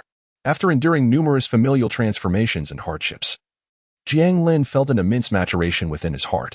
Previously, he had felt enveloped in the love and care of the elders and parents within his tribe, with all sustenance and the well-being of the people requiring no concern from him. Yet, in the face of current adversities, his heart has been profoundly shaken. What was once a beautiful existence has been rendered sorrowful and desolate by catastrophic blows. Nonetheless, the past remains immutable. What confronts him now is the question of how to proceed into the future. Furthermore, apart from himself, he bears the responsibility for hundreds of his kin who still survive. They too require him to be their beacon of hope as he seeks a path forward. The only viable solution lies in migration to another region. Chapter 50. Memories. The land of mounts is vast and expansive, with the majority of its terrain densely covered in mountains and jungles. Scattered throughout are only a few small areas inhabited by a handful of people, which, in the grand scheme of the continent, can be likened to mere specks of dust in a boundless ocean. Beyond this, the majority of the other mountainous jungles are home to a variety of animals and beasts, many of which are far beyond the capabilities of ordinary mortals to contend with. It is said that deep within the dense forests, there exist formidable mythical beasts. These creatures have long resided in secluded caves devoted to their cultivation. However, for the tribe of Jianglin, these tales are merely remnants of ancient legends. The veracity of these stories remains largely obscure. What the tribe does know is that the young hunters often encounter peril while venturing into the mountains. Within these thick woodlands, certain areas are home to toxic flora and fauna, and a myriad of peculiarities abound. Over the centuries, the peripheries of the mountains have been gradually explored, rendering them relatively familiar and less daunting. Yet, few possess the audacity to delve deeper into the wilderness. Generally speaking, if an individual from nearby tribes succumbs to despair and wanders into the depths of the forest, they are seldom seen again. The life of constant hunting has rendered members of the tribe prone to injuries, for the beasts within the mountains are fiercely aggressive and possess strength far surpassing that of ordinary mortals. Consequently, hunting expeditions are typically undertaken in small teams, and upon capturing prey, they call upon one another to transport the bounty back to the tribe. They often leave at dawn and return at dusk, striving to procure abundant provisions for the entire clan, thereby ensuring their survival through the harsh winters.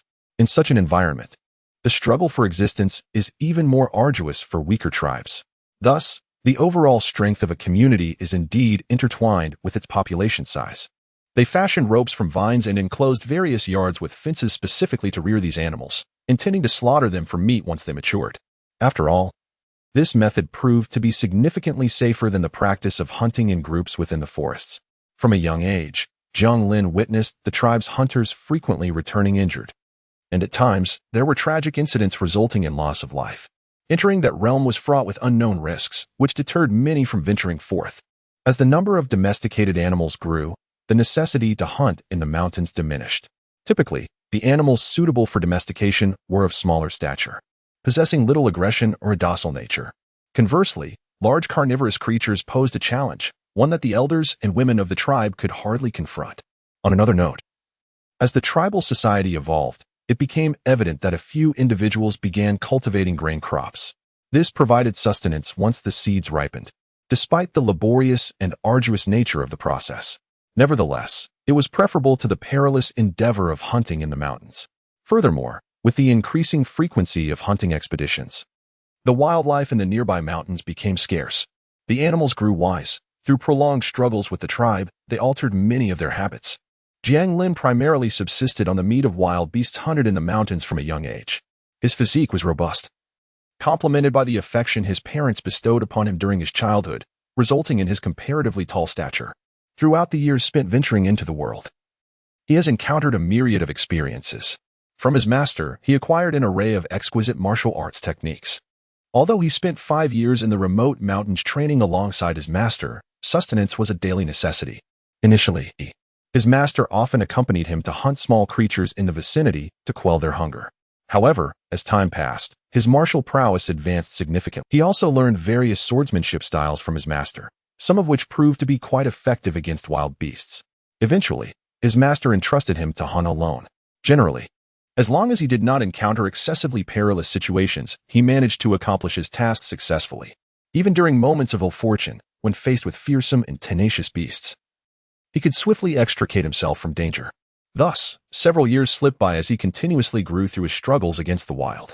His skills evolved beyond those taught by his master, as he diligently practiced and innovated during countless battles with beasts, gradually developing his own unique sword techniques. Jiang Lin, a naturally astute child, emerged as a prodigy in martial arts. His master expressed profound satisfaction with his progress. In just a few short years, he had nearly mastered his master's foundational techniques, and through the rigors of battling wild creatures, his physique became increasingly robust. As Jiang Lin matured, he began to learn more profound martial arts from his esteemed mentor. He leaves early and returns late each day, battling wild beasts in the depths of the mountains. His martial prowess has gradually increased significantly, and Jiang Lin resembles a hermit cultivating in seclusion. Having spent years in the mountains, he rarely has the opportunity. His master, too, remains at ease regarding him. During their initial agreement, the master once told him that when the day comes that his skills surpass those of his master, he would be free to descend the mountain and undertake a significant task, one that might alter the fate of the world. At that time, Jiang Lin did not fully comprehend the meaning of those words, nor did he pay them much heed, for he was but a youth, still in the bloom of adolescence. To him, his master seemed like a celestial being, far from the ordinary folk of the martial world. The larger the beasts, the greater their brute strength. The ropes typically used by his kin are insufficient to restrain them. Moreover, in such perilous mountainous terrain, a single misstep could lead to severe injury or even death. Although larger animals provide a greater abundance of meat, offering ample sustenance, Jiang Lin remains oblivious to the intricacies of trapping these creatures. Having been nurtured by the village chief, his father, he was never allowed to venture into such dangerous wilderness for play. Furthermore, another reason lies in Jiang Lin's remarkable intellect. From a young age, he exhibited wisdom far surpassing that of ordinary individuals, demonstrating an extraordinary demeanor in both speech and action. However, he is merely a child. Other children of his age frolic under the care of their parents, while he exhibits a distinct sense of purpose. During his time in the tribe, he frequently practiced his skills, yearning to join others in hunting, yet he is still too young for such endeavors. His father deems it inappropriate for him to engage in these activities at present. He longs to contribute to his people like the other heroes. Within this loving and harmonious tribe, he cherishes his parents deeply, along with the other tribesmen, as they form a close-knit family. They have coexisted in peace for countless years. It is precisely for this reason that Jiang Lin, blessed with exceptional intelligence from a young age, diligently honed his martial arts. By his teenage years, he had already become a commendable warrior within the tribe. However, to true masters, his skills remain insufficient. After all, their tribe is merely a small one, with a population that pales in comparison to the vast tribes boasting tens of thousands, even hundreds of thousands of members. Naturally, in terms of martial arts, they cannot be compared either. The larger tribes often possess a rich historical lineage, akin to a small sect. Some are formidable enough to resemble miniature nations, establishing fortified cities and armies to defend against wild beasts, alongside a comprehensive array of systems.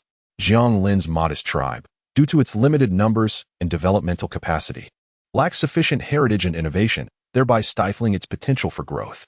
Their primary objective in their daily lives was to venture out and hunt for more food, ensuring that their tribesmen were well fed and satisfied. This could be regarded as the most fundamental way of life among tribes. In Chapter 51, Tribes, it is evident that Jiang Lin, at that time, could not fully comprehend these aspects. He was oblivious to the vast world beyond the confines of his tribe. His experiences were limited to the territory of his tribe, neighboring tribes, and the nearby mountains. He had scarcely ventured into the hunting grounds of the mountains. What truly honed his skills was his daily commitment to practicing martial arts, which he regarded as a form of interest and intellectual challenge. Additionally, the elders of his tribe, along with those who were once considered masters, frequently offered him guidance. Beyond this, his opportunities for learning were quite limited. The constraints of geography and perspective kept his horizons modest. This marked Jiang Lin's first journey beyond his familiar surroundings. He believed that at the age of 15, he was capable of caring for himself. Notably, he was not inherently a quiet individual. Although he lived comfortably within the tribe, where sustenance was readily available, he felt a subconscious urge urging him to explore the world beyond. He was convinced that only by stepping outside could he acquire more profound martial skills and engage in greater endeavors. From a young age, his aspirations extended beyond the confines of a small tribe, which fueled his determination to strive harder than others. In the tribe, the ordinary folk merely aspired to live a life of tranquility, to marry and raise children, and to lead a mundane existence. However, their ideals diverged. He yearned for a broader horizon, and each time he gazed at the sky, a deep longing welled within him. How wonderful it would be to traverse this vast expanse of land. Yet, the harsh reality remains that no mere mortal can traverse the entirety of this continent. For the land of Li Mountain is unimaginably vast, so much so that it could be described as boundless. Even cultivators find it challenging to behold the complete visage of the entire land. Thus, as the weakest of ordinary beings, it is beyond his reach to venture far. After bidding farewell to his parents, Jiang Lin stepped beyond the confines of the tribe where he had resided for over a decade.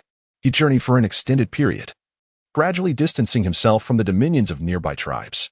It felt akin to parting from kin, as he set forth to acquire something or inherit formidable martial arts. With each step, he traversed countless mountains and plains, armed only with the weapons and provisions his parents had prepared for him. Beyond that, he could carry little else. After departing from his homeland, he embarked on his solitary journey, passing through inhabited tribes and gradually entering the wooded regions. Much of the land of Li Mountain is indeed replete with mountains and forests, with expansive plains scattered throughout, though they lay many miles away from where he stood.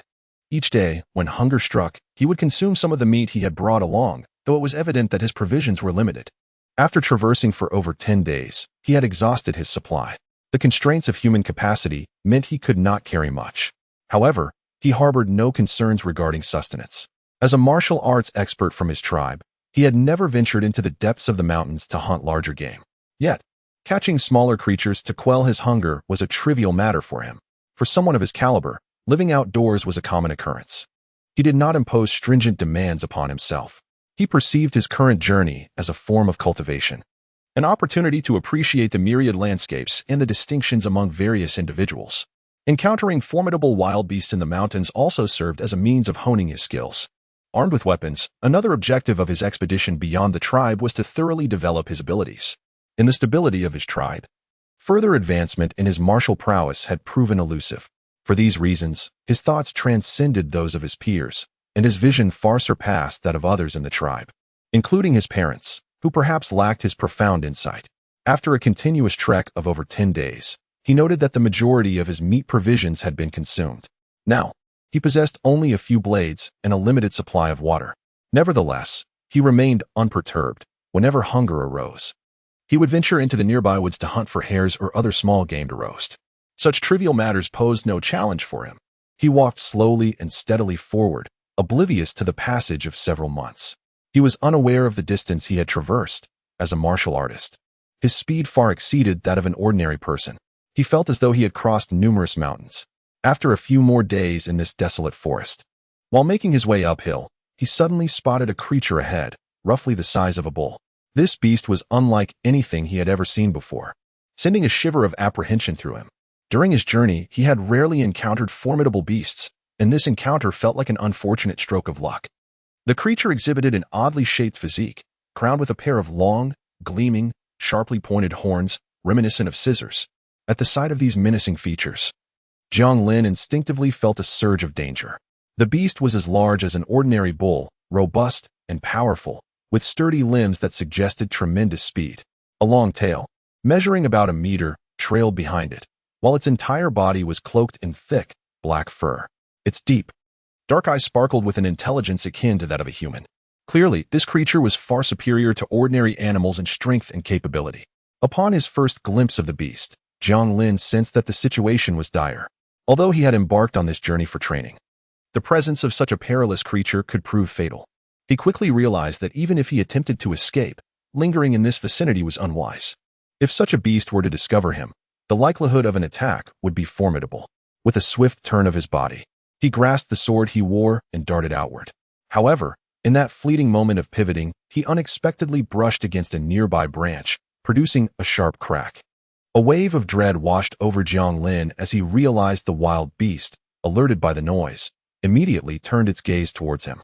Its piercing green eyes fixated on him, sending a surge of tension through Jiang Lin as the creature lunged forward with alarming speed. The sight of its sharp, pointed horns instilled a profound fear within him. A single thrust from such a weapon could spell doom, even for a seasoned martial artist. Surrounded by dense foliage, he found himself at a distinct disadvantage, unlike the open grasslands of the plains. In such a cramped environment, he could not maneuver swiftly, and his sword remained sheathed, leaving him vulnerable as the robust beast charged at him like a gust of wind. A shadow raced towards him in an instant, and Jiang Lin was taken aback by the creature's astonishing speed. He had never encountered such a formidable beast before, which filled him with a sense of trepidation. Thoughts of ill fortune plagued his mind. He had not anticipated finding himself in such a perilous situation. A sigh of lament escaped him as he contemplated the futility of losing his life in this place. The shadow drew ever closer, leaving him no time to consider alternative actions.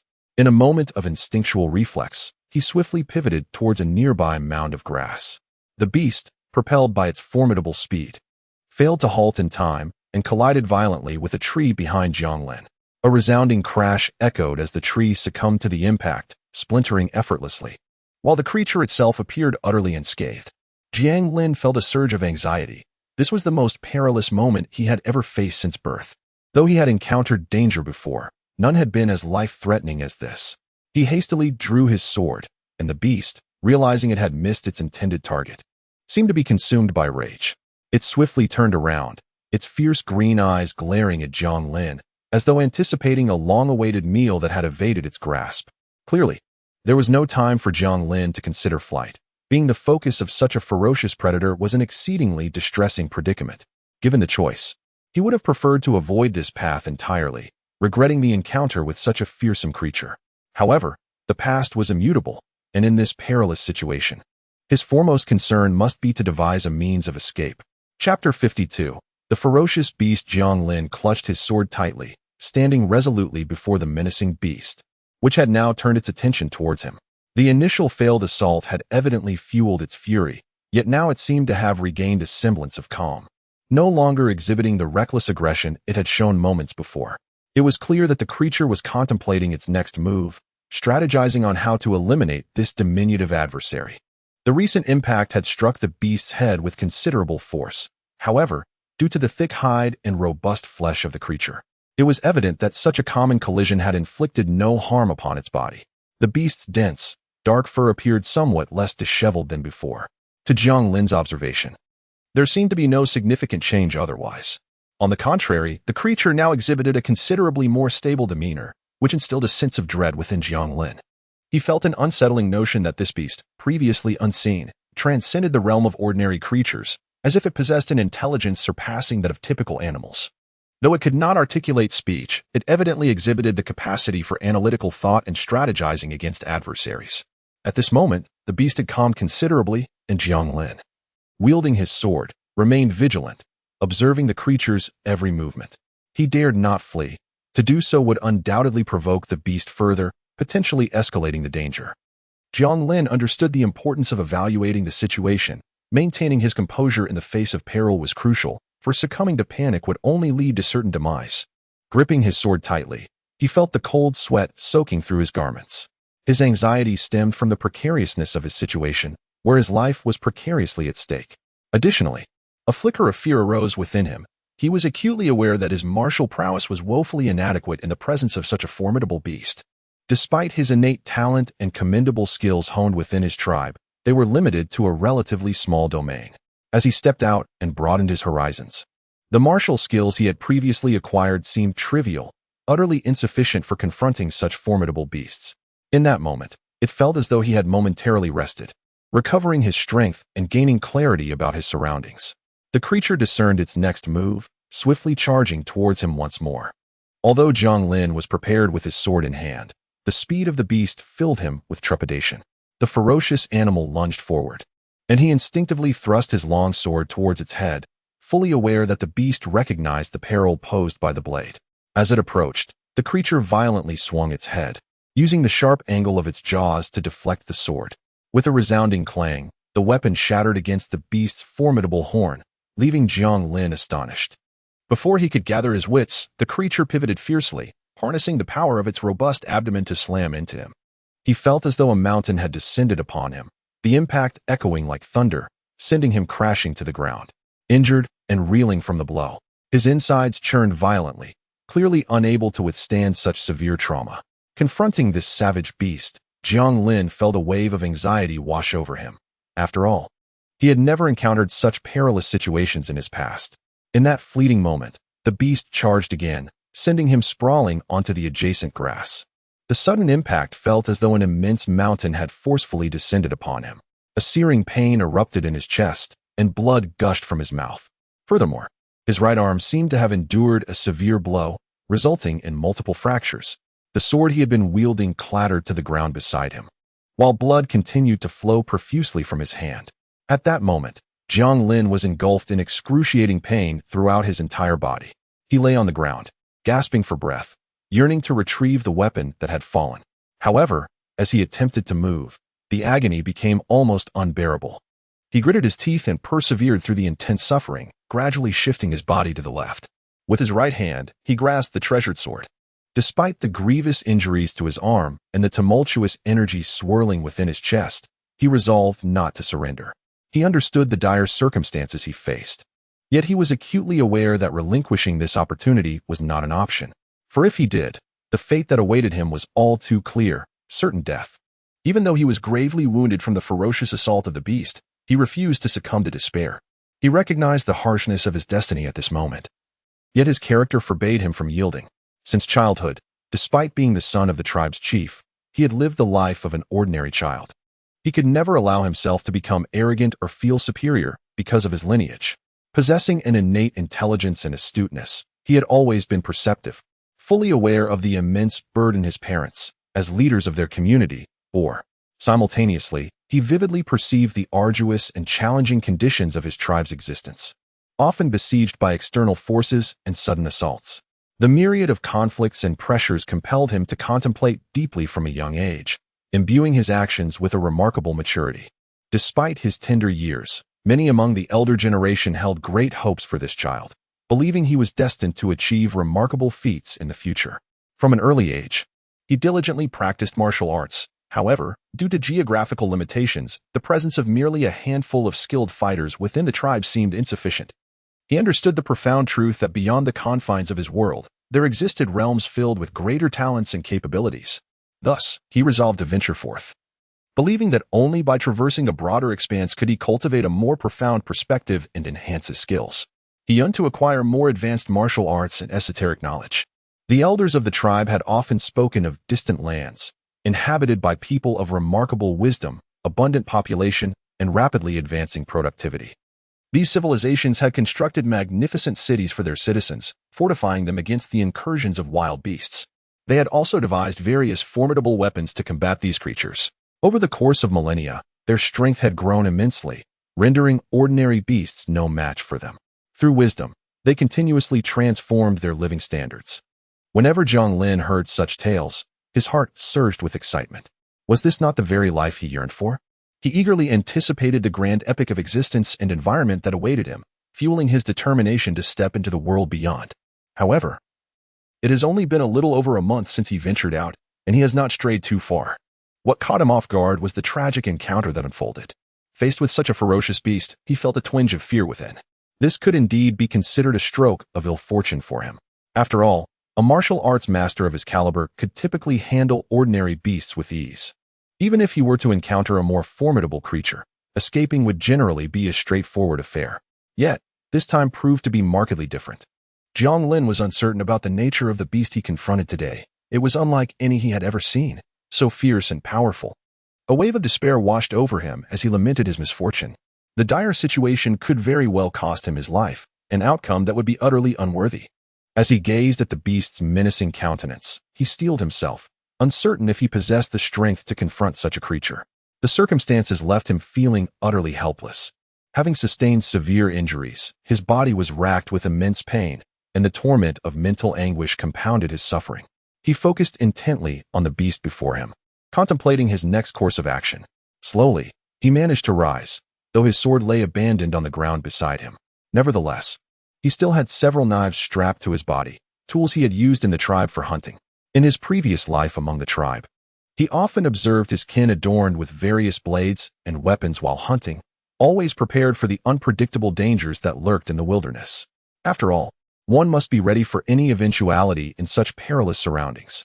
Yet, despite this, countless individuals sustain injuries each year. Their bodies are immediately shaken and collapse. The already grievously wounded form suffers even more. He lies prostrate upon the grass, and in this moment, it is undeniably the most tragic of times. He endures an anguish that seems impossible to erase.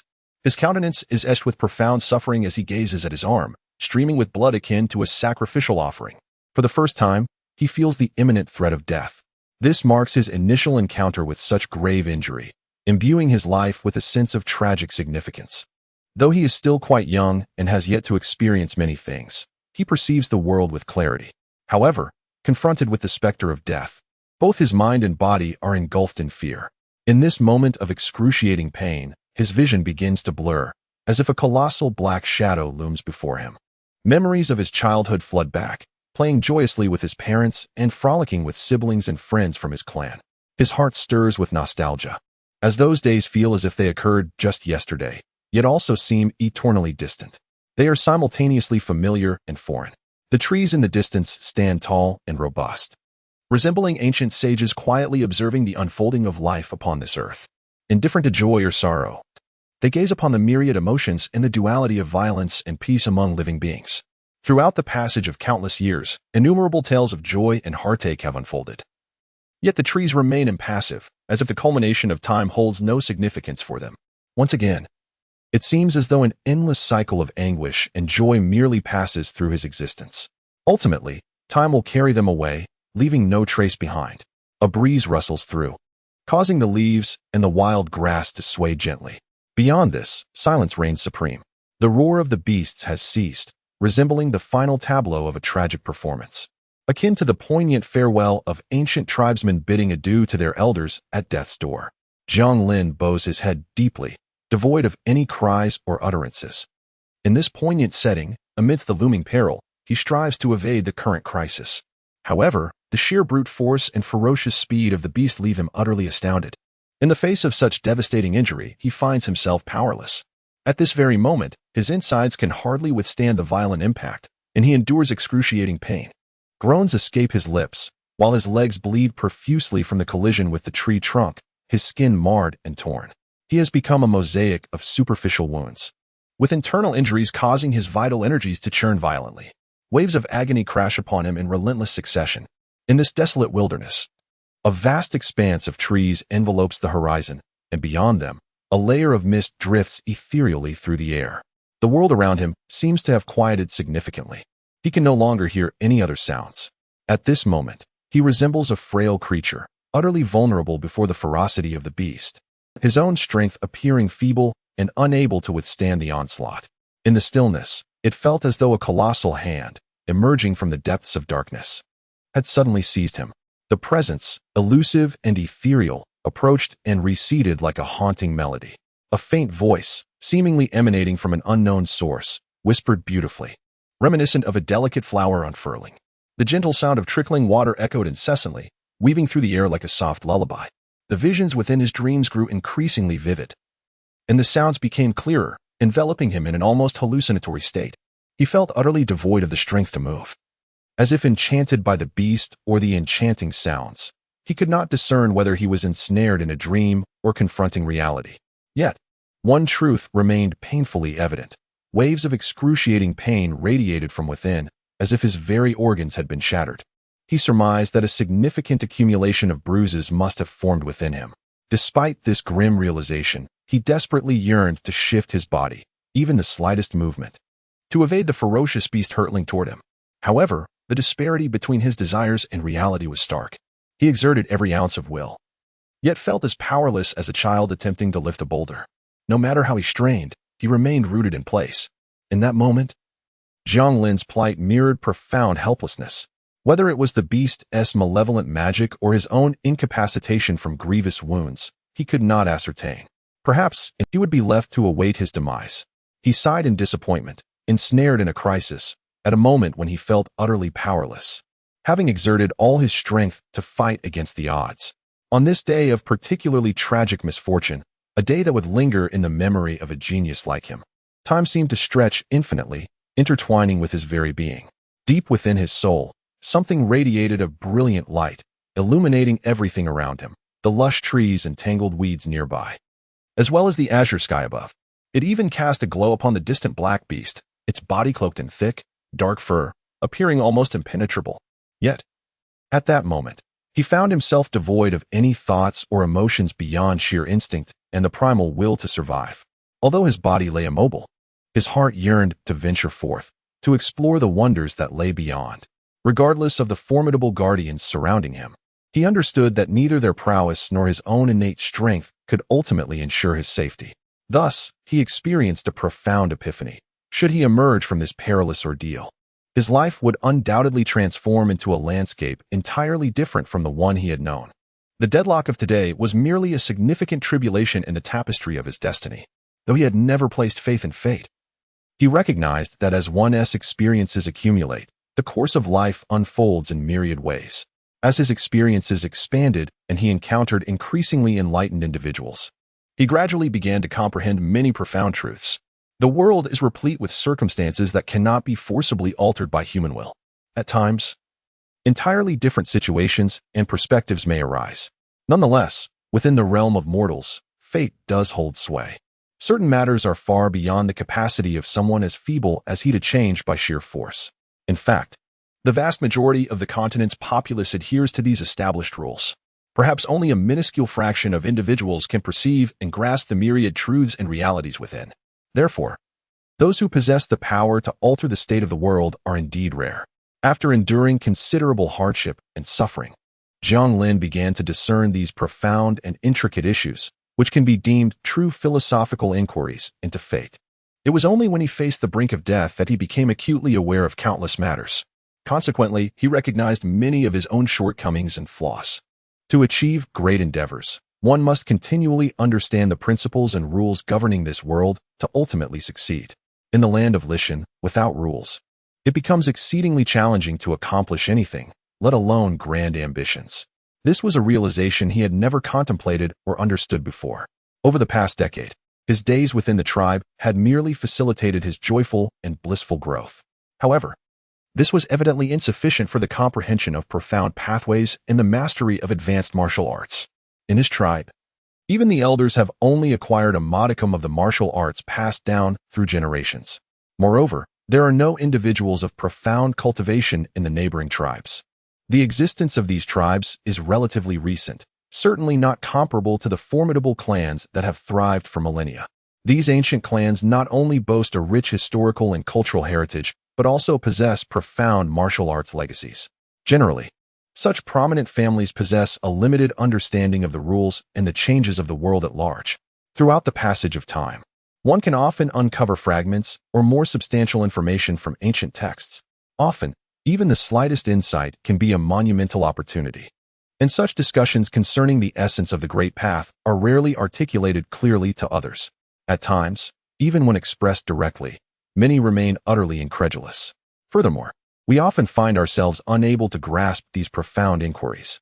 Thus, it is only through sufficient fortune, comprehension, courage, and insight that one can perceive beyond the ordinary mortal's perspective. This realization is, perhaps, what Jiang Lin faces in the seemingly fatal predicament of the present. Clearly, these insights are crucial for his future endeavors. Yet, at this moment, he remains quite young, possessing only a fleeting impression, far from the profound understanding of those reclusive sages who have devoted themselves to the depths of mountainous solitude. Chapter 54. Rescued in this perilous mountain forest, Jiang Lin encountered for the first time a monstrous creature unlike anything he had ever seen in his life, as well as the profound impact of its fierce assault. Amidst this unbearable agony, a glimmer of enlightenment regarding the essence of the Tao began to dawn upon him. Yet, such realizations remained far beyond his current state of being. Nonetheless, this experience would become one of the most invaluable treasures of his life. The adage that those who survive great calamities are destined for subsequent blessings could well apply to him. His mind wandered to countless other thoughts, as he had once believed his demise was inevitable. Even his eyelids began to droop in resignation. The ferocious beast prepared to launch another strike after a brief moment of contemplation. Armed with ample information and an unusual patience, it was ready to engage once more. In this secluded woodland, it had already claimed the lives of far too many souls. Some were martial artists, others hunters from distant lands, and a few were wanderers traversing the continent. Jiang Lin was one of those unfortunate souls. Regardless of their origins, the creature felt indifferent. It had no interest in the backgrounds of its victims. Driven purely by instinct, it would ruthlessly extinguish their lives, a proclivity it could not comprehend, as if it were a predestined duty etched into its very being since time immemorial. Thus, it harbored no further thoughts, relishing the freedom of its existence in this tranquil domain, unbothered by the presence of other formidable beasts. For him, this was indeed a rare moment of tranquility and comfort. Just as Jiang Lin was lost in his thoughts, awaiting his fate, a series of piercing sounds erupted from the woods behind him. Though his body remained immobile, his ears remained remarkably attuned. He could distinctly hear the approaching noises. Suddenly, 3 gleaming, silver short swords hurtled through the air, aimed directly at the beast. These blades shot forth with the precision and force akin to that of a martial arts master, targeting the creature with fierce intent. In an instant, they were nearly upon the beast, which, given its substantial size, would not go unnoticed by any nearby adept.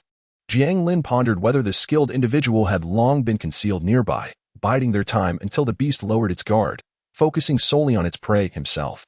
Despite the perilous situation, a flicker of hope ignited within him. In a moment when death seemed inevitable, The presence of another stirred his excitement. He yearned to shift his body and glimpse the one who might be his savior. At that moment, the third sharp sword raced toward the beast. While the creature remained fixated on Jiang Lin, oblivious to its surroundings and any potential threats nearby, one could hardly anticipate that in a moment of relaxation, the enemy would seize the opportunity to launch a swift attack. This sudden turn of events took the adversary completely by surprise. It transpired almost instantaneously. The dagger hurtled toward the beast with alarming speed.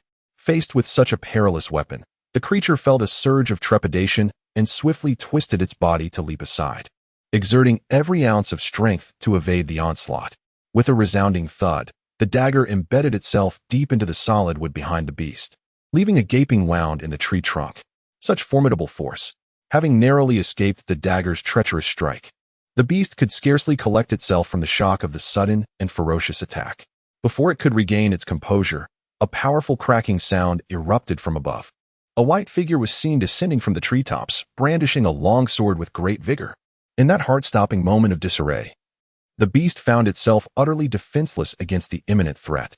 Before it could fully comprehend the gravity of the situation, the blade was already upon it. A sharp edge descended from above, cleaving through the beast's head with a resounding crash, blood gushing forth uncontrollably. Indeed, there are those who surpass others in skill. This adage holds true. In this world, many formidable figures exist, perhaps even concealed within the depths of the mountains. Jiang Lin gazed ahead and soon discerned a white silhouette gracefully descending from the heights. After a brief moment, he was finally able to see clearly. Before him stood an elderly man, presumably in his 50s or 60s. In his right hand, he held a sword that glimmered faintly, and he was clad in a flowing white robe, exuding an aura of an otherworldly sage. His gaze was gentle, yet Jiang Lin was acutely aware of the profound depth concealed within this seemingly benign figure. The fierce beast that had just moments ago instilled terror had been vanquished effortlessly by the old man in but 2 swift moves. As Jiang Lin observed, the elder approached with the swiftness of a breeze, traversing the distance between them in mere seconds, akin to a wisp of smoke. What remarkable agility!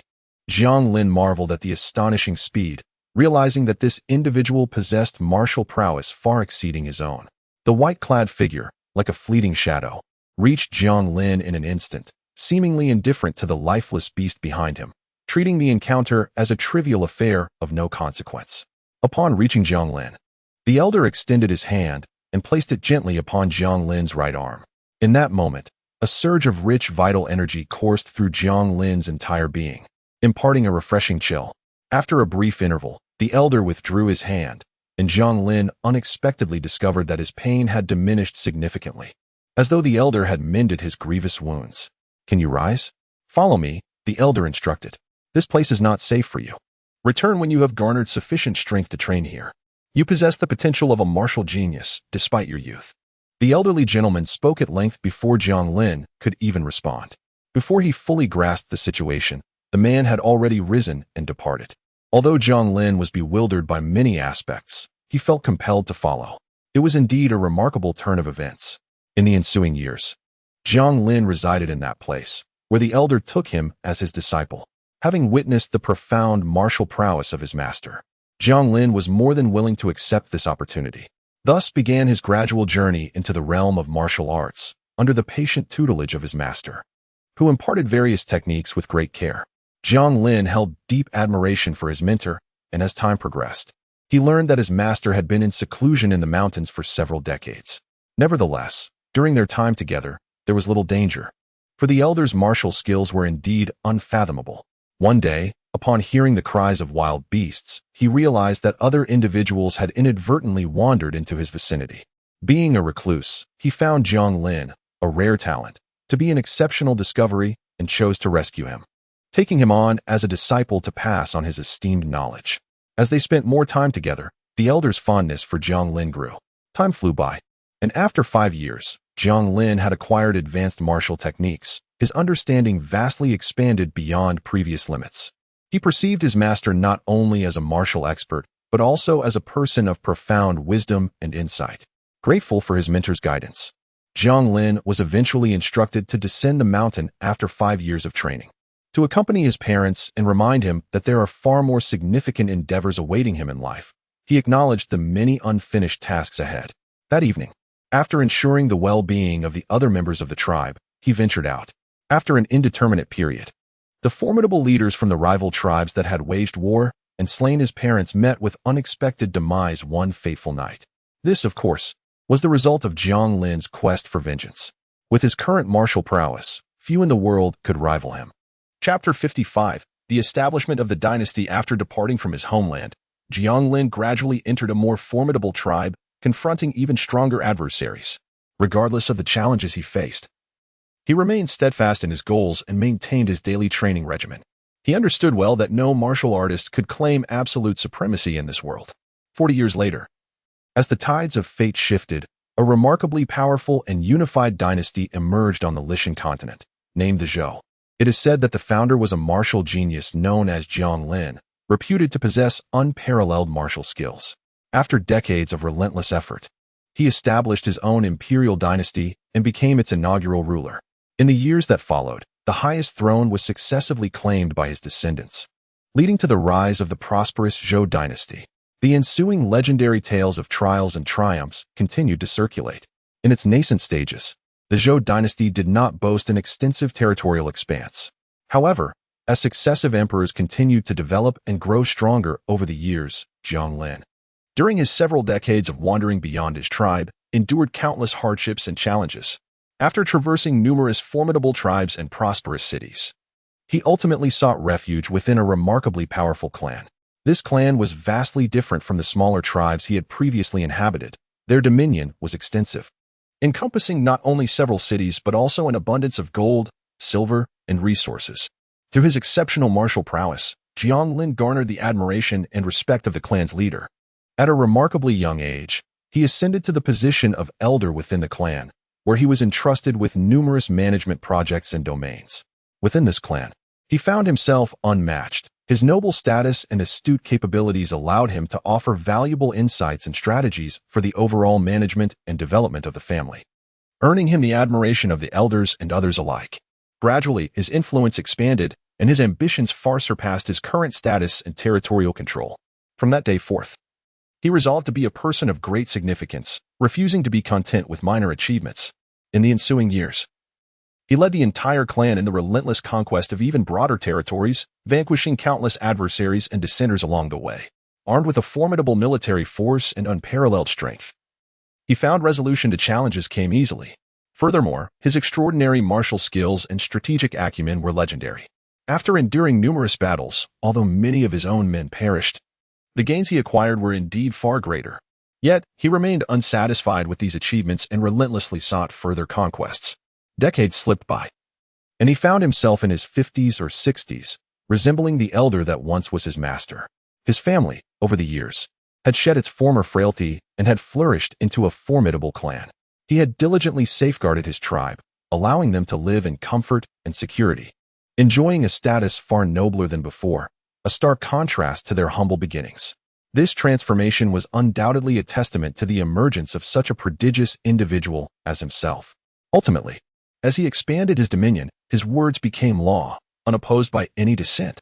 Those who dared to defy him met with dire consequences.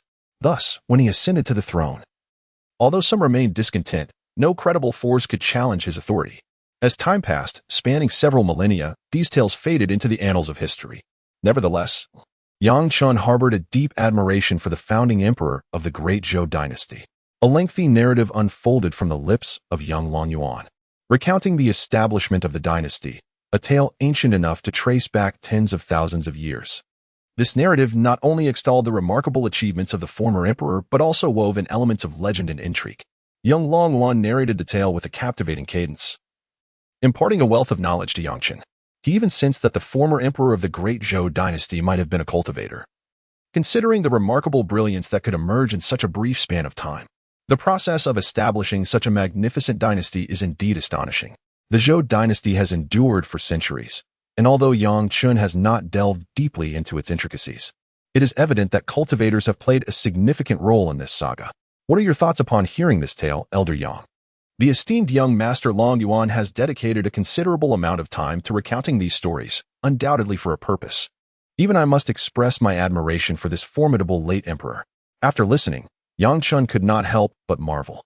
Although this resplendent past has been submerged in the annals of history, a select few still remember these illustrious historical figures. Indeed, young Master Long Yuan chuckled heartily, clearly exhilarated by the opportunity to share such captivating narratives with Yang Chen. Our ancestors from the Long family were among the valiant generals who fought alongside the late emperor. In a moment of candor, young Master Long Yuan revealed a historical secret pertaining to their lineage. Now is the opportune moment for us to showcase our capabilities. My father has been meticulously planning in the city for many years, amassing strength. If virtuous individuals like Elder Yang lend their unwavering support, I firmly believe we can accomplish something truly remarkable. Young Master Long Yuan painted a vivid picture of the future, placing immense trust in Yang Chen's unparalleled martial prowess and abilities. It seems that with Yang Chen's assistance, the grand endeavor would surely progress more smoothly.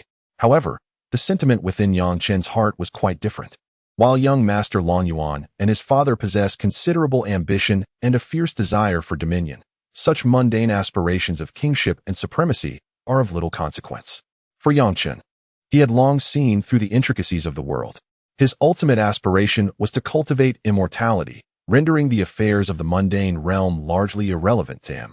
Although Yang Chen possessed celestial techniques that could influence the distribution of power among mortals, he was bound by the explicit regulations of the cultivation world, which forbade practitioners from imposing their will upon the struggles of ordinary humans. As a practitioner of such modest cultivation, he could affect the lives of mortals. Yet he found himself powerless in the face of formidable cultivators. He had no desire to invite life-threatening dangers upon himself, as the risks far outweighed any potential gains. Thus, Yang Chen was reluctant to involve himself in these conflicts, for they offered him no benefits. Wealth and treasures held no allure for him, nor did the allure of beauty, power, or status. Consequently, he could only offer a respectful salute to young Master Long Yuan, expressing his gratitude for the appreciation and candid sharing of such hidden matters. However, with his limited martial prowess, he lacked the capability to alter the dynamics of the world. Even if he possessed such abilities, it would be individuals of significant standing, like young Master Long Yuan, who could enact such change. He regarded himself merely as a commoner, utterly disinterested in entangling himself in the struggles of dynasties. Moreover, money, fame, and status were not his pursuits. On this occasion, Yang Chen openly articulated his thoughts, and it was evident that young Master Long Yuan comprehended his sentiments. Alas, if the esteemed elder looks down upon me, then I shall not impose, sighed young Master Long Yuan deeply. Chapter 56. Arrival gratitude filled Yang Chen as he clasped his fists in acknowledgement to young Master Long Yuan. Although both harbored their own agendas, Yang Chen possessed aspirations and intentions that would not allow him to remain indefinitely by the side of such a worldly nobleman. Young Master Long Yuan felt a tinge of melancholy due to Yang Chen's refusal of his request, yet upon reflection, he found solace in the realization that certain matters are simply not meant to be sought after. Destiny must take its course, and one cannot impose their will too forcibly. At times, excessive insistence can even invite unnecessary tribulations. The young man, Yang Chen, exuded an air of calmness, indicating that no event could disturb his equanimity. After a brief pause, young Master Long Yuan seemed to recall something and let out a soft sigh. Indeed, it was a privilege for me to encounter young Master Yang. His expression was genuine, far removed from the arrogance he typically displayed. He continued, although we may not have forged a deep friendship, my interactions with the esteemed elder have clearly revealed his lofty ambitions. It is evident that such a remarkable individual cannot be confined to a place as modest as our provincial city. Young Master Long Yuan paused for a moment before continuing. However, following our recent contest, I was profoundly enlightened by the elder's prowess. There are realms beyond realms, and individuals beyond individuals. The journey I have ahead in my quest for knowledge is still exceedingly long. Lord Long Yuan, in a display of humility, addressed Yang Chen. Yang Chen reflected on the past. During their initial duel, he had merely intended to teach this young scion a lesson. To his surprise, under the brilliance of his celestial techniques, Lord Long Yuan had been thoroughly convinced. Moreover, following that incident, the young lord experienced a profound awakening. He came to realize that, despite his youthful appearance and commendable martial prowess, such abilities were limited to the confines of a single city. The world is vast, and the dominion of the great Zhou dynasty is immeasurably extensive. Beyond its borders, there exist even more formidable forces. In this light, his own skills seemed trivial akin to those of an insignificant ant. Although he held a high status within the city, it was merely a reflection of his father's formidable influence. It is evident that, without his father's protection, he would not command such respect from others. Nor would the generals regard him with such esteem. Lord Longyuan gazed at Yang Chun, his expression contemplative. He then rose and clasped his hands in a gesture of respect, saying, "Senior Yang, your martial prowess is extraordinary, clearly beyond what mere mortals like us can aspire to. It seems that in the future, we shall remain far behind you. Today, I am fortunate to have made the acquaintance of such an exceptional individual. It is indeed my privilege." He chuckled self-deprecatingly, adding, "If, many years hence, you achieve great mastery in your divine skills, I hope you might remember that there once was a junior who crossed your path. That would undoubtedly be my honor." Upon reflecting on how remarkably young Yang Chen is, and yet possesses such extraordinary martial prowess, young Master Long Yuan felt a sense of unease and frustration. He believed he had exerted considerable effort since childhood, guided by his father and esteemed mentors. In this vast region, he could be regarded as one of the most renowned practitioners. Yet, despite this, he felt utterly vulnerable in the presence of someone like Yang Chen. With ease of a celestial technique, Yang Chen could effortlessly eliminate him, and even his guards and commanding soldiers, who were no match for him. Yang Chen's gaze was contemplative. "There is no need for excessive modesty, young Master Long Yuan," he remarked. "With your innate talent, while you may not achieve the monumental feats of the late emperor, I have no doubt that you will surpass your father's accomplishments." He continued, "Moreover, this world is not solely governed by mortals like yourselves. There exist many extraordinary beings endowed with great abilities that must be recognized and embraced." Upon hearing these words, young Master Long Yuan felt a surge of inspiration. Extraordinary beings. Although he was merely a mortal, he had occasionally heard tales from his father about a group of beings possessing powers far beyond those of ordinary humans. These individuals were said to wield the capacity to reshape the world, with legends claiming they could move mountains and fill seas. They were believed to achieve immortality, living far longer than common mortals. These tales painted vivid accounts of their earth-shattering deeds, yet in the mundane realm, few had ever laid eyes upon such enigmatic figures. They remained shrouded in mystery. Furthermore, they seldom engaged with mortals, holding them in disdain. Even the exalted emperor of the great Zhou dynasty, standing proudly before Longyuan Gongzi, is regarded as mere vermin. Longyuan Gongzi has only occasionally heard tales of such formidable beings. His father too believes in their existence, though he has never encountered one. Throughout his life, he has harbored a sense of skepticism towards these ethereal legends. In his view, even the few individuals who dedicate their lives to martial arts, blessed with exceptional talent and reaching lofty heights, remain mortal and subject to limitations. They, like himself, despite their elevated status, find themselves powerless in many respects. However, today, for the first time, he heard such words from Yang Chen, which broadened his horizons and sparked a profound realization within him. Perhaps his previous notions were misguided. His mind resonated with a thunderous clarity, as if he had stumbled upon the most astonishing revelation of his life.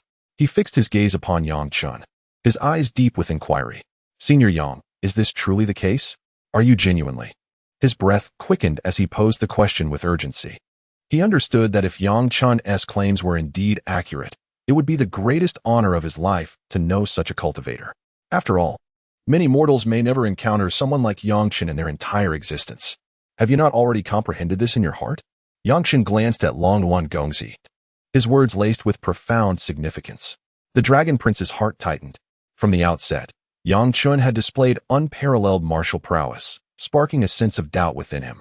He reasoned that even with the most extraordinary innate gifts, it would be implausible to defeat him so effortlessly in a single move. Furthermore, the Vajra shield conjured by Yang Chen was remarkably mystical, far surpassing his comprehension and previously unseen. With these thoughts, the Dragon Prince bowed deeply to Yang Chen, paying homage to his senior master. "Greetings, Senior Yang," he intoned, expressing his respect for the formidable figure. "Very well, arise," Yang Chen responded. "Refrain from disturbing me, unless it is a matter of grave importance." "Yes, Senior, your wish is my command," the Dragon Prince replied before mounting his horse and continuing his swift journey. Yang Chen maintained his leisurely pace.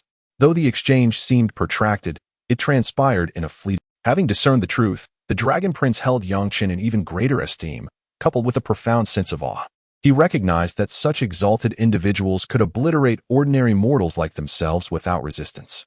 They continued their journey for several days, their horses maintaining a moderate pace. However, the vast expanse of the grassland necessitated a lengthy period of travel. 3 days later, Yang Chen's gaze fell upon the distant silhouette of a city. It seemed their destination for respite was imminent. The soldiers, wearied from their journey, were visibly uplifted, many erupting in cheers. The Dragon Prince and the 2 commanding officers shared in the jubilation, having endured a prolonged period of travel. Moreover, the dried meat we brought is nearly depleted. Yang Chen, perched upon his steed, appeared to be in a meditative state with his eyes closed. However, he was keenly attentive to the conversations of the soldiers. As time passed, these soldiers engaged in discussions with the few guards accompanying young Master Long Yuan about various matters. The city loomed ever closer, exuding an extraordinary presence. A flicker of curiosity ignited within Yang Chen. Observing the surroundings, he felt a stirring in his heart, clearly, during his time in the humble village. He had never encountered such a grand city. This visit was not only an enlightening experience but also beneficial for his cultivation. With that, Yang Chen and his companions quickened their pace. Chapter 57. Entering the city, Yang Chen followed young Master Long Yuan and his entourage. Having journeyed on horseback for over 10 days until they reached the outskirts of a resting city, due to their hasty departure, the provisions brought by young Master Long Yuan and the commanders had been largely consumed. Although they could easily hunt some exotic game in the mountains and grasslands thanks to their martial prowess, doing so would significantly hinder their progress, a prospect none desired. As they approached the imposing and majestic city, the towering walls were adorned with numerous sentinels stationed atop small watchtowers. Clearly, the lord of this grand city maintained strict governance over its diverse populace. Guards were present day and night at the city gates and atop the towers. From the distant grasslands, what Yang Chen first beheld was merely a vague outline of a city. As he and his companions approached, the full visage of the city came into view. A towering main gate loomed approximately 10 zhang high, its imposing metal structure exuding an air of solemnity, while the dark paint shimmered with an enigmatic glow. Above the gate's parapet, numerous soldiers stood vigilant, brandishing long spears or wielding sharp swords as they patrolled the vicinity. Flanking the gate, 2 columns of soldiers, each comprising dozens, stood steadfast. Each day, a myriad of people, diverse in their appearances, entered and exited the city. However, the watchful guards meticulously inspected their belongings. Should any individual be found carrying suspicious weapons or items, their passage would be severely hindered, and in grave circumstances, they might be apprehended for questioning on the spot. These formidable soldiers diligently safeguarded the city gates, thwarting any attempts by hostile forces to infiltrate and avert unnecessary calamity. Beyond the city walls, pairs of soldiers patrolled, their robust frames clad in black armor. As Yang Chen and his entourage approached from afar, they naturally garnered the attention of the guards, especially since young Master Long Yuan rode forth with a retinue of several dozen protective soldiers. This grand entrance was undeniably eye. Following closely behind young Master Long Yuan, Yang Chen was flanked by 2 commanders and 2 additional guards. At this moment, outside the gates of Anning City, throngs of ordinary citizens were also making their way inside. Some individuals were adorned in splendid attire, clearly merchants engaged in trade. Others appeared disheveled, their faces smeared with dust and despair. Yang Chen, casting a glance, surmised that they were refugees fleeing from distant lands. He swiftly rode his horse to the city gates. The ordinary townsfolk nearby, upon witnessing such a large assembly of evidently official figures, began to disperse hastily. Whispers arose among some, while others, gripped by fear, retreated to a safe distance. The crowd exhibited a myriad of expressions. Most of the common vagrants reacted as though confronted with a plague, scurrying away at the first sight. It was evident that they wished to shield their tranquility from what appeared to be a potentially hazardous situation. After all, Yang Chen and his entourage were travel-worn, many of them bearing weapons. It was only natural for the townspeople to harbor misconceptions, with some even believing that bandits had ridden in to pillage. Who were these people? Did they truly think a mere handful would dare to incite chaos and invite their own demise? One individual nodded in agreement, affirming the brothers' reasoning. While disturbances were indeed rampant in various locales, bandits typically operated in remote villages, far from urban centers. To brazenly enter the city was surely beyond their audacity. He scoffed, remarking, "Do you suppose all bandits are as foolish as you? Those who take up the mantle of banditry are hardly dim-witted. They prey upon the weak who lack the protection of the city. Individuals of high status, such as the city lord, wield considerable power, backed by formidable forces. Such individuals would never dare to approach. At that moment, a seemingly ordinary young man approached. Upon hearing the discourse, he spoke softly, affirming, "Indeed, I once witnessed the notorious bandit leader from the distant Huanghu Mountain visit our esteemed lord of the city." Such courtesy was displayed, as he brought treasures of gold and silver to pay respects to the high-ranking officials of our lord's household. Their demeanor was one of humble servility. Where is the audacity to exhibit such grandiosity? At this juncture, an older gentleman interjected, "Yes, while our lord may not be the most formidable in the vicinity, he undoubtedly holds considerable influence. Who among the common folk would dare to offend him lightly? In his domain, within this city, one risks dire consequences." However, he continued, observing the attire of the newcomers, it is evident that they are seasoned individuals from the military. Look at those young riders behind. They are undoubtedly soldiers. Their garb and equipment, coupled with the swords and blades at their waists, clearly indicate their martial background. Indeed, they appear to be a contingent from the army. Perhaps they are scouts dispatched by our lord? In these smaller territories, skirmishes are a daily occurrence. If our lord were to send such a meager force, it would be tantamount to courting death. Although I have not had the pleasure of meeting our lord, I am confident he is not so foolish. Ha ha ha. Wu Lauer, how come you possess such knowledge? Are you presuming to critique our lord and his troops, risking a death sentence? Though the world may appear tranquil at present, the reality is far different. Each province harbors its own hidden agendas. Many regions seem outwardly serene. Indeed, beneath the surface, tumultuous tides are already surging. The entire Dezhou dynasty may not remain tranquil for long. He sighed deeply. Alas, the days of peace for us common folk seem to be drawing to a close. However, the elderly man, having lived a long life nearing its end, feels less affected by such impending turmoil. Yet, you young ones are different. Upon hearing Wu Lao express such sentiments, the others fell silent, their hearts struck by astonishment. Clearly, the words of this elder had shaken them. These ordinary people could hardly fathom the occurrence of such events. Should widespread chaos befall the Dezhou dynasty, it would undoubtedly be the commoners who bear the brunt of the devastation. They already lead difficult lives, and the thought of mass death and slaughter sends chills down their spines. The atmosphere grew heavy, and their faces turned grim. Then, one among them interjected, "Wu Lao, are you spreading rumors? You've set us all on edge. Even if war were to break out, doesn't our lord possess tens of thousands of troops?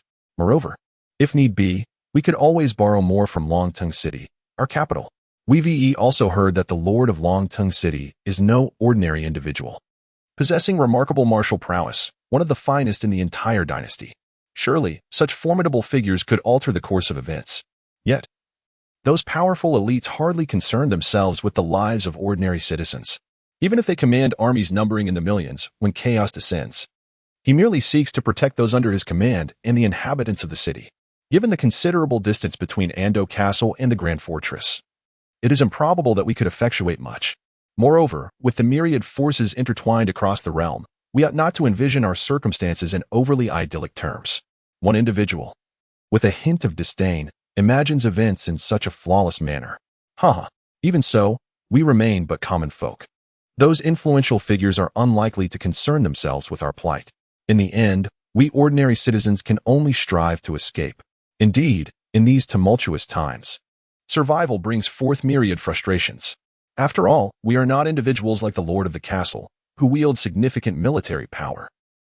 Should you ascend to such authority, I fear you would also disregard our fates. I am still unaware of your true character, another person remarked with a mocking tone. You seem to know so much. Let us refrain from becoming entangled in future matters and focus on living well in the present. He perceives the situation with clarity and an open mind. Regardless of whether future turmoil looms, the present must unfold. The others ceased their quarrels, casting glances at Yang Chen and his companions, whispering amongst themselves. Of course, they dared not speak too audibly or openly. Instead, they simply lowered their heads and engaged in quiet discourse. Some individuals below softly exchanged thoughts on various matters. At the city gates, a throng of people flowed in and out, representing a diverse array of characters. Some entered the city, while others departed, some bearing luggage. Others mounted on horseback, each playing a distinct role in a unique narrative. Yang Chen observed everything keenly. With her acute sense of hearing, she could clearly discern the hushed whispers of the common folk. However, she remained indifferent to the veracity of their words.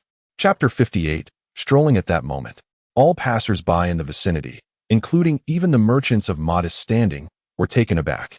It was rare to encounter someone so audacious, brazenly disregarding the authority of the city lord. At the gates of Ando City, under the vigilant watch of numerous soldiers, it was astonishing that someone would dare to utter threats of massacre without regard for the lord's esteemed position. Moreover, it was significant that this declaration was made in the presence of so many onlookers. Everyone within earshot was acutely aware of the gravity of the situation. Even the guards stationed high above in the towers could hear the loud outcry of the protector of young Master Long Yuan. In an instant, the crowd below began to stir uneasily. With a single utterance, he had offended countless individuals and openly struck a blow to the dignity of the city lord. Who was this fool, emerging from nowhere with such reckless bravado? Did he not recognize that he was addressing the lord's subordinates? To speak so cavalierly of death was tantamount to courting disaster. Alas, this imbecile had brought calamity upon himself, showing such blatant disrespect for the Lord in a public setting, boldly uttering words of treason. It is nothing short of a reckless endeavor. Who could possibly disagree? Their words may inadvertently mislead us, ordinary citizens. The struggles among leaders invariably ensnare the innocent. It is we, the common folk, who bear the brunt of such turmoil. A middle-aged man, standing beside the city wall, felt a pang of reflection upon hearing this. Observing the group, he discerned they were not the kind to speak such foolishness. Such harsh words left even the rulers of this realm unsettled. This was not merely an affront to the soldier's dignity. It was a blatant disregard for the city lord himself. In the eyes of these ordinary individuals, the lord of Ando Castle is the unequivocal sovereign of this vast expanse. His utterances possess the power to dictate the fates of countless lives. Should one find themselves unfortunate enough to offend the lord or his kin, the consequences would be dire. Even if one were spared from execution, life would undoubtedly become arduous. In a realm where absolute power reigns supreme, both the common man and the elite must accord the city lord the utmost respect, while others may not concern themselves too deeply. The stature of the city lord remains an unassailable and exalted entity. The lord of Ando Castle possesses not only formidable martial prowess and sovereign authority, but also commands an army of thousands. As a prominent figure governing the region, he is, to the ordinary populace, akin to a deity. Moreover, the perception and insight of the common man are often quite limited. In such a diminutive domain ruled by a mere lord, countless souls reside. This is even more pronounced in the vast expanse of Longting City, governed by the father of young Master Long Yuan. The population and the multitude of structures there must far surpass those here. And the vibrancy of that metropolis undoubtedly eclipses that of a small town like Andao City. Naturally, Yangshan remains oblivious to these realities, as this marks his inaugural venture into the mundane world of mortals, where he has never before encountered such a plethora of common folk. Observing the throng, one might assume they are not devoid of wit. Their audacious conversations may hint at some underlying confidence.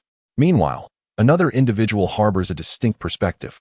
Upon witnessing young Master Long Yuan and his entourage on their magnificent steeds, he sensed an extraordinary presence emanating from them. Such a figure, exuding charisma and in the bloom of youth, was unlike any he had previously encountered. Young Master Long Yuan appeared to be in his 20s, strikingly handsome, with piercing eyes and an elegant brow. It is conceivable that his status is not to be underestimated. Thus, his sentiments diverge sharply from the general consensus, as he firmly believes these individuals possess an extraordinary standing. Perhaps they are already well acquainted with our esteemed lord of the city. Consequently, the ordinary soldiers stationed at the gates may not regard them with the same reverence. A few casual shouts from them would hardly be deemed remarkable. Unlike the trepidation we experience each time we traverse the city gates, fearful of the soldiers apprehending us. Beneath the city gate, a rotund merchant mused upon these thoughts. He frequently ventured out to conduct business, primarily driven by the pursuit of wealth. His ambition was to amass enough riches to purchase numerous residences within the city. For individuals like him, profit was paramount. However, since ancient times, this city has been under the jurisdiction and rule of the city lord. Despite their affluence, these merchants could hardly influence the ruling class. Consequently, they had to navigate their dealings carefully, always mindful of the soldiers and officials. Each time they exited the city, their belongings were thoroughly inspected by the soldiers. Any valuables they carried were often confiscated by these officials. Yet, this was an unavoidable circumstance. Despite their wealth, maintaining good relations was essential. Without the soldiers' consent, it was nearly impossible for them to earn more money. Thus, they harbored little resentment towards the soldiers who extorted them. Any misfortune that befell them was often met with glee by many. After a while, whispers began to circulate among the crowd. They observed the young man at the forefront, dressed in opulent attire, clearly of noble descent. The ordinary soldiers clad in armor around him were merely his subordinates. It was evident that he held a significant position, possibly a scion of a prominent figure from the imperial court out for leisure. If this were the case, the Lord of Anning City would undoubtedly have to extend a warm reception. After all, the Great Zhou Empire was ostensibly our supreme ruler, with princes and lords governing various regions as formidable figures. Although our city lord is a formidable figure locally, he pales in comparison to such prominent individuals. Indeed. Another person nodded in agreement, acknowledging that there are always greater powers and more distinguished individuals beyond our own. While our city lord possesses considerable strength and nobility, he is but one among many in this vast world. This young gentleman before us does not appear to be of ordinary caliber. With the words of the Dragon Source's young master and his retinue stirring the atmosphere, a ripple of intrigue ensued, as various figures adopted a spectator's demeanor. Naturally, Yang Chen observed everything keenly. With his exceptional eyesight and hearing, coupled with the innate spiritual awareness of a cultivator, he grasped the situation with clarity. However, he chose not to engage with the mundane concerns of these commoners, remaining indifferent as he continued to guide his horse forward. The earlier shout from the young master of Dragon Source had indeed intimidated many, and soon after, a man resembling a military officer descended from the city wall. Appearing to be in his 40s, he sported a robust beard. Witnessing the impolite behavior of the Dragon Source's entourage, he felt a surge of indignation. Yet he refrained from displaying any overt anger. Initially intending to dispatch his guards to apprehend the group, he was taken aback when one of the guards revealed a golden insignia. Upon glancing at it, the officer's expression shifted to one of astonishment, as he recognized the esteemed identity of the Dragon Source's party. Consequently, instead of reprimanding the guard, he respectfully clasped his hands before the young master, saying, "I beg your pardon for my negligence. Please forgive me. You are most welcome to enter." He courteously addressed young Master Long Yuan and his companions, who then entered smoothly and confidently on horseback, an unexpected sight for others. "Huh, I told you this young gentleman is extraordinary," someone remarked. One could see that even the city lord's guards showed them great respect, not daring to offend in the slightest. Yang Chen followed young Master Long Yuan, seated on his horse, and gradually made his way into the city. Upon entering, Yang Chen found Anning City to be quite commendable. The streets were adorned with stone pavements, lined with bustling stalls selling various goods, creating a lively atmosphere. This was Yang Chen's first encounter with such scenes of the mundane world, and he leisurely strolled about. Chapter 59. Steeds. The group of several dozen people, including Yang Chen, progressed rather slowly through the city gates. Yang Chen remained mounted, his gaze wandering as he occasionally observed the surroundings. Everywhere he looked, he saw an array of stalls conducting business, clearly permitted by the city lord's guards. Moreover, soldiers patrolled every few hundred meters, ensuring order in the bustling trade. Yang Chen's initial impression was that the city was governed by strict discipline. Although commerce and exchanges of goods occurred daily, they were all contingent upon the oversight of official personnel. Without their authorization, one would be swiftly apprehended for questioning. As they traversed a lengthy street, they were flanked by numerous quaint, low-rise pavilions and structures, reminiscent of elegant towers arranged on either side. There was an intriguing expression on Yang Chen's face as he cast a glance at the young Master Long Yuan, who was riding a horse. The young master appeared lively and animated, his brows dancing as he surveyed the surroundings. Upon noticing Yang Chen's gaze, Master Long Yuan immediately expressed his enthusiasm, recounting, "I visited Ando Castle many years ago.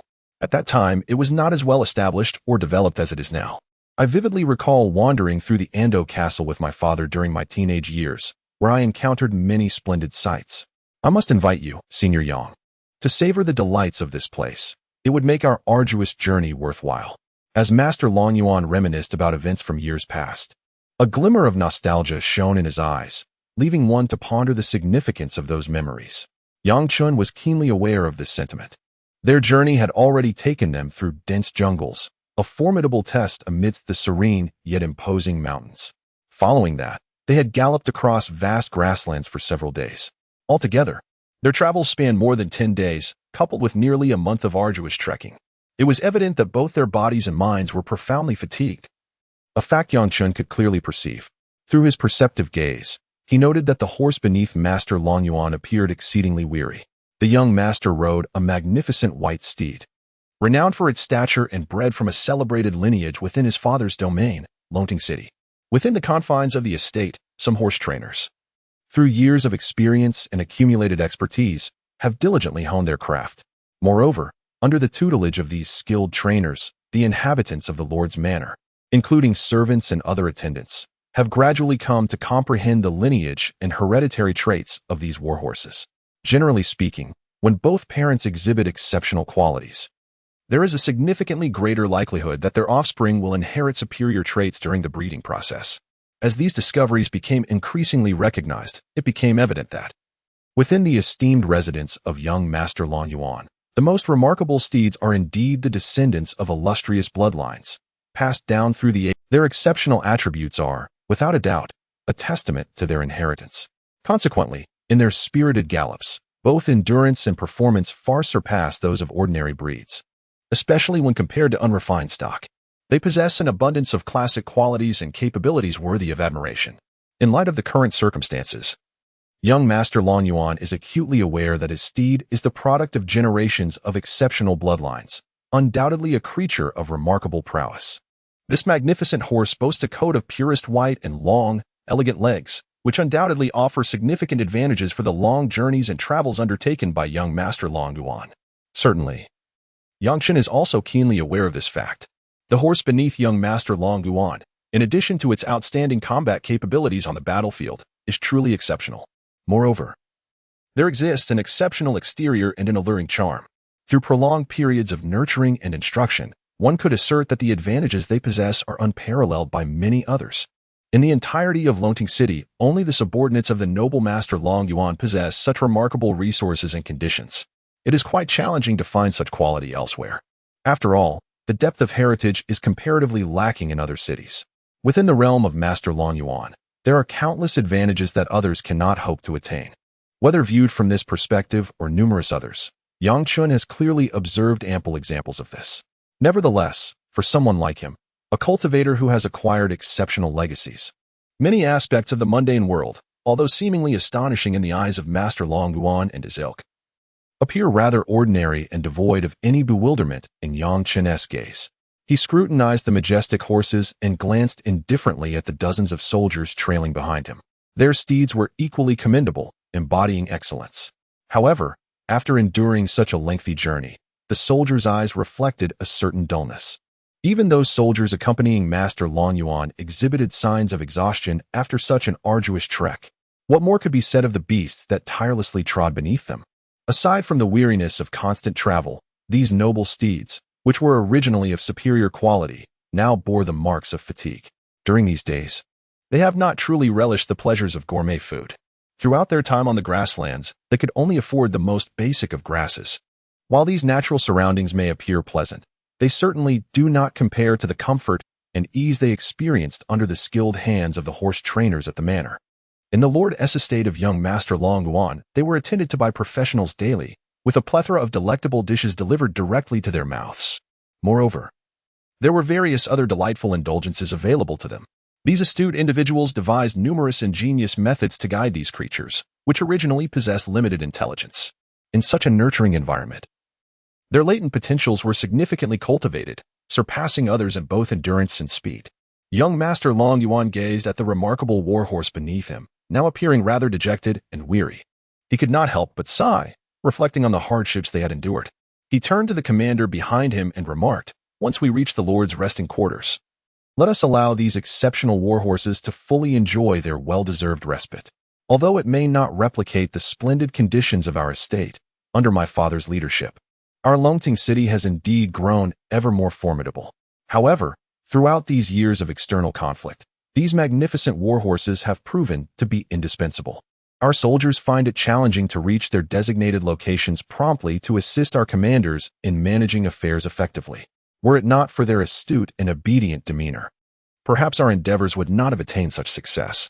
Reflect upon the immense dedication that generations of these individuals have invested in our city. Though beasts, they are not devoid of profound emotions and possess considerable wisdom. Some among them can comprehend the intentions and purposes behind their actions, which is precisely what I cherish.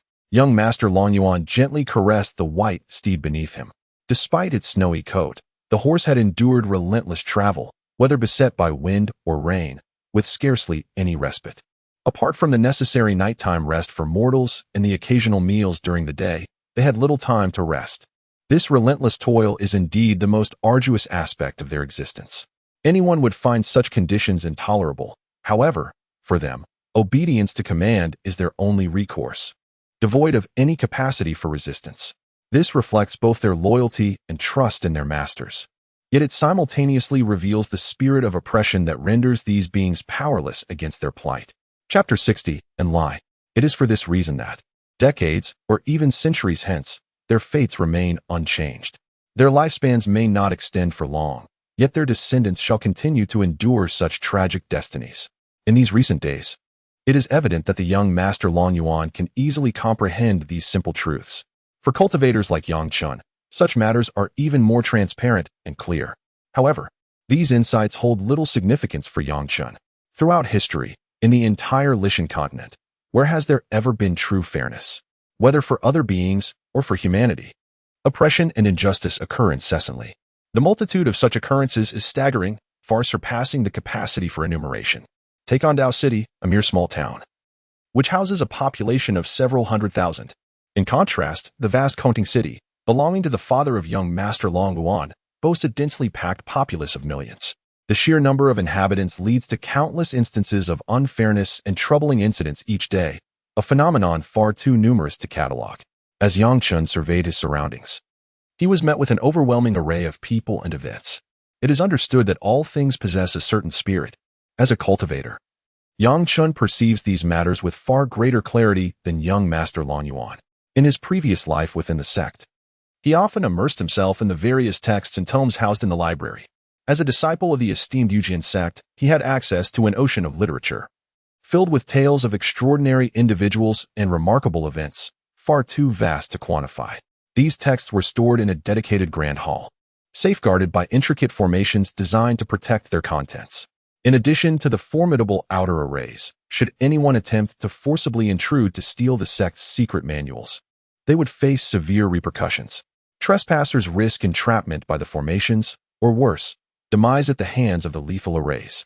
Throughout the annals of the Sword Command sect, numerous individuals have attempted to pilfer the sect's scriptures from the Hall of Texts. Initial defenses were less formidable, and such transgressions were met with leniency.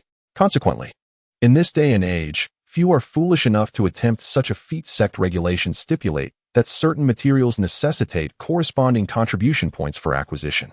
As an ordinary outer disciple, Yang Chen possesses virtually none of these high-level resources. However, a substantial portion of the texts within the hall are accessible without charge. To many, these represent mere commonplace knowledge of the cultivation world. To venerable seniors of profound cultivation, such matters are inconsequential. Thus, Yang Chen can dedicate ample time to acquiring knowledge that is exceedingly beneficial to him, while devoid of contribution point requirements encompassing elementary learning and common knowledge. They also provide a bewilderingly intricate introduction to the dividing mountain continent and the myriad affairs of the Great Zhou dynasty. Naturally, much of this information remains beyond the grasp of a mortal like young Master Longyuan. In other words, his station renders him wholly unqualified to access the hidden affairs of immortals and the inner workings of the dynasty. Though incomparable to our Dragon Rise, the city of Anton enjoys considerable renown. Under the stewardship of City Lord and Lai, the city's affairs are comprehensively managed. In particular, the number of guards and soldiers is strikingly impressive. It is precisely due to the formidable guardians of the city that such a tranquil environment prevails. Although Yang Chen has witnessed much and heard countless tales, as a cultivator, he possesses the ability to alter the trajectory of many events. However, he refrains from doing so. He will not proactively change the life paths that mortals are destined to follow. Should he employ celestial techniques, it would disrupt the very fabric of the cultivation world's rules, a transgression that the formidable practitioners would never condone. Despite being a young man with limited cultivation, Yang Chen is acutely aware of the unspoken guidelines and tacit understandings that govern the cultivation realm. He recognizes that failing to adhere to these principles could invite unnecessary and, in a grave scenario, might even provoke the wrath of powerful beings. Therefore, while traversing the mundane world, Yang Chen despite his considerable strength compared to ordinary mortals, remained steadfast in his adherence to these principles, avoiding any forceful alteration of events already set on their course. At times, the influence of cultivators within the Great Zhou dynasty may not be readily apparent. Yet Yang Chun has long suspected the presence of such forces infiltrating the mortal realm. After all, the enduring leadership of a single family over the vast empire for centuries suggests the backing of formidable figures. Naturally, Long Yuan, being unaware of many celestial matters, harbors no regrets about his thoughts. The seemingly ordinary young gentleman beside him is, in fact, an existence of legendary status, a practitioner of the mystical arts. Their realm of existence is undoubtedly beyond the comprehension and perception of mere mortals, whose vision is inherently limited. The world of cultivation is replete with numerous secret techniques and practices that bestow upon practitioners extraordinary abilities. If these were to be revealed to young Master Long, he would undoubtedly be taken aback. As Long Yuan gazes at the young man, Yang Chun, he is struck by a realization. It is evident that Yang has undergone training in a remarkable environment, likely receiving guidance from eminent figures due to his exceptional innate talent since childhood. Without such mentorship, even the most gifted would struggle to attain the level of mastery Yang possesses today. Although Long Yuan cannot discern the intricacies of Yang's martial prowess, he is acutely aware that his techniques far surpass those of ordinary individuals. But fortunately, I too received a modicum of guidance from a wise master in my youth. For various reasons, he muses, I cannot fathom where in this world there exists another being as revered as Senior Yang, whom even the most esteemed would look up to in awe. If such a person exists, they must indeed be an immortal. Yang Chen's heart stirs with understanding. Indeed, there are many exceptional individuals. It is merely my humble cultivation that falls short. One day, when you have witnessed more of the world, you shall grasp the profound implications of my words today. Yang Chen casts a perceptive glance at Long Yuan. Chapter 61. Reception. Yang Chen remained seated upon the majestic steed. His gaze traversed the streets of the city countless times, taking in everything with a clarity that rendered him indifferent to the others around him. At this moment, the soldiers trailing behind the young Lord Long Yuan exhibited a demeanor markedly different from when they were on the road. Unlike their previous vigilance in the grasslands and forests, where their sole focus was the protection of Lord Long Yuan, they now appeared more relaxed, as there were no significant threats to warrant their earlier heightened alertness. Fortunately, Yang Chun and his companions had encountered no unusual dangers during this journey, and they had not come across any ferocious beasts or mythical. Yang Chun found it peculiar that, as the son of the esteemed Lord of Lungting City, Lord Long Yuan had not been met with a more pronounced reception. Since entering through the city gates, aside from a few patrolling soldiers, there had been no one to greet the distinguished heir. Over the past few days, apart from some urgent travel circumstances, they had been galloping swiftly across the grasslands. Although Yang Chen's understanding of the mundane world was somewhat limited, having ventured into it only briefly during his early days of cultivation, he felt a sense of intrigue upon entering such a grand city for the first time. Nevertheless, his unfamiliarity with the local customs restrained him from posing too many questions. Young Master Long Yuan has consistently exhibited great courtesy and politeness towards Yang Chun, a stark contrast to the initial arrogance he once displayed. This transformation is largely attributed to Yang Chen's profound martial prowess and the enigmatic nature of his celestial techniques, which have earned him the respect and cordiality from individuals of esteemed families like that of young Master Long Yuan. Yang Chun possesses a keen awareness of this dynamic.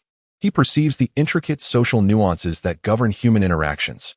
Even within the realm of cultivation, similar principles apply.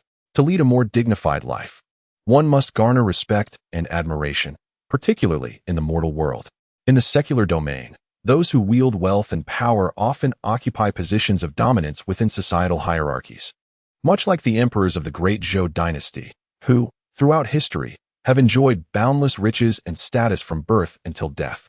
Conversely, individuals like young Master Long Yuan, born into privilege, have their paths meticulously charted by their parents. In stark contrast, individuals from impoverished rural backgrounds, like Yang Chun, often lack status, wealth, and power, which relegates them to lives of enduring hardship. For the majority hailing from such destitute families, their fates are intertwined with poverty and lack of opportunity from a young age. Regardless of their efforts and struggles throughout life, their achievements will invariably pale in comparison to those of young Master Long Yuan, who, from the outset, has enjoyed advantages that render their humble endeavors seemingly insignificant. This can be regarded as a quadrant of the unfairness that permeates this world. For those born into affluent families, they are bestowed with various riches and the pleasures that accompany a life of ease from a young age. Conversely, those hailing from less fortunate backgrounds often find themselves lacking in all respects. Young Long Yuan was one such individual who, from the very beginning, was blessed with extraordinary fortune. He possessed status and a commendable father, granting him access to boundless power and wealth to indulge in at will. From his early years, he reveled in a life marked by privilege and esteem, receiving respect and courtesy wherever he went. This ensured that no one dared to offend him in the slightest. Under the influence of his father's authority, Long Yuan could be said to have acquired both status and a myriad of indulgences that many in the mundane world could only dream of throughout their lifetimes. However, such injustice is not absolute. As the saying goes, heaven always leaves a glimmer of hope. Yang Chen exemplifies one who adeptly seizes the opportunities presented by fate. Since his entry into the world of cultivation, his entire life, and indeed his destiny, have been transformed and governed by his own choices. Without the identity of a cultivator, he would have led a mundane existence, much like the ordinary life of a small village boy, drifting aimlessly through life. Yet Yang Chen was not one to be easily subdued. From a young age, he exhibited remarkable intelligence and lofty aspirations. Though others often underestimated him due to his youth, the reality was far different. His abilities have indeed transcended those of many mortals long ago. It is precisely due to his lofty aspirations and the fortuitous blessings bestowed upon him since childhood that Yang Chen has been granted the opportunity to pursue immortality. No longer is he the ordinary youth confined to a humble village by the mountains. He has transformed into an extraordinary cultivator, having endured numerous trials and gained profound insights. His status has not only surpassed that of his former self, but has also elevated him far beyond the reach of those who once seemed unattainable, such as the emperors and princes of the great Zhou dynasty. The chasm between him and such illustrious figures appears insurmountable, almost devoid of hope for comparison. However, the path of cultivation has not only exponentially enhanced Yang Chen's wisdom and understanding, but has also completely reversed the trajectory of his life, leading to a transformative metamorphosis. His status has drastically changed. Since embarking on his cultivation journey, he has transcended the limitations of all mundane beings. Even the emperor of the great Zhou dynasty pales in comparison to him, and figures like young Master Long Yuan are utterly incomparable, as they belong to an entirely different realm of existence. Since his ascension into the world of cultivation, the powers and abilities he has acquired have far surpassed those of ordinary humans. Their innate talents are dwarfed by the extraordinary limits he has surpassed. Yang Chen can not only wield celestial arts, but also adeptly handle numerous weapons. In contrast, secular disciples like young Master Long Yuan seem to lack the aura of mastery that Yang Chen exudes. The vastness of the great Zhou dynasty is indeed limited. Within this realm lie many enigmatic masters, intricately linked to the cultivators behind them. After delving into the history of the great Zhou dynasty, Yang Chen gained a clearer understanding of numerous matters. The supreme authority of the dynasty rests with His Majesty, the Emperor of the Great Zhou, along with various princes, all bearing the surname Jiang. Throughout the historical evolution of the dynasty, it frequently encountered challenges and threats from formidable forces, while its internal circumstances were far from flawless. There were often ministers with ulterior motives, harboring disloyal intentions. Such rebellions have perpetually unfolded throughout the dynasty's epochs. Nevertheless, the entire dynasty continues to exist upon the continent of Lishan, exuding an air of remarkable mystery. Ultimately, Yang Chen discovered that behind each upheaval, there were indeed cultivators working to eliminate these obstacles for the ruling class. As the highest authorities of the dynasty, the emperor and the various princes wield absolute power, regardless of time or place. Each governs a realm, naturally desiring to quell any insubordinate factions daring to defy their supreme commands. Thus, in the face of such tumultuous periods and circumstances, they often dispatched the imperial army to suppress dissent.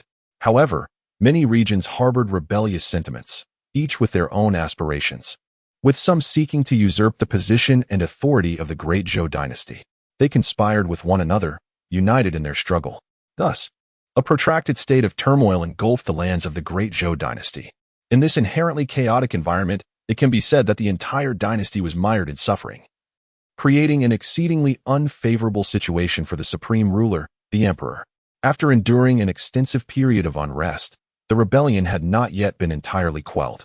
In the face of such prolonged instability, the senior elders of the dynasty, along with other esteemed figures of great renown, ventured forth to solicit the aid of several formidable martial masters at great expense. Each of these individuals possessed extraordinary skills, their martial prowess far surpassing that of ordinary individuals, such as the renowned young master Long Yuan. Moreover, in the years preceding this tumult, few had ever beheld their true countenances. Nevertheless, their formidable strength was undeniable. Even before the emperor, the highest leader of the great Zhou dynasty, these masters commanded a profound respect. Utilizing their exceptional celestial techniques, they unleashed a relentless massacre upon the thieves and rebels who defied the dynasty's rule. Their power was immense and shrouded in mystery, rendering them nearly invincible in the eyes of ordinary folk. The figures of the martial world and the insurgents were scarcely a match for these cultivators. Even the seasoned generals, who had long engaged in warfare, were far from their equal. In the days of yore, commoners had scarcely glimpsed their might. It is likely that only the emperor knew of their true capabilities. Evidently, the emperor's reverence towards these monks was a clear indication of his respect, leaving no room for any form of disrespect or offense. Otherwise, it was apparent that the formidable spells these monks could conjure with a mere gesture could easily threaten the emperor's life. Yang Chen pondered deeply over such scenarios, truly comprehending the transcendent and formidable existence of these monks and the lofty status and renown they held. The Dragon Source young master was far from being a figure he could look up to. Chapter 62. The Eminent One in a city that was relatively bustling and noisy. Amidst a dense population, there existed a serene and beautiful retreat. How splendid! Yang Chen couldn't help but exclaim in admiration. Clearly, the environment and geographical location of this place had captured his attention. With a slight sweep of his spiritual sense, Yang Chen could clearly perceive the various aspects of this house. In such a setting, amidst the usual clamor, the existence of such a tranquil and peaceful spot immediately uplifted the spirits of the Dragon Source young master and his companions. After more than 10 days of continuous travel, their spirits were weary and their minds exhausted. The Dragon Source young master and his group were eager to find a place to rest and rejuvenate. Today was peculiar. Despite the presence of the esteemed Dragon Source young master, the city lord of Anting City did not send anyone to greet them. The Dragon Source young master, naturally proud, entered the city after days of travel, his stomach growling with hunger. However, at this moment, the true master was not present. It was not wise for him to exhibit such direct outbursts. However, his inner turmoil was already palpable. Before the entrance of this modest courtyard, upon witnessing Yang Chen's sigh of wonder, young master Long Yuan felt a flicker of perplexity arise within him. What could possibly be the cause of such an exclamation from Senior Yang? From my observations, this seemingly youthful Senior Yang, though not particularly old, possessed a pride that surpassed my own. He rarely spoke, and young master Long Yuan, observing this scene, was filled with curiosity. Yet, Yang Chen did not elaborate further. Though my demeanor may be somewhat unrefined, the excitement that surged within me upon arriving here had evidently subsided. After days of relentless travel, the restlessness within me found solace in this place, akin to a refreshing stream cleansing the dust from my soul. It felt as though this location was extraordinary, a sanctuary that invites tranquility. Although I, young master Long Yuan, humbly claim my martial skills and talents to be quite ordinary, the truth remains that possessing such remarkable abilities at my age is no small feat in Yang Chen's eyes. My aptitude was commendable. Nevertheless, as a cultivator, her perception transcended the limitations of our mundane existence, marking a stark contrast. Young master Long Yuan continued, stating that, based on his own experiences, encountering such a peculiar place was unprecedented. Despite my martial skills being less than exceptional, I could distinctly sense the presence of a formidable master concealed within this abode. Young master Long Yuan gazed into Yang Chen's eyes and sincerely remarked, I never anticipated that in this relatively modest place, within the confines of Ondao City, there would be such an extraordinary individual concealed here. It is indeed a stroke of fortune for me to pass through today. I consider it a privilege. He expressed his admiration for Yang Chen, a practitioner of such caliber, and respectfully inquired, Senior, may I ask if my brief analysis just now was appropriate? Your earlier exclamation of wonder suggests the same, does it not? If I am not mistaken, the individuals within this courtyard may very well have attained a level of mastery akin to yours. Of course, I could be mistaken. A slight tension crossed Long Yuan's countenance. Yet Yang Chen remained unperturbed. He continued to observe the objects within the courtyard. Ah, it is commendable that you have arrived at such insights, especially among the many young individuals I have encountered. Your talent in martial arts is indeed noteworthy. While I would not claim that you surpass all others, you certainly stand among the elite. And being so young, your future achievements are bound to be limitless. Dedicate yourself to your studies, and the sky shall be your only limit. A flicker of joy danced in Long Yuan's heart, despite his martial prowess appearing feeble compared to Yang Chen's formidable skills. It was merely a reflection of Yang Chen's exceptional abilities in various domains. When compared to the average person, Long Yuan may not be an indisputable master. Yet he remains a young man of considerable standing and accomplishment. As Yang Chen aptly stated, he is still young. At this moment, he is merely in his 20s, with decades ahead to delve into research and learning. Lord Long Yuan is also a firm believer in this potential. He feels that granting her ample time to strive will yield significant progress. He does not subscribe to the notion that her future can only flourish under the protective wing of her father within the confines of Longting City. He is certain that his abilities will inevitably allow him to explore the vast realms beyond. Indeed, you have already made commendable strides. The transformations observable in the world outside are quite remarkable. Your internal cultivation is rather exceptional, as Yang Chun has also praised Lord Long Yuan. However, Lord Long Yuan is acutely aware that, regardless of his martial prowess, he is far from being a match for this young man beside him. There remain too many aspects of Yang Chen that elude his understanding. He is eager to uncover the identity of Yang Chen's mentor. If Yang Chen, such a young has achieved mastery in martial arts through self-discovery, Lord Long Yuan is resolutely skeptical. There must be a mentor guiding him, much like the esteemed individuals who have instructed him at the city lord's residence. It may appear that much remains beyond his grasp. Yang Chen cast a glance at Lord Long Yuan before preparing to enter. Although this place is not far from the outside world, for reasons unknown, it seems to be shunned by others. Clearly, they are aware of the presence of an esteemed figure residing within. Why don't you find a spot outside to rest for now? We will reunite with you once we emerge. Do you understand?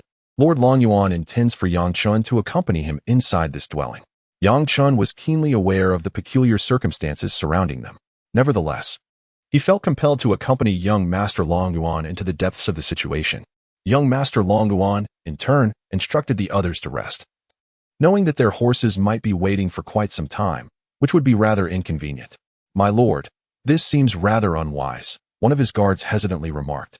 Given the uncertainty of the situation and the potential dangers lurking within, such scenarios were particularly vexing for them as protectors. However, young Master Long Yuan was resolute in his intentions, leaving the guards powerless to dissuade him. With a dismissive wave of his hand, young Master Long Yuan chuckled. What are you so worried about? Even if you have doubts about my martial prowess, surely you must trust in Elder Yang's capabilities. Yang Chen, for his part, had no objections and murmured to himself. How amusing these individuals are. It appeared he had come to some realization as he exclaimed, Elder Yang, do you perhaps know if there are any extraordinary beings within? Young Master Long Yuan inquired with curiosity. Yang Chen smiled gently in response, not at all. However, shall we not discover the truth by venturing in? Thus, Yang Chen and young Master Long Yuan proceeded forward together. Despite the strange phenomena they had just witnessed, Yang Chen found himself deep. He seldom indulged his curiosity about the inhabitants of this place, especially when juxtaposed with the bustling activity of Ando City, which thrived like a vibrant marketplace. I never anticipated the existence of such a tranquil and serene locale. In this idyllic setting, the soldiers commanded by the city lord incessantly patrol the streets and various other areas, tirelessly for 12 hours each day. Logically speaking, based on the previous insights and experiences of Yang Chen and young Master Long Yuan, it is inconceivable for such a peaceful place, devoid of external disturbances, to exist, especially within a city. During this extraordinary period, it can be asserted that the entire Great Zhou dynasty is rife with turbulent undercurrents. Numerous intricate factions are clandestinely engaging in their machinations, each harboring their own ulterior motives. Yang Chen and young Master Long Yuan, of course, discern these happenings and could surmise an abundance of implications from their observations in the current state of Ando City. It is evident that the political landscape of the Great Zhou dynasty is no longer as stable as it once was. Manifestations of this instability are apparent in various states, counties, and cities. Presently, the lords of the major cities have developed their own agendas. Remaining vigilant to the shifting dynamics of the realm and the movements of other city lords, ready to implement countermeasures should a crisis arise. Although Longyuan City, under the governance of young Master Longyuan, is significantly larger than Ando City and manages a vast population. In the grand scheme of the tumultuous events enveloping the Great Zhou dynasty, it remains but a mere drop in the ocean. There is a distinct possibility that, under the onslaught of formidable forces, it could be swiftly obliterated or entirely laid waste. The Lord of Longyuan City is, in fact, an astute individual.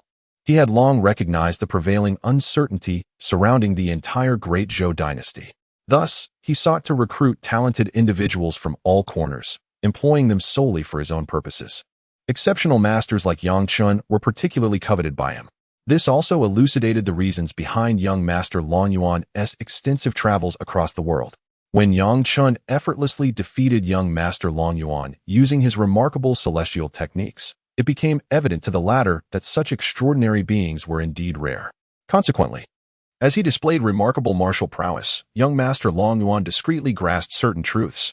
This later prompted him to fervently invite extraordinary individuals like Yang Chen to his city of Konting. In young Master Longyuan's view, successfully attracting a master of Yang Chen's caliber would bolster his confidence in asserting his influence over the entire city. Furthermore, with someone of Yang Chen's stature at his disposal, his power could potentially extend far beyond, thereby enhancing the overall influence of Konting City. He believed that only by achieving this could he, the heir of a prominent family, gradually surpass his father. Although his father was the lord of Lonting City and commanded regional power, he was but a minor figure in the grand scheme of the dynasty. Against formidable families, they could be obliterated in an instant. Hence, the significance of his ambitions became all the more apparent. In his heart, Lord Longyuan often harbored a profound awareness of danger. He recognized his own shortcomings and understood that he could not merely rely on his father to survive in this confined region. Deep within, he nurtured grander ideals and aspirations for vengeance, accompanied by an even deeper ambition. He yearned to extend his influence far and wide, envisioning a time when he would have little to fear. Such freedom was what he truly sought, the state he envisioned for himself. It is noteworthy that, on the surface, Lord Longyuan appeared to live a life of luxury and privilege within this mundane world, enjoying a lofty status and an abundance of riches. He seemed to possess treasures beyond measure, including women, with whom he had had his share of endless conquests. Acquiring a beautiful young girl was merely a matter of uttering a word within his domain. There was nothing he could not achieve. Yet, despite this apparent opulence, countless individuals possessed the power to dismantle him effortlessly. He was acutely aware of the multitude of formidable beings in this world, such as the immortal cultivator Yang Chen, who could extinguish his life with ease. Lord Longyuan perceived the world with remarkable clarity, possessing a vision and understanding that transcended the ordinary. As he gazed upon what seemed to be an unremarkable courtyard, Yang Chen narrowed his eyes, sensing that a significant figure must be concealed within. Turning to Lord Longyuan, he remarked on this notion. Lord Longyuan, not one to be oblivious to the subtleties of the situation, fell silent, nodding in agreement as Longyuan followed closely behind. He entered through a small door, stepping into a quaint courtyard. The courtyard, though diminutive, exuded a profound. Within its modest expanse stood a dozen peculiar trees, vibrant and full of life. These trees, while not particularly tall, approximately a yard in height, possessed sparse foliage. Their trunks exuded a viscous substance, reminiscent of pure black oil. However, upon closer inspection, Yang Chen deduced that it was not oil but rather a natural secretion produced during the tree's growth. The sunlight bathed these unusual trunks, making them appear as if they were ablaze. The radiant glow emanating from the dark bark captivated Yang Chen, who had never encountered such trees before. Sparking a flicker of interest and curiosity within him, he approached one of the trees, intrigued by the strange black trunk. It was indeed a sight to behold, for the world was replete with wonders. Although Yang Chen was a cultivator, there remained countless mysteries beyond his understanding.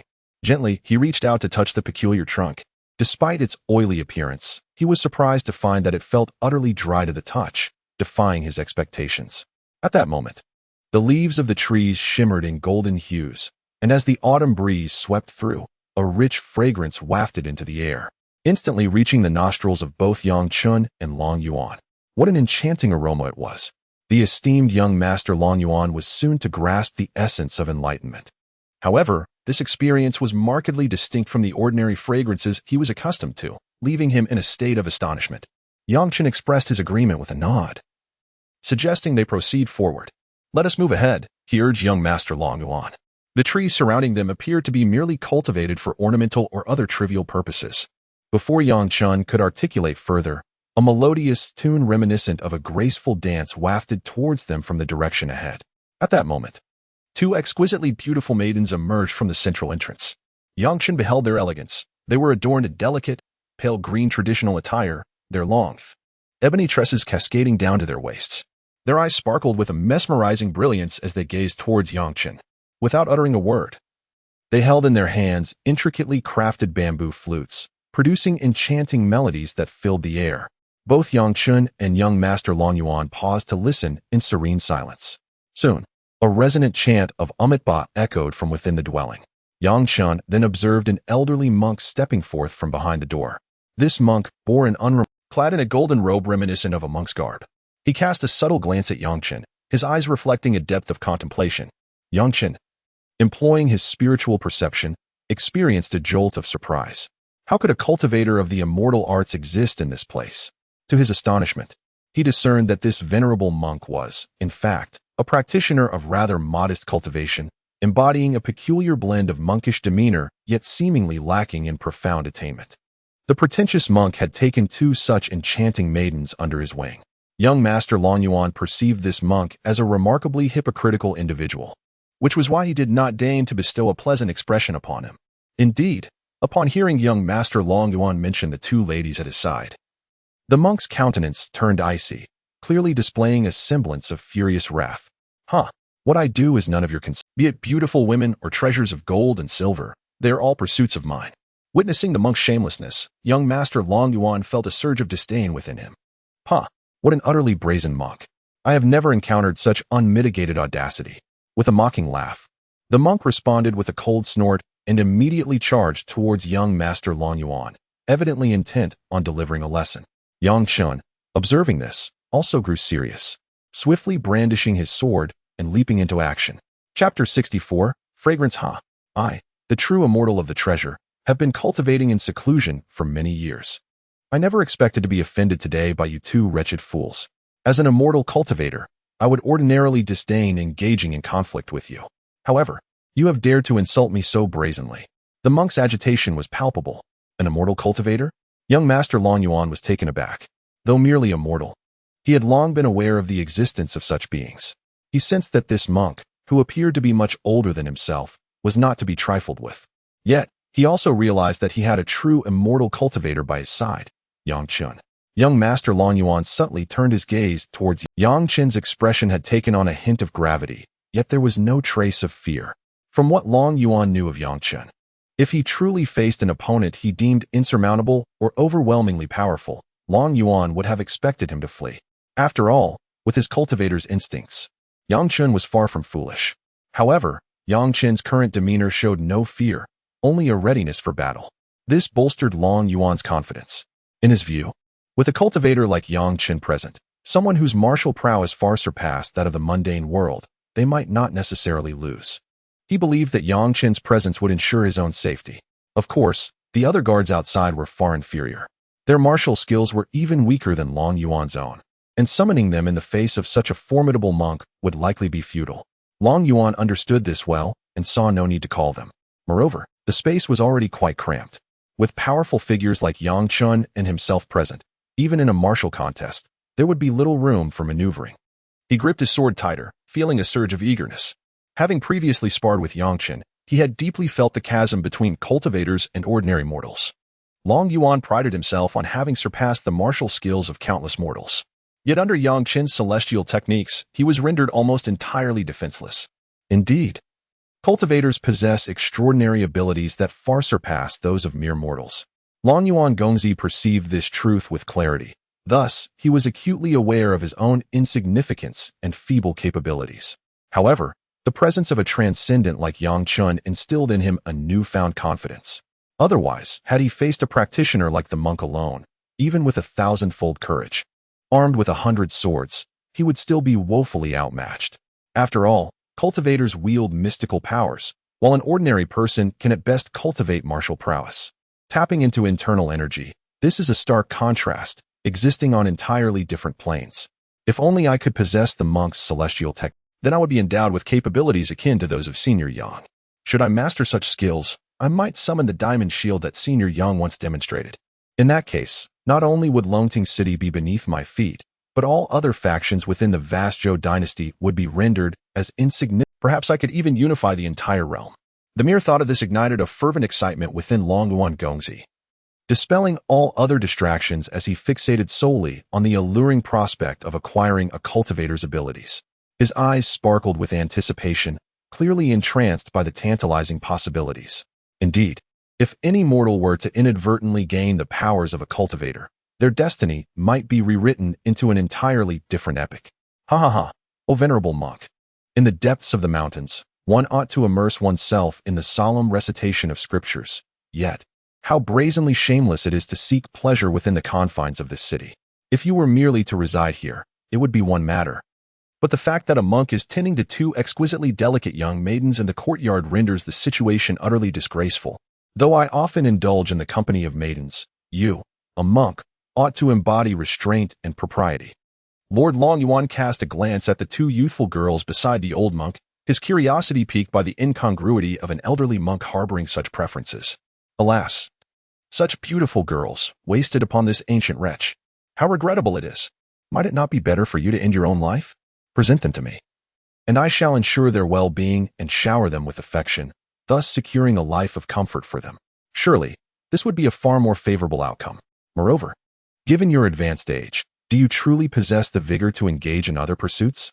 Lord Long Yuan's words dripped with sarcasm, biting deeper than before, striking a nerve within the monk. The monk's countenance darkened, teeth clenched in response. You insolent whelp, are you courting death?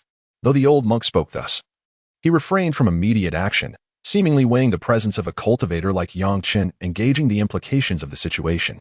Beside the young master Long Yuan stands an individual who, despite appearing to be an ordinary young gentleman, proves to be far more formidable than the sharp-tongued scion. Thus, he finds himself deep in contemplation, for had it not been for his careful consideration, he could have easily dispatched the young master Long Yuan on the spot. A thought of seeking immortality crosses his mind. Today, he had intended to cultivate in seclusion, having meticulously prepared the surroundings. Surely, no ordinary person would dare to intrude upon his sacred space. You must be outsiders, for only those unacquainted with etiquette would venture here to provoke me. The monk grinned, seemingly unperturbed by the recent insults hurled at him by young Master Long Yuan, which felt ephemeral, like wisps of smoke. The swiftness of his shifting thoughts is apparent. Yang Chen observes this closely. Although young Master Long Yuan's tirade contained elements of exaggeration and insult, it undeniably bore a certain effectiveness.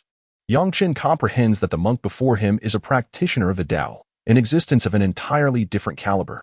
Despite possessing his own magical abilities, he remains merely a modest outer disciple within his vast sect, still lacking in profound mastery. Faced with such a formidable opponent, he cannot escape the prospect of a fierce struggle. Yang Chen prepares himself thoroughly, yet to his astonishment, the monk remains serene even after enduring such a harsh reprimand from young Master Long Yuan. A wave of anxiety washes over Yang Chen. He cannot fathom the monk's intentions, but he senses that something is amiss, particularly following young Master Long Yuan's recent remarks. The monk appeared to have contemplated something, leading to various preparations. The transformations occurring seemed to transpire within a mere quarter of an hour. Although the duration was brief, a meticulous description would render it lengthy. Yang Chen's gaze was piercing as he observed the monk, who remained clad in the humble garments typical of a monk in the mundane world. The monk's eyes sparkled as if he had conceived of some momentous revelation. His hands were devoid of any possessions, completely empty. In this small courtyard, the peculiar black iron trees stood resolute and unyielding. A gentle breeze swept through, carrying with it a rich fragrance that enveloped the vicinity of young Master Long Yuan. What a delightful aroma! What is this? Young Master Long Yuan inquired with curiosity, evidently perplexed by the source of the scent. His gaze scanned the surroundings, noting only the presence of those trees, with nothing else in sight. Yang Chen, too, surveyed the area. She expanded her consciousness, meticulously examining everything in her vicinity. Although the trees bore no blossoms, the various signs indicated that the fragrance indeed emanated from the trees themselves, rather than from any flowers. It seemed likely that the branches inherently contained this peculiar scent. Such strange trees. The vast world is truly filled with wonders. Yang Chen had never encountered such trees before. Chapter 65. Ruthlessness. Young Master Long Yuan noticed that after his scolding, the old monk fell silent, devoid of any response. The page merely stood quietly, as if contemplating something profound. It turned its gaze momentarily towards Yang Chen, who was equally engrossed in observing several peculiar individuals before him. Long Yuan, holding a treasured sword, was also deep in thought, preparing to take action against that detestable old monk. How infuriating! This monk, so loathsome, had ensnared two young and beautiful maidens. Alas, to have such youthful beauty captured by this old monk is truly a pity. Long Yuan glanced at the two maidens beside him, sighing at their plight. They appeared to be in their teens, perhaps around 16 or 17 years old, adorned in delicate green garments that accentuated their graceful forms. Their features were exceptionally charming, with fair complexions tinged with a hint of rosy hue, resembling bashful young girls. The air was filled with a sense of springtime vitality. At that moment, they still held two bamboo flutes, the enchanting music that had previously filled the air emanating from their lips. However, since the old monk had emerged from the dwelling, the young maidens ceased their melodious playing. They lowered their hands, resting the flutes beside their thighs, standing motionless at the doorway, as if devoid of any further thoughts. Even with the arrival of Yang Chen and Long Yuan, the seemingly youthful maidens uttered not a single word, simply remaining quietly at their sides. Was there something amiss with these two maidens? Long Yuan, the young master, had long noticed this peculiar phenomenon, perplexed by it. Two exceptionally beautiful young ladies, possessing figures that were truly remarkable, exuded an extraordinary charm despite their simple attire. The allure they radiated was captivating. Upon seeing such stunning maidens, Yang Chen felt a surge of emotions. It was utterly outrageous that such lovely girls were being mistreated by a despicable monk. It was a flagrant disregard for human life. Though Yang Chen did not consider himself a virtuous person, having taken many lives, he could not bring himself to harm ordinary mortals. Having emerged from a humble village, he was acutely aware of the hardships faced by common folk. His parents were merely simple farmers, toiling daily to secure enough sustenance for their survival. Often, due to adverse weather conditions, their crops yielded poor harvests, leading them to endure frequent hunger. Over the course of the year, hunger became a regular occurrence. Thus, he had a profound understanding of the arduous lives led by ordinary people. In stark contrast, the likes of Long Yuan, hailing from affluent families, enjoyed a life of luxury from birth. Their every need was met without worry, indulging in the finest comforts, a privilege far removed from his own experiences. The disparity between the rural child and a young master like Long Yuan was as vast as the heavens and the earth, a commonplace reality in the mundane world. Such an unjust phenomenon has persisted throughout history. Even in the realm of cultivation, these inequities remain evident. Yang Chen has profoundly discerned many truths. Only by possessing formidable cultivation can one attain a higher status and earn the respect of others. The modest skills he possesses are surely no match for his adversaries. Yang Chen believes that if he were to unleash his full potential, drawing upon the techniques bestowed upon him through his inheritance and wielding the celestial sword in his hand, he might indeed have the strength to stand his ground. After all, with a magical artifact at his disposal, the power he could manifest would far surpass his usual abilities. Viewed in this light, the prospect of engaging in a fierce battle becomes quite plausible. If a confrontation were to ensue, the outcome remains uncertain. While Yang Chen and young Master Long Yuan pondered various matters, the old monk gradually opened his eyes. Observing the two young gentlemen before him, he smiled and uttered, "Ba." The monk placed his hands together in a gesture of reverence towards Yang Chen and expressed a curious inquiry about the intentions of these two young masters. "I have been in seclusion here for many years. I trust one have not offended either of you. I wonder what brings you here to interrupt my cultivation." Upon hearing this, Yang Chen's expression turned to one of disdain. This old monk, with his unseemly demeanor, truly knows how to feign innocence. It is clear that he has brought forth two enchanting maidens, yet chooses to remain silent. Conversely, it is indeed the fault of Yang Chen and his companions for disturbing the path he has forged in the realm of cultivation. Yang Chen looked on with disdain. The master certainly has a penchant for placing blame. I have done nothing at all. Merely drawn by the unusual sounds emanating from this courtyard, I ventured in to investigate. Indeed, we have done nothing amiss.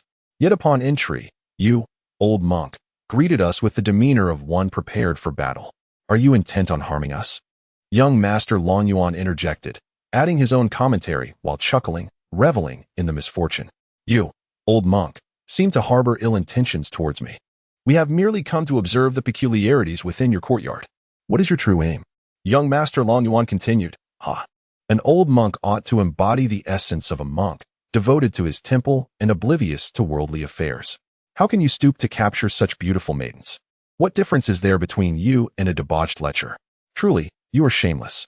At this juncture, Yang Chun expressed his disdain for the monk. Although he was unaware of the monk's intentions regarding the two young women, it was evident to all that it could not bode well. He undoubtedly harbored ulterior motives. Cultivators possess a myriad of extraordinary spells and dark arts. Yang Chun had encountered references to such practices in the ancient texts of his sect. In the realm of cultivation, many techniques involve dual cultivation, a term that signifies the union of male and female in their practices. Through the union of both genders, the spiritual energy within their bodies engages in mutual exchange, thereby enhancing the absorption of this ethereal essence. It is said that the cultivation methods associated with such practices allow for a remarkable acceleration in the advancement of one's magical prowess, far surpassing that of ordinary cultivators. However, every phenomenon possesses its advantages and disadvantages. The rapid pace of cultivation may be a boon for some, yet it could also pose significant challenges for many others. The dual cultivation techniques have been disseminated throughout the realm of immortality for an extended period. Nevertheless, those who genuinely practice these methods constitute a mere fraction of the population.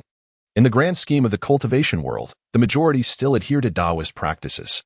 Although dual cultivation can greatly benefit the progress of both men and women, it necessitates frequent encounters and unions with the opposite sex, compelling them to engage in shared cultivation regularly. Yet, within the realm of immortality, how many men and women genuinely trust one another?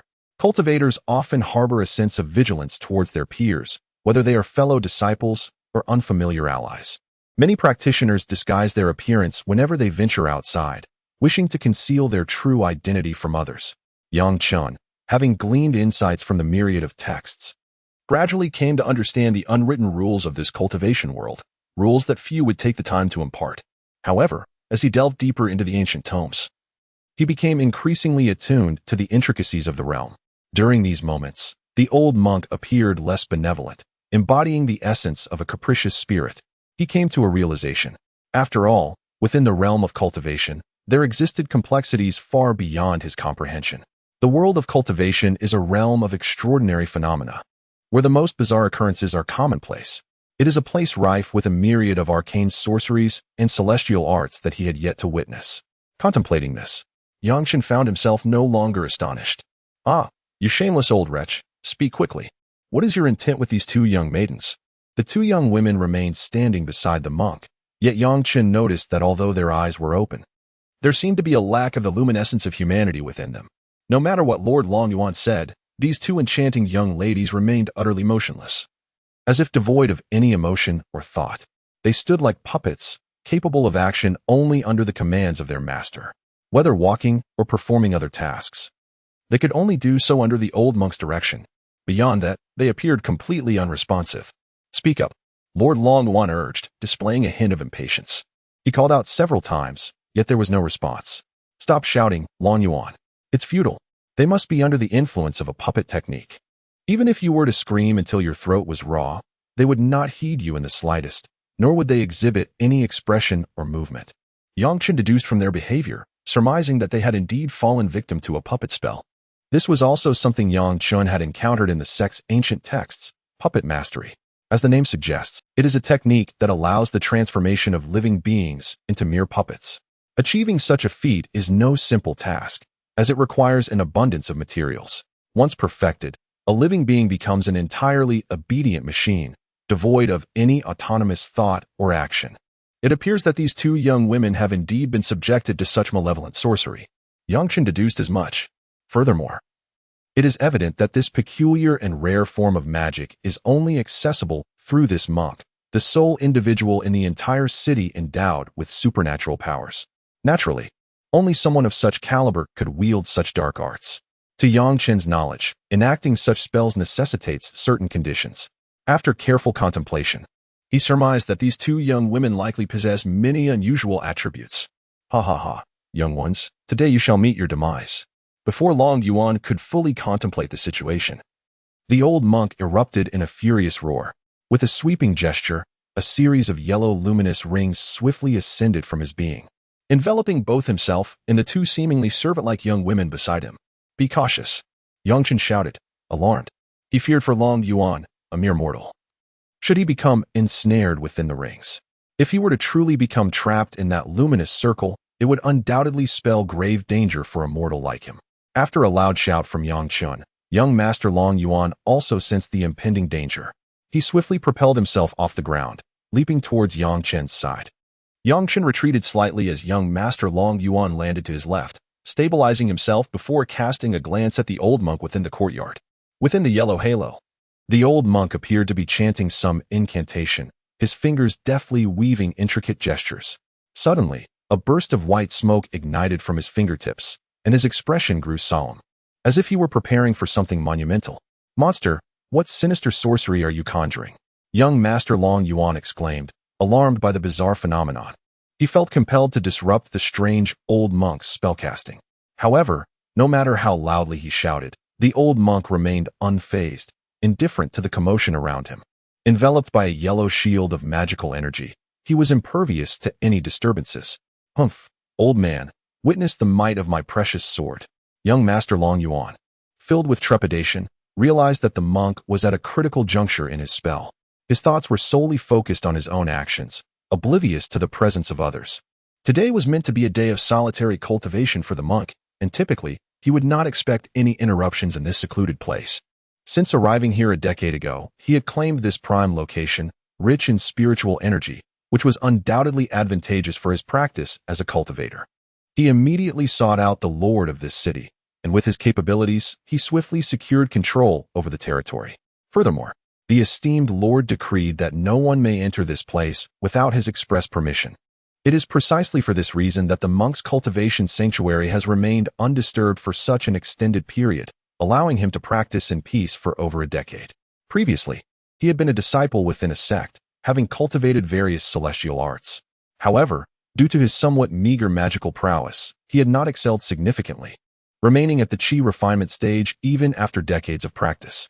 He was certainly not a character devoid of ambition, deeply immersed in the sect. He acutely recognized the advantages of higher cultivation. Only by attaining greater heights could he enjoy a more esteemed status. Thus, like other disciples, he harbored ulterior motives. During a mission outside, he became fixated on a senior brother who held a prominent position within the sect due to familial ties to an elder. This senior brother possessed numerous treasures, which further fueled the monk's covetous thoughts. Reflecting on his own decades of cultivation within the sect, he felt disheartened by his lowly status. With his limited abilities, he had to navigate cautiously, lest he attract the ire of more powerful cultivators. He had grown weary of such a life, feeling constrained by his modest possessions. Nevertheless, he possessed a keen intellect and was ready to take a gamble. On an occasion when he ventured out, he relied on his cleverness. Unexpectedly ambushing his fellow disciple, he roamed the world, constrained by his inadequate cultivation and fearful of venturing into areas frequented by other cultivators. Thus, he could only flaunt his might among mortals. By serendipity during his wanderings, he arrived at this locale, where the spiritual energy was notably abundant, prompting him to settle here. Originally, he did not possess the appearance of a monk. He was merely an ordinary disciple within his sect. However, in an attempt to evade the sect's pursuit, he devised a plan to alter his guise. This distinctive attire rendered it exceedingly difficult for others to discern his true identity as a cultivator. Moreover, while concealing his identity, he was able to continue his cultivation. On a prior occasion, he fortuitously acquired the celestial art of puppet manipulation, which sparked new aspirations within him. In this mundane city, there were countless mortals upon whom he could employ his puppet techniques, capturing young and beautiful maidens to enhance his cultivation through the dual cultivation method. Thus, even with his mediocre talent, he could strive for improvement. As Long Yuan Gongzi grasped his sword, perceiving the situation, he swiftly rushed forward. The sword sliced through the air, striking the yellow barrier with a resounding clang, forcefully propelling Long Yuan Gongzi backward. It was evident that under the influence of this celestial art, his worldly martial prowess was insufficient to breach such defenses. "Stand aside. Let me handle this," Yang Chen bellowed, drawing forth his celestial sword. With a flourish of his finger in the air, he conjured several fireballs that materialized rapidly in the void. Yang Chen's sleeves fluttered slightly as he swiftly hurled the fireballs towards the old monk's yellow energy shield. With a resounding boom, an intense wave of heat dispersing the scorching air around Lord Long Yuan, who felt an overwhelming warmth enveloping him. The immense impact generated by the breach of the old monk's protective barrier was beyond his comprehension. After a cloud of smoke cleared, it became apparent that the light shield, which the old monk had meticulously conjured, had been utterly obliterated by Yang Chen's fireball onslaught, revealing an elderly figure shrouded in dark mist, as if tainted by smoke. The old monk's expression was one of utter dismay. He had not anticipated the formidable power of Yang Chen's fireball technique, which had effortlessly dismantled his defensive mechanism. Damn it. Today I shall unleash a massacre. A menacing voice erupted from the old monk. Chapter 67. The Might of a Single Word and Immortal? Yang Chen scoffed, a fleeting smirk gracing his features. This was merely a newly ascended practitioner who had just breached the chi refining stage, barely having solidified his realm. Yet he dared to call himself an immortal? Were the circumstances not so inappropriate, Yang Chen would have questioned the audacity of such a claim. The chi refining stage, in less flattering terms, was merely a tentative step into the realm of cultivation. True entry into the path of cultivation only commenced upon establishing a solid foundation, known as the foundation establishment stage. Only then could one rightfully identify as a cultivator. Should one fail to attain such a realm, to claim the title of an immortal would be tantamount to courting death. Had he not heard the saying, above one's head, the divine watches? This fellow, so brazenly proclaiming himself as an immortal, does he not fear the wrath of a clear sky, or the possibility of being struck down by divine thunder? Does he not dread the chance that some powerful being might pass by and effortlessly dispatch him with a mere gesture? Truly, ignorance begets fearlessness. Yang Chen shook his head, casually stowing away his magical artifact, and then silently observed the peculiar individual before him, neither monk nor Taoist, performing his antics. To be honest, a fierce-looking old man, clad in a robe that exposed his chest and belly, wielding what appeared to be a staff, swaying from side to side while muttering to himself, elicited a sense of absurdity akin to a stampede of 1,000 alpacas in Yang Chen and his companions' minds. Where on earth did this buffoon come from? Celestial thunder. Heed my command. Decree, swift. A voice, booming like thunder, resonated, and suddenly, a crack of thunder echoed across the ground as several slender bolts of pale blue lightning shot towards Yang Chen. The unexpected turn of events and the overwhelming aura compelled young Master Long Yuan to instinctively step back, just as he intended to caution Yang Chen to be wary. The bolts of lightning had already materialized before him. In the face of this ferocious assault, Yang Chen merely curled his lips into a faint smile and uttered a single word, scram. This seemingly mundane word, delivered in an utterly nonchalant tone, not only dissipated the oncoming lightning but also caused the previously arrogant foe monk to spit out a mouthful of blood. It is a jest. This fraudulent monk has merely just embarked upon the chi refinement stage, his realm still unsteady. Furthermore, as he has forcibly ascended through nefarious means. How could he possibly compare to Yang Chen, who has ascended step by painstaking step through his own cultivation? Moreover, the chi refinement stage is divided into levels, and this imposter monk, who has abruptly broken through to this stage through wicked sorcery, undoubtedly belongs to the lowest tier.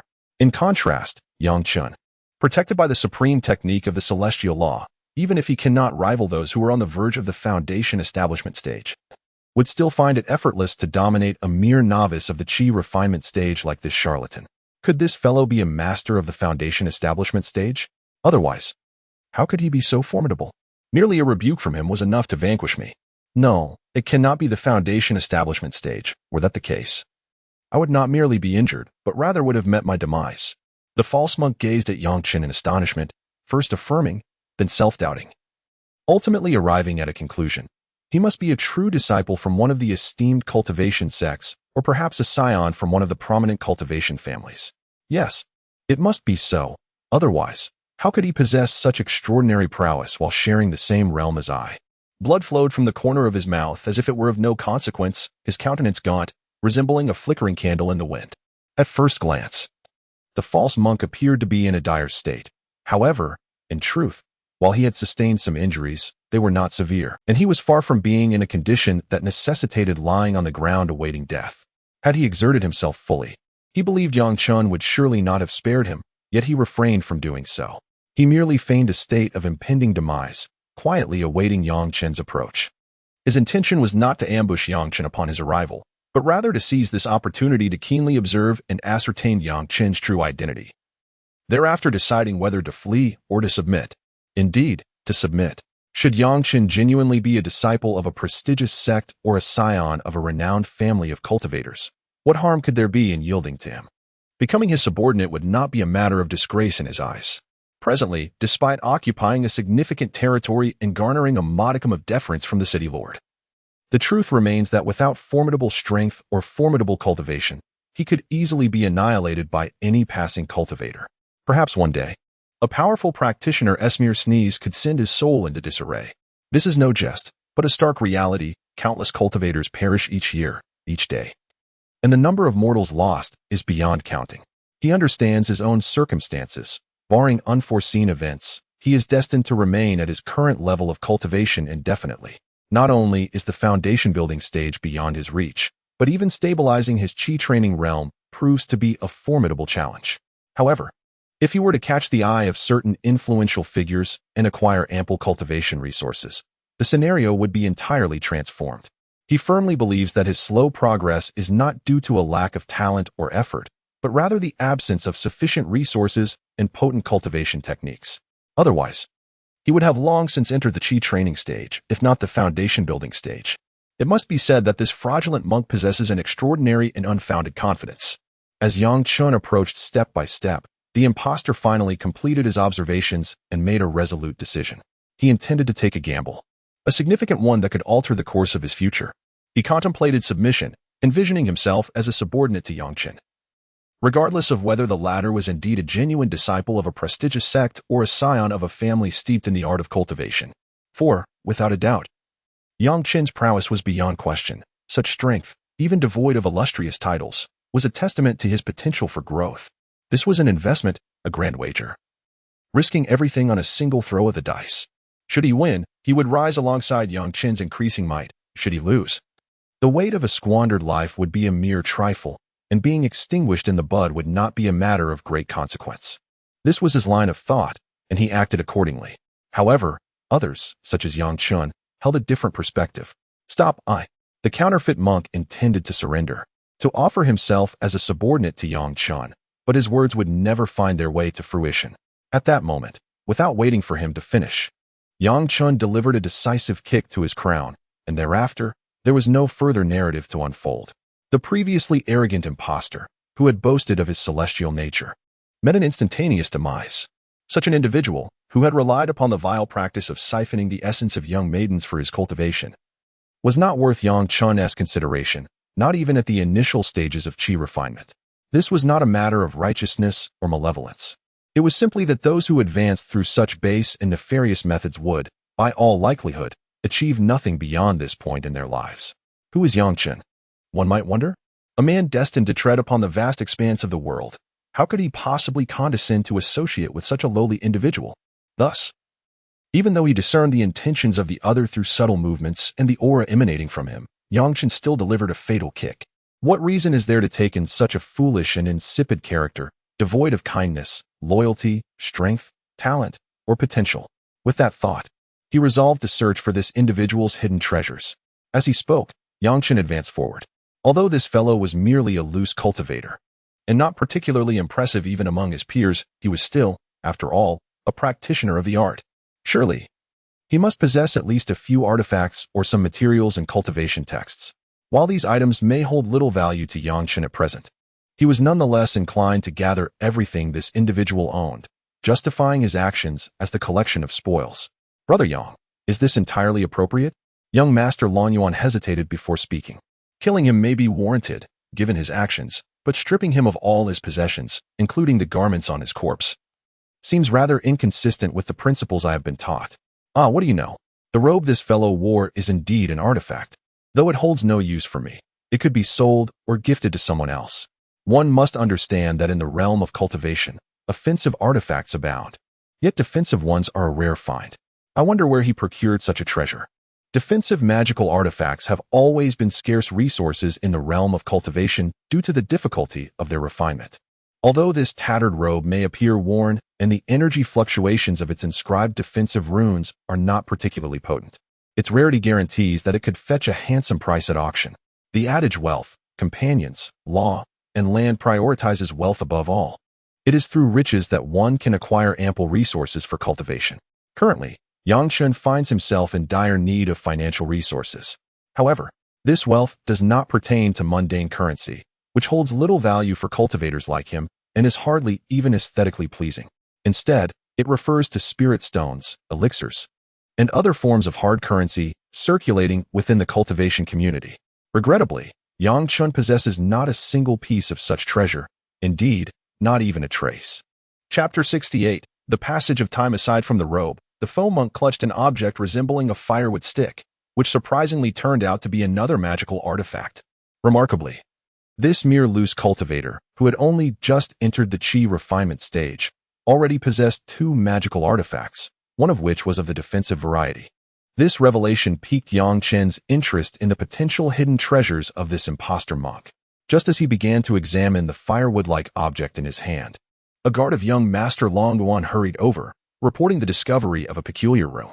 Upon hearing that the door would not open, Yang smile widened. A door that cannot be opened, especially one that is not locked, presents a tantalizing mystery. Surely, this place must be protected by some kind of formation. Anything shielded by such a formation cannot be trivial. Perhaps that room serves as a secret hideaway for a fraudulent monk. Leading the way amidst shouts, the group swiftly arrived at the location indicated by the guard. Beneath the seemingly ordinary house lay a small magical array. Although the power of the array was not particularly formidable, it sufficed to deter ordinary mortals. Of course, it could only repel mere mortals, even a practitioner like Yang, who was in the chi refinement stage, or a skilled master from a mortal dynasty, could easily force the door open with sheer strength. Wave-splitting sword technique, triple waves. Open for me, Yang declared, his sword dancing like a serpent. After the three beams of sword light swept through, the door shattered with a resounding crash. With the door destroyed, the protective array of the room naturally dissipated. When the scene within the room unfolded before their eyes, everyone was left in stunned silence, including young Master Long Yuan. To the left stood chests filled with gold and silver, emeralds and agates, and rare paintings. To the right lay ancient tomes and rare editions. In the center remained only a narrow path, while above, precious night pearls emitted a soft, gentle glow. It was an extravagant display indeed. To think that a mere chi refinement stage wanderer could possess such opulence left young Master Yang feeling utterly disheartened. Although these items were mundane, lacking anything from the realm of cultivation, their sheer accumulation was nonetheless breathtaking. Even Yang, under the intense visual stimulation, found himself momentarily lost in thought, only to forcibly dispel the feeling of astonishment moments later and continue onward. Although the spectacle before them was profoundly shocking, it is worth noting that young Master Long Yuan was the legitimate son of a city lord. He had encountered such wonders before. The initial astonishment stemmed more from the sheer magnitude and the abruptness of their appearance. It was inconceivable that such treasures would halt his progress, for he was acutely aware that even more precious items awaited his arrival. The guards, however, lacked such fortitude. Their eyes glistening at the sight of the golden mountains and silver seas to their left, drooling in a state of rapture. No amount of shouting from young Master Long Yuan could rouse them from their stupor. Their minds were thoroughly captivated. This was only natural, as these guards were neither cultivators like Yang nor pampered noble youths. They were merely individuals hailing from impoverished backgrounds who had never beheld such an abundance of wealth. In a moment of sudden revelation, it was entirely understandable that their senses would be ensnared. After realizing his shouts were in vain, young Master Long Yuan cast a frowning glance at the guards before sweeping away in exasperation. Yet, he had already resolved in his heart to replace these feeble-minded individuals upon his departure. How could he trust those who were rendered immobile by the mere sight of gold and silver? But what could be done? As long as there remained even the slightest possibility, as long as there was a hint of potential, he could not permit such a situation to persist. After all, this matter pertained to his very life, which he valued immensely. Immediately following Yang, Long Yuanzi abruptly halted his steps. It was not out of reluctance to proceed, but rather an inability to do so, for Yang before him had suddenly come to a standstill. Rushing forward, he tugged at Yang several times, attempting to pull him away, but upon realizing his efforts were in vain, Long Yuanzi, lacking in loyalty, retreated hastily. His legs moved with an agility reminiscent of oil-slicked surfaces, fleeing with great speed. Unable to rescue anyone and unequipped to confront the threat, why should he remain? Would he wait idly for death? Although thus far, it appeared that Yang Fengxian was the only one ensnared in peril. The very fact that this cultivator could not move signified danger, a risk he was neither willing to take nor could afford. Just as he dashed out of the door, a resounding crash echoed behind him. The wooden door had shattered into fragments. When he turned back, the room had been reduced to ruins. There were no screams, no calls for help, no wails of despair. Everything seemed eerily surreal. Long Yuanzi paid no heed to the chaos. He merely scrambled to his feet and sprinted towards the outside world. It seemed that only in this frantic escape could he find a fleeting sense of safety. He did not bother to ascertain whether Yang Fengxian and the others had survived, nor did he entertain thoughts of rescuing them. At this moment, all he desired was to flee from this place as swiftly as possible. He ran wildly, in disarray, as if something profoundly terrifying were pursuing him from behind. After a farce of a debacle, he finally confirmed his identity, indulged in a hot bath, and donned a fresh set of garments. The house remained unchanged. The peach blossoms still bloomed as before. The clothes were familiar, yet he had transformed from a spirited, handsome figure into one as emaciated as a wilted flower. The skeletal appearance, if glimpsed in the dead of night, might well induce terror, were it not for the jade pendant upon his person, which attested to his identity. One might suspect even his own family would struggle to believe that the robust individual they once knew had metamorphosed into this wretched form. Could it be said that he fled in a frenzied panic, oblivious to the monstrous entity that pursued him? Was this transformation solely a consequence of his own reckless actions? Regardless of the motivations behind his plight, he remained resolute in silence, for deep within, he sensed that uttering the truth would lead to a fate more dreadful than death itself.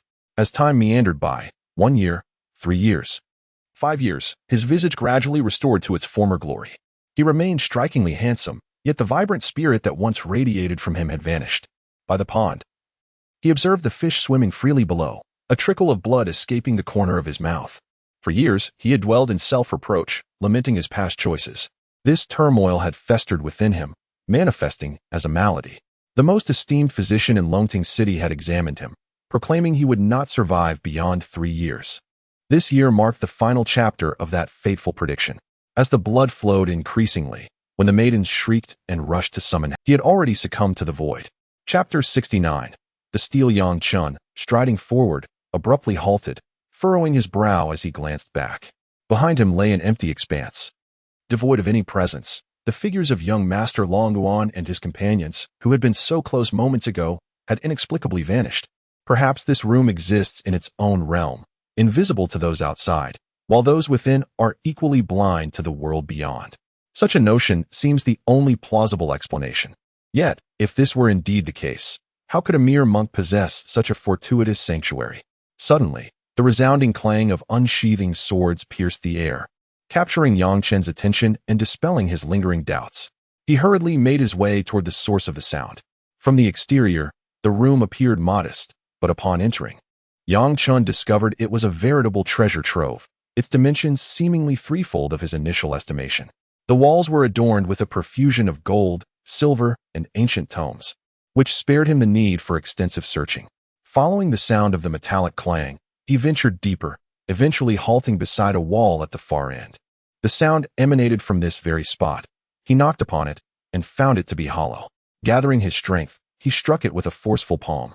And to his astonishment, the wall crumbled as if made of paper. Inside lay an inky darkness, obscuring all sight. Just as Yang Fengxian contemplated casting a fireball to illuminate the space, a thunderous noise erupted, and the previously shadowy area was suddenly aglow. Upon entering, he beheld a multitude of oil lamps densely arranged around him. Upon a cursory count, there were no fewer than several hundred. The inner chamber was not vast, merely a few meters in radius, and at its center rested a massive stone table, atop which lay a stone tablet. Upon the deep blue stone tablet, a myriad of intricate, serpentine characters were inscribed. Although Yang Fengxian could not decipher these symbols, the immense energy emanating from them assured him that he had stumbled upon a treasure. If his conjecture held true, the inscriptions upon the stone were likely ancient divine scripts. The individual capable of understanding such scripts and etching them onto the stone must possess power at least equivalent to the nascent soul stage. Indeed, even in the ancient times when foundation establishment was commonplace and golden elixirs were abundant, This level of strength was considered pivotal.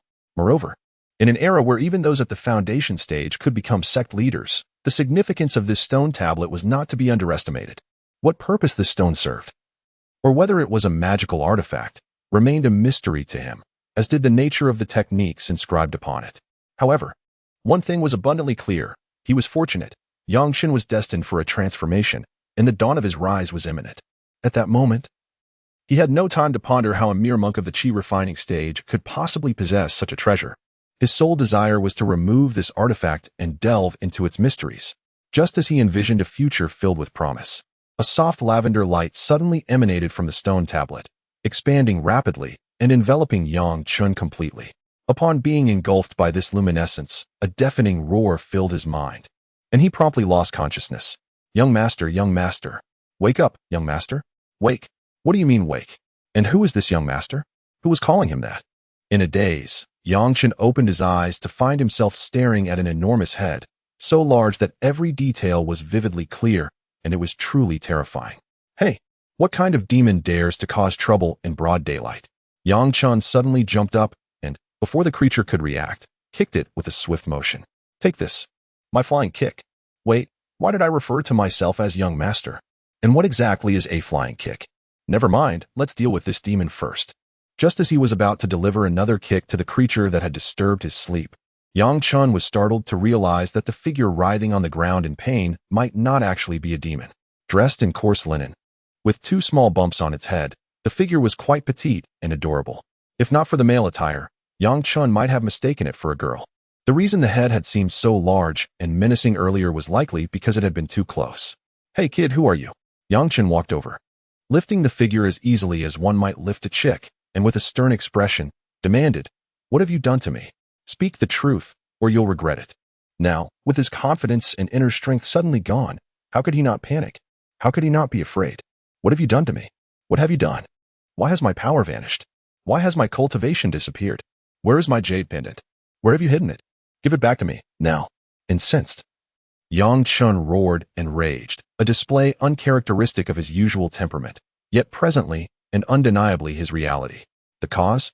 Likely an inability to reconcile with loss, especially the forfeiture of that which he had long upheld, believed in, and trusted. This threatened to cast a pall over his spirit, engendering doubt in his cultivation, his practices, and his lifelong convictions. In his ensuing panic and fear, he relinquished his customary composure and perceptiveness, leading him to implicate the bewildered individual before him. Young master? Young master? What ails you? Do not frighten me so. Should any misfortune befall you, how shall I face the master and mistress? The young attendant, understandably alarmed by Yang frenzied state, disregarded the recent blow and rushed forward to support him, his voice laced with anxiety. The laws of this realm were exceedingly stringent, particularly towards those in servitude. The statutes explicitly stipulated that if a servant were to be killed by their master, only a sheep or a sum of money need be offered in recompense, equating a human life with that of a mere animal. Such was the harshness of the law towards the lower echelons of society, and this applied only to cases of unjustified death, should a servant err, such as by breaking an object or provoking their master's ire. No compensation was required at all, since only he and young Master Chen were present. With no witnesses to apprehend him, he could consider the future later. Preserving his life took precedence. Without it, future considerations were moot. The wait is invariably protracted, particularly when it pertains to matters of one's own life, where each moment stretches endlessly like the seasons. As the young attendant grew increasingly impatient, with the sun descending beyond the horizon and twilight approaching, Yang, who lay asleep on the ground, finally stirred. You belong to me, my subordinate? No, that is not right. You are my brother? Even that is incorrect. You are my attendant? What is your name? Yang? Li? Zhang? The young attendant promptly retrieved the provisions set upon the horse and proceeded to kindle a fire for cooking. When he presented Yang with his favorite dishes, instead of the hearty consumption he had exhibited previously, Yang frowned, the bowls and plates shattered in his hands. What in the world is this? Are you certain this is fit for human consumption? Chapter 70. Seizure of the body. Yang frowned as he gazed at the dark, unappetizing contents before him, feeling a wave of nausea. Although he understood he ought to act in accordance with his predecessor's character, he firmly declared that he simply could not bring himself to consume such repulsive fare. After a refreshing slumber, he found himself much more alert and composed. And upon regaining his calm, he quickly discerned the peculiarities of his body. First and foremost, this was not his own body. His original form, honed through years of cultivation, was not one of such frailty. In comparison to his previous physique, this current state seemed so weak that even a moderate gust of wind could easily topple it. Upon his right wrist, a birthmark resembling a dark butterfly was prominently displayed, solidifying his conjecture. It was a known fact that he, young Master Yang, possessed no such markings. The alteration in his physical form, juxtaposed with the prevailing circumstances, immediately evoked recollections of a clandestine art he had once encountered in an obscure text, a technique known only to cultivators of the golden core stage or higher, corporeal seizure.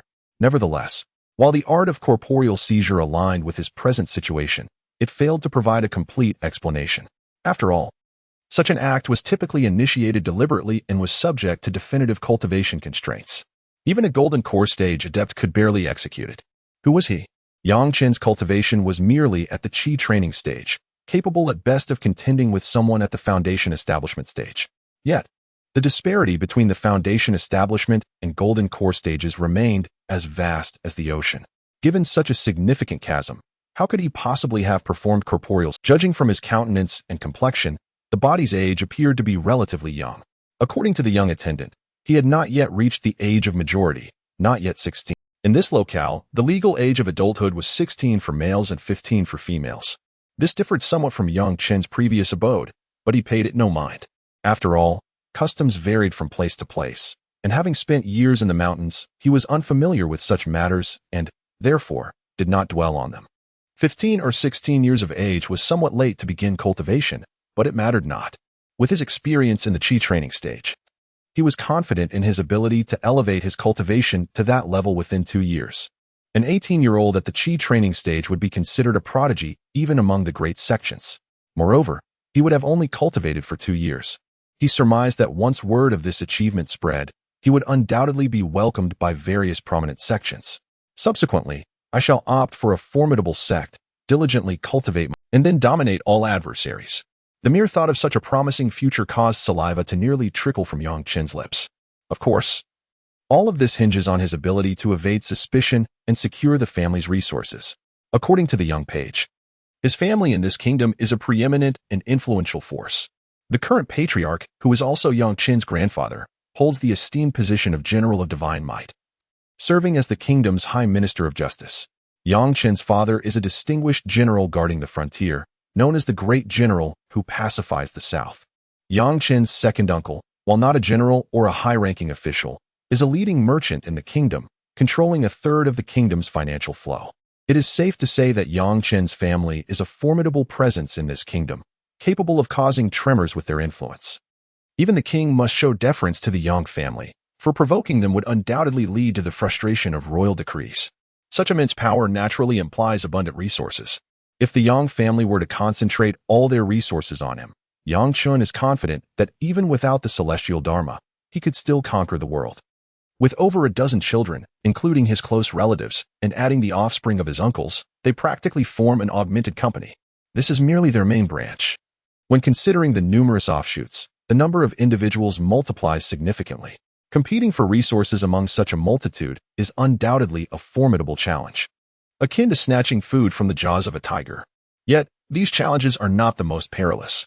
The gravest threat lies in the fact that, although he is unaware of the reason behind his usurpation of the previous host, he has not acquired any of the former's memories. Indeed, he has not obtained even a fragment of recollection, otherwise he would not be in such a state of trepidation. Without relevant memories as a guide, it is difficult to ensure that he will not be discovered by those close to him. However, such a choice is fraught with the constant risk of exposure and subsequent demise. If he were to flee now, while his life might be temporarily safeguarded, it would simultaneously signify the loss of his opportunity to swiftly enhance his power. Lacking sufficient influence, strength, and resources, he would find himself ill-equipped to seek the materials necessary for cultivation, and he would likely fall victim to the bandits along the way. Why the sudden reluctance to proceed? I ask, why do you concern yourself with so many trivialities? Is your curiosity piqued? Do you seek a beating? Yang Chen remarked with a cold smile. No, I shall immediately prepare for departure, he replied promptly. Observing the retreating figure of the young scholar, Yang Chun furrowed his brow. This young scholar had witnessed his awakening and his peculiarities, presenting a critical vulnerability. The most prudent course of action now would be to eliminate the young scholar here, thus ensuring that no one would discern that this Yang Chun is not the same as the former. Though he remained perplexed by the actions of the individual who did not conform to the original owner's demeanor, his bewilderment was merely a fleeting concern. In the absence of compelling evidence, it posed no significant threat. After much reflection, Yang Chun suppressed his murderous intent, not due to a sudden pang of conscience from the young master, but rather because he had not acquired the original owner's memories. "Young master, please mount," urged the young scholar earnestly. Yang Chun nodded, placing a foot upon the saddle and effortlessly vaulting onto the horse, which surprised the young scholar who had anticipated assisting him. It was noteworthy that Yang Chun had not been an adept horseman previously.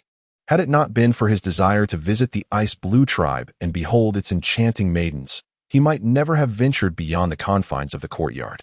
The young scholar's astonishment was evident, yet Yang Chun chose to remain silent, understanding that as his personal attendant, the young scholar would inevitably discern various inconsistencies in due course. This white steed was remarkably robust and imposing, and seated upon it, Yang Chun felt a sense of superiority, as though he were surveying a vast expanse beneath him. As he leisurely rode, he accepted a piece of flatbread from the young scholar, savoring it in small bites. Chapter 71. Family feast in the quaint town of Lanzhou. From the mayor to the common folk, all warmly welcomed Yang Chun with open arms. Regardless of the nature of his requests, they endeavored to accommodate him. This was not solely attributable to Yang Chun's status as the scion of the prestigious Yang family, one of the four pillars of the kingdom, but also because his uncle had once served as the mayor here. In many respects, this locale could be deemed a private domain of the Yang family, albeit adorned with the insignia of the kingdom. In truth, one can glean much from the appointments made here over the years. Had this been in the past, one might have wielded power indiscriminately, bullying the weak and dominating the helpless. However, Yang Chun refrained from such behavior, fully aware that his actions would undoubtedly reach the ears of his indulgent father, and eventually, those of his lenient grandfather, thereby influencing their perception of him and impacting future resource allocations. After spending a few days recuperating in this small town, Yang Chun finally departed amidst the warm send-off of the townsfolk, once his fatigue had dissipated. As the sun dipped below the horizon, Yang Chun and his companions arrived at their destination. The capital city of the kingdom was truly magnificent, its grandeur far surpassing that of the previous small town. Even Lonting City paled in comparison. Thanks to his status, Yang Chun navigated the journey with ease, passing through obstacles that would be insurmountable for ordinary individuals.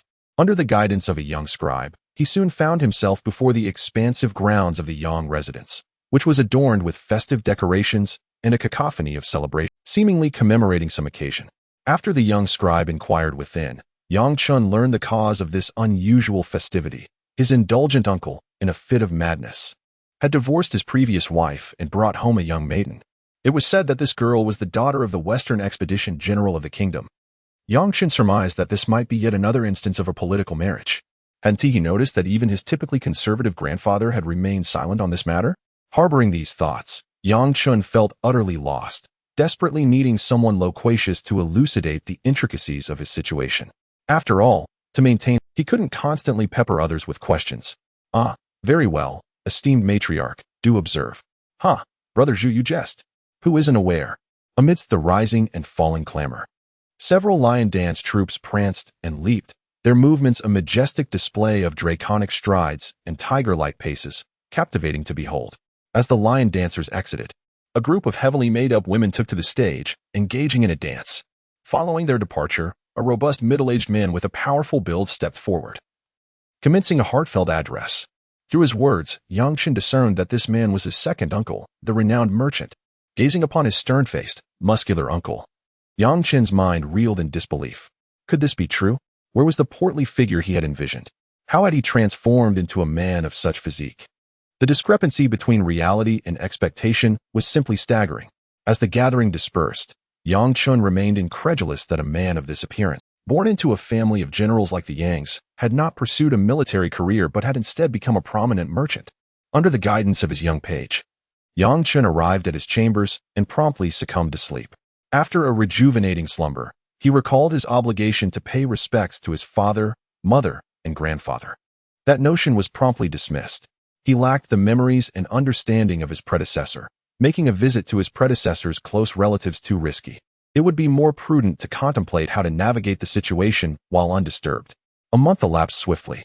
Aside from the head steward delivering monthly resources, no one visited Yang Chen.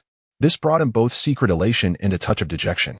The elation stemmed from the prospect of remaining undetected, while the dejection arose from his predecessor's perceived poor standing. Could his predecessor's mother have passed away? After some subtle inquiries with his page, Yang Chen was taken aback to discover that this was indeed the case. His mother had died during his birth, which explained his father's indifference towards him. After a moment of astonishment, Yang Chen dismissed the matter. Lacking his predecessor's memories, he felt indifferent to the fate of his predecessor's parents. A month, both brief and protracted, allowed Yang Chen to grasp several things. Among these, the most disconcerting was the apparent absence of cultivators in this world. Not only were there no cultivators, but even martial artists capable of defeating hundreds with inner power were non-existent. Cultivation, to elevate one's cultivation base, transcending the chi refining stage, the foundation establishment stage, the golden core stage, the nascent soul, spirit severing, tribulation transcendence, and ultimately ascending to immortality, attaining the fruit of eternal life, has always been Yang Chen's aspiration, the will that propels him forward, his conviction, his self-assurance. However, when this conviction, this will, ceases to exist one day, he feels a profound emptiness within, as if he has lost something most precious. This outcome is unacceptable to him, utterly unacceptable. Everything was fine initially, even if he were to be seized and reincarnated. He could simply cultivate anew. But how could it be that suddenly there is no spiritual energy between heaven and earth? How could it be? Unless this world is no longer the world he once knew. This notion startled Yang Chen, but upon closer reflection, it seemed the most plausible answer. To verify his conjecture, he dispatched individuals to inquire in all directions. After a full 2 to 3 months, even though he still found it hard to believe, he had to acknowledge this irrefutable reality. This world has no great Zhou dynasty, no imperial sword sect, no dragon ascension city. This is not the world he was previously in. It is an entirely new world. Originally, it was merely a matter of going to retrieve spoils of war. So how did it ultimately turn into this current predicament? That damned fellow, Yang Chen cursed viciously in his heart. That false monk who had already become. If it were not for this false monk, how could he have gone to retrieve those spoils of war? If he had not gone to retrieve those spoils of war, how could he have suddenly and inexplicably appeared here? How could he be facing this inevitable demise? Yes, it is all the fault of that false monk. After a period of lamentation, Yang Chen was jolted back to reality by a knock at the door. Regardless of culpability or the reason for his predicament, his immediate concern was escape, to extricate himself from this wretched place and resume his cultivation, rather than dwelling on fruitless matters. "Young master," a voice announced. "The family banquet is about to commence. The patriarch requests your presence." "Understood," Yang Chen responded with a nod, proceeding towards the exit with a sullen countenance and heavy cultivation, he affirmed to himself, is certainly achievable. Even in the absence of spiritual energy, were there truly no alternatives? In ancient times, before the discovery of spiritual energy, humanity still managed to develop various cultivation methods. Yang Chen had never perceived himself as inferior, and his self-assurance remained unshaken. He resolved to devise his own cultivation techniques and pioneer an entirely new cultivation system. With the knowledge and experience from his previous world as a reference, he was confident in his eventual triumph. However, to avoid the ironic situation of developing a technique only to be too old to practice it, Yang Chen decided to defer the issue of cultivation methods. His immediate priority was to expand his influence, seize control of the kingdom, and unify the continent. Only then could he harness the collective wisdom of the entire populace to aid in his research. Such aspirations, while grand, were far removed from the stark reality. Were his present thoughts to be known, they would likely elicit laughter from all who heard them. To even suggest such a thing was preposterous.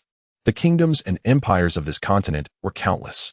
Countless are the instances of unceasing battles throughout the years, yet unity has remained elusive. What grounds does the young Yang Chen possess to believe he can achieve such unification? Merely because he is the scion of the Yang family from the Blue Nation? Let it be known, even the entirety of the Blue Nation is but a mere speck on this vast continent. Chapter 72, The Charge A Family Banquet.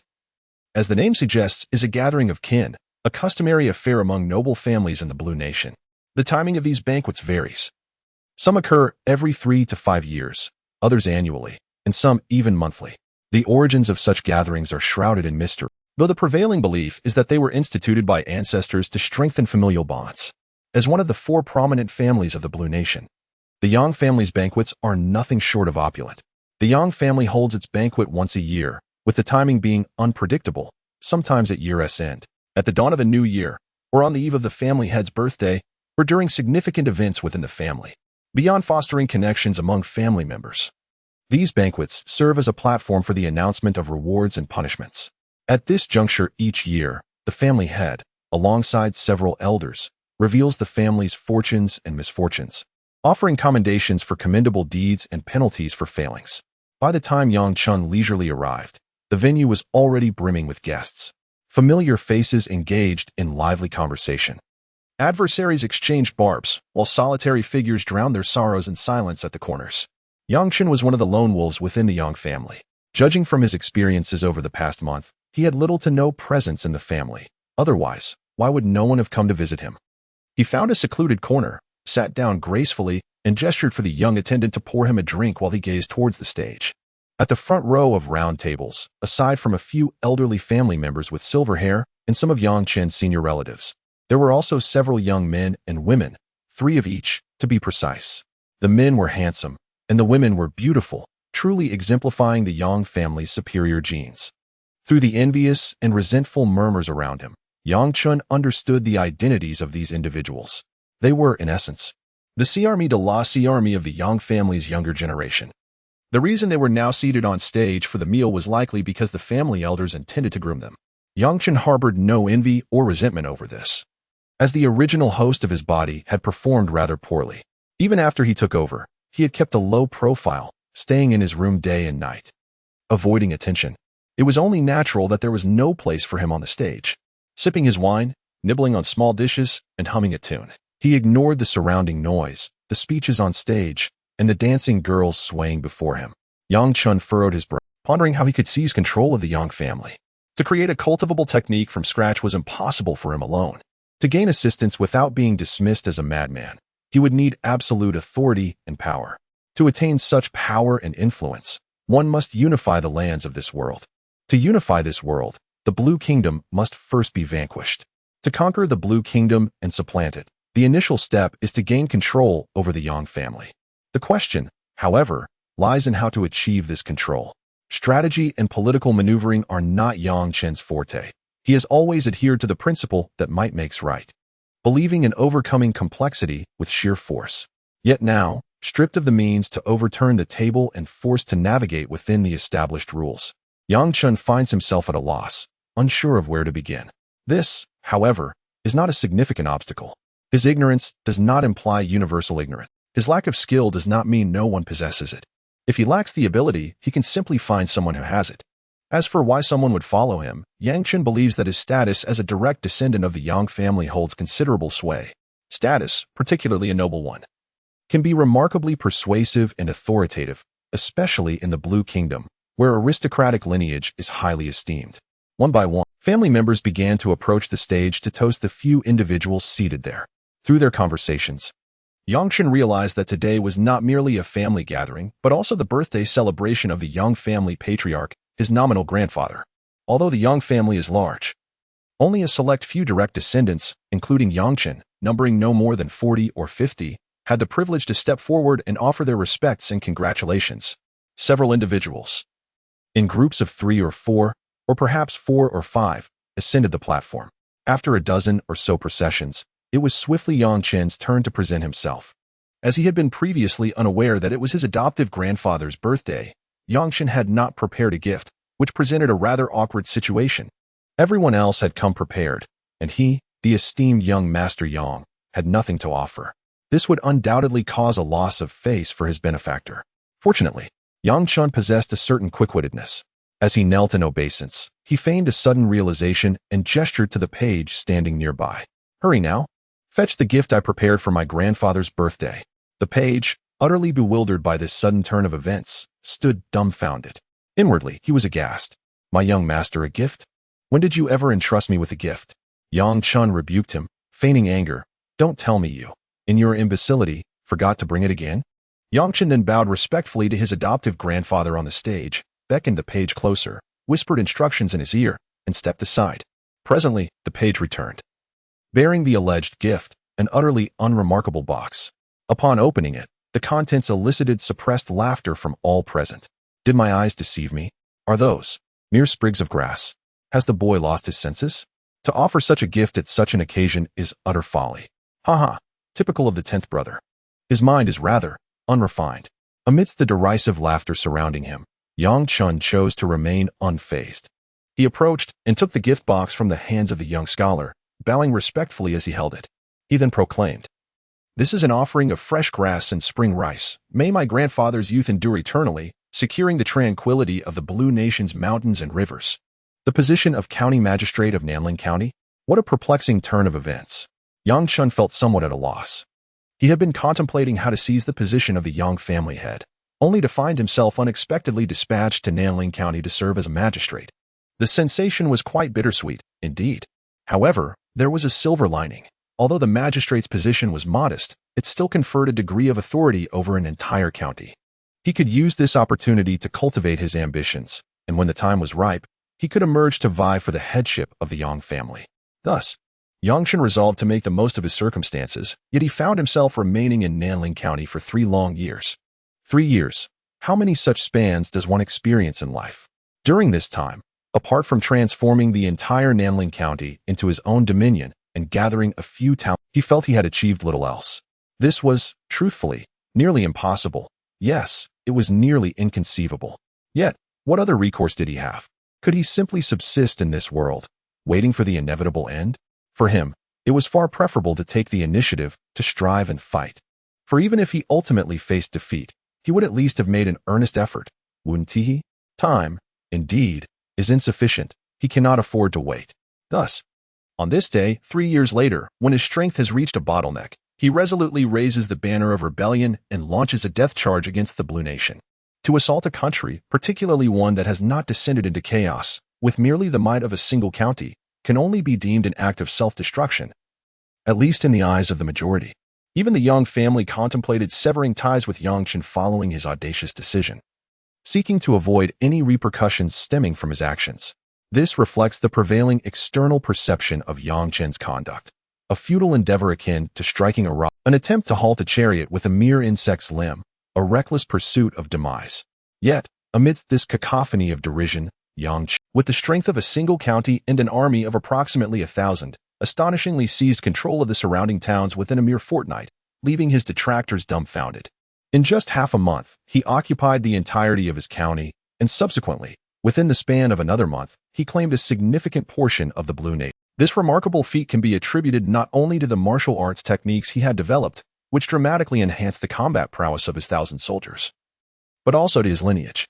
Regardless of the circumstances, he remains the legitimate son of the Yang family of the Blue Nation, with their blood coursing through his veins.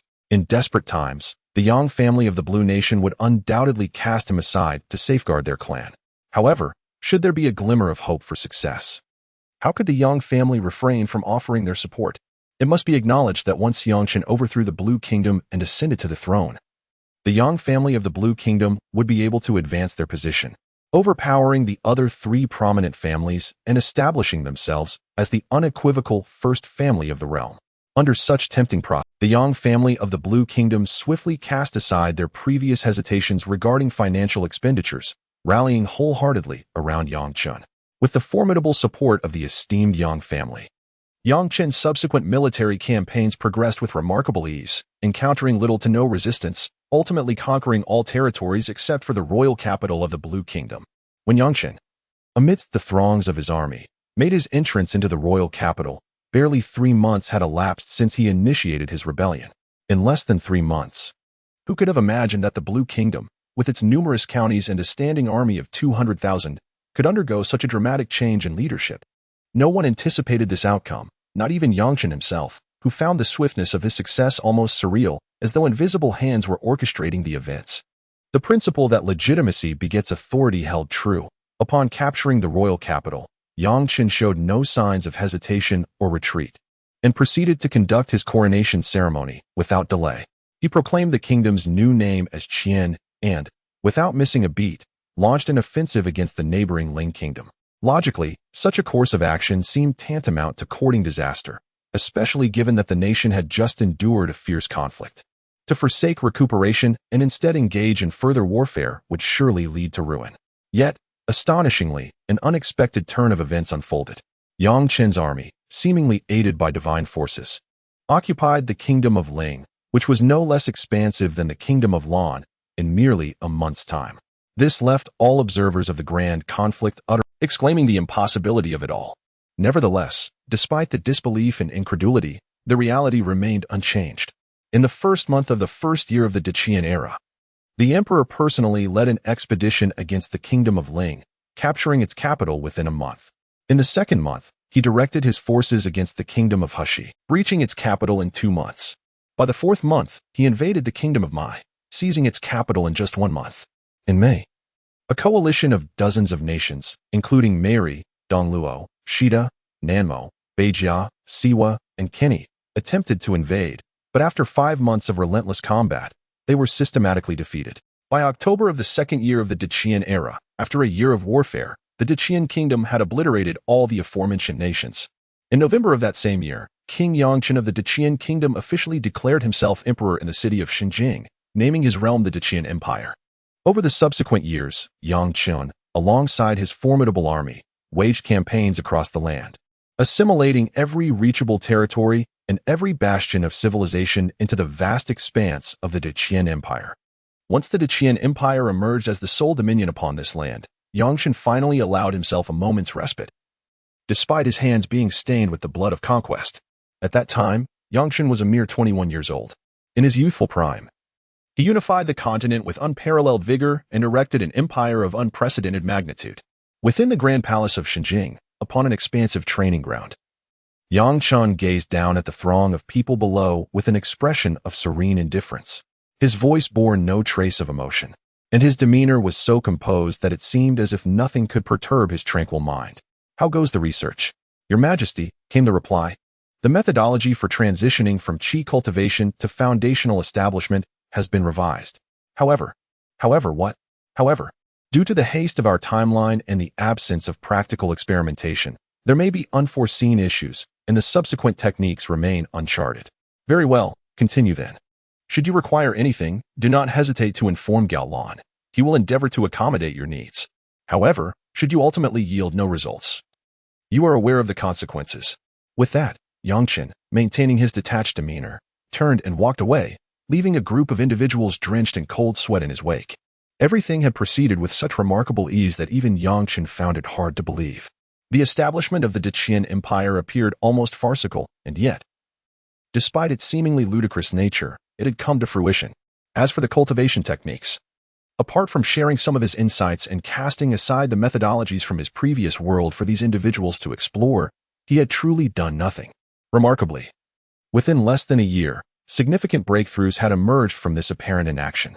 It was utterly illogical. The study of cultivation techniques was not meant to be so straightforward. How much time and effort did the ancient humans expend to gradually refine their cultivation practices? In merely a year, has this been concocted? What an absurd international jest. Even with a tome of esoteric techniques from another realm as a reference, such rapid progress seems implausible. Once could be deemed a coincidence, twice a mere happenstance, but 3, for times, can it still be regarded as mere chance? The accumulation of so many coincidences, even if one were to accept them as such, transcends the realm of mere happenstance. Everything has unfolded with unnerving ease. As time flows, Yangchen increasingly senses an unseen hand orchestrating. It feels as if a clandestine puppeteer is subtly manipulating the entirety of this world, including Yangchen himself.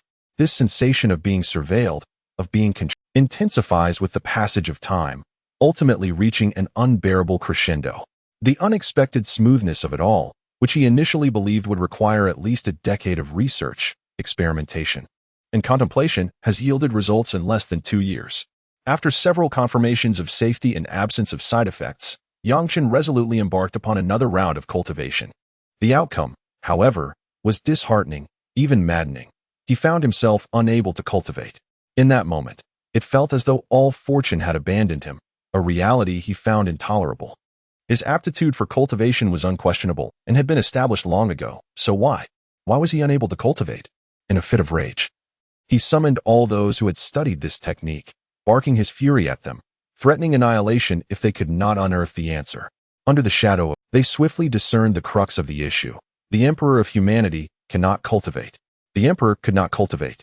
Yang Deshao had previously behaved like a madman, engaging in seemingly impossible endeavors. He had relentlessly cornered himself, step by step, into a dead end. This outcome sent Yang Chen into a complete frenzy. His temper grew increasingly volatile, his disposition increasingly ferocious, and those close to him dwindled in number. Like a lunatic, he scoured the world for methods of resolution, yet ultimately found every attempt futile. Just as he was on the verge of surrender, in a moment of despair, an old Taoist priest unexpectedly sought him out, claiming to possess a solution to Yang Chen's plight.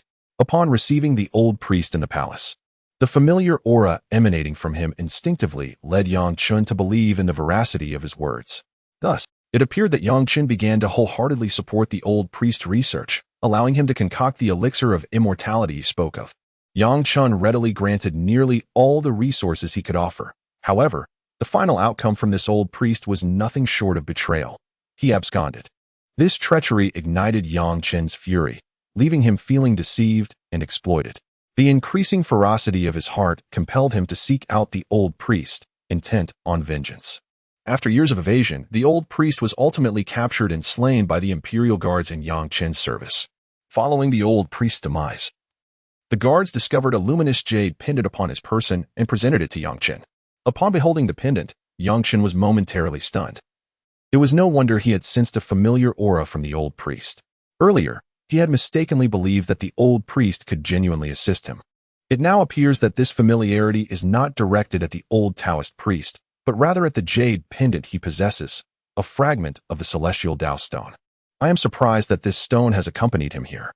Yang Chen found this perplexing, as the celestial Dao Stone should rightfully appear with him. How could it have ended up in the old Taoist possession? Yang Chen's bewilderment quickly dissipated when a faint radiance emanated from the stone as he held it, enveloping him in its embrace. Before Yang Chen could react, a wave of dizziness washed over him, and then darkness. When he awoke, he was no longer in the resplendent Xinjiang city, but amidst unfamiliar yet familiar houses and the pale purple stone tablet. How could this be? He wondered. Where is Xinjiang city? Where is the Yang family? Could it all have been a dream, or perhaps an illusion? Yang Chen gazed at his surroundings, his face etched with confusion, struggling to discern reality from falsehood. Chapter 74. A small world regardless of truth or illusion. One thing remains certain. The true culprit behind his near entrapment is the purple stone tablet beside him. Even if the world it transported him to was illusory, even if that world lacked a single foundation establishment cultivator, the stone tablet is an invaluable treasure. It is a treasure that even a nascent soul grandmaster would cradle with utmost care. In a vast world, even if it is drained of spiritual energy, inhospitable to cultivation, or barren, it remains a world nonetheless, does it not? Without reaching the stage of spirit separation, without undergoing tribulation, and without experiencing the divine lightning of heavenly calamities, who can possess a world of their own? For the ancient beings of the nascent soul, such a world serves as the finest aid in their ascent to spirit separation. What is spirit separation? What is tribulation? It entails comprehending the rules of this world, grasping its profound truths, and ultimately transforming oneself into those very rules, thus achieving transcendence and ascendance. However, to understand the rules of this world, to fathom its principles, is no simple feat. The rules system of this world is intricately interconnected and exceedingly rigorous. Its meticulousness entails numerous complexities, making the quest for understanding, enlightenment, and mastery of these rules a daunting challenge. This is also the reason why, although there are many ancient beings of the nascent soul, they are seldom seen in the present world. They are all preoccupied with the pursuit of understanding the rules, leaving little room for leisurely pursuits. Were it not for the stakes concerning the survival of their sects, these ancients would undoubtedly remain hidden. While this world's system is stringent, certain smaller worlds, or the blessed realms attached to it, possess rules that are not as rigid. Despite their imperfections, they at least offer a semblance of understanding. Do they not?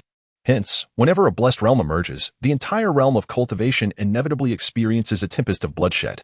Why is this so? While the allure of treasures plays a significant role, even more so, it is the ancient beings of the nascent soul who covertly stir the waters. Due to their immense destructive power, there are limitations on the actions of those in the nascent soul stage, a tacit agreement among the major sections. After all, the ancient sects are well aware that the spiritual energy in the world has become increasingly scarce, largely due to the rampant destruction caused by cultivators. The revered Yuan-Ing ancestors are reluctant to intervene, leaving the Golden Core, Foundation establishment, and even Qi refinement cultivators to become mere pawns in their intricate games of strategy. Yang Chen, however, remains oblivious to these intricacies, yet one thing he understands profoundly is that the stone tablet, which grants its possessor access to another realm, is of immeasurable worth, a veritable treasure beyond price. Although he has yet to discern how to activate this stone tablet, he is unconcerned, for time will be ample for exploration. At present, his foremost priority is to swiftly extricate himself from this perilous location. As the adage goes, a common man is blameless, yet possessing a treasure invites calamity. The false monk, holding such a significant artifact, may have already attracted unwanted attention.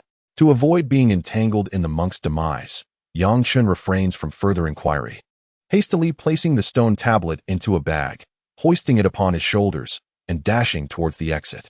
As he runs, he muses on the necessity of acquiring a sumi mustard seed or spatial bag. Possessing such an item would not only provide superior concealment but also alleviate his burdensome plight. Though the stone tablet is not particularly heavy, carrying it in this manner somewhat undermines his dignity as young Master Yang. Regarding the death of young Master Long Yuan, Yang Chen experiences no emotional upheaval. He feels neither sorrow nor sadness, and even his mental state remains largely unchanged. In the past, he might have mourned Long Yuan's passing for some time, but now, that is not the case. After enduring the passage of several years in another realm, how could he still harbor any emotional fluctuations? It is preposterous. Yang Chen, in that other world, had eradicated every kingdom on the continent, ultimately ascending to the throne amidst a mountain of corpses and a sea of blood. One could assert that for every kingdom he obliterated, there lay an equal number of skeletal remains. For someone of his stature, whether it be an acquaintance of mere moments or a minister with whom he had shared decades, the preservation of his imperial position would warrant execution without a flicker of hesitation. Although his time in that alternate world spanned only a few years, the impact on his character was profound. It can be posited that there exists an essential divergence in his decisiveness before and after his sojourn in that foreign realm. Bending down, he gently closed the eyes of the young master of Long Yuan, then rushed outside once more. Initially, he had intended to summon the young master's guards to collect the corpses. However, upon stepping outside, he was met with a familiar sight. The guards stood frozen in place, much like the young master had before. Yang Chen waved his hand lightly at them, and instantly, they toppled backward as if under an enchantment. Upon inspection, it was evident that they had all succumbed to death. With a shrug, Yang Chen paid no mind to them and continued onward. Of the individuals who had accompanied him, he alone remained to exit alive. The flow of time varies significantly between different realms, and what astonished him was the sheer magnitude of this disparity. Of course, the exact differences in the ratios of time would only be discerned through personal experimentation when he had the time and means to do so. In a fit of rage, he kicked the corpse of the false monk away, and as it fell heavily to the ground, stirring a cloud of dust, Yang Chen felt an inner sense of vigilance. This false monk was merely a wandering cultivator. How could he possibly possess such a precious treasure? If he had indeed acquired such a treasure, how could he have been so easily slain? If the false monk had not received the stone tablet's acknowledgement, then his fate should have mirrored that of young Master Long Yuan and his guards.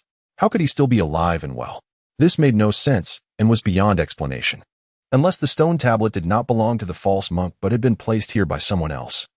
Or perhaps it had always existed in this location and was merely claimed by the false monk.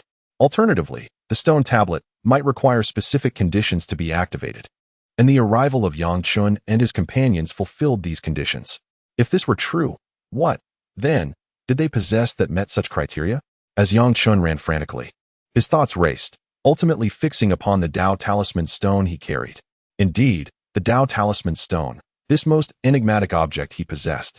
Were it not for its sudden emergence at the critical moment, he might have found himself trapped within that small world. Upon the emergence of the celestial Dao symbol stone, he was abruptly severed from that realm. This implies an undeniable connection between the celestial Dao symbol stone and the monument. However, the true nature of their relationship remains beyond his current comprehension. Such matters will have to await his eventual escape from this peculiar place, allowing him the opportunity to ponder and investigate at leisure. As he exited the expansive estate, before Yang Chen could venture far, a tremendous sound erupted, followed by the sudden collapse of the estate. This left Yang Chen momentarily speechless. He had intended to arrange for the bodies of young Master Long Yuan and his attendants to be transported to Longting City, yet this unforeseen collapse disrupted his plans. Casting a glance around, he promptly decided to leave. The strangeness of the collapse compelled him to consider numerous possibilities. Consequently, he quickened his pace. Upon exiting the city gates in a state of heightened tension, he was relieved to find no immediate calamity befalling him. Dear traveler, where might you be headed? Are you aware of the nearest large city? Indeed, I am well aware. My family has long been engaged in this trade. How could we not know? The largest city in the vicinity is undoubtedly Qingshuang City. It is said that for reasons unknown, this city has been blanketed in snow year-round since rarely seeing the sun. The city was named Qingshuang, owing to its lord's surname, Qing. Very well, let us proceed there. Yang Chen nodded, then reached into his bosom to produce a pouch containing 10 taels of silver, which he tossed to the driver. He then remarked, I wish to arrive at my destination promptly, and I require someone to deliver this letter to the Lord's residence in Longting City. The remaining funds are your reward. Oh, thank you, young master. Rest assured, I am fully aware of what must be done, the driver responded eagerly. Chapter 75. Qing Shuang, I do not fear death, but I dread that my family may share my fate. Do not worry, the corpse outside is nearly stiff. What danger could possibly remain? Old heir, do not overthink it. Besides, with old Da and the others guarding the young master, what could possibly go wrong? Yet, anxiety gnawed at him, leaving his heart in turmoil. The mere sight of the situation heightened his dread, as he witnessed old heir, who had just entered, begin to shatter like porcelain. Cracks spread across his body, culminating in a thunderous explosion of flesh. The scene of scattered meat and the overwhelming stench of blood nearly made old San retch. He stood frozen for a moment before turning and fleeing outside. As for the fate of Lord Long Yuan, Yang Chen, and the guards within, he felt it was of no concern to him. He had merely been conscripted into the city guard, selected by Lord Long Yuan as his personal protector due to his outstanding performance and skills. Although he was grateful for the improved life this had afforded him, he would never consent to sacrificing his own life to save Lord Long Yuan and the others. He sprinted with fervor, on the brink of escaping the confines of the estate, when suddenly, it felt as though an invisible force had ensnared him, rendering him immobile. With eyes wide in fury, he struggled against the clutches of this unseen grip. Yet his efforts proved futile. If even the esteemed young Master Long Yuan could not evade this fate, it seemed inevitable that he would soon follow in the footsteps of young Master Long Yuan and his companions, and with a sharp sound of shattering, he was reduced to mere fragments scattered across the ground. The city of Qingshuang was not far off, merely a half-day's journey. Yang Chen lay asleep in the carriage, and upon awakening, he found himself at the gates of Qingshuang City. Young master, you are awake. I have just returned from the city with some meat porridge for you. Please enjoy it while it's hot. Yang Chen nodded, accepting the steaming bowl of porridge from the coachman. After taking a few sips, he found it quite palatable. And considering the quality, it must have been rather expensive for the coachman. You are very thoughtful. Indeed, the coachman's attentiveness was commendable. Although Yang Chen had previously rewarded him handsomely, he had seldom encountered someone so considerate upon reaching their destination. Thus, he decided to show his gratitude. From his pocket, Yang Chen produced a silver ingot weighing 5 taels and tossed it to the coachman. Money, the mundane currency of the mortal realm, held little significance for him, allowing him to be rather generous with it, as he was unbothered by its value. Thank you, young master. You truly are a good person, the coachman replied, bowing deeply. His voice choked with emotion, as if on the verge of tears. Young master, the Qingshuang Inn is notoriously unwelcoming to outsiders. There are frequent reports of wealthy merchants and young lords mysteriously disappearing or meeting their demise within its walls. Upon entering the city, one must not heed the misleading words that direct one to the Qingshuang Inn. Yang Chen nodded, indicating his understanding, and after bestowing a few pieces of silver to the coachman, he stepped into Qingshuang City. The city walls loomed magnificently, comparable to the royal capital of the Blue Kingdom from his previous world. Sparse sentinels from the city guard stood atop the walls, while a few guards at the city gate conducted inspections. Upon inquiry, he learned that they were not searching for contraband, but rather collecting a gate tax. The fee was a mere penny per individual, A trivial sum for Yang Chun, yet for the impoverished populace, it could mean the difference between sustenance and starvation. After enduring years of trials in the minor world, Yang Chun harbored no desire to play the role of a benefactor. His sole intention was to find a quiet place to study the mysterious purple stone tablet, wishing to avoid unnecessary distractions. Casually tossing a piece of broken silver to the gate guard, he paid little mind to the glint of avarice in the guard's eyes and proceeded inward. The principle of concealing wealth was well understood, yet Yang Chun, a practitioner in the qi refining stage, had no reason to fear in an ordinary mortal town. There was no need for concern. Should anyone dare to infringe upon him, a swift strike would suffice. The adage "a common man is innocent, but bears the guilt of his treasure" holds true. The reason lies in the individual's lack of strength to safeguard their possessions. Had one possessed sufficient power, who would dare to seize their treasures? Who could rightfully accuse them of wrongdoing? As he ventured deeper into the city and took a leisurely stroll, he soon noticed a few shadowy figures stealthily trailing him. Yang Chen exhibited no semblance of concealment. He simply turned around and waved his hand dismissively at the followers behind him, causing them to collapse, bloodied, in the midst of the crowd. Although they were merely a few followers, their transgressions did not warrant death, so Yang Chen refrained from killing them, opting instead to leave them grievously injured. Of course, should they neglect to tend to their wounds properly, they would certainly not survive for many years. The cacophony of screams, roars, cries of fear, hasty retreats, and pleas for mercy painted a vivid tapestry of human emotion, resonating in the air. Paying no heed to the chaos surrounding him, Yang Chun seized one trembling passerby and commanded him to lead the way. Under the quaking guidance of the pedestrian, Yang Chun soon arrived at the entrance of an inn. The inn, exuding an ancient charm, showcased a large sign adorned with elegant, swirling characters, Qingxuang Inn. This was indeed the very establishment the coachman had fervently warned him against, claiming it to be a den of vice. With a cold chuckle, Yang Chen delivered a swift kick to the guide, sending him sprawling. After all, he had only asked this man for directions. There was no malice intended towards him. Yet, he had the audacity to lead him to this inn. What were his to conspire against him for wealth, or perhaps simply to rid the world of the esteemed Yang Xiao? With a heavy thud, the man hit the ground, blood spurting forth, and his anguished cries echoed appropriately. Yang Chun stepped forward, delivering a harsh stomp to the fallen figure before leisurely entering Qingxuang Inn. Even if this inn were truly a den of iniquity, Yang Xiao harbored no fear. In the face of absolute power, all schemes and treachery lose their efficacy. To these mere mortals, young Master Yang represents an absolute power. At least, this is how he perceives himself at present. "Esteemed sir, will you be dining here or lodging with us?" inquired a tall, slender attendant with a bow.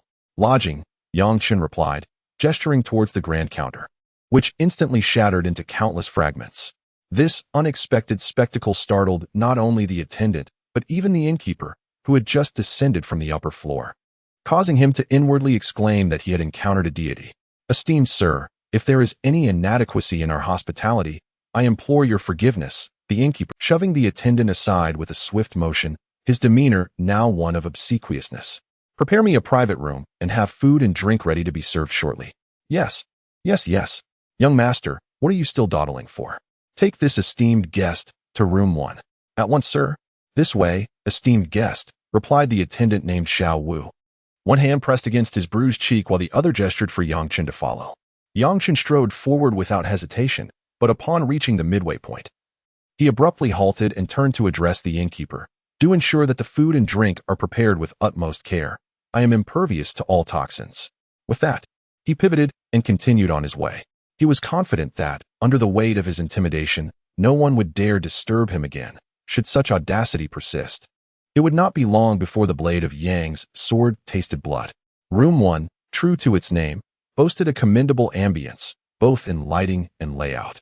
Residing in such a place within this town, Emperor Yang expressed his profound satisfaction. After all, he no longer dwells in the confines of a small, nor is he the formidable sovereign of the grand Chen dynasty, whose presence commanded reverence across the realms. To have a residence of this caliber is indeed a blessing, and one should not desire more than this. Upon entering the abode, he dedicated some time to arranging a minor formation. Once assured that the formation had been activated, Yang Chun retrieved a wrapped stone tablet and, illuminated by the soft glow of the lamp, began his examination. This violet stone tablet, if truly connected to a small world, could signify an extraordinary turn of fortune for Emperor Yang. Chapter 76. The Heavenly Gate. The pale violet stone tablet stood approximately 1 meter tall, intricately adorned with a myriad of swirling characters. Although Yang Chen recognized these inscriptions as ancient divine script, having studied such texts during his time in the sect, he was acutely aware of the vast differences between ancient divine script and the script of the present day. Moreover, the sheer volume of ancient divine characters was staggering, evoking a sense of trepidation. In ancient times, as the path of immortality waned and the divine path flourished, there existed 3,800 ancient gods who reigned over the cosmos, instilling awe in all races. Each of these 3,800 ancient gods possessed their unique script, resulting in a total of 3,800 divine characters. Thus, while Yang Chen could instantly recognize that the inscriptions were indeed divine script, he was utterly at a loss regarding their meanings. To comprehend the essence of these divine inscriptions, Yang Chen meticulously divided the characters into several parts and transcribed them one by one. After donning a disguise, he made his way to an academy located within Qinhuang City. In every city, there exists the presence of an academy, which not only cultivates talents for the empire, but also bears the responsibility of overseeing the actions of the city lords. Consequently, the status of these academies is invariably elevated in every town, and their locations are strategically advantageous. The Frost City, being the largest town in the vicinity, naturally hosts a grand academy. The number of scholars here amounts to 30 or 40, a stark contrast to the modest figures found in smaller towns. When Yang Chen, disguised, arrived at this place, the scholars were engaged in their teaching. Amidst the rhythmic recitations, Yang Chen scanned the surroundings with his spiritual awareness and made his way directly to one of the rooms. Inside, several scholars were diligently grading papers. Yang Chen made no effort to conceal his presence, and thus he was quickly noticed. "Stop! This is a sacred academy. No idle individuals are permitted within. What is your purpose here? How did you gain entry? Leave at once, or do not blame us for being ungracious," admonished one of the elder scholars. In earlier times, Yang Chen might have retreated in response to such a reprimand, seeking instead to find an opportunity to pay his respects to these venerable scholars in due course. However, after years of honing his character in a smaller world, he had undergone a profound transformation. Thus, he chose to disregard the furious glares. Why complicate matters when they could be resolved with the utmost simplicity? The esteemed young emperor had no time to engage in trivial disputes with these individuals. His time was exceedingly precious and significant. It could not be squandered on entirely unnecessary matters. Bang! With a resounding crash, a large hole, half a meter in diameter, appeared in the left wall with a mere wave of his hand. As he lifted his foot, the stone slabs beneath him shattered into fragments. After executing this display, Yang Chen presented a sheet inscribed with divine script before the group of scholars, their eyes wide with astonishment at the monstrous spectacle. "I wish to discern the meaning of these inscriptions," he declared, before casually locating a stool to sit upon, crossing his legs in a relaxed manner. Where did this creature originate? Such a disgrace to scholarship, akin to a travesty of civility, they murmured amongst themselves. How dare it wreak havoc within this hallowed academy? Truly, it is an affront to filial piety. The magnitude of power displayed was formidable. Even the foremost expert of Qinhuang City, the sword master Qingya, would likely falter before it. Only the court's esteemed swordsmen might stand as worthy rivals.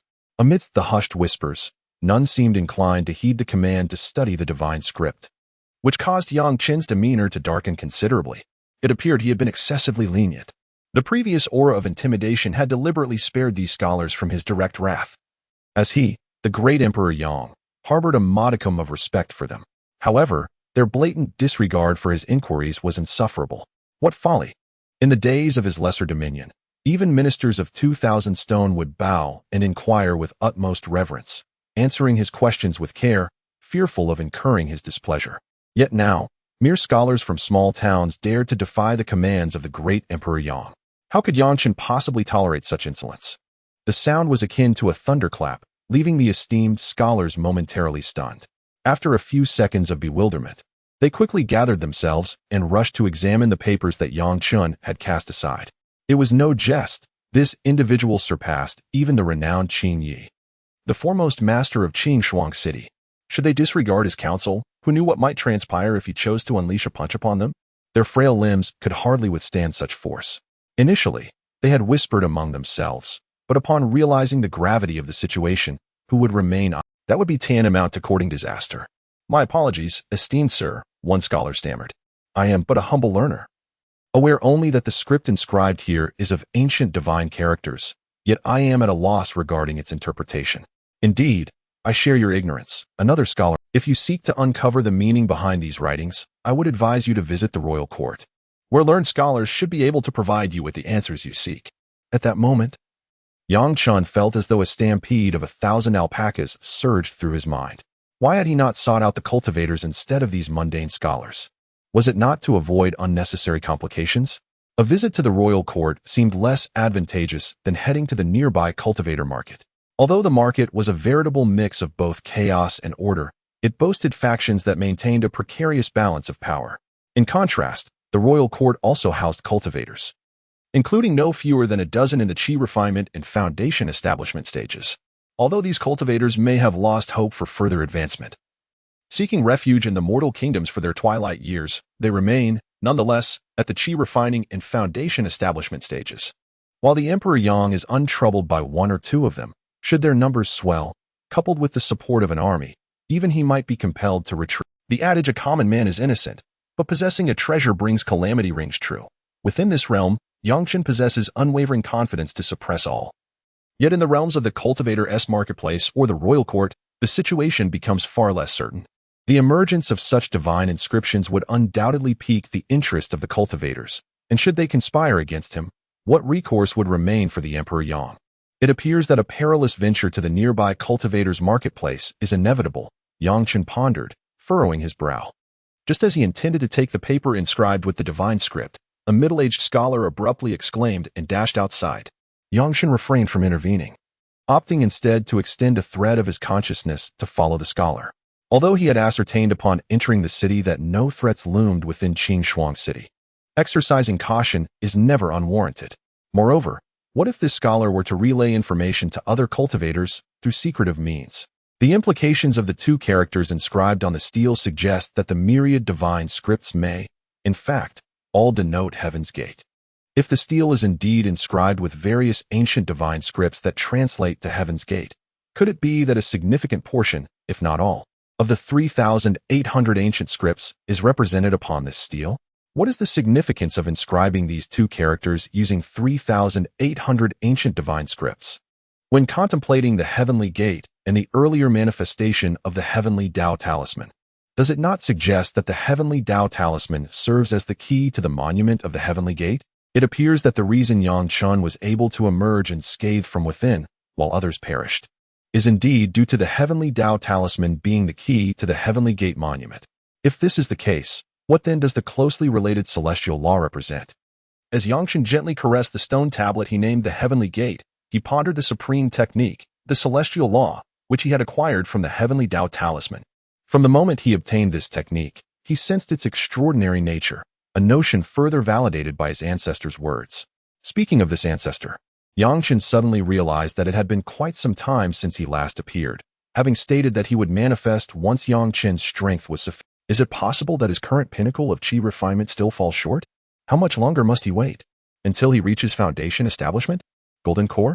Surely not until nascent soul?